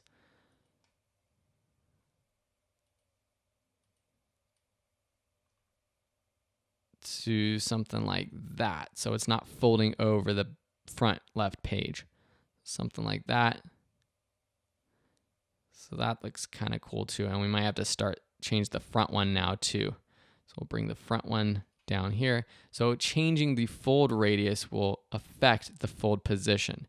Then the light direction, if you rotate that, you can see it adds this glint to the background, which kind of makes it look more realistic too. Say you want to copy this to the page behind, there's something to keep in mind. So first we would have to pre-compose the right page and the cool text. So select both of those. Pre-compose, right click, pre-compose, cool page. Awesome. So it's easy because we can actually just select the page turn, click the CC page turn up here and copy it. So Command C, which copies everything we've changed here plus the keyframes. And now if we go after the hello text page flips over, maybe we want it to start flipping right here. So put our time indicator right there and then paste it, Command V. So now this page starts to flip over. But what happens is it flips over underneath our other page, and that's because this layer is underneath it. And that's because right here we do need it to be underneath, but here we need it to be on top. So what do? We just split this layer. And to split a layer, you can either go up to the Edit menu and go to Split Layer, or Command Shift D. So similar to duplicating, but with that shift, it splits it. And we put this top cool page, the one that has the animation, on top of our page turn. So now here it's underneath, but here with the animation, it's on top. So if we actually go in here and we change the page color, for example, let's just change it to a blue so we can see more clearly what's happening. It folds on top. Okay, so that's just one thing to keep in mind when you are doing multiple CC page turns, that you have to play around with the layering. Awesome, I hope you enjoyed this lesson, and we'll move on to another one of my favorite effects in the next one. Another effect that I really like are the radial and linear wipes. So the radial wipe is this sort of pie cut, sort of circular animation.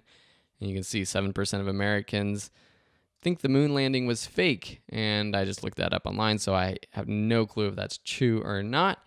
But to apply either the radial or linear wipe, it's pretty easy. Let's actually just turn off our moon icon.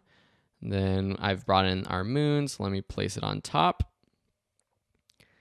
Let's make it a little bit smaller, covering our text like so. Now in our effects and presets, if we just search for radial, you'll see lots of different radial things. There's some presets. So if we want a preset, you can just take this radial wipe bottom preset. You can see what that does, but that doesn't look so good. So what we're going to do is use our transition radial wipe. So under the transition menu, apply that. So let me just delete this top moon actually. Up in our effects controls, you can see the completion percentage. So here you can animate the completion percentage. Say we want it to go from 0% complete to, we're going to go to 93, because if we want to show that 7%, that's a 7% pie wedge right there. That's what we'd want to do. We can add feathering to this. So as it animates off, we have a little bit of feathering if you like that. You can change the wipe from clockwise to counterclockwise.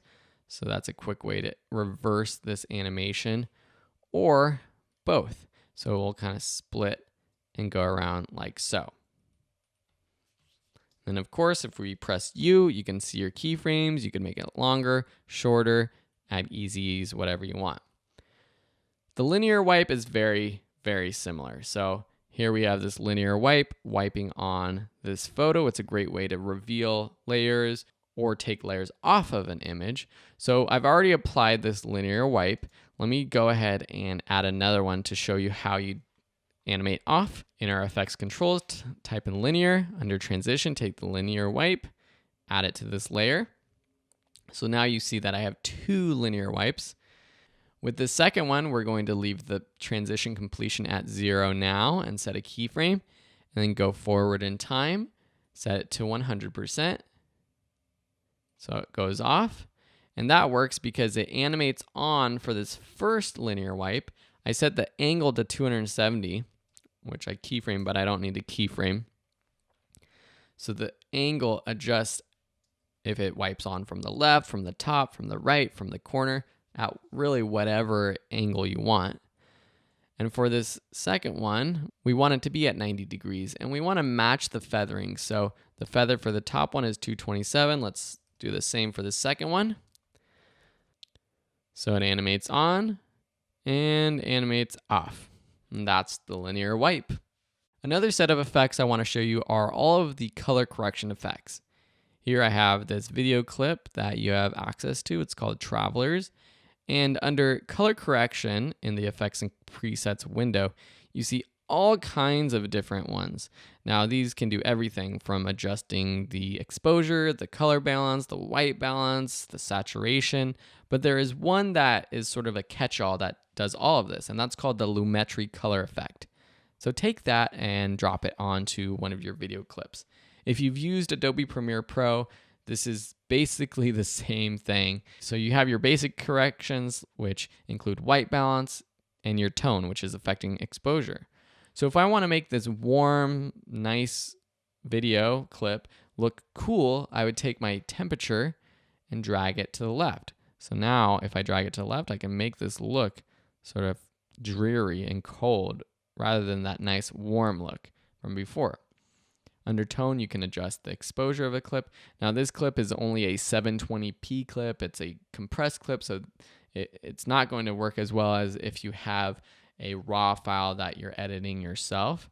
But you can adjust your contrast here if you want it super uncontrasted, or the individual parts of your image. So just the highlights. We can do that to bring down the highlights, to bring back some of that information in the distance. Or if we want to adjust the blacks, bring up those blacks, get that nice flat look that people really like now, or drop down the blacks to get it more contrasty. Under creative, there are several looks. So if you drop down looks, you can go through all of these and it kind of applies a specific type of look. SL Noir is a nice sort of film noir look. Turn it on and off with this active button. You also have under creative, sharpening, vibrant, saturation. So if we want to make it black and white here, we can. If we want to add more color to it, we can there. And I'm just going to jump quickly to the vignette. Here's a quick way to add a vignette to a clip. So earlier we learned about using a solid layer to create a vignette, which applies to your entire composition. This vignette will just be applied to the individual layer, but hey, if you're just editing a single video, you can do that with the Lumetri color effect. With the amount, change the midpoint, change the feathering if you want it to be hard or softer. I don't do much color correction in After Effects, to be honest. I do most of mine in Premiere Pro, which if you have After Effects, you are probably a Creative Cloud user, which means you have access to Premiere Pro.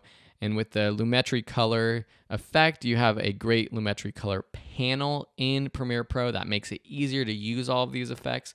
And I'll link to a tutorial that shows you how to use that if you are curious on how to use all of the other options within the Lumetri color panel, such as curves, color wheels, HSL secondary. But for now, all I want you to really realize is that if you want to make basic corrections to a clip, the Lumetri color effect is a great one to use. Thanks so much for watching. If you have more questions about color correction, please let me know. And like I said, I'll be linking to some more resources to expand upon this later on in this section. Here's an update for how we can color correct or color grade in Adobe After Effects CC 2019 or any newer versions. Since CC 2018, we've had the Lumetri color effect, similar to in Adobe Premiere Pro, how you have the Lumetri panel for color correction. We can apply this effect, which you can find in the effects and presets panel, to any clip. Now, we don't have the full panel here in After Effects, but if we drop down the curves, you will notice that there is a new set of features under hue, saturation, curves. So before we had the main RGB curve, which was a way to add contrast to your image or to specific colors. I'm going to undo that. But now we have a specific way of editing colors. We could kind of do this before, but it's laid out differently. So now we have this color bar right here, and say we start with this top one, hue versus saturation. So what we're going to do is basically be picking select colors and affecting the saturation of them. So we can go here and take the eyedropper and then find a color in our image. Say we want to desaturate the green, we can select the green, and you can see that it selects the green on this graph. It has 3 points, so if you take the one in the middle, we can move that up or down, and that desaturates or saturates that green. Now we can expand this range by clicking and dragging these outer points to the left and to the right to select more or less color. Let's undo that. We can also do this custom. So if we want to take that red, for example, and desaturate the red, we're going to put a point there. We'll put a point there as well. And then the way this works is it kind of loops. And so we're going to drop down that red there. And if you drag this over to the left or the right, you can kind of see the graph in one part if you want to see all the red. And now we can desaturate that red. So I'm going to undo that, but really quick, I will go back and select the green and desaturate it just a little bit. We want that red to pop. Now, if we move down, we have hue versus hue. For this, we're going to be affecting the hue or the color of a color. So say we want to select the red and change the flowers to a different color.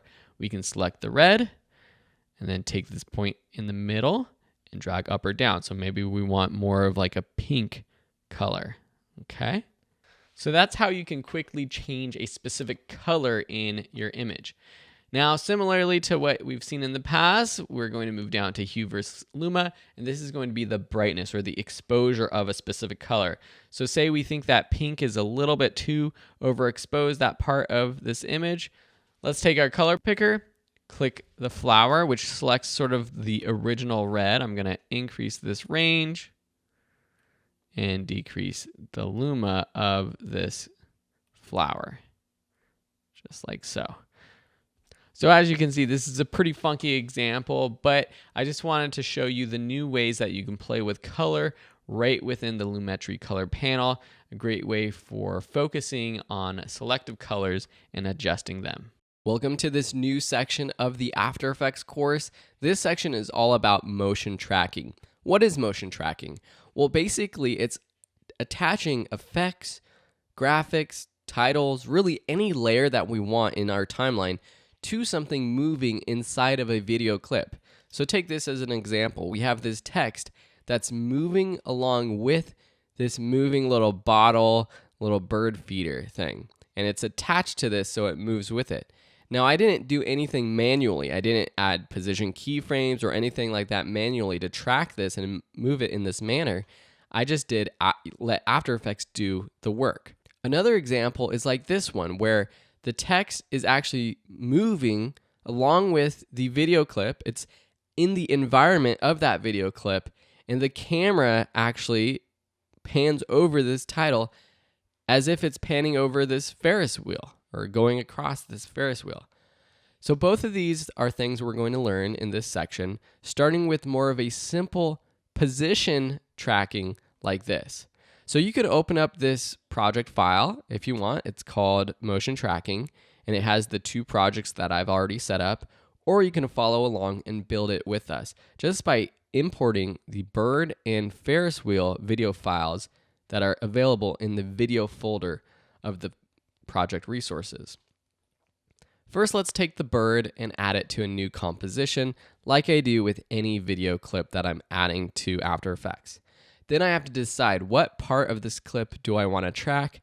I'm just going to take the first 5 seconds so it's a little bit more manageable. Go up to Composition, Trim Comp to Work Area. Now we just have this 5-second clip. You'll notice on the right-hand side that you have this tracker panel. So go ahead and open that up. If you don't see that, go up to Window, click on Tracker. Without anything selected, you can't really do much with this. But when I click the video clip in our timeline, all of these buttons are clickable now. This is a quick way to warp stabilize or stabilize the motion of your camera, which is what we did through the effects and presets earlier in this class.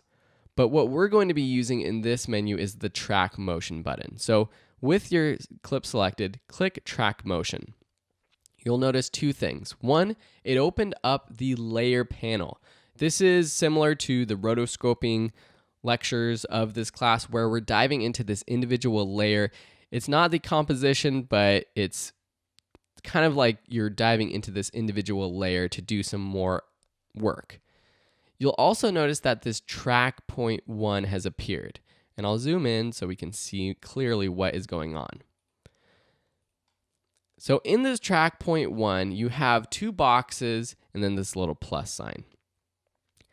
The inner box is what we're going to put on our video clip to track. We can move this track point around by clicking inside the inner box and moving it around.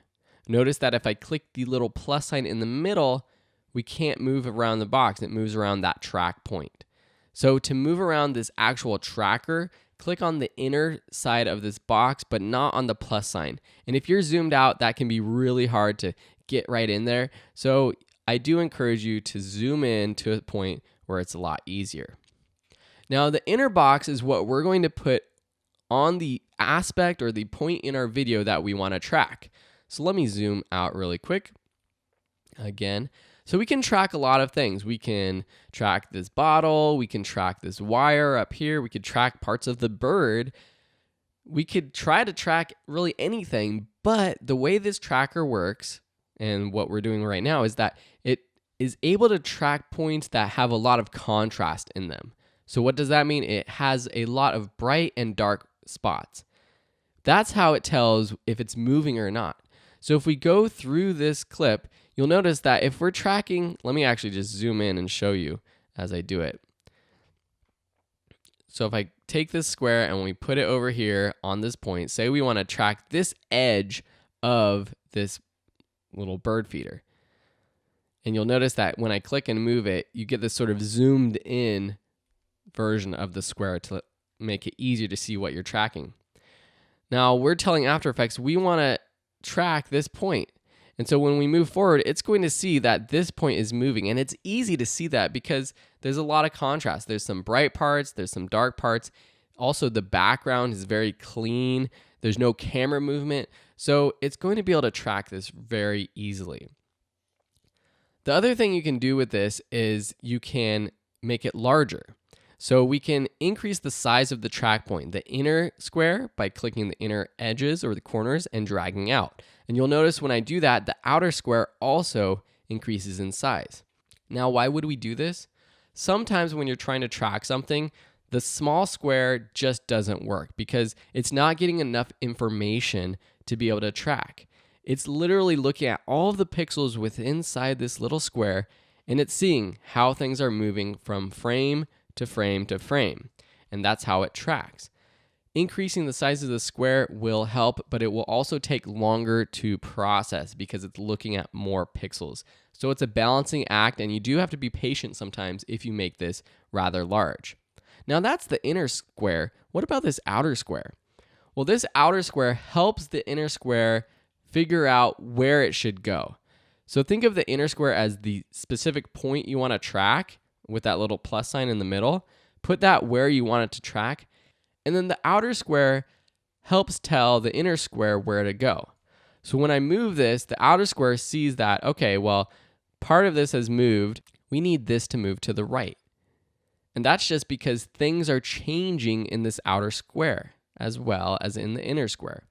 I know it's a little confusing, but as you play around with it, you'll notice that if the outer square is really small, the tracking won't be as good as if you make it a little bit larger, especially if you have camera movement and there's a lot more detail. This is a very easy clip to track because the background is all blue.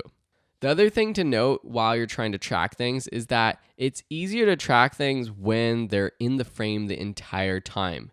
So you might be thinking, well, I want to track this bird's eye.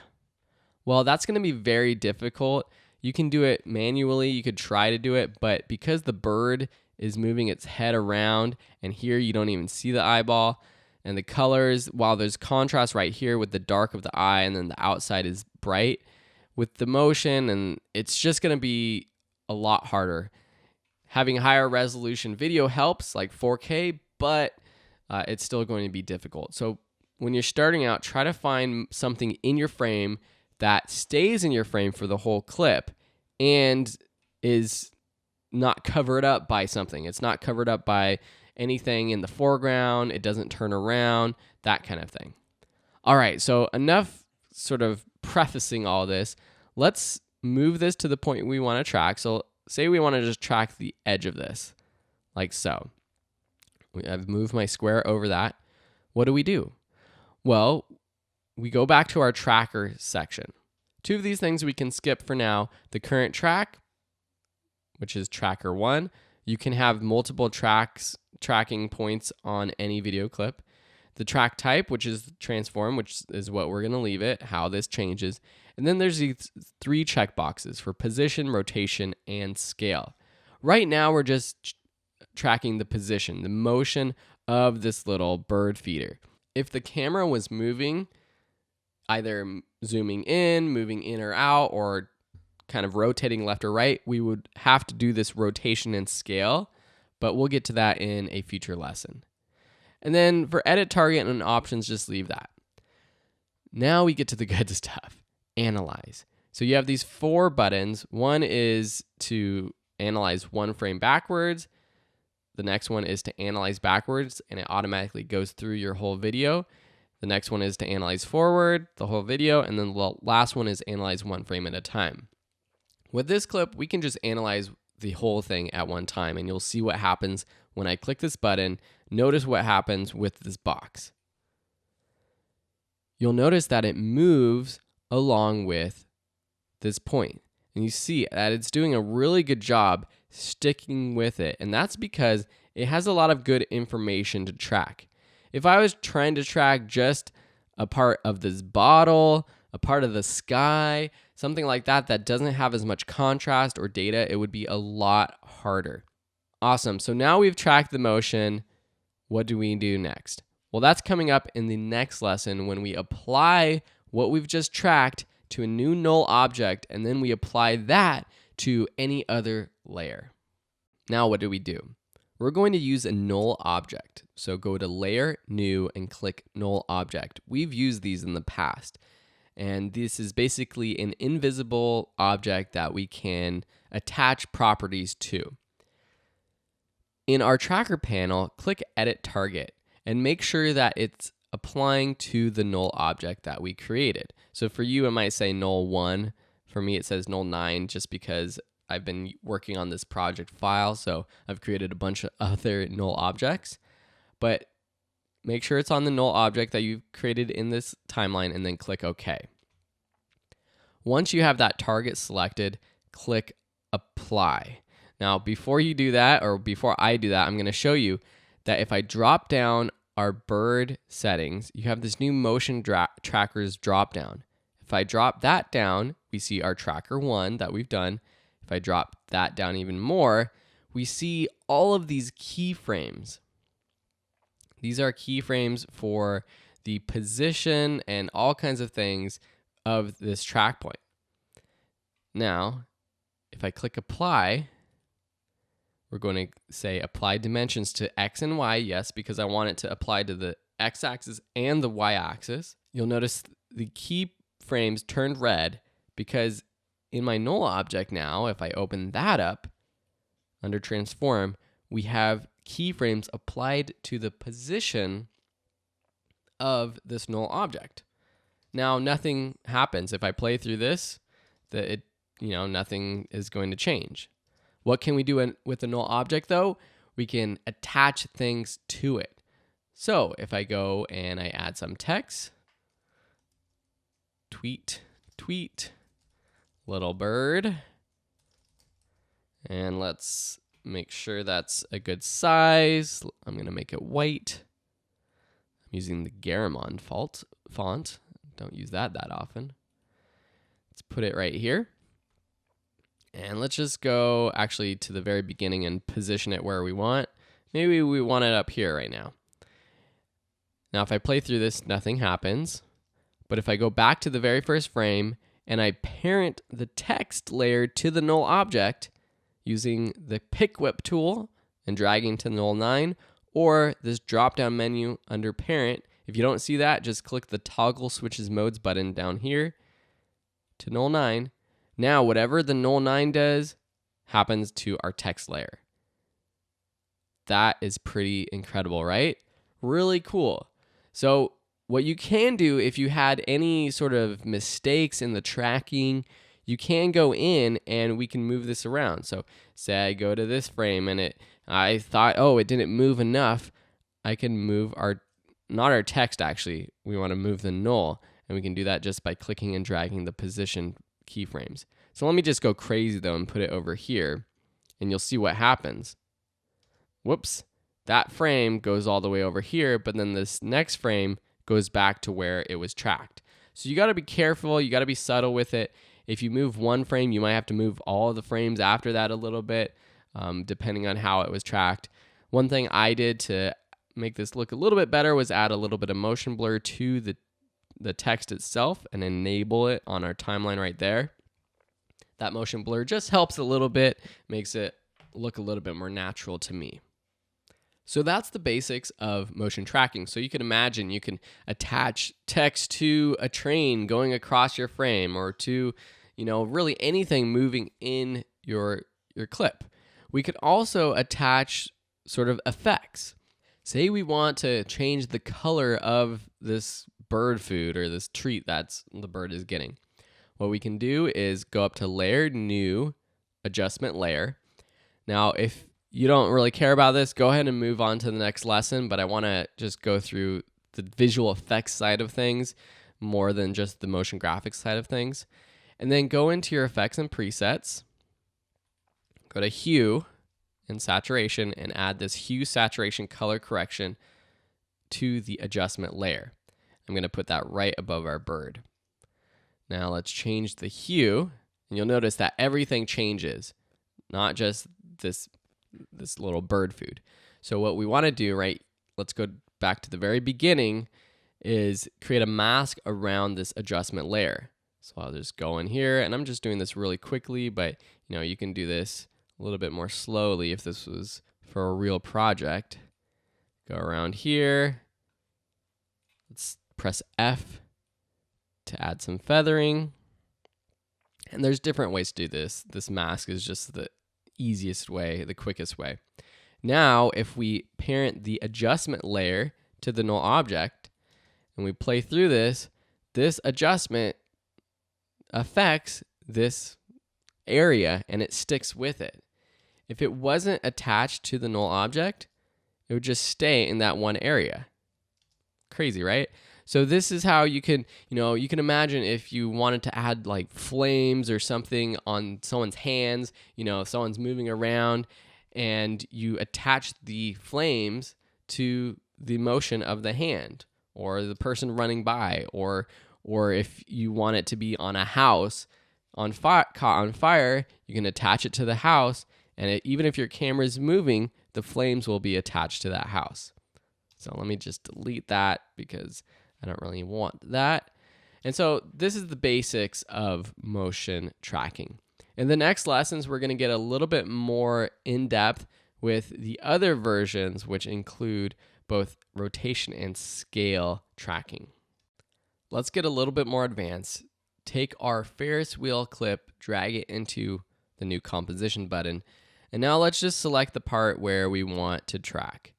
So we're just going to go until the Ferris wheel is almost out of the frame. Right, we can go after the Ferris wheel is out of the frame, actually. That's fine. Go right there. And then for the beginning, let's just start around 5 seconds. That will work. Whoops. Take the end, drag in, trim comp to work area. Now in our tracker, click track motion. Okay, you can see that this video clip is a lot more complicated than the other one. First, the background isn't a clean blue sky. There's lots going. And then the camera is moving. So we're moving in space. Things are getting larger. So that's going to affect how we're tracking. And that's why we have scale. And there might even be some subtle rotation of the camera. It looks pretty clean, but it's hard to see from, the naked human eye. Let me just show you what not to do. So if I zoom in, and let's zoom in just a little bit. Let's take our track point. Let me just put it, say I want to track the middle of this Ferris wheel right there. Now let's zoom out and let's just analyze. Okay, that actually did a very decent job of tracking that middle point. I thought it wasn't going to do as good a job, but you'll notice now, let's actually create our new null object, layer, new, null. Let's edit our target to make sure it's the null object 10, that's good, and then click apply. X and Y, yes. Now let's just add some text. We'll just say movie title. And let's just change this to Helvetica, standard, and make it bold so we can see it a little bit better. Let's also add a stroke. So just by clicking the stroke pixels to the right. And if you want to change the color of the stroke, just swap this fill stroke over here. If you want, click the stroke color, and we can change it to really any color we want. But I'm going to leave it at black. Now let's go, we're at the start, so let me put this right here at the front. Let me attach it to the null object, and then let's play.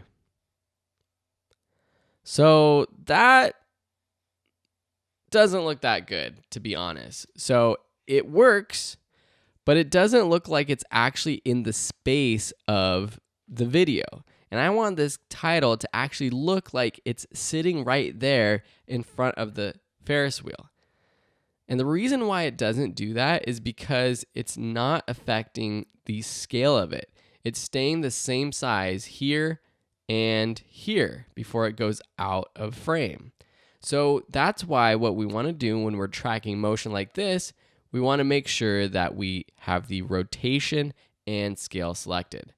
So let me just turn off the title right now, and I can leave that null object or I can delete it.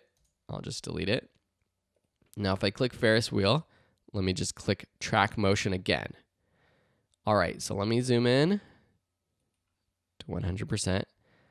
We can put this back on the middle of our Ferris wheel. I'm gonna make the box just a little bit bigger so it has a little bit more detail. And then I'm going to click rotation and scale. You'll notice that what happened when I clicked either one of those is that a tracker 2 point popped up. I know it's hard for you to see. There's lots of detail here, but we have tracker point 1 that I set and then tracker point 2. When I click and drag this, there's this line that's attached to the track point 1. The way this works is that by tracking 2 points in your video, After Effects is able to track both rotation and scale because it's seeing what's happening between those 2 points, comparing those 2 points to each other.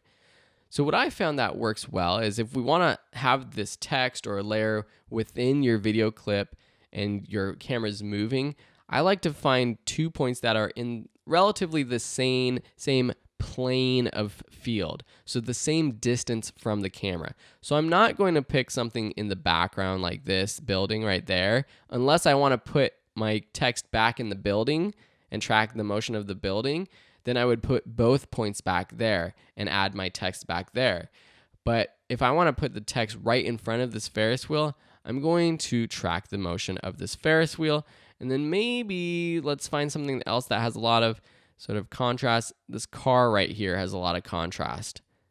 See that car? It's white, there's dark, there's also some green, so that helps with another kind of brightness. And then let's zoom back out. So now when I analyze this, and let me actually go ahead and just click and add a null object. Usually I like adding the new null object beforehand. It doesn't really matter, but when I click edit target, now it's selecting the movie title. I want to make sure it's on the null 11. Okay, let's analyze. So it's analyzing both points. Seems like it's doing a relatively good job. Now, you'll notice right then, whoops, okay, right there too. Once this car was out of the video frame, it stopped working. The tracker point just stuck at the bottom of the frame. And then right here, right when that middle of the Ferris wheel is out of frame, it just sticks at the bottom of the frame too. And that's just because After Effects does not know what to do at that point. It's out of the frame. It doesn't know where to track. So all of these track points after those are out of the frame are kind of worthless, and I'll show you why in just a second. So now let me turn on my movie title, go back to our composition. Actually, let's go into our layer, make sure we apply this tracker to our target. So click apply, both X and Y, yes. Okay, so now we're back in our composition. Let's parent our movie title to null 11. Let's make it a little bit smaller. So I'm just going to go into the character, make it a little bit smaller, and we'll just set it right sort of in front of the Ferris wheel like so. Maybe just kind of hovering in this sort of open field area. Now when we play through it, it actually gets bigger as the camera gets closer. But look what happened after that point. So after that car leaves the frame that we were trying to track, whoops, this goes haywire. Okay, so what we're going to have to do is manually adjust these things. Or if we want, we can move this title closer to us. So if we move it closer, say right there, and then we play through, it's going to be off the frame by the time that this car right here is off the frame. So now it should be fine, but after that it goes haywire, so we'll make sure that we clip this clip of the text to this point. So after that, it's gone for good. So that's pretty good, right? So there's two different ways you can do that. You can move the text up, but say we don't want to do that. Say we want the text to be sort of back closer to those cars like so. Then what do? Well, at this point right here, when it goes haywire, and I can start to see it go haywire right here, what I'll do is go into the null object, press U to bring up the keyframes, and see we have keyframes for position, scale, and rotation. And just so you know that the scale is increasing, here it's at 100%, here it's almost at 200%. So it really is growing while the camera is moving over it. So here is right there is where it goes haywire. So what I'll do is just delete all of these keyframes up to that point. So I'm dragging over all of them and deleting them. And then what I'm going to have to do is frame by frame, or sometimes you can just go like a few frames ahead until you think it would be off camera and move it down with position. So if I just zoom in here really close, so that moved too fast. So I'm going to extend this. And you can see it starts to get smaller, which I don't want. So here I'm also going to set a keyframe for just a little bit bigger, maybe like 200%. That's pretty good, maybe a little bit bigger. 205. Okay, that looks pretty good. So you can see that I don't necessarily have to add keyframes for every position to get that motion now. One thing you might notice as you work on your own projects is that there might be some subtle little movements that you don't like. Now, there's a couple things you can do. You could either try retracking the motion to see if you can get a cleaner motion, or you can go into the individual keyframes and fix it, or sometimes deleting keyframes works. So sometimes as I'm going through this, I might see that there was one little spot where it jumped to the left a little bit. Maybe just delete that keyframe. Now, say I wanted a title back here in the buildings in the background. Or maybe I decide, oh, I actually want this movie title just to be up here, and I want it to kind of move with the building. Well, when I do that and I play through, it doesn't look that good because it looks like this title is in the plane of the Ferris wheel. It's not growing at the same rate. It's growing faster than the buildings are growing in size in the background. So if you want to move your title, make sure that you're tracking points in the space where you want that title to be. Does that make sense? I hope it does. If not, just ask me any questions in the Q&A tab of the course. So let's put this back here. In the next lesson, what I'm going to be doing is adding that shadow and making this look a little bit more real. But hopefully you've enjoyed this lesson. Now you know how to use the tracker to track both position, rotation, and scale. We'll make this look more like it's in the environment. You see the shadows coming from the trees. We can see that the sun is probably somewhere behind the camera because of the way the shadows are. So an easy way to do that is just take the movie title, duplicate it. So I'm just pressing Command D. Now, for now, I'm just going to work with the top one. What I can do is just change the character color to black. Or if you want a quick and easy way to do it, go to your effects and presets, type in fill. Under generate, take the generate fill effect, apply it to the movie title, and then up in the effects controls, you can change the color of the fill to whatever you want. But for me, I'm going to use black. Now, it looks a little too blocky. So what I'm going to do for now, go back to character and take off the stroke. To get it to look a little bit more like a shadow, we want to add a little blur to it. So again, under effects and presets, type in blur. There's a blur and sharpen folder. There's lots of cool blurs down here. I like using the Gaussian blur. Drop that on that title. Let me turn off the movie title underneath it. You'll see here that this is just the title we're working with, and increase the blurriness. Something like 18 or 19 looks pretty good. Okay, now let's turn back our other movie title. Let's put the movie title 2 below and rename it to shadow so we know what we're working with. And then we're going to zoom in and do a 3D rotation of the shadow. So if I click on 3D enable, I make sure my anchor point, which it already is, but if it's not for you, make sure it's at the bottom of the layer. Now I'm going to bring R to bring up rotation, and I see that my rotation is kind of funky, so I'm going to have to play with both the X rotation and the Y rotation to make this look like it's on the ground. Something like that. So just playing around with it. I don't know why my Z rotation was all messed up initially. Now if I position this around just by clicking it and dragging it around, something like that might look good. So let's zoom out. It's still parented to the null. So now when I zoom out, I can see it looks a little bit funky. Something like that's pretty cool. It's parented to the null, so it still tracks with the motion of the video. Nice. It's a little harsh, so let me press T to bring up opacity. Drop that down to like 50 or 60, something like that. Now, let's see. And that looks pretty good. Looks a lot more like it's in the environment of our video clip. Cool. So there's a lot that you can do with the tracker, and I bet you that when you start using the tracker on your own footage, you're going to get frustrated. It's not going to work properly. Remember the key things that I talked about earlier in these lessons. Make sure that you're choosing a point that has a lot of contrast. Make sure that it's not moving around too fast, that it's clear, that it's in the frame the whole time.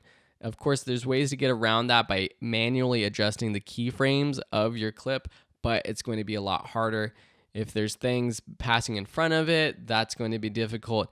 If there are subtle things that are passing in front of it, if there's moving around, turning a little bit, just make sure that outer box of the tracker is really large.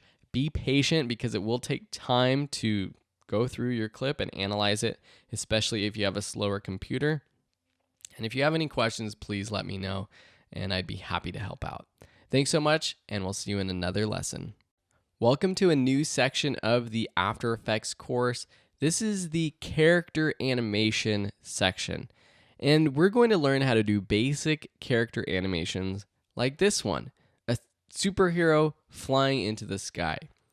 A lot of lessons and tutorials, if you take other After Effects courses, will teach you the simple character walk cycle, which is rather easy to do once you understand the basics of putting together a character and moving their arms and legs. But I wanted to do something a little bit more fun and creative. So what we're going to be doing is designing our own superheroes and making them fly like this. So everything is coming up in the next few lessons. First, we're going to design the character, then we're going to rig it, then we're going to add the motion of the character itself. We're going to then add our background and things like buildings or clouds or really whatever you want to give it a more realistic look.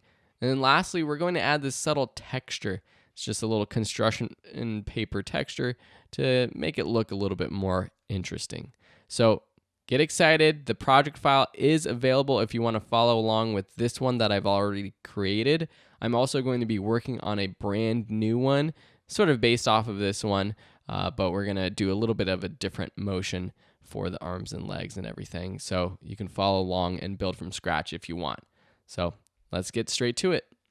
Let's first design our superhero, and I'm going to do this straight within After Effects. That's another thing that other people will teach you, that you can do this in Illustrator and bring it into After Effects, which actually is a great process to know how to do, but I want you to be able to do this all within After Effects as well. So first, click Create New Composition. I'm going to call this Hero 2. 1920 by 1080 is great, and 5 seconds. You can see in the project file that I have the hero layer, which is just our simple superhero. So let's try to replicate something like this. So what I'm actually going to do is take our superhero, and I'll just take the draft version and place it into this composition. And then drop the opacity down to something like 25. And I'll actually turn on transparency. Bring up the opacity to like 50. So we have that sort of as a template to work with, which sometimes helps. So sometimes I'll go online, I'll find a character that I'm trying to not copy, but use as inspiration. And it just helps me draw the lines a little bit straighter because I'm not a great artist myself. So I need a little bit of help. Now, before I just dive into this, I will say that these lessons in this section in particular are going to be longer just because it takes longer to do all of this. But I want to walk through everything that I'm doing so that you can learn properly, but just you're forewarned. So let's dive into it. A lot of this is going to be created with the pen tool. So I can just take my pen tool and let's start with the torso. I'm going to lock our superhero layer. And then let me zoom in just to the torso just a little bit more. All right, that's pretty good. So with the pen tool, let me change the fill to, we can change the colors of our superhero. So let's just start with sort of a red. Okay. Stroke at 0. I'm just going to start clicking and creating our basic shape. So going around the shoulders, making sure I'm clicking and dragging wherever I want there to be curves. You can always go back in here and adjust these things too. Clicking around and connecting to our final spot. Then once we have finished it, we might have to go in here and make some little changes like so. Okay, so that's the top of our torso. Now what I'm going to do is just start clicking to create our next little layer of his suit, his or her suit. So when I do that and I click around here, I'm just going to click above the first part like so. Now I can change the fill color once I've completed that. You'll notice that if I do it beforehand, what will happen is it will change the color of that first shape. Now, in our shape layer 1, which I'm going to rename torso, we have these two shapes under content. Shape 1, shape 2. I want to put shape 2 underneath shape 1. All right, so now if I go back, I have my pen tool. You'll notice that, okay, if I change my color, what happens is it changes the color of the shape I just created. So I don't want to do that. I just want to create another shape. So we're going to make this triangular body. Now I'm going to change the color. Let me pick that red with the little eye picker and then just drop it down to something a little bit darker. Now again with my pen tool, just create the bottom part. And just like so. And then make it like a gray. And then let's reorder these layers. So shape layer 1 is going to be on top, 4 at the bottom, and yeah, 1, 2, 3, 4. Okay, that looks pretty good. We can go in here and adjust things. Notice that when I take my selection tool and I click on the shape, I can adjust the individual points. If I go in here and I click on the path, I take the entire path. So make sure that you're just clicking on the shape itself. So I can adjust these so it's aligned properly. Make sure it's a perfect line. Okay. So we don't have to be a perfectionist necessarily, you and I, but that looks pretty darn good. So that's going to be the torso. Next, let's create the cape. So let's take our pen tool. I'm going to actually zoom in here quite a bit. So I'll take my pen tool. Let's change the color. And now I don't have anything selected in my timeline below. And now by changing the color, it's fine. So let's pick something like blue. And let's just create these little triangles for like the shoulders. Something like this. Now I can come down here and that's fine because I'm going to put this beneath our other layer. And here I'm just creating these little triangles right here on the shoulders. I'm not worrying about the cape that's below, fluttering behind him. So now let's rename this cape and put this behind. So now that looks like two little triangles. Now let's create the rest of the cape. So select the torso, or select the cape actually. Take our pen tool. And now I'm going to start again. And it has the same color, which is exactly what we want. You can make it whatever shape you want. Now I don't necessarily have to connect it up here, because if I do that, it's going to create this shape over here, which I don't necessarily need. So I'm just going to go back over here and finish it off like so. Now I can go back in here and adjust these if I want. Doesn't need to be perfect, but there you have the cape. Now let's make his head, his or her, whatever you want. Pen tool. He's kind of a masked superhero. So let's just create this head like so, and you can add more detail. You can add a neck if you want. Actually, I'm gonna not click there. I'm just gonna click here. Click down, down, down, down, just like so. Let's go in here, add a bit more curve. It's got more of a round head, like so. Cool. Rename this to head. Then I'm going to put this below our cape. Now I don't really see what the head looks like or the face, so I'm going to actually move the superhero draft on top now and then lock it in place. And now with the head selected, I'm going to take my pen tool. I'm going to create another shape before changing the color though. Just going to create the shape. And for the fill, I'm going to make it something like sort of a tan. Okay. Now there's this other shape right here that's kind of makes it look like they have like a chin. Just to give another texture.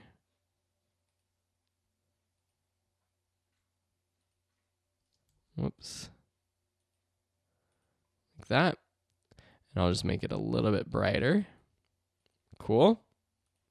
So let me just turn off that top layer. That looks pretty good. Now let's create the eyes. So let's zoom in here. With the head selected, I still want this to be in that head shape layer. I'll take the ellipse tool and I will just click and drag over the eye, holding shift to create a perfect circle. Or if you want something a little bit more oval like so, we can do that. And let's make it more like a light gray. Now I want another ellipse that looks exact same. So I'm just going to take this ellipse that's within the head shape layer that I just created and duplicate it. Command D. Take my selection tool, pressing V on my keyboard. Select ellipse 2 in my head layer. Whoops. Make sure it's selected. click on it and drag to the right. Holding shift down to make sure that it is on the same y-axis. And then lastly, we have the mouth. So again, with our pen tool, just click, shift click actually. And for this one, I'm going to create a stroke and turn off the fill. And for the stroke, let's make it, we can make it red, whatever, dark red, something like that. Make the stroke very skinny like that. Okay, I know this is pixelated, but when we zoom out to 100%, it won't be as pixelated. Okay, cool. Let's turn off our superhero. So this is what we have so far. We're getting there. Last, we have our legs and arms, and these are created with strokes. Now, there's different ways to create a character. If you want more detail, if you want hands and different colors, there's effects you can apply. You can use the puppet tool to animate it later, but I'm going to do it with just a simple stroke because it's the easiest way to animate. And I just want to show you the basics, and you can create these really cool, simple characters like this. So with your pen tool, you might want to increase the stroke a little bit, but not necessarily. We can adjust it later. And then just click up in the shoulder area and drag so that we have the curve. And then click down here so we have the curve. And I'm going to increase and then change the color to just like a gray, something like so. Click OK. And then I want to make the ends of the stroke round. So drop down the shape layer properties, go into contents, shape, stroke, change the line cap to round cap. So now it's rounded, which I think looks better for a hand. And I'll type this, I'll rename this arm left. And now it's his actual right arm, but to me it's on the left. And I'll put this behind the torso.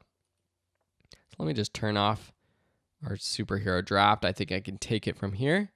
The easiest way to create his left arm, or the arm right, which has the same curve initially and is the same length, is to duplicate this one, right click, choose transform, and flip horizontal. Now that flips it horizontal. We might have to move it over to the right a little bit, which is fine. This one I might actually move down just a little bit, something like that. It doesn't necessarily have to be exactly the same, an exact mirror image, but that's looking pretty good. And let me rename that arm right. Okay, click off of that and take our pen tool for the leg. I'm just going to click and drag, click down here, maybe make it a little bit longer. Make sure I'm clicking and dragging. Rename this leg left. Go down, change the stroke settings to make sure it's a round cap. So under stroke 1, change the line cap from butt cap to round cap. Now let me make our timeline a little bit bigger. Drop this beneath our torso. And we'll make it a little bit bigger too. So let me zoom out. Not too much bigger, but just a little bit bigger than the arms. Cool. That looks good. Duplicate it. Right click. Transform. Flip, not vertical. Flip horizontal. Transform. Flip horizontal. And then I can move it to the right. Okay. Leg right. Okay, it looks a little funny. His legs are a little too close together, or his feet. So I'm just going to click on the leg, take my selection tool. I got to get into the shape itself and into the actual path itself. And now I'm going to move this here and then into the leg left. Go into the path and click and drag to the left. Okay, the right, left, whatever it is. All right, so here we have our basic superhero. So go ahead and, if you're not following along, create something similar. You could change the shape, size, whatever you want, colors, but create something similar where it has these different layers. You have a torso, legs, arms, a cape, and the head. Okay? So this is our design. In the next lesson, we're going to rig our character, which will help with all of our animation. Now that we have our design, it's time to rig. And basically what I mean by rigging is putting the anchor points where we want them. Because if we want to rotate the arm, for example, we want it to rotate from the shoulder, not right there in the middle of this composition. So for each of these layers, let's add the right anchor point. So with the pan behind tool selected, and then selecting any of these layers, find the anchor point and move it around. For the torso, we're just gonna put it right in the middle, sort of where his belly button would be. For the leg, we're going to put it where the joint would be. So for the leg right, up there. For the leg left, right there. For the arm, right here in the shoulder socket. For the arm left, same thing up there. For the cape, which we might rotate, we're going to put up here. And actually, now that I think about it, I need to move this top part of the cape to the torso, because now if I rotate the cape, I don't want to rotate sort of the cape on the shoulders. See that? So let me actually go into the cape, go into the contents, take shape 2 and shape 1. So I'm shift clicking both of those. I'm going to cut those.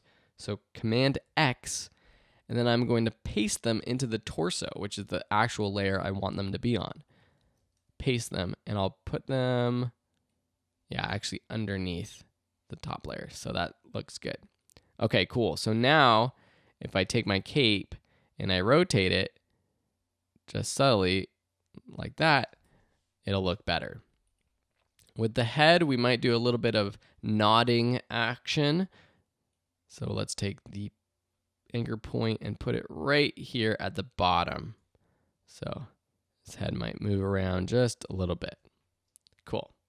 Some people, you might have a separate neck layer and a separate head layer, and that way it looks a little bit more natural too. So that's the first thing we're going to do. And then next, we're going to parent all of our layers to the torso.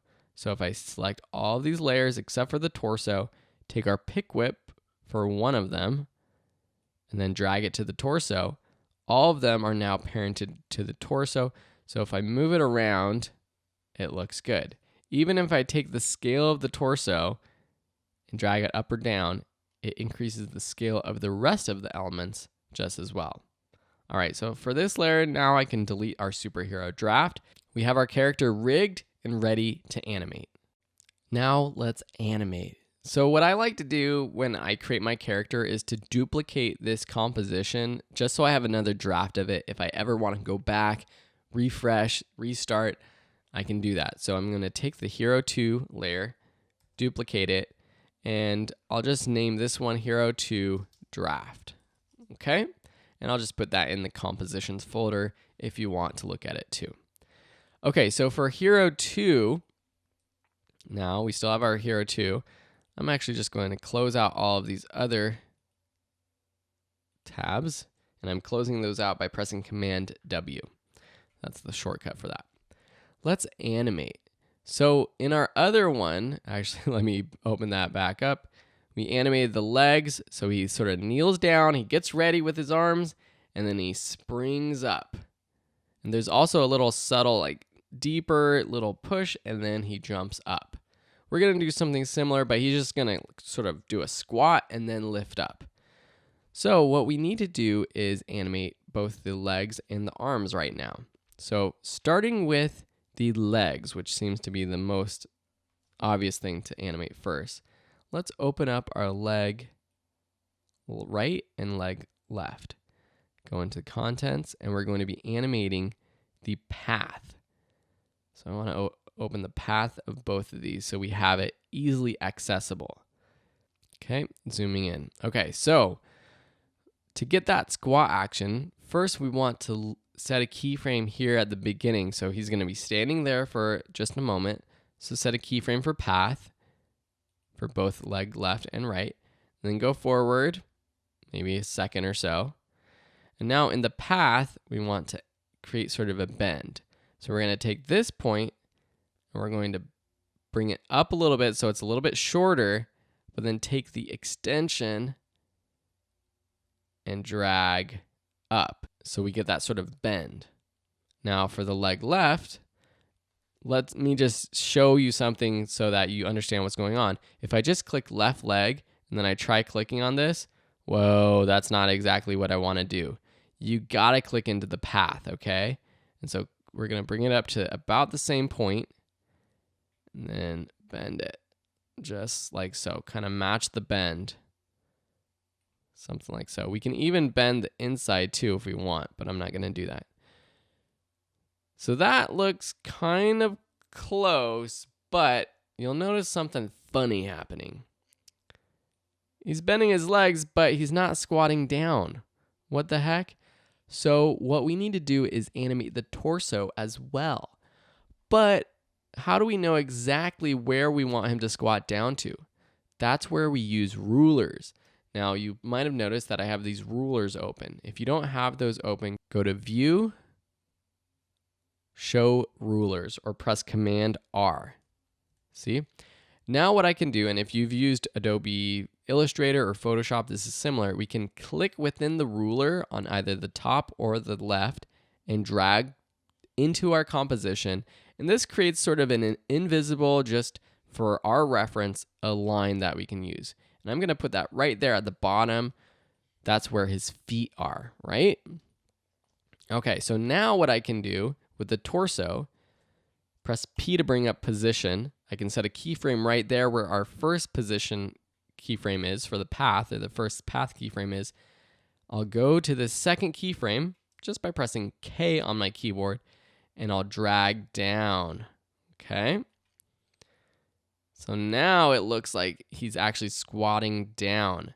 Now we might want to make this a little bit more extreme actually. So what I can do is bring him down further, closer to the ground, and then that gives us a better reference for how much we need to bend our path.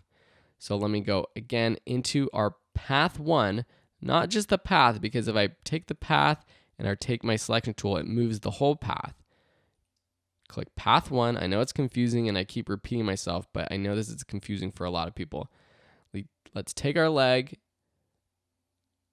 up like so, and then make even more of a bend. Now with our other one, take our path, our leg left, just like that. Maybe let's take this one. We can even take this one in for the other one too. That might actually look good. So let's rotate this like so. Okay. So now if we zoom out, we get more of a squat. Okay, the one thing is that the legs kind of blend in with the arms. So actually for the legs, I'm going to change the color. So I'm going to select both leg right and left, take the, not the fill, but the stroke, and make it a little bit darker. So we just have a little bit of a difference in color from the legs and the hands in case they cover each other up like so. Awesome. So that looks pretty good. We actually, one thing I realized is that I don't want the feet to move apart. You know, this is just playing around with it. So I'm going to move this point in just a little bit. Move this point in. Okay, that looks better. And we'll play around with the speed of this stuff too, which will make it look better. Okay, so the legs go down, and maybe when the legs go down, the arms kind of go up and the elbows like point up. So let's close our legs. Okay, now go into our right arm and left arm. Go into the contents, shapes, path, shape, path. Go to the first keyframe, set a keyframe for path. So it'll start there. And then if we go into here, let's zoom in, click on our path. We can bring this up. like so. Okay, bring the elbows in, something like that. I think that looks pretty good. Take our other path, bring it up, rotate our arm around. Okay, something like that. Okay, that looks pretty good. Crouches down. That's pretty good. Okay. So let's play through this. Crouches down, and then he needs to spring up. So we'll set another keyframe for around here a second later. So let's just copy all of our keyframes. So press U on our keyboard, and then U again to see all of our keyframes. And let's just copy them. Copy, paste, or just click this little keyframe button on the far left, which creates a keyframe based off of the other keyframe that was previously set. So now it sticks down there, and then we'll have a shorter sort of jump up. So what we can do is just actually copy these first keyframes, but we might want to, I don't know if I think our arms, I guess our arms when we jump, we probably put them down, but a superhero is going to put his arms up, right? So instead of these keyframes for the arms, let's make our arms go up. So again, we have to go into our arm path layers itself. Move them up. Make sure the rotation is right.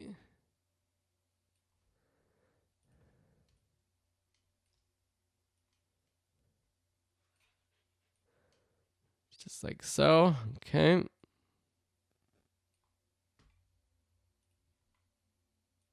Maybe one arm is up, one arm is down. You can do whatever, kind of motion you want.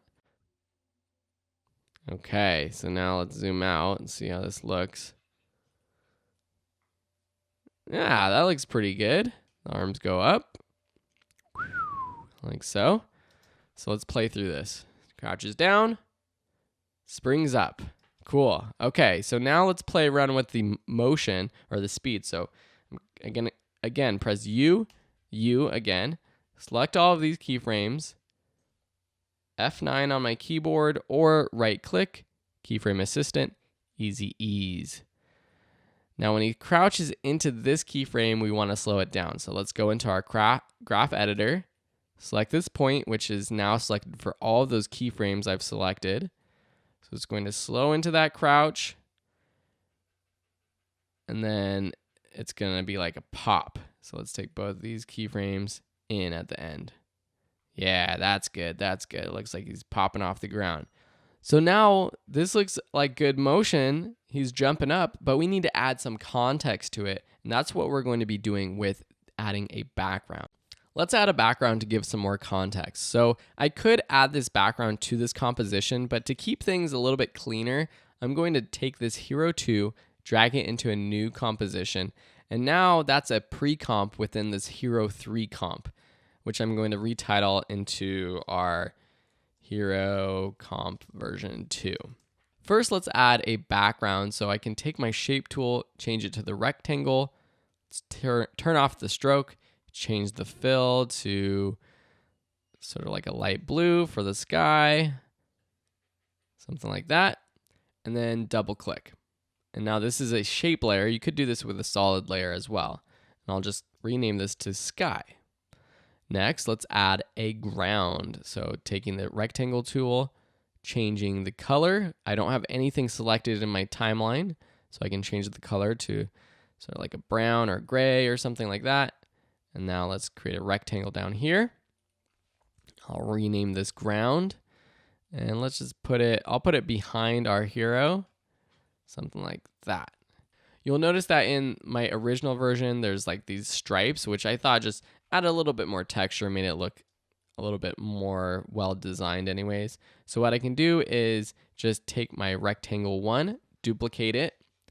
Let's change the color with that selected just to something a little bit lighter. And then now with this selected, I can just press down on my keyboard, shift down to move it down just a little bit. Let me duplicate it one more time. With that selected, I will change the color again. something maybe even darker.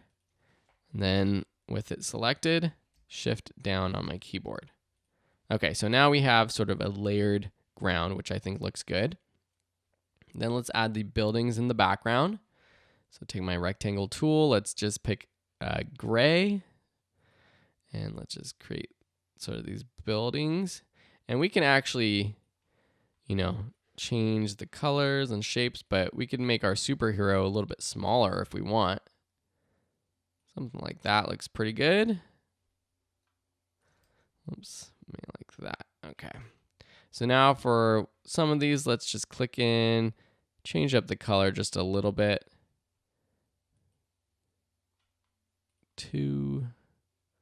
Yeah, that looks pretty good. And let's put these behind our ground. I'll call this building. Okay. Now let's make our superhero just a little bit smaller. So press scale, change it to 75%. And let's put him on the ground still. So if we scrub through this, we can still see he does his sort of squat on the ground. And next we have to animate our background. So we want to have the ground and the buildings move down after he jumps up. And then we'll add some clouds to see that he's like flying through the air. First, let's parent the buildings to the ground. So just take the pick whip, parent it to the ground. So whatever happens to the ground happens to the buildings. Let's go right when he starts to leave, like when he would leave the ground, like something like there. Set a keyframe for position, and then go forward, depending on how fast our superhero flies, and drag down. And we can change this up, so let's play through this a little bit. That looks pretty good. We can add some easy ease just to give it a little bit more of a pop. That looks pretty good actually. And let's also add some motion blur to the ground and the building layer and enable it. Once the buildings and the ground leave the frame though, it's kind of hard to tell what this Superman is doing. Is he flying? Is he just stuck in the middle of the air? That's why we need to add more context with clouds. So what I'm gonna do is take our ellipse tool, and we've created clouds before in this class, so you know how to do it. I'm not gonna do it with a mask of a solid layer actually. I just want them to not be feathered. I just want them to have solid edges. So I'm just going to take the ellipse tool, create our cloud, just like so. I'll call this cloud 1. Now let's animate it. So this one we can have right about here. Press P to bring up position. Move it up above our frame. And then go down or just forward in time just a little bit until you think it would be below our frame, and drag it below our frame. And we can play through it and see it. Did it go too fast? Yeah, it went way too fast. So let's extend these keyframes. Cool. Now, if we think, oh, well, we want that to appear a little bit earlier, we can just take this whole layer and drag to the left. Cool, right? And we probably want to add some motion blur to it, but while I'm building it out, I'm just going to leave motion blur off so that I can work a little bit faster. Okay, cool. So now what I can do is take my tool, my ellipse tool, and create another cloud. So let's just create maybe something that's a little bit bigger that will appear in front of our superhero, again, to give him just a little bit more context. Call it cloud 2. Move it in front like so. I'll put here cloud 1 behind our hero, and actually behind our buildings too. Not that it necessarily matters. Yep, no, it won't matter. And I can actually just copy and paste the position keyframes for this other one in front on this cloud. So here I can paste. So now I might have to adjust them. So if I press P and go to this first one, I gotta make sure that it's off the frame. Then go to this last one, and yeah, it's off the frame too. So let's just play through this. That looks pretty good. Now, the fastest way to sort of create more clouds based off of these two is to duplicate them.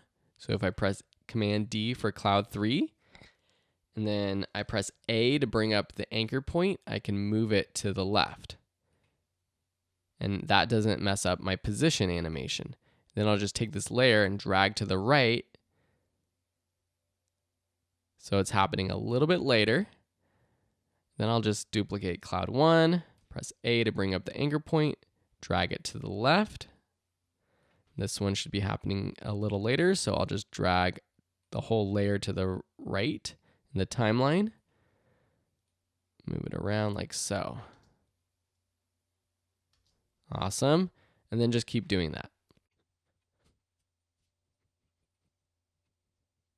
All right, so I've added a bunch. I think that's pretty good. Maybe we end our animation a little bit earlier.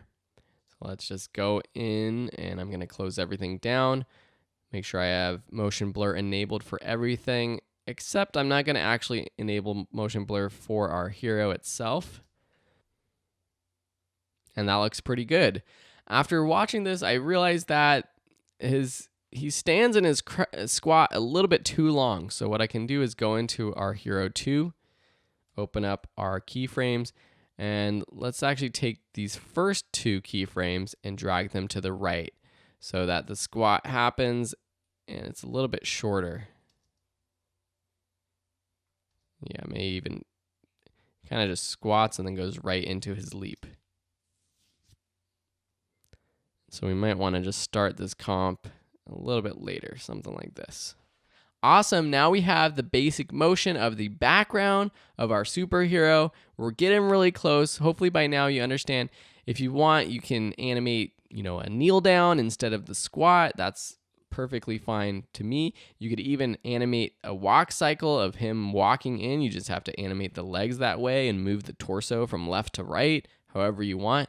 In the next lesson, what I'm going to do is add a couple more details, a little bit of movement to the cape, and then add that texture effect to make it look a little bit more designed. There's a couple more details I can add to make this a little bit more realistic.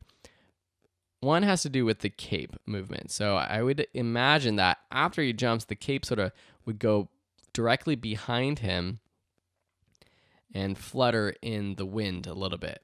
So let's go into our animation, close everything down, and then with the cape, what I'm going to do is, let's bring up the keyframes for just the arm left so I can see what's going on, where those keyframes are. So I'm going to set a keyframe for rotation of the cape here. Then let's go down to the squat, and the cape is going to rotate just a little bit up like so. But what happens is now it's going over his shoulder like this, which I don't like, but that's okay. We'll adjust that in a second. I'll copy this keyframe right here, and then at 3 seconds, we will rotate back down. Maybe even just like, oh, yeah, that looks pretty good actually.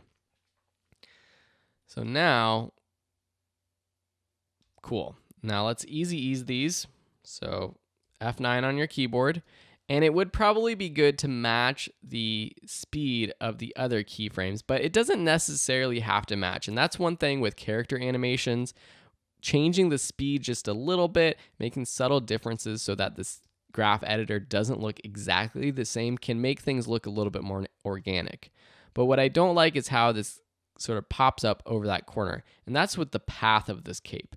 So let's go down, open up our contents, open up shape layer 3, path, and set a keyframe right here. Now let's zoom in here, go to our next keyframe, click on path, and I'll take this down like so. And maybe we might even, move this up just a little bit, move it around just to get some sort of organic movement. Then go here, copy and paste this keyframe, go to our next one. And here we might want to change our path a little bit too. So click on path, bring this down. You would imagine that the cape would change just a little bit. Something like that. Okay, that looks pretty good. So let's zoom out and see what this looks like. Awesome. So that's looking pretty cool. Let's add some easy ease. Looks like it's blowing a little bit in the wind while he's, stomping down on the ground while he's crouching. But we want to add a little bit more fluttering effect while he's going up and down. And we can just do that with the path animation. So let's go up, just half a second. Let's change the path just a little bit. So let's take all these keyframes. So what I can do is just click and drag over them. So again, what I did was click path down here with my selection tool, click and drag over all of these and drag to the right. So those are just dragging those ones on the bottom, not the path points up here. So now if I go back to 4 seconds, I can drag these to the left. Go to 4.5 seconds, drag these to the right. So now that gives a little fluttering effect. And so if I play through this at the end, okay, it's a little bit too slow. So I can just make these faster. I like making it a little organic, so I can copy and paste some of them, just repeat. Yeah, that's looking pretty good. Okay, it'll look better in our other composition with the background to give us more context. So now we have the cape.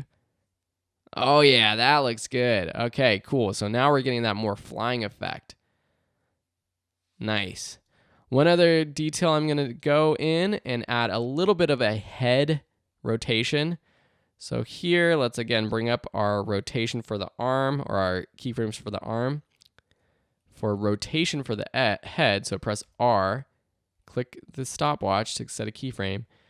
Then when he goes down to his crouch, I'm going to rotate just slightly back, just like so. And then copy this keyframe there, go here and copy this first one. And add easy ease. My favorite, easy ease. Now if we play through, he has just a subtle head tilt back, which I think works good, adds a little bit more detail. Nice. I am really enjoying how this looks. I'm going to do one more little detail, and that's with the mouth. So if I go in, what I'm going to try to do with the mouth, and I'll have to go into my head, I'll have to go into my contents and find the mouth, which I think is it the shape 4? Yes, it's shape 4, so I can turn that on and off. I want the mouth to kind of widen and then purse up while he flies. And so you make that sort of more of a grimace when you crouch down or when you're working hard. So that's what it's going to look like here when he's crouching down. And the way I'm going to do it is add a trim paths animation. So I can click this add button here, go to trim paths, make sure that it's in our shape 4. If it happened outside of trim shape 4, just make sure you drag it into shape 4. Now I'm going to set a keyframe for the start and end here. Go to the top where he's standing up. And then I'm going to drag the start into like 20% and the end into 80%. So the mouth gets smaller, it gets a little wider. Copy these keyframes here, and then when he jumps up, copy these first keyframes, and his mouth is going to get a little bit bigger. See that? Really subtle, not necessary, but just makes it a little bit more dynamic. Cool. And let's add easy ease. Select all of them, easy ease. Now we've added all of these little details, and I'm actually going to wait until next lesson to add the texture because I think that's a completely different type of lesson. But we really have our basic character animation, and you can see that it's all about these little details, animating stroke, animating rotation, using what we did right here, trim paths to animate a line that is the mouth of our character. And of course, adding the background too, which gives more context to our motion. I hope you're enjoying it, and I'll see you in the next lesson for adding that texture. Sometimes when creating these little animations, I like to add a little texture to everything. So one thing I'll do is add a sort of construction paper texture. So within the graphics folder, there is this red paper and paper texture. So import those if you're not using our project file. And what I basically do is just take this paper texture, I'll put it over everything, and then I'll change the blend mode until it's something that I think looks good. Usually it's something like multiply, like that. Color burn can look cool. It can be a little intense. Depending on the color of the paper too, it might change. But for me, I'm just going to do a multiply. That's kind of cool, but it looks like the texture is just like overlaid on everything, which it is, which is kind of cool. But what if I want to add this texture, kind of a separate look to our character itself to make him pop out from the background a little bit more? Well, I can go into my hero composition, add that texture or maybe a different one. Playing with the size of these images will also change how the texture appears. Now, what you'll notice though is if I change this to multiply, for example, we still see the background of this paper and it's a little intense. So I can drop the opacity, which helps. But when I go back to my main video, I have this red composition, which looks so funky. I don't want that. I want the layer, our texture, to just apply to where our superhero is. How are we going to do that? With track mats. So what we need to do is actually create another pre-composition of our superhero. So select all of our superhero, pre-compose it, Command-Shift-C. I'll call this hero for texture. Now, with our red texture, let me just bring up the opacity so we see it a little bit better. If I put this down below our hero texture, take the track matte and change it to alpha matte hero, what you see is we just now have this red textured version of our hero. So what I want to do now is duplicate our hero for texture layer, put this beneath our red paper texture, make sure I turn it on, and then now I can play with the settings of this paper texture itself. So maybe I drop the opacity, something like so, or maybe I replace it with the paper texture. Now I haven't taught you this cool trick yet, I don't think, but to quickly replace any layer with any asset up here in your project file, click that layer with it selected. Make sure you have the layer selected that you want to replace in your timeline. Then take your asset from your project folder and option drag it onto the layer down here. And you'll see what happens is it automatically replaces it. So now let me bring up the opacity. Let's play with the size. Maybe make it like so. And now if I go back to our hero practice or our full comp, now the texture for our superhero is just a little bit different than the texture for our other comp. Now I noticed that when he brings his hands up, the texture doesn't apply.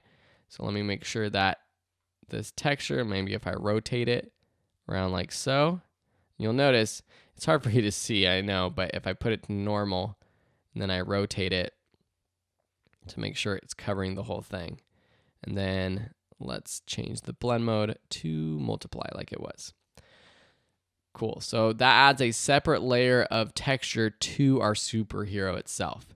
If you really want to make our superhero stick out, just right click the superhero here and add a drop shadow layer style to the superhero.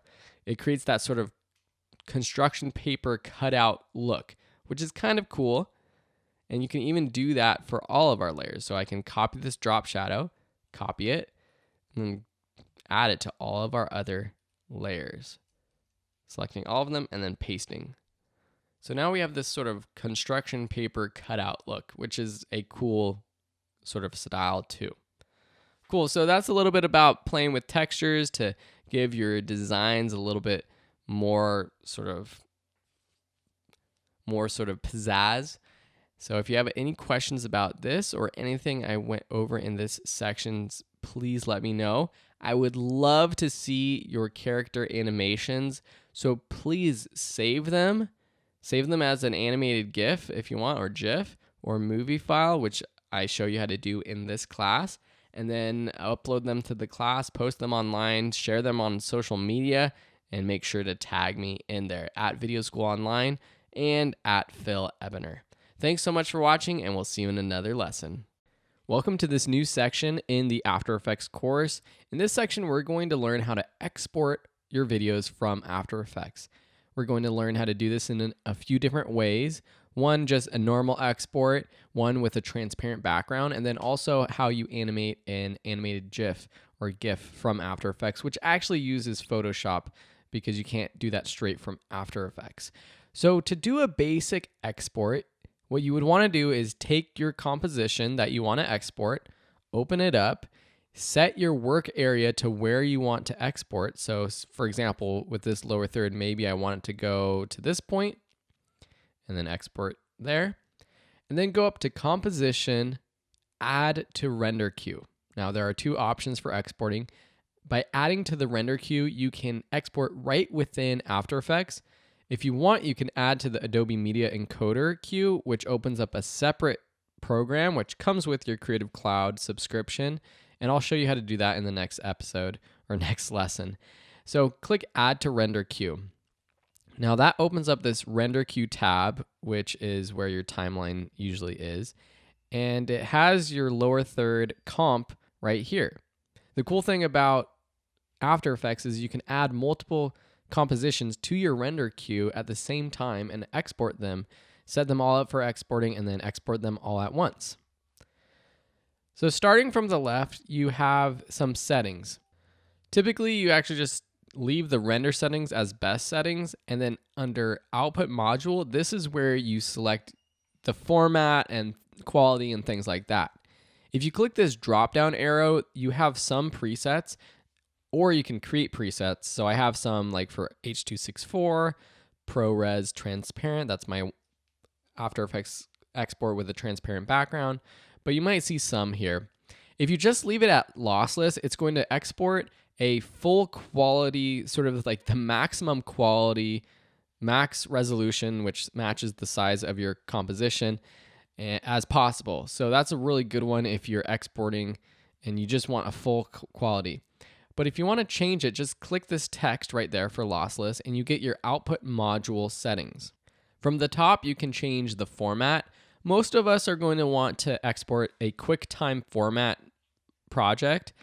If you have a specific other thing, such as an image sequence, you can also export just as audio, but most of us will be using the QuickTime format and then changing our options down here. So over here, let's jump over here to Format Options, and clicking that brings up another window. And here's where you change the codec. Now, this is a little bit more advanced. If you don't know much about video, then this might be a little confusing, but the video format is kind of the container. So QuickTime is going to be the container, the type of file, and then the codec is the process for how it's sort of compressed. And so if you drop down the video codec, you have here animation, you can see you have ProRes, you have H.264 down here. There are different ones, and for different reasons, you might want to choose a different option. If you want full quality, animation is a good option. A lot of video editors will want ProRes versions. So if you're working with other people, or if you're working with these effects and you want to add them to a video that you're editing in Premiere Pro, for example, you might want to choose Apple ProRes. 4444 is sort of the max quality out of the ProRes options. Or if you just want to quickly export more compressed version, but still a high quality version of your file, choose H.264. That's going to be the smallest file size, or one of the smallest file size codecs, but still have a great quality. You can decrease the quality here if you want to make it an even smaller size, but you're going to lose some quality, so it might get more pixelated by doing that. So I leave that at 100. If you want to limit the data rate, which is another thing you might do, you can click this button right here and limit it to a specific data rate, but I usually leave that unchecked, so I'm getting the full H.264 quality. And then just click OK. All of these should stay the same for just exporting an H.264 file, RGB, millions of colors, pre-multiplied. If you want to change the size of your export, for some reason, you can click this resize button and then change the resize to another width and height. But if you're just trying to export the same size as your composition, leave that unchecked. And also, if you want to export audio, you can turn that on and off. I usually have it off or just leave it at auto, which won't export audio if there's no audio in your actual After Effects project. Here you can click Format Options to change the audio format too. Okay, so once you're happy with all of those, click OK. And now while I'm here, let me just tell you, so say you set that up, this is the H.264 setting. If you want to create a preset for that, just click the drop down button and click Make Template. And then just name your template. I already have one, but I would call this H.264 and then click OK. And now whenever you want to export anything from After Effects, you can quickly choose that H.264 template. To choose where you save, click this Output To and click that text right to the right and just choose where you want to save it and click Save and give it a title. When you're all ready to export, click the Render button, and this is going to work through your composition. It's going to give you a little ding when it's done. And then in your Finder, you should be able to find the video clip that you exported. So now we have this full resolution 1920 by 1080 H.264 file of our lower third. Now this file though, for this lower third, has a black background. It's not transparent. If I bring this into another program like Adobe Premiere Pro, say I import this into Adobe Premiere Pro and then put this on top of a video clip onto a new layer, what's going to happen, and here's just a quick little video I made recently, is, and let me turn off this audio, it goes from the video to this blank lower third, and that's not what we want. So for most animations where you have a background and everything, you can just export it that way as an H.264 file. But if you need a transparent background, I'm going to show you how to do that in a couple ways next. Here's how you can export your video clips with a transparent background, which is very beneficial for graphics like this with titles. So if I click on the toggle transparency, you can see that this actually doesn't have a black background, it's transparent. So go up to Composition, Add to Render Queue. Click on Lossless, and there's one thing that we have to change to make this a transparent background, and that's under Channels, choose RGB plus Alpha. So it actually saves the alpha channel, which is the front layer, separately than the back layer. Under Format Options, not all of these work with a transparent background. So H.264 won't work, but Animation or ProRes will work. So I can choose ProRes and then click OK, then OK. You can play around. Some animation is a really large file size, so ProRes will be a lower file size, but still a great quality. Now let's change the output to and just call this transparent so we know what we're working with. Click Save and then render it out. Now once it renders out, we'll see that when we play this, at least on a Mac, I'm just pressing spacebar to play it, you can already see that the background has this kind of transparency versus the lower third. Here's the lower third transparent, so that's what we want. Now if we go back to that Premiere Pro project file and bring in this lower third and then drag this onto our video clip, we can see that now it has a transparent background. So I can put this over our video clip. And this is perfect because if I want a lower third and I want to use it over and over and over for all of my videos, then I can export it and save it and reuse it. There's another way that we can bring in any sort of transparent composition or really any composition into Premiere Pro. And that's using Adobe Dynamic Link, which is this sort of automatic process that happens in the background where you can use multiple Adobe products at the same time. So say I find my lower third composition in our project window. What I could literally do is choose this, click it, and drag it, and I'm still holding it down, and then tab over to Premiere Pro. And to tab on a Mac, it's Command Tab. So I believe on a PC it would be something like Control Tab.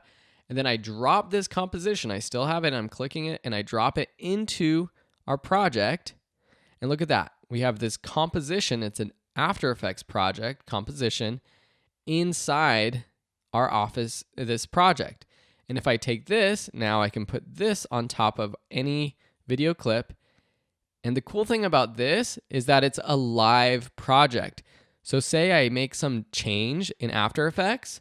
So let me go to the lower third and change the name. Maybe I want to have my middle initial, which is John, if anyone is curious. And then if I go back to Premiere Pro, whoa, look at that. It automatically changes. So this is great for lower thirds. It's great for any sort of titles. It's great for any sort of animation in After Effects when you're working together with Premiere Pro. And as I've mentioned before, I really believe After Effects is a great program for building out complicated graphics, but not editing an entire video. That's what I use Premiere Pro for. So that's how you can export your project with a transparent background, and also how you can use After Effects compositions in a Premiere Pro project. This doesn't work with other programs, like if you're using another video editor, but it does if you're working with Adobe Premiere Pro. So I hope you enjoyed this lesson, and if you have any questions, let me know. Otherwise, we'll see you in another lesson. In this lesson, I want to show you how to export your videos from After Effects using Adobe Media Encoder, which gives you some extra options for your export. So choose the composition, set your composition in and out points, your work area, and then go up to Composition, Add to Adobe Media Encoder Queue. And the reason why you might want to do this is because since it's a separate application, it can be running at the same time as After Effects. So if you need to continue working in After Effects on your project, say another composition you're working on, you can do that while your project is exporting from Adobe Media Encoder.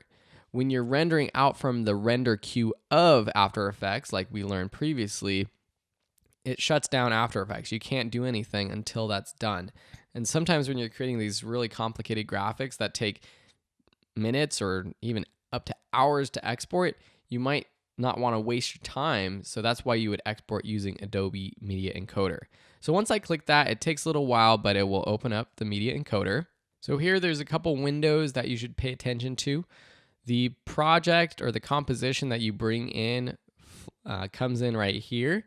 And it will probably bring in the settings that you used the last time for your export. But to change your settings, you can either use a preset, which you can choose one from your preset browser. And this is another benefit of using Adobe Media Encoder, because there's all sorts of other presets that you don't have within After Effects. So there's an entire web video folder. And so if you want a perfect video that's going to work well on YouTube, you can choose one of these presets. And to actually use that, just click and drag it on top of the composition right here, and it changes those settings. Or you can choose your settings yourself. With this drop-down menu on the left, you can choose the media format. Over here in the middle, again, you have your presets, or to customize it, you can click on this setting right here, and it will open up the traditional export settings window of Adobe Media Encoder. So over on the right-hand side, there's a lot. You've got your format at the top. You've got your preset again. You can choose the name and the folder where you're going to output it here. You can choose whether to export video and audio, or just video or just audio. And then down below, here's where you change your settings, kind of like we did with the render queue. Here's where you can change the format. I'm using the H.264 setting. You can click the match source button to just match your source settings. So the frame size, the frame rate, etc. Or you can change this if you want to resize or change anything. If this is on another setting, say QuickTime, then under here you have video codec options. So here's another option where you can find H.264, but you also get your ProRes, your TIFF sequence, your animation, all of those other options too. So I'm just going to use that H.264 format though. Here's where you can change your bitrate settings here, which gives you both your target and maximum bit rate. And the cool thing about using this export settings module is you can see the estimated file size. And to decrease the file size, one of the easiest ways to do that is by decreasing the target bit rate. The max bit rate is, it just won't go over that bit rate no matter what. The target is where it tries to stay around. And the bit rate is basically how much information per second is included in your file. I typically like to check the render at maximum depth and use maximum render quality options right there to make sure it's the maximum quality. Then click OK. And then just click this Start Render Queue right here, or Start Queue. And it will pop open right here. It will start rendering. And then like I said, we can go back here. We can start working on another project while it's rendering. And we're good to go. Once it's done, just click the output file and it will open up that folder where it exported. And here we have our lower third. Now this wasn't rendered with a transparent background, so you'll have to use the same settings as we did in the other lesson with the transparent background. But that's how you export with the Adobe Media Encoder. Thanks so much for watching, and we'll see you in another lesson. If you want to export animated GIFs, whatever you want to call it, from After Effects or from even Adobe Premiere Pro, you can now do it through the Adobe Media Encoder. So here I have this graphic for our digital marketing masterclass. If I want to export this as an animated GIF, just go up to Composition, Add to Adobe Media Encoder Queue. That's going to open it up in Media Encoder CC. I already have the preset selected, but if you want to choose the animated GIF preset, just type in GIF up here or look under Image Sequence under GIF. You have this animated GIF preset. Then just drag that preset over here to your queue on top of this preset over here or whatever's there already. And now it's going to animate or export as that. One thing you'll have to do though is click on the preset right here, these settings, just click right there to open up your export settings, because if you don't change the quality and the size, it's going to be a huge file. And if you're going to be uploading online, you'll want to make it a lot smaller. So play around with it. I was finding that quality of 20 is pretty good, and then making it a lot smaller. Typically 500 or 1,000 is probably pretty good for uploading online. Clicking OK, and then choosing your output file destination. Let's just put it on my desktop. Then press the play button to start the queue and export through Adobe Media Encoder. So if you're watching this in my After Effects course, I will show you a way to export an animated GIF in the previous versions of Creative Cloud, which you actually had to do through Photoshop. But if you do have the CC 2018 update, you have this available to you. So now if I go to my desktop, and this is a little big because that's bigger than 500 pixels, but if I open this up, now we have this nice animated GIF that we can upload online. It's only 1.2 megabytes, so that's a pretty good size for uploading online. Cool, so that's how you export animated GIFs right within all of your Adobe software. So good for Adobe After Effects or even Premiere Pro. Thanks so much for watching, and we'll see you in another lesson. Let me walk you through exporting your video and turning it into an animated GIF. And so this is a project that I created earlier for a flat animation challenge. So hopefully you followed along, and welcome for those of you coming from that. So if you want to animate or export as a GIF, you can't actually do that straight from After Effects. What you first have to do is export a video and then bring that into Photoshop. So I know that's a little tricky, but if you have the Creative Cloud version of After Effects, most of you will also have access to Photoshop, which comes with your Creative Cloud subscription. So first, choose the composition that you want to export and go to Composition, Add to Render Queue.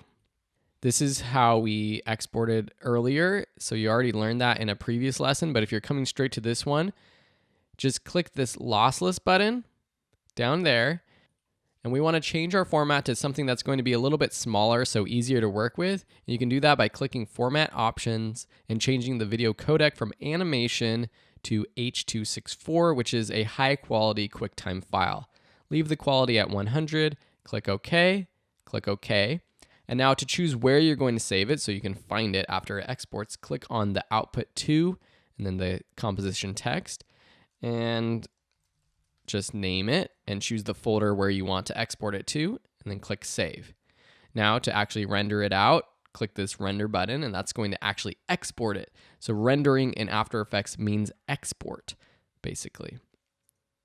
So once that's done, we can go to that folder, and we have this QuickTime movie file.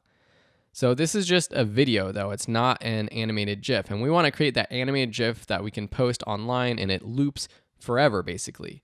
So to do that, we need to open up this movie file in Photoshop. So you can literally just take this video clip and drag it into your Photoshop app, or you can right-click it and say open with Photoshop. So right-click and open with. Now this might look different on PCs, but on a Mac you would say open with and then click other and then choose Photoshop. When you open up a video in Photoshop, you're going to have this timeline tab down here. And so this is good if you want to make it shorter. So I exported this entire video, but maybe I want to make it a little shorter. So maybe 4 seconds. So I can take the end of this and drag it in like that. That's your sort of play area, your work area in Photoshop. And now it's only going to export that area. To save as a GIF, go up to File, Export, and I still use the Save for Web Legacy option because it's an easy way to choose your GIF settings or GIF, however you pronounce it. It might take a few seconds to load because it's bringing in all of that video data, so just be patient and let it load. But while we're letting it load, we can see all of our settings on the right. So down below you have, actually this is good to start from below, we might want to change our animation from looping once to looping forever. And then the image size, we typically don't need it to be 1920 by 1080 for online. So maybe we just want to set the width to 1000. And once we do that, nothing happens. But if we click anywhere else, if we click onto another setting, it's going to process that, and then it's going to change the image to 1000 pixels wide. And you see that this is linked, so because we set the width to 1000, the height is going to be 563. It automatically decreases that the right amount. While this is processing, you'll notice that the size of the GIF is down here in the bottom left. And so this is 523 kilobytes, which is pretty small, which is good. You definitely want somewhere below 1 megabyte if possible. Below 2 is even better. And so if your animation is too big, you can either change the size of the canvas or you can change the quality up here. So here you have your GIF settings, and you can also from here, this menu, you can change it to JPEG, PNG. And if you didn't, actually the thing is you should change this to GIF. That's the first thing you have to save it as or choose. It might have been on JPEG, so make sure you change that to GIF. And then you can play around with these settings. The color setting is an important one to look at because basically what this is doing is allowing a certain amount of colors to be in your image. Because this animation we created has very few colors, we can actually drop this down and it will still look good because literally there's only like 10 or so colors in this from the background to the cabin colors. So if we drop this down to 32, it's going to process it again, but it still looks pretty good. You get a little bit of that animated GIF pixelation in there, but the size of the GIF also decrease, which is nice. So this is one thing that you can do it increases the quality, but it also increases the size. So you have to kind of balance what you want. So if you want it to be really small, maybe choose something that's a little bit lower. You can also change the dither percentage. Dropping it down a lot, you'll see it kind of decreases. Depending on what your video looks like, it will decrease the blending of the colors or increase. If you're making an animated GIF of a video clip, this will look a lot different than this sort of flat animation. To preview how this is going to look, just click this preview button, and it's going to open up your web browser and show you what this looks like. Now, I actually realized that once I changed these settings, it changed the looping options back to once. So let's check forever, and now preview again. Nice. So that's looking pretty darn good.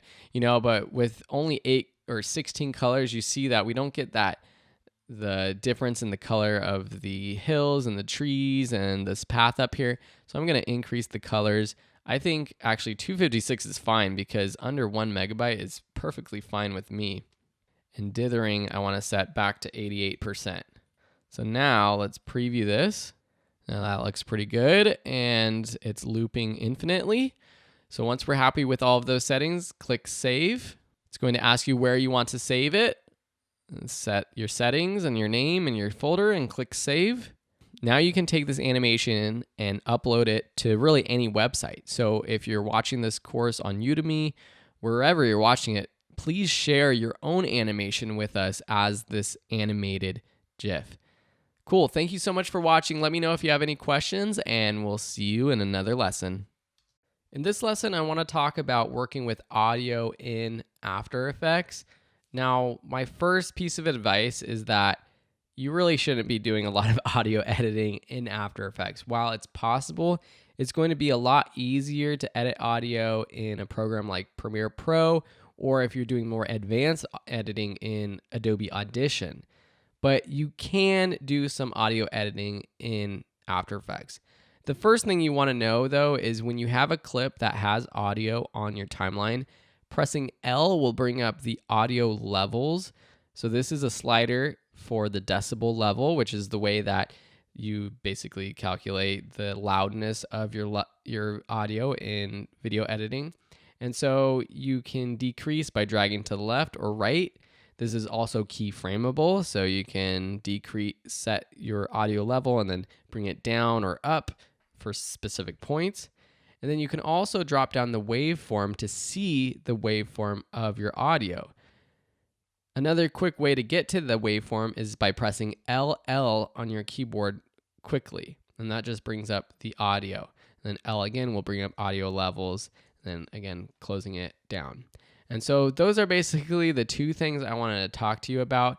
You also have in your effects and presets some audio effects under the audio folder. So you can do things like affecting the bass and treble. You can do a high and low pass, which is a basic effect. And whenever you apply any of these effects, the options will show up in your effects and effects controls panel up here. And so with the high and low pass, you are basically allowing the sounds either above or below a certain frequency. But I don't really want to dive too much into specific audio editing because you really should be doing this in another program. If you have any questions about specific things regarding audio, please let me know. But you can find these effects here, play around with them. But the main things, again, are just pressing L to bring up your audio levels, and you can decrease or increase there. You also have this option just to mute audio here on the left or right. One other quick tip, if you are scrubbing through your video clip and you want to hear the audio while you're scrubbing through, press the Command key. Hold that down. I know it's hard for you to hear, but by holding that down, I hear the audio. That would be the Control key for PC users. So in After Effects, one thing that I like to do with my motion graphics is make the graphics work with the audio. So when there is a change in audio, I might change the motion or move something around, especially with music. You know, if you have beats of a song, you might want to have the motion of your graphic go with the beats of a song. And so by opening up the waveform, you can see where those beats are, and then you could add your motion to those specific points. So these are just some tips to keep in mind while you're working in After Effects. If you have any questions, let me know. Otherwise, we'll see you in another lesson. If you're creating graphics in After Effects, there's a good chance that you also work with Adobe Premiere Pro. And in this lesson, I want to talk about how you can have an efficient workflow using both Premiere Pro and After Effects. In one of the earlier lessons about exporting with a transparent background, we learned about Adobe Dynamic Link, which allows you to work with both applications at the same time. So not only from After Effects can you bring in compositions that you've worked on into Adobe Premiere Pro, but from Adobe Premiere Pro, you can also send compositions or sequences or parts of sequences right to After Effects to work on. So say I'm working in Adobe Premiere Pro and I have an entire video. Imagine that this has a bunch of video clips. I've edited it all together. And then there's just one part of the video clip that I want to add graphics to. what I can do, and okay, so let me just add a couple cuts right here. Just imagine, use your imagination to imagine this as a bunch of different clips. And so I have this one clip right here that I want to edit and add graphics to. What I can do is right-click this clip in the sequence and click Replace with After Effects Composition. Now this is going to open up After Effects and it's going to ask you to save the project. So I'll call this Working with Premiere Pro. Save it. And what happens is it brings this drone shot into After Effects and adds it to a new composition. And then back in Premiere Pro, this clip turns into a composition. It's no longer a video clip. So if I add a title here, drone shot, change the color so we can see it, make it a little bit bigger. You add your graphics, you do anything you want to this clip, and then we go back to After Effects, or Premiere Pro rather, and now all of those things are applied here. So it's a live way of editing graphics in After Effects. So this means that you don't have to import the video clip into After Effects, edit it perfectly to the time, export it from After Effects, go to Premiere Pro and import that export into Premiere Pro. You can just simply take clips, any clip you want, and add it to After Effects. Now let me show you one important thing though, because now this clip that we had here is now a composition. So if I want to go back to that original clip, I have to undo this. And now I lost that connection. I still have the shot that I edited here, but I've lost that connection. So a better workflow is actually to create an adjustment layer. So in Premiere Pro, if you click the new button down here and choose adjustment layer, click OK, add this on top of your graphic. So this is good if you're adding titles or something on top of your video clip, not if you're doing visual effects, but if you're just adding it on top. And now make this the right size. So for the length of the clip or the length of the graphic that you want, then right click the adjustment layer and say replace with After Effects clip. Now what we can do is add our titles, drone shot, or whatever it is.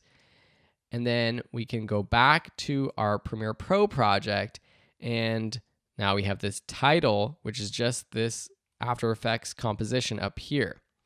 Now you might be saying, well, that doesn't make a lot of sense. Why wouldn't you just create this title within Premiere Pro?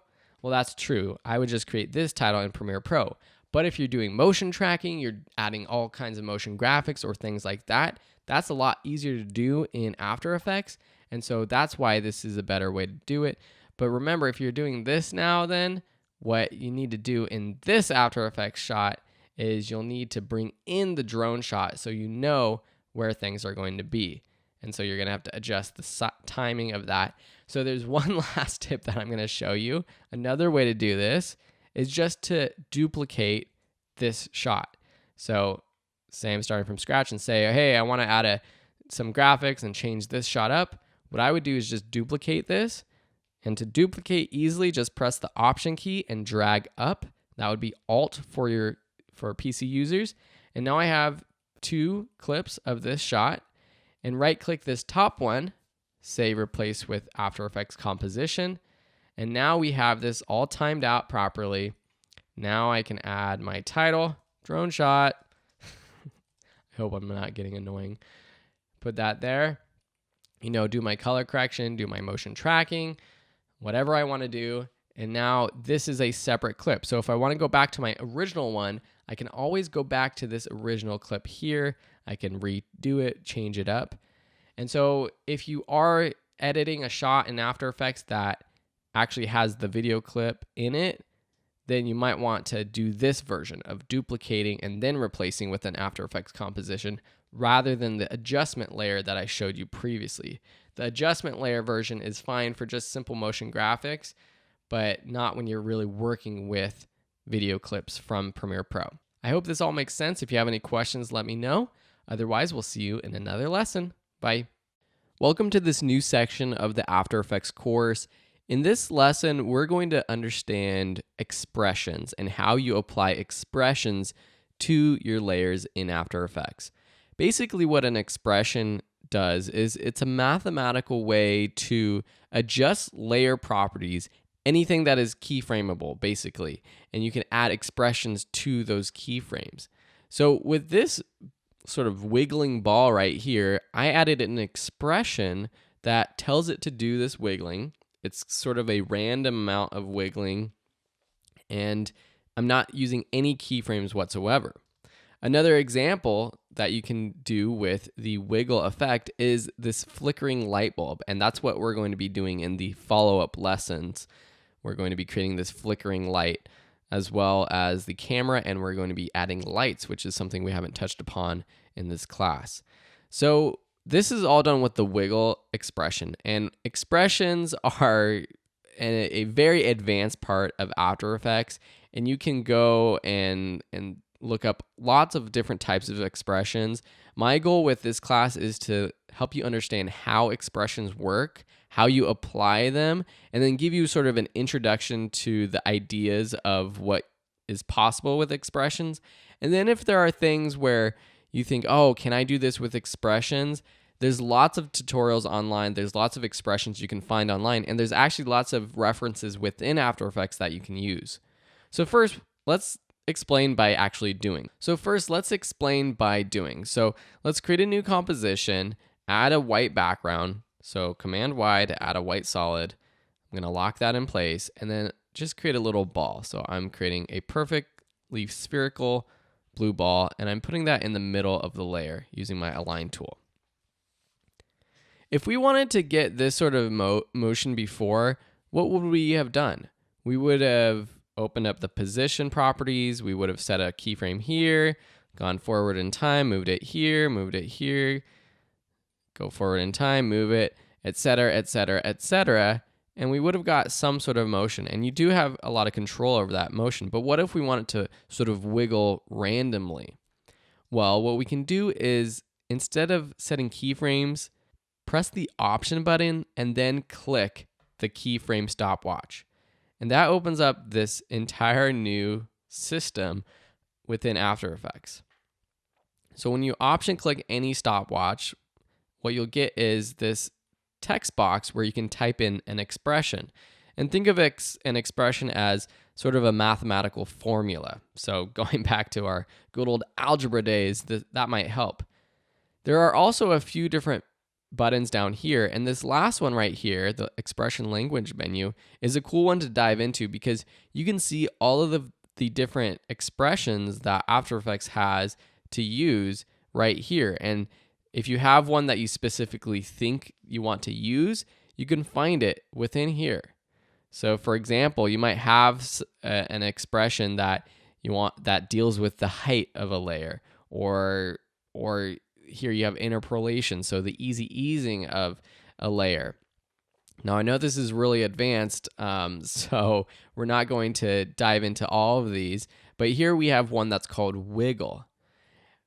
So you can choose one from that menu, or there's also a reference up here, help, in the help menu. So if you click on expression reference, that will take you to an Adobe reference with a lot of help for expressions.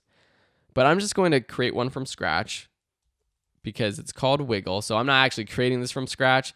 It's within the program itself. You can't just type in a random word and hope that it works.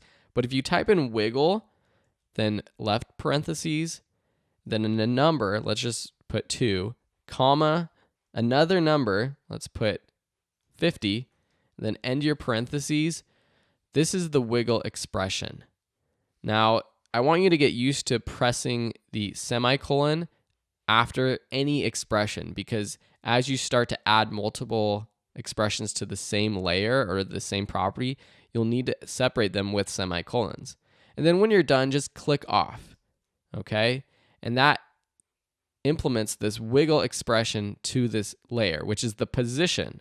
And you could do it to the position or the opacity, and we can see what that looks like too. But now if I play this, our ball starts to move. So this expression is saying, and you can just click into it to get back to it, that twice per second, we want this ball to move the position by 50 pixels. If we want it to go faster, we could put in 10. So 10 times a second, we want it to move 50 pixels. If we wanted to move it more, we can increase the pixel amount. So let's put in 500. So it's moving 500 pixels on this composition. Now let's make this a little bit more organic. So I like that 2, and then let's just do 100. So this is going to move it around. So it looks like it's kind of floating in space.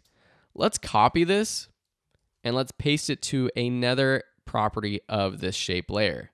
So what if we want it to also change in scale? So let's option click scale and paste this. So right now it's changing the scale, both properties, at a rate of 100 2 times every second. Okay, so that's pretty interesting. And that's also going to depend on where the anchor point is. What about opacity? So let's option click opacity, paste.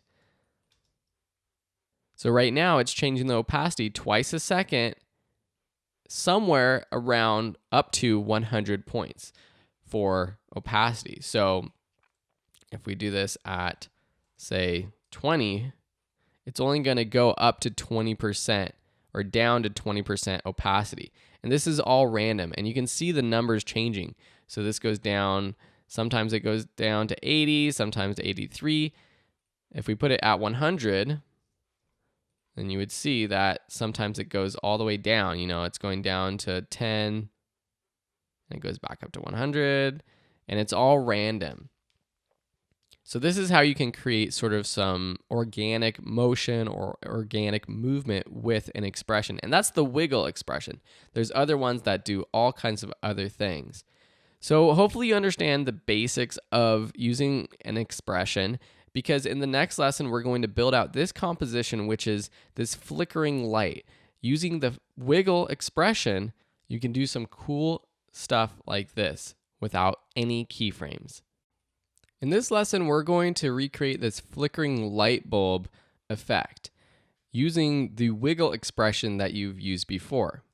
So you can follow along with the flickering light After Effects project or build it from scratch using the light bulb JPEG image. So the first thing you want to do is create a new composition. I'll just call this light bulb 2, 1920 by 1080, 5 seconds. You know the drill by now. And then bring in our light bulb.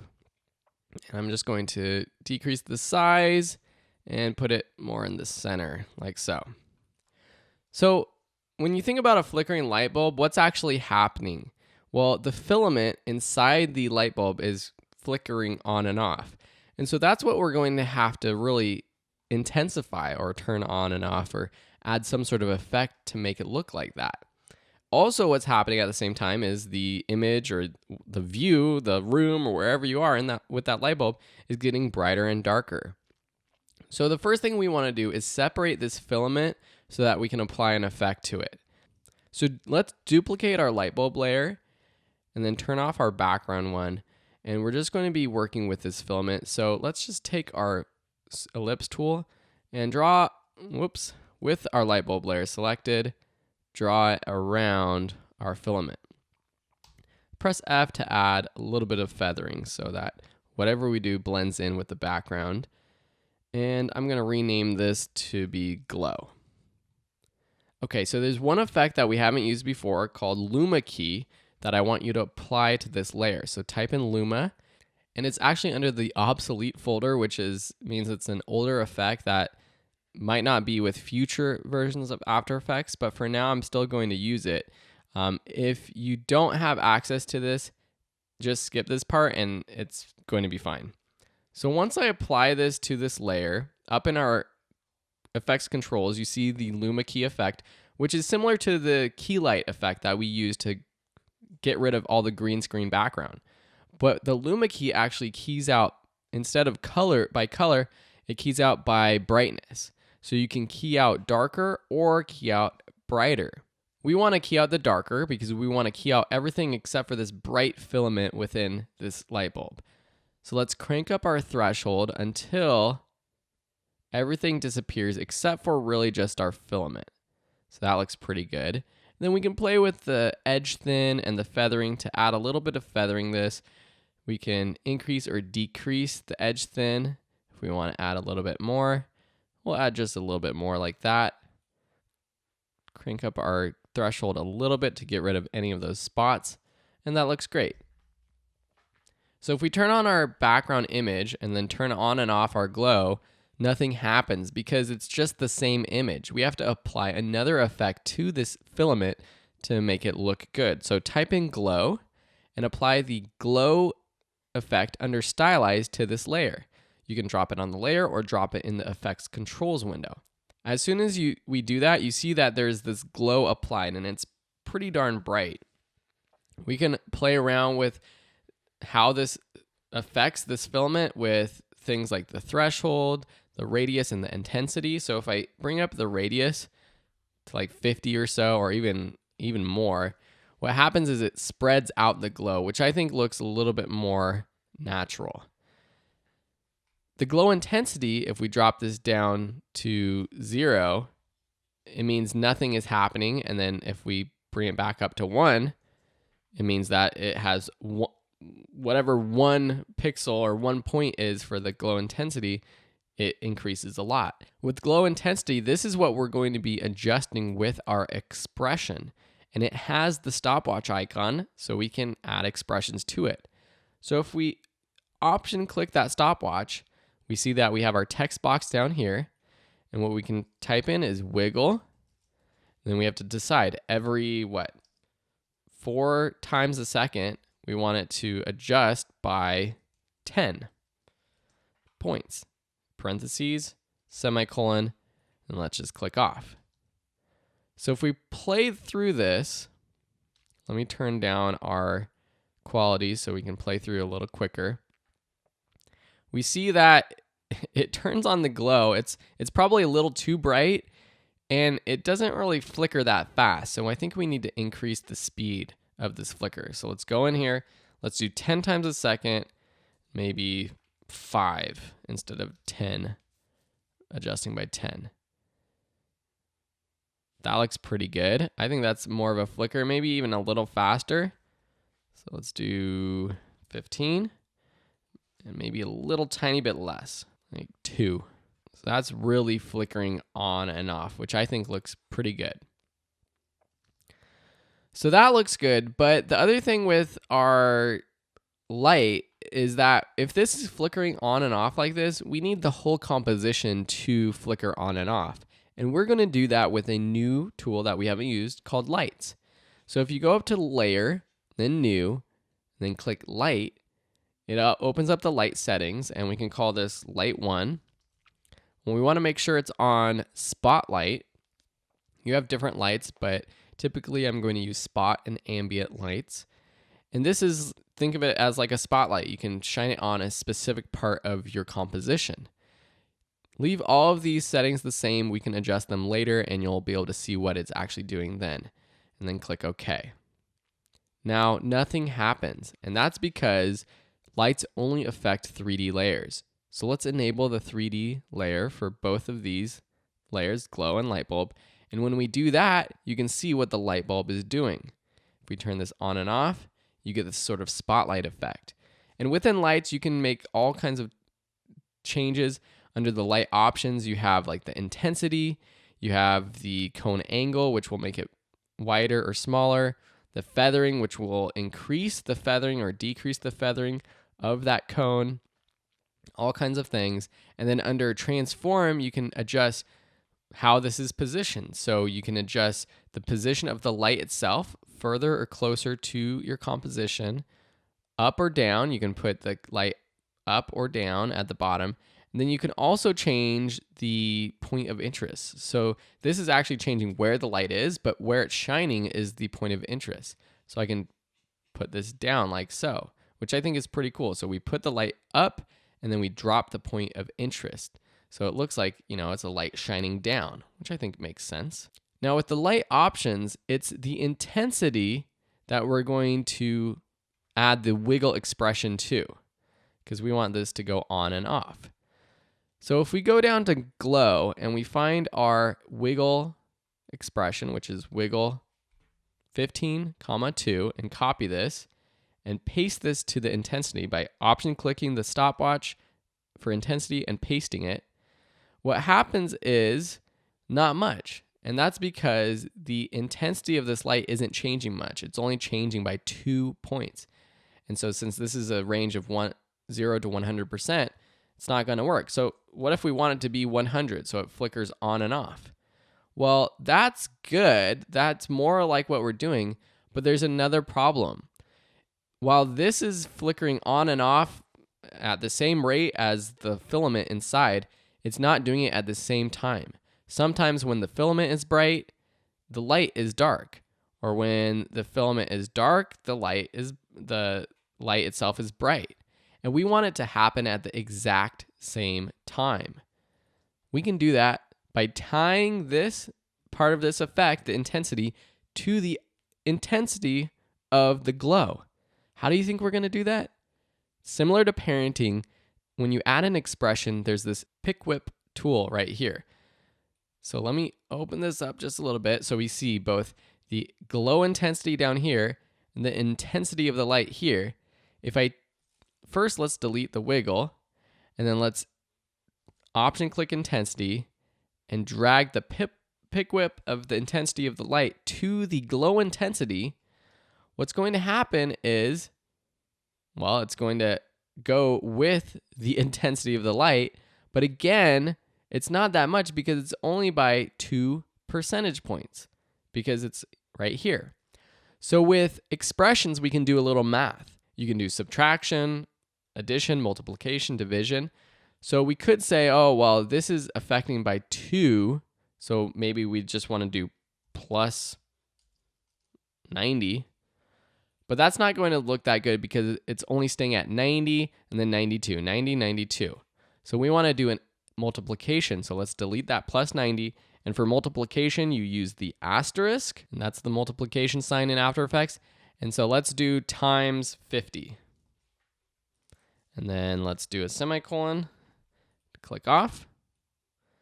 So now it is increasing or decreasing the light intensity at the same time as this glow intensity and multiplying it by 50.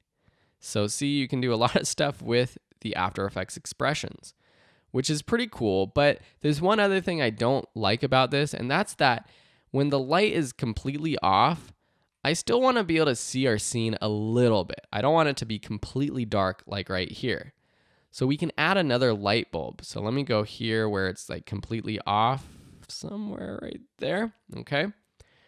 And let's add a layer, new light. And for this one, let's add an ambient light. Leave the settings as it is now and click OK. Now what happens is this ambient light, it adds to the other light. So when you're adding multiple lights together, they kind of multiply the effects. So you have to be careful because it could get too bright. It could get overexposed. Like, I think that's a little too overexposed. So let's go to that point where it was dark. So let's turn off the ambient light. So this is where it's dark. Turn on the ambient light and then drop the intensity of the ambient light to where it's more natural. Something like that. That looks good. Okay. So that looks pretty darn good. So that's our flickering light, which I think looks pretty good already. There's one thing that also bugs me a little bit, and that is the fact that when this filament is off, when the intensity is not high, you still see the filament of the background. So the filament of this background is always happening, which I don't like. So what we can do is actually use another tool that we haven't used, the clone tool. So let's go to the start of our composition, click on this clone stamp tool, and then double click our light bulb. And that takes us into the layer settings. We can zoom in here. And if you've used the clone stamp tool in Photoshop, this is going to make a lot of sense. If you haven't, when you click on the clone stamp tool, you can change the size by pressing Command and dragging to the right or left, clicking and dragging. And then what you need to do is tell After Effects what do you want to stamp. And you do that by option clicking. So if I hold option down, you have this little target. And that's the selection I'm going to make. So I want to make a selection around this light bulb.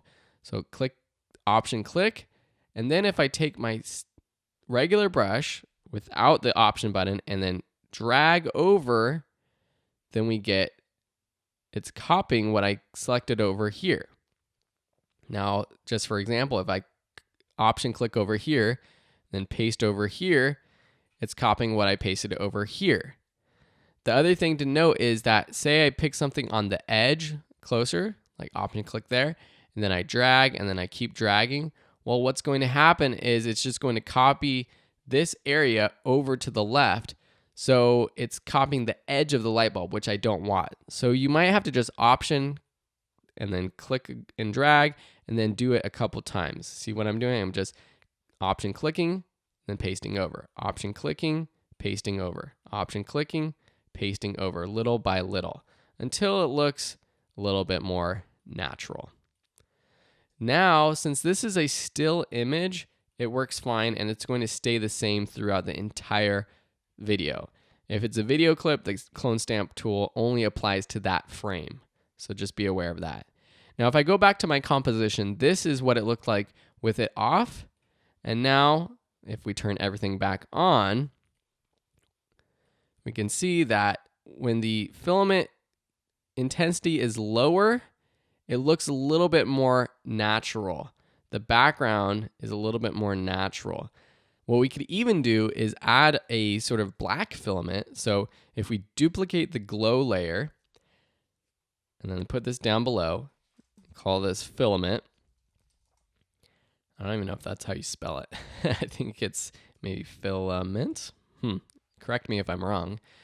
And then delete our glow. And then instead of our glow effect, add a fill. So generate fill effect. Drag that on there. And then change it to be black. Okay? So now you don't see anything, but let's turn off our glow layer. So now you see that this is just black. And let's thin the edges quite a bit. So something like that. And maybe we don't want it to be completely black. Let's change the color, something like that. Maybe something a little bit more natural, like a dark brown.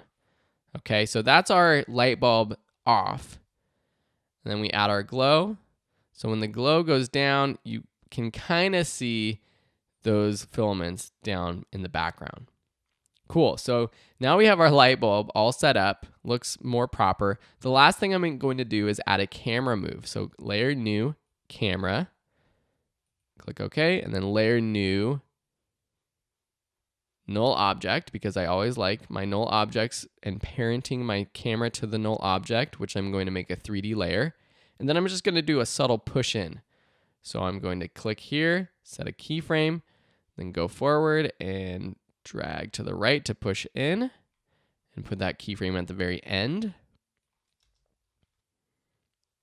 And now we have our moving composition with this flickering light. The cool thing now is that if we think, oh man, it's going too fast, it's going too intense, what we can do is go into our glow settings and change the wiggle settings. Say it's going too fast and maybe it's too intense. Let's just make this 1. So 10:1. This is cool because it adjusts both the glow itself and it affects the light automatically because the light is parented to this. The only thing we might have to do now is adjust the ambient light itself, or if it's not enough, we might have to multiply this by something a little bit brighter. But I think this looks pretty good. Maybe increase the ambient light to like 60 or something like that. And I think that looks pretty darn cool. So now you know how to use expressions. You know how you can parent different properties to expressions to match the animation to that other expression.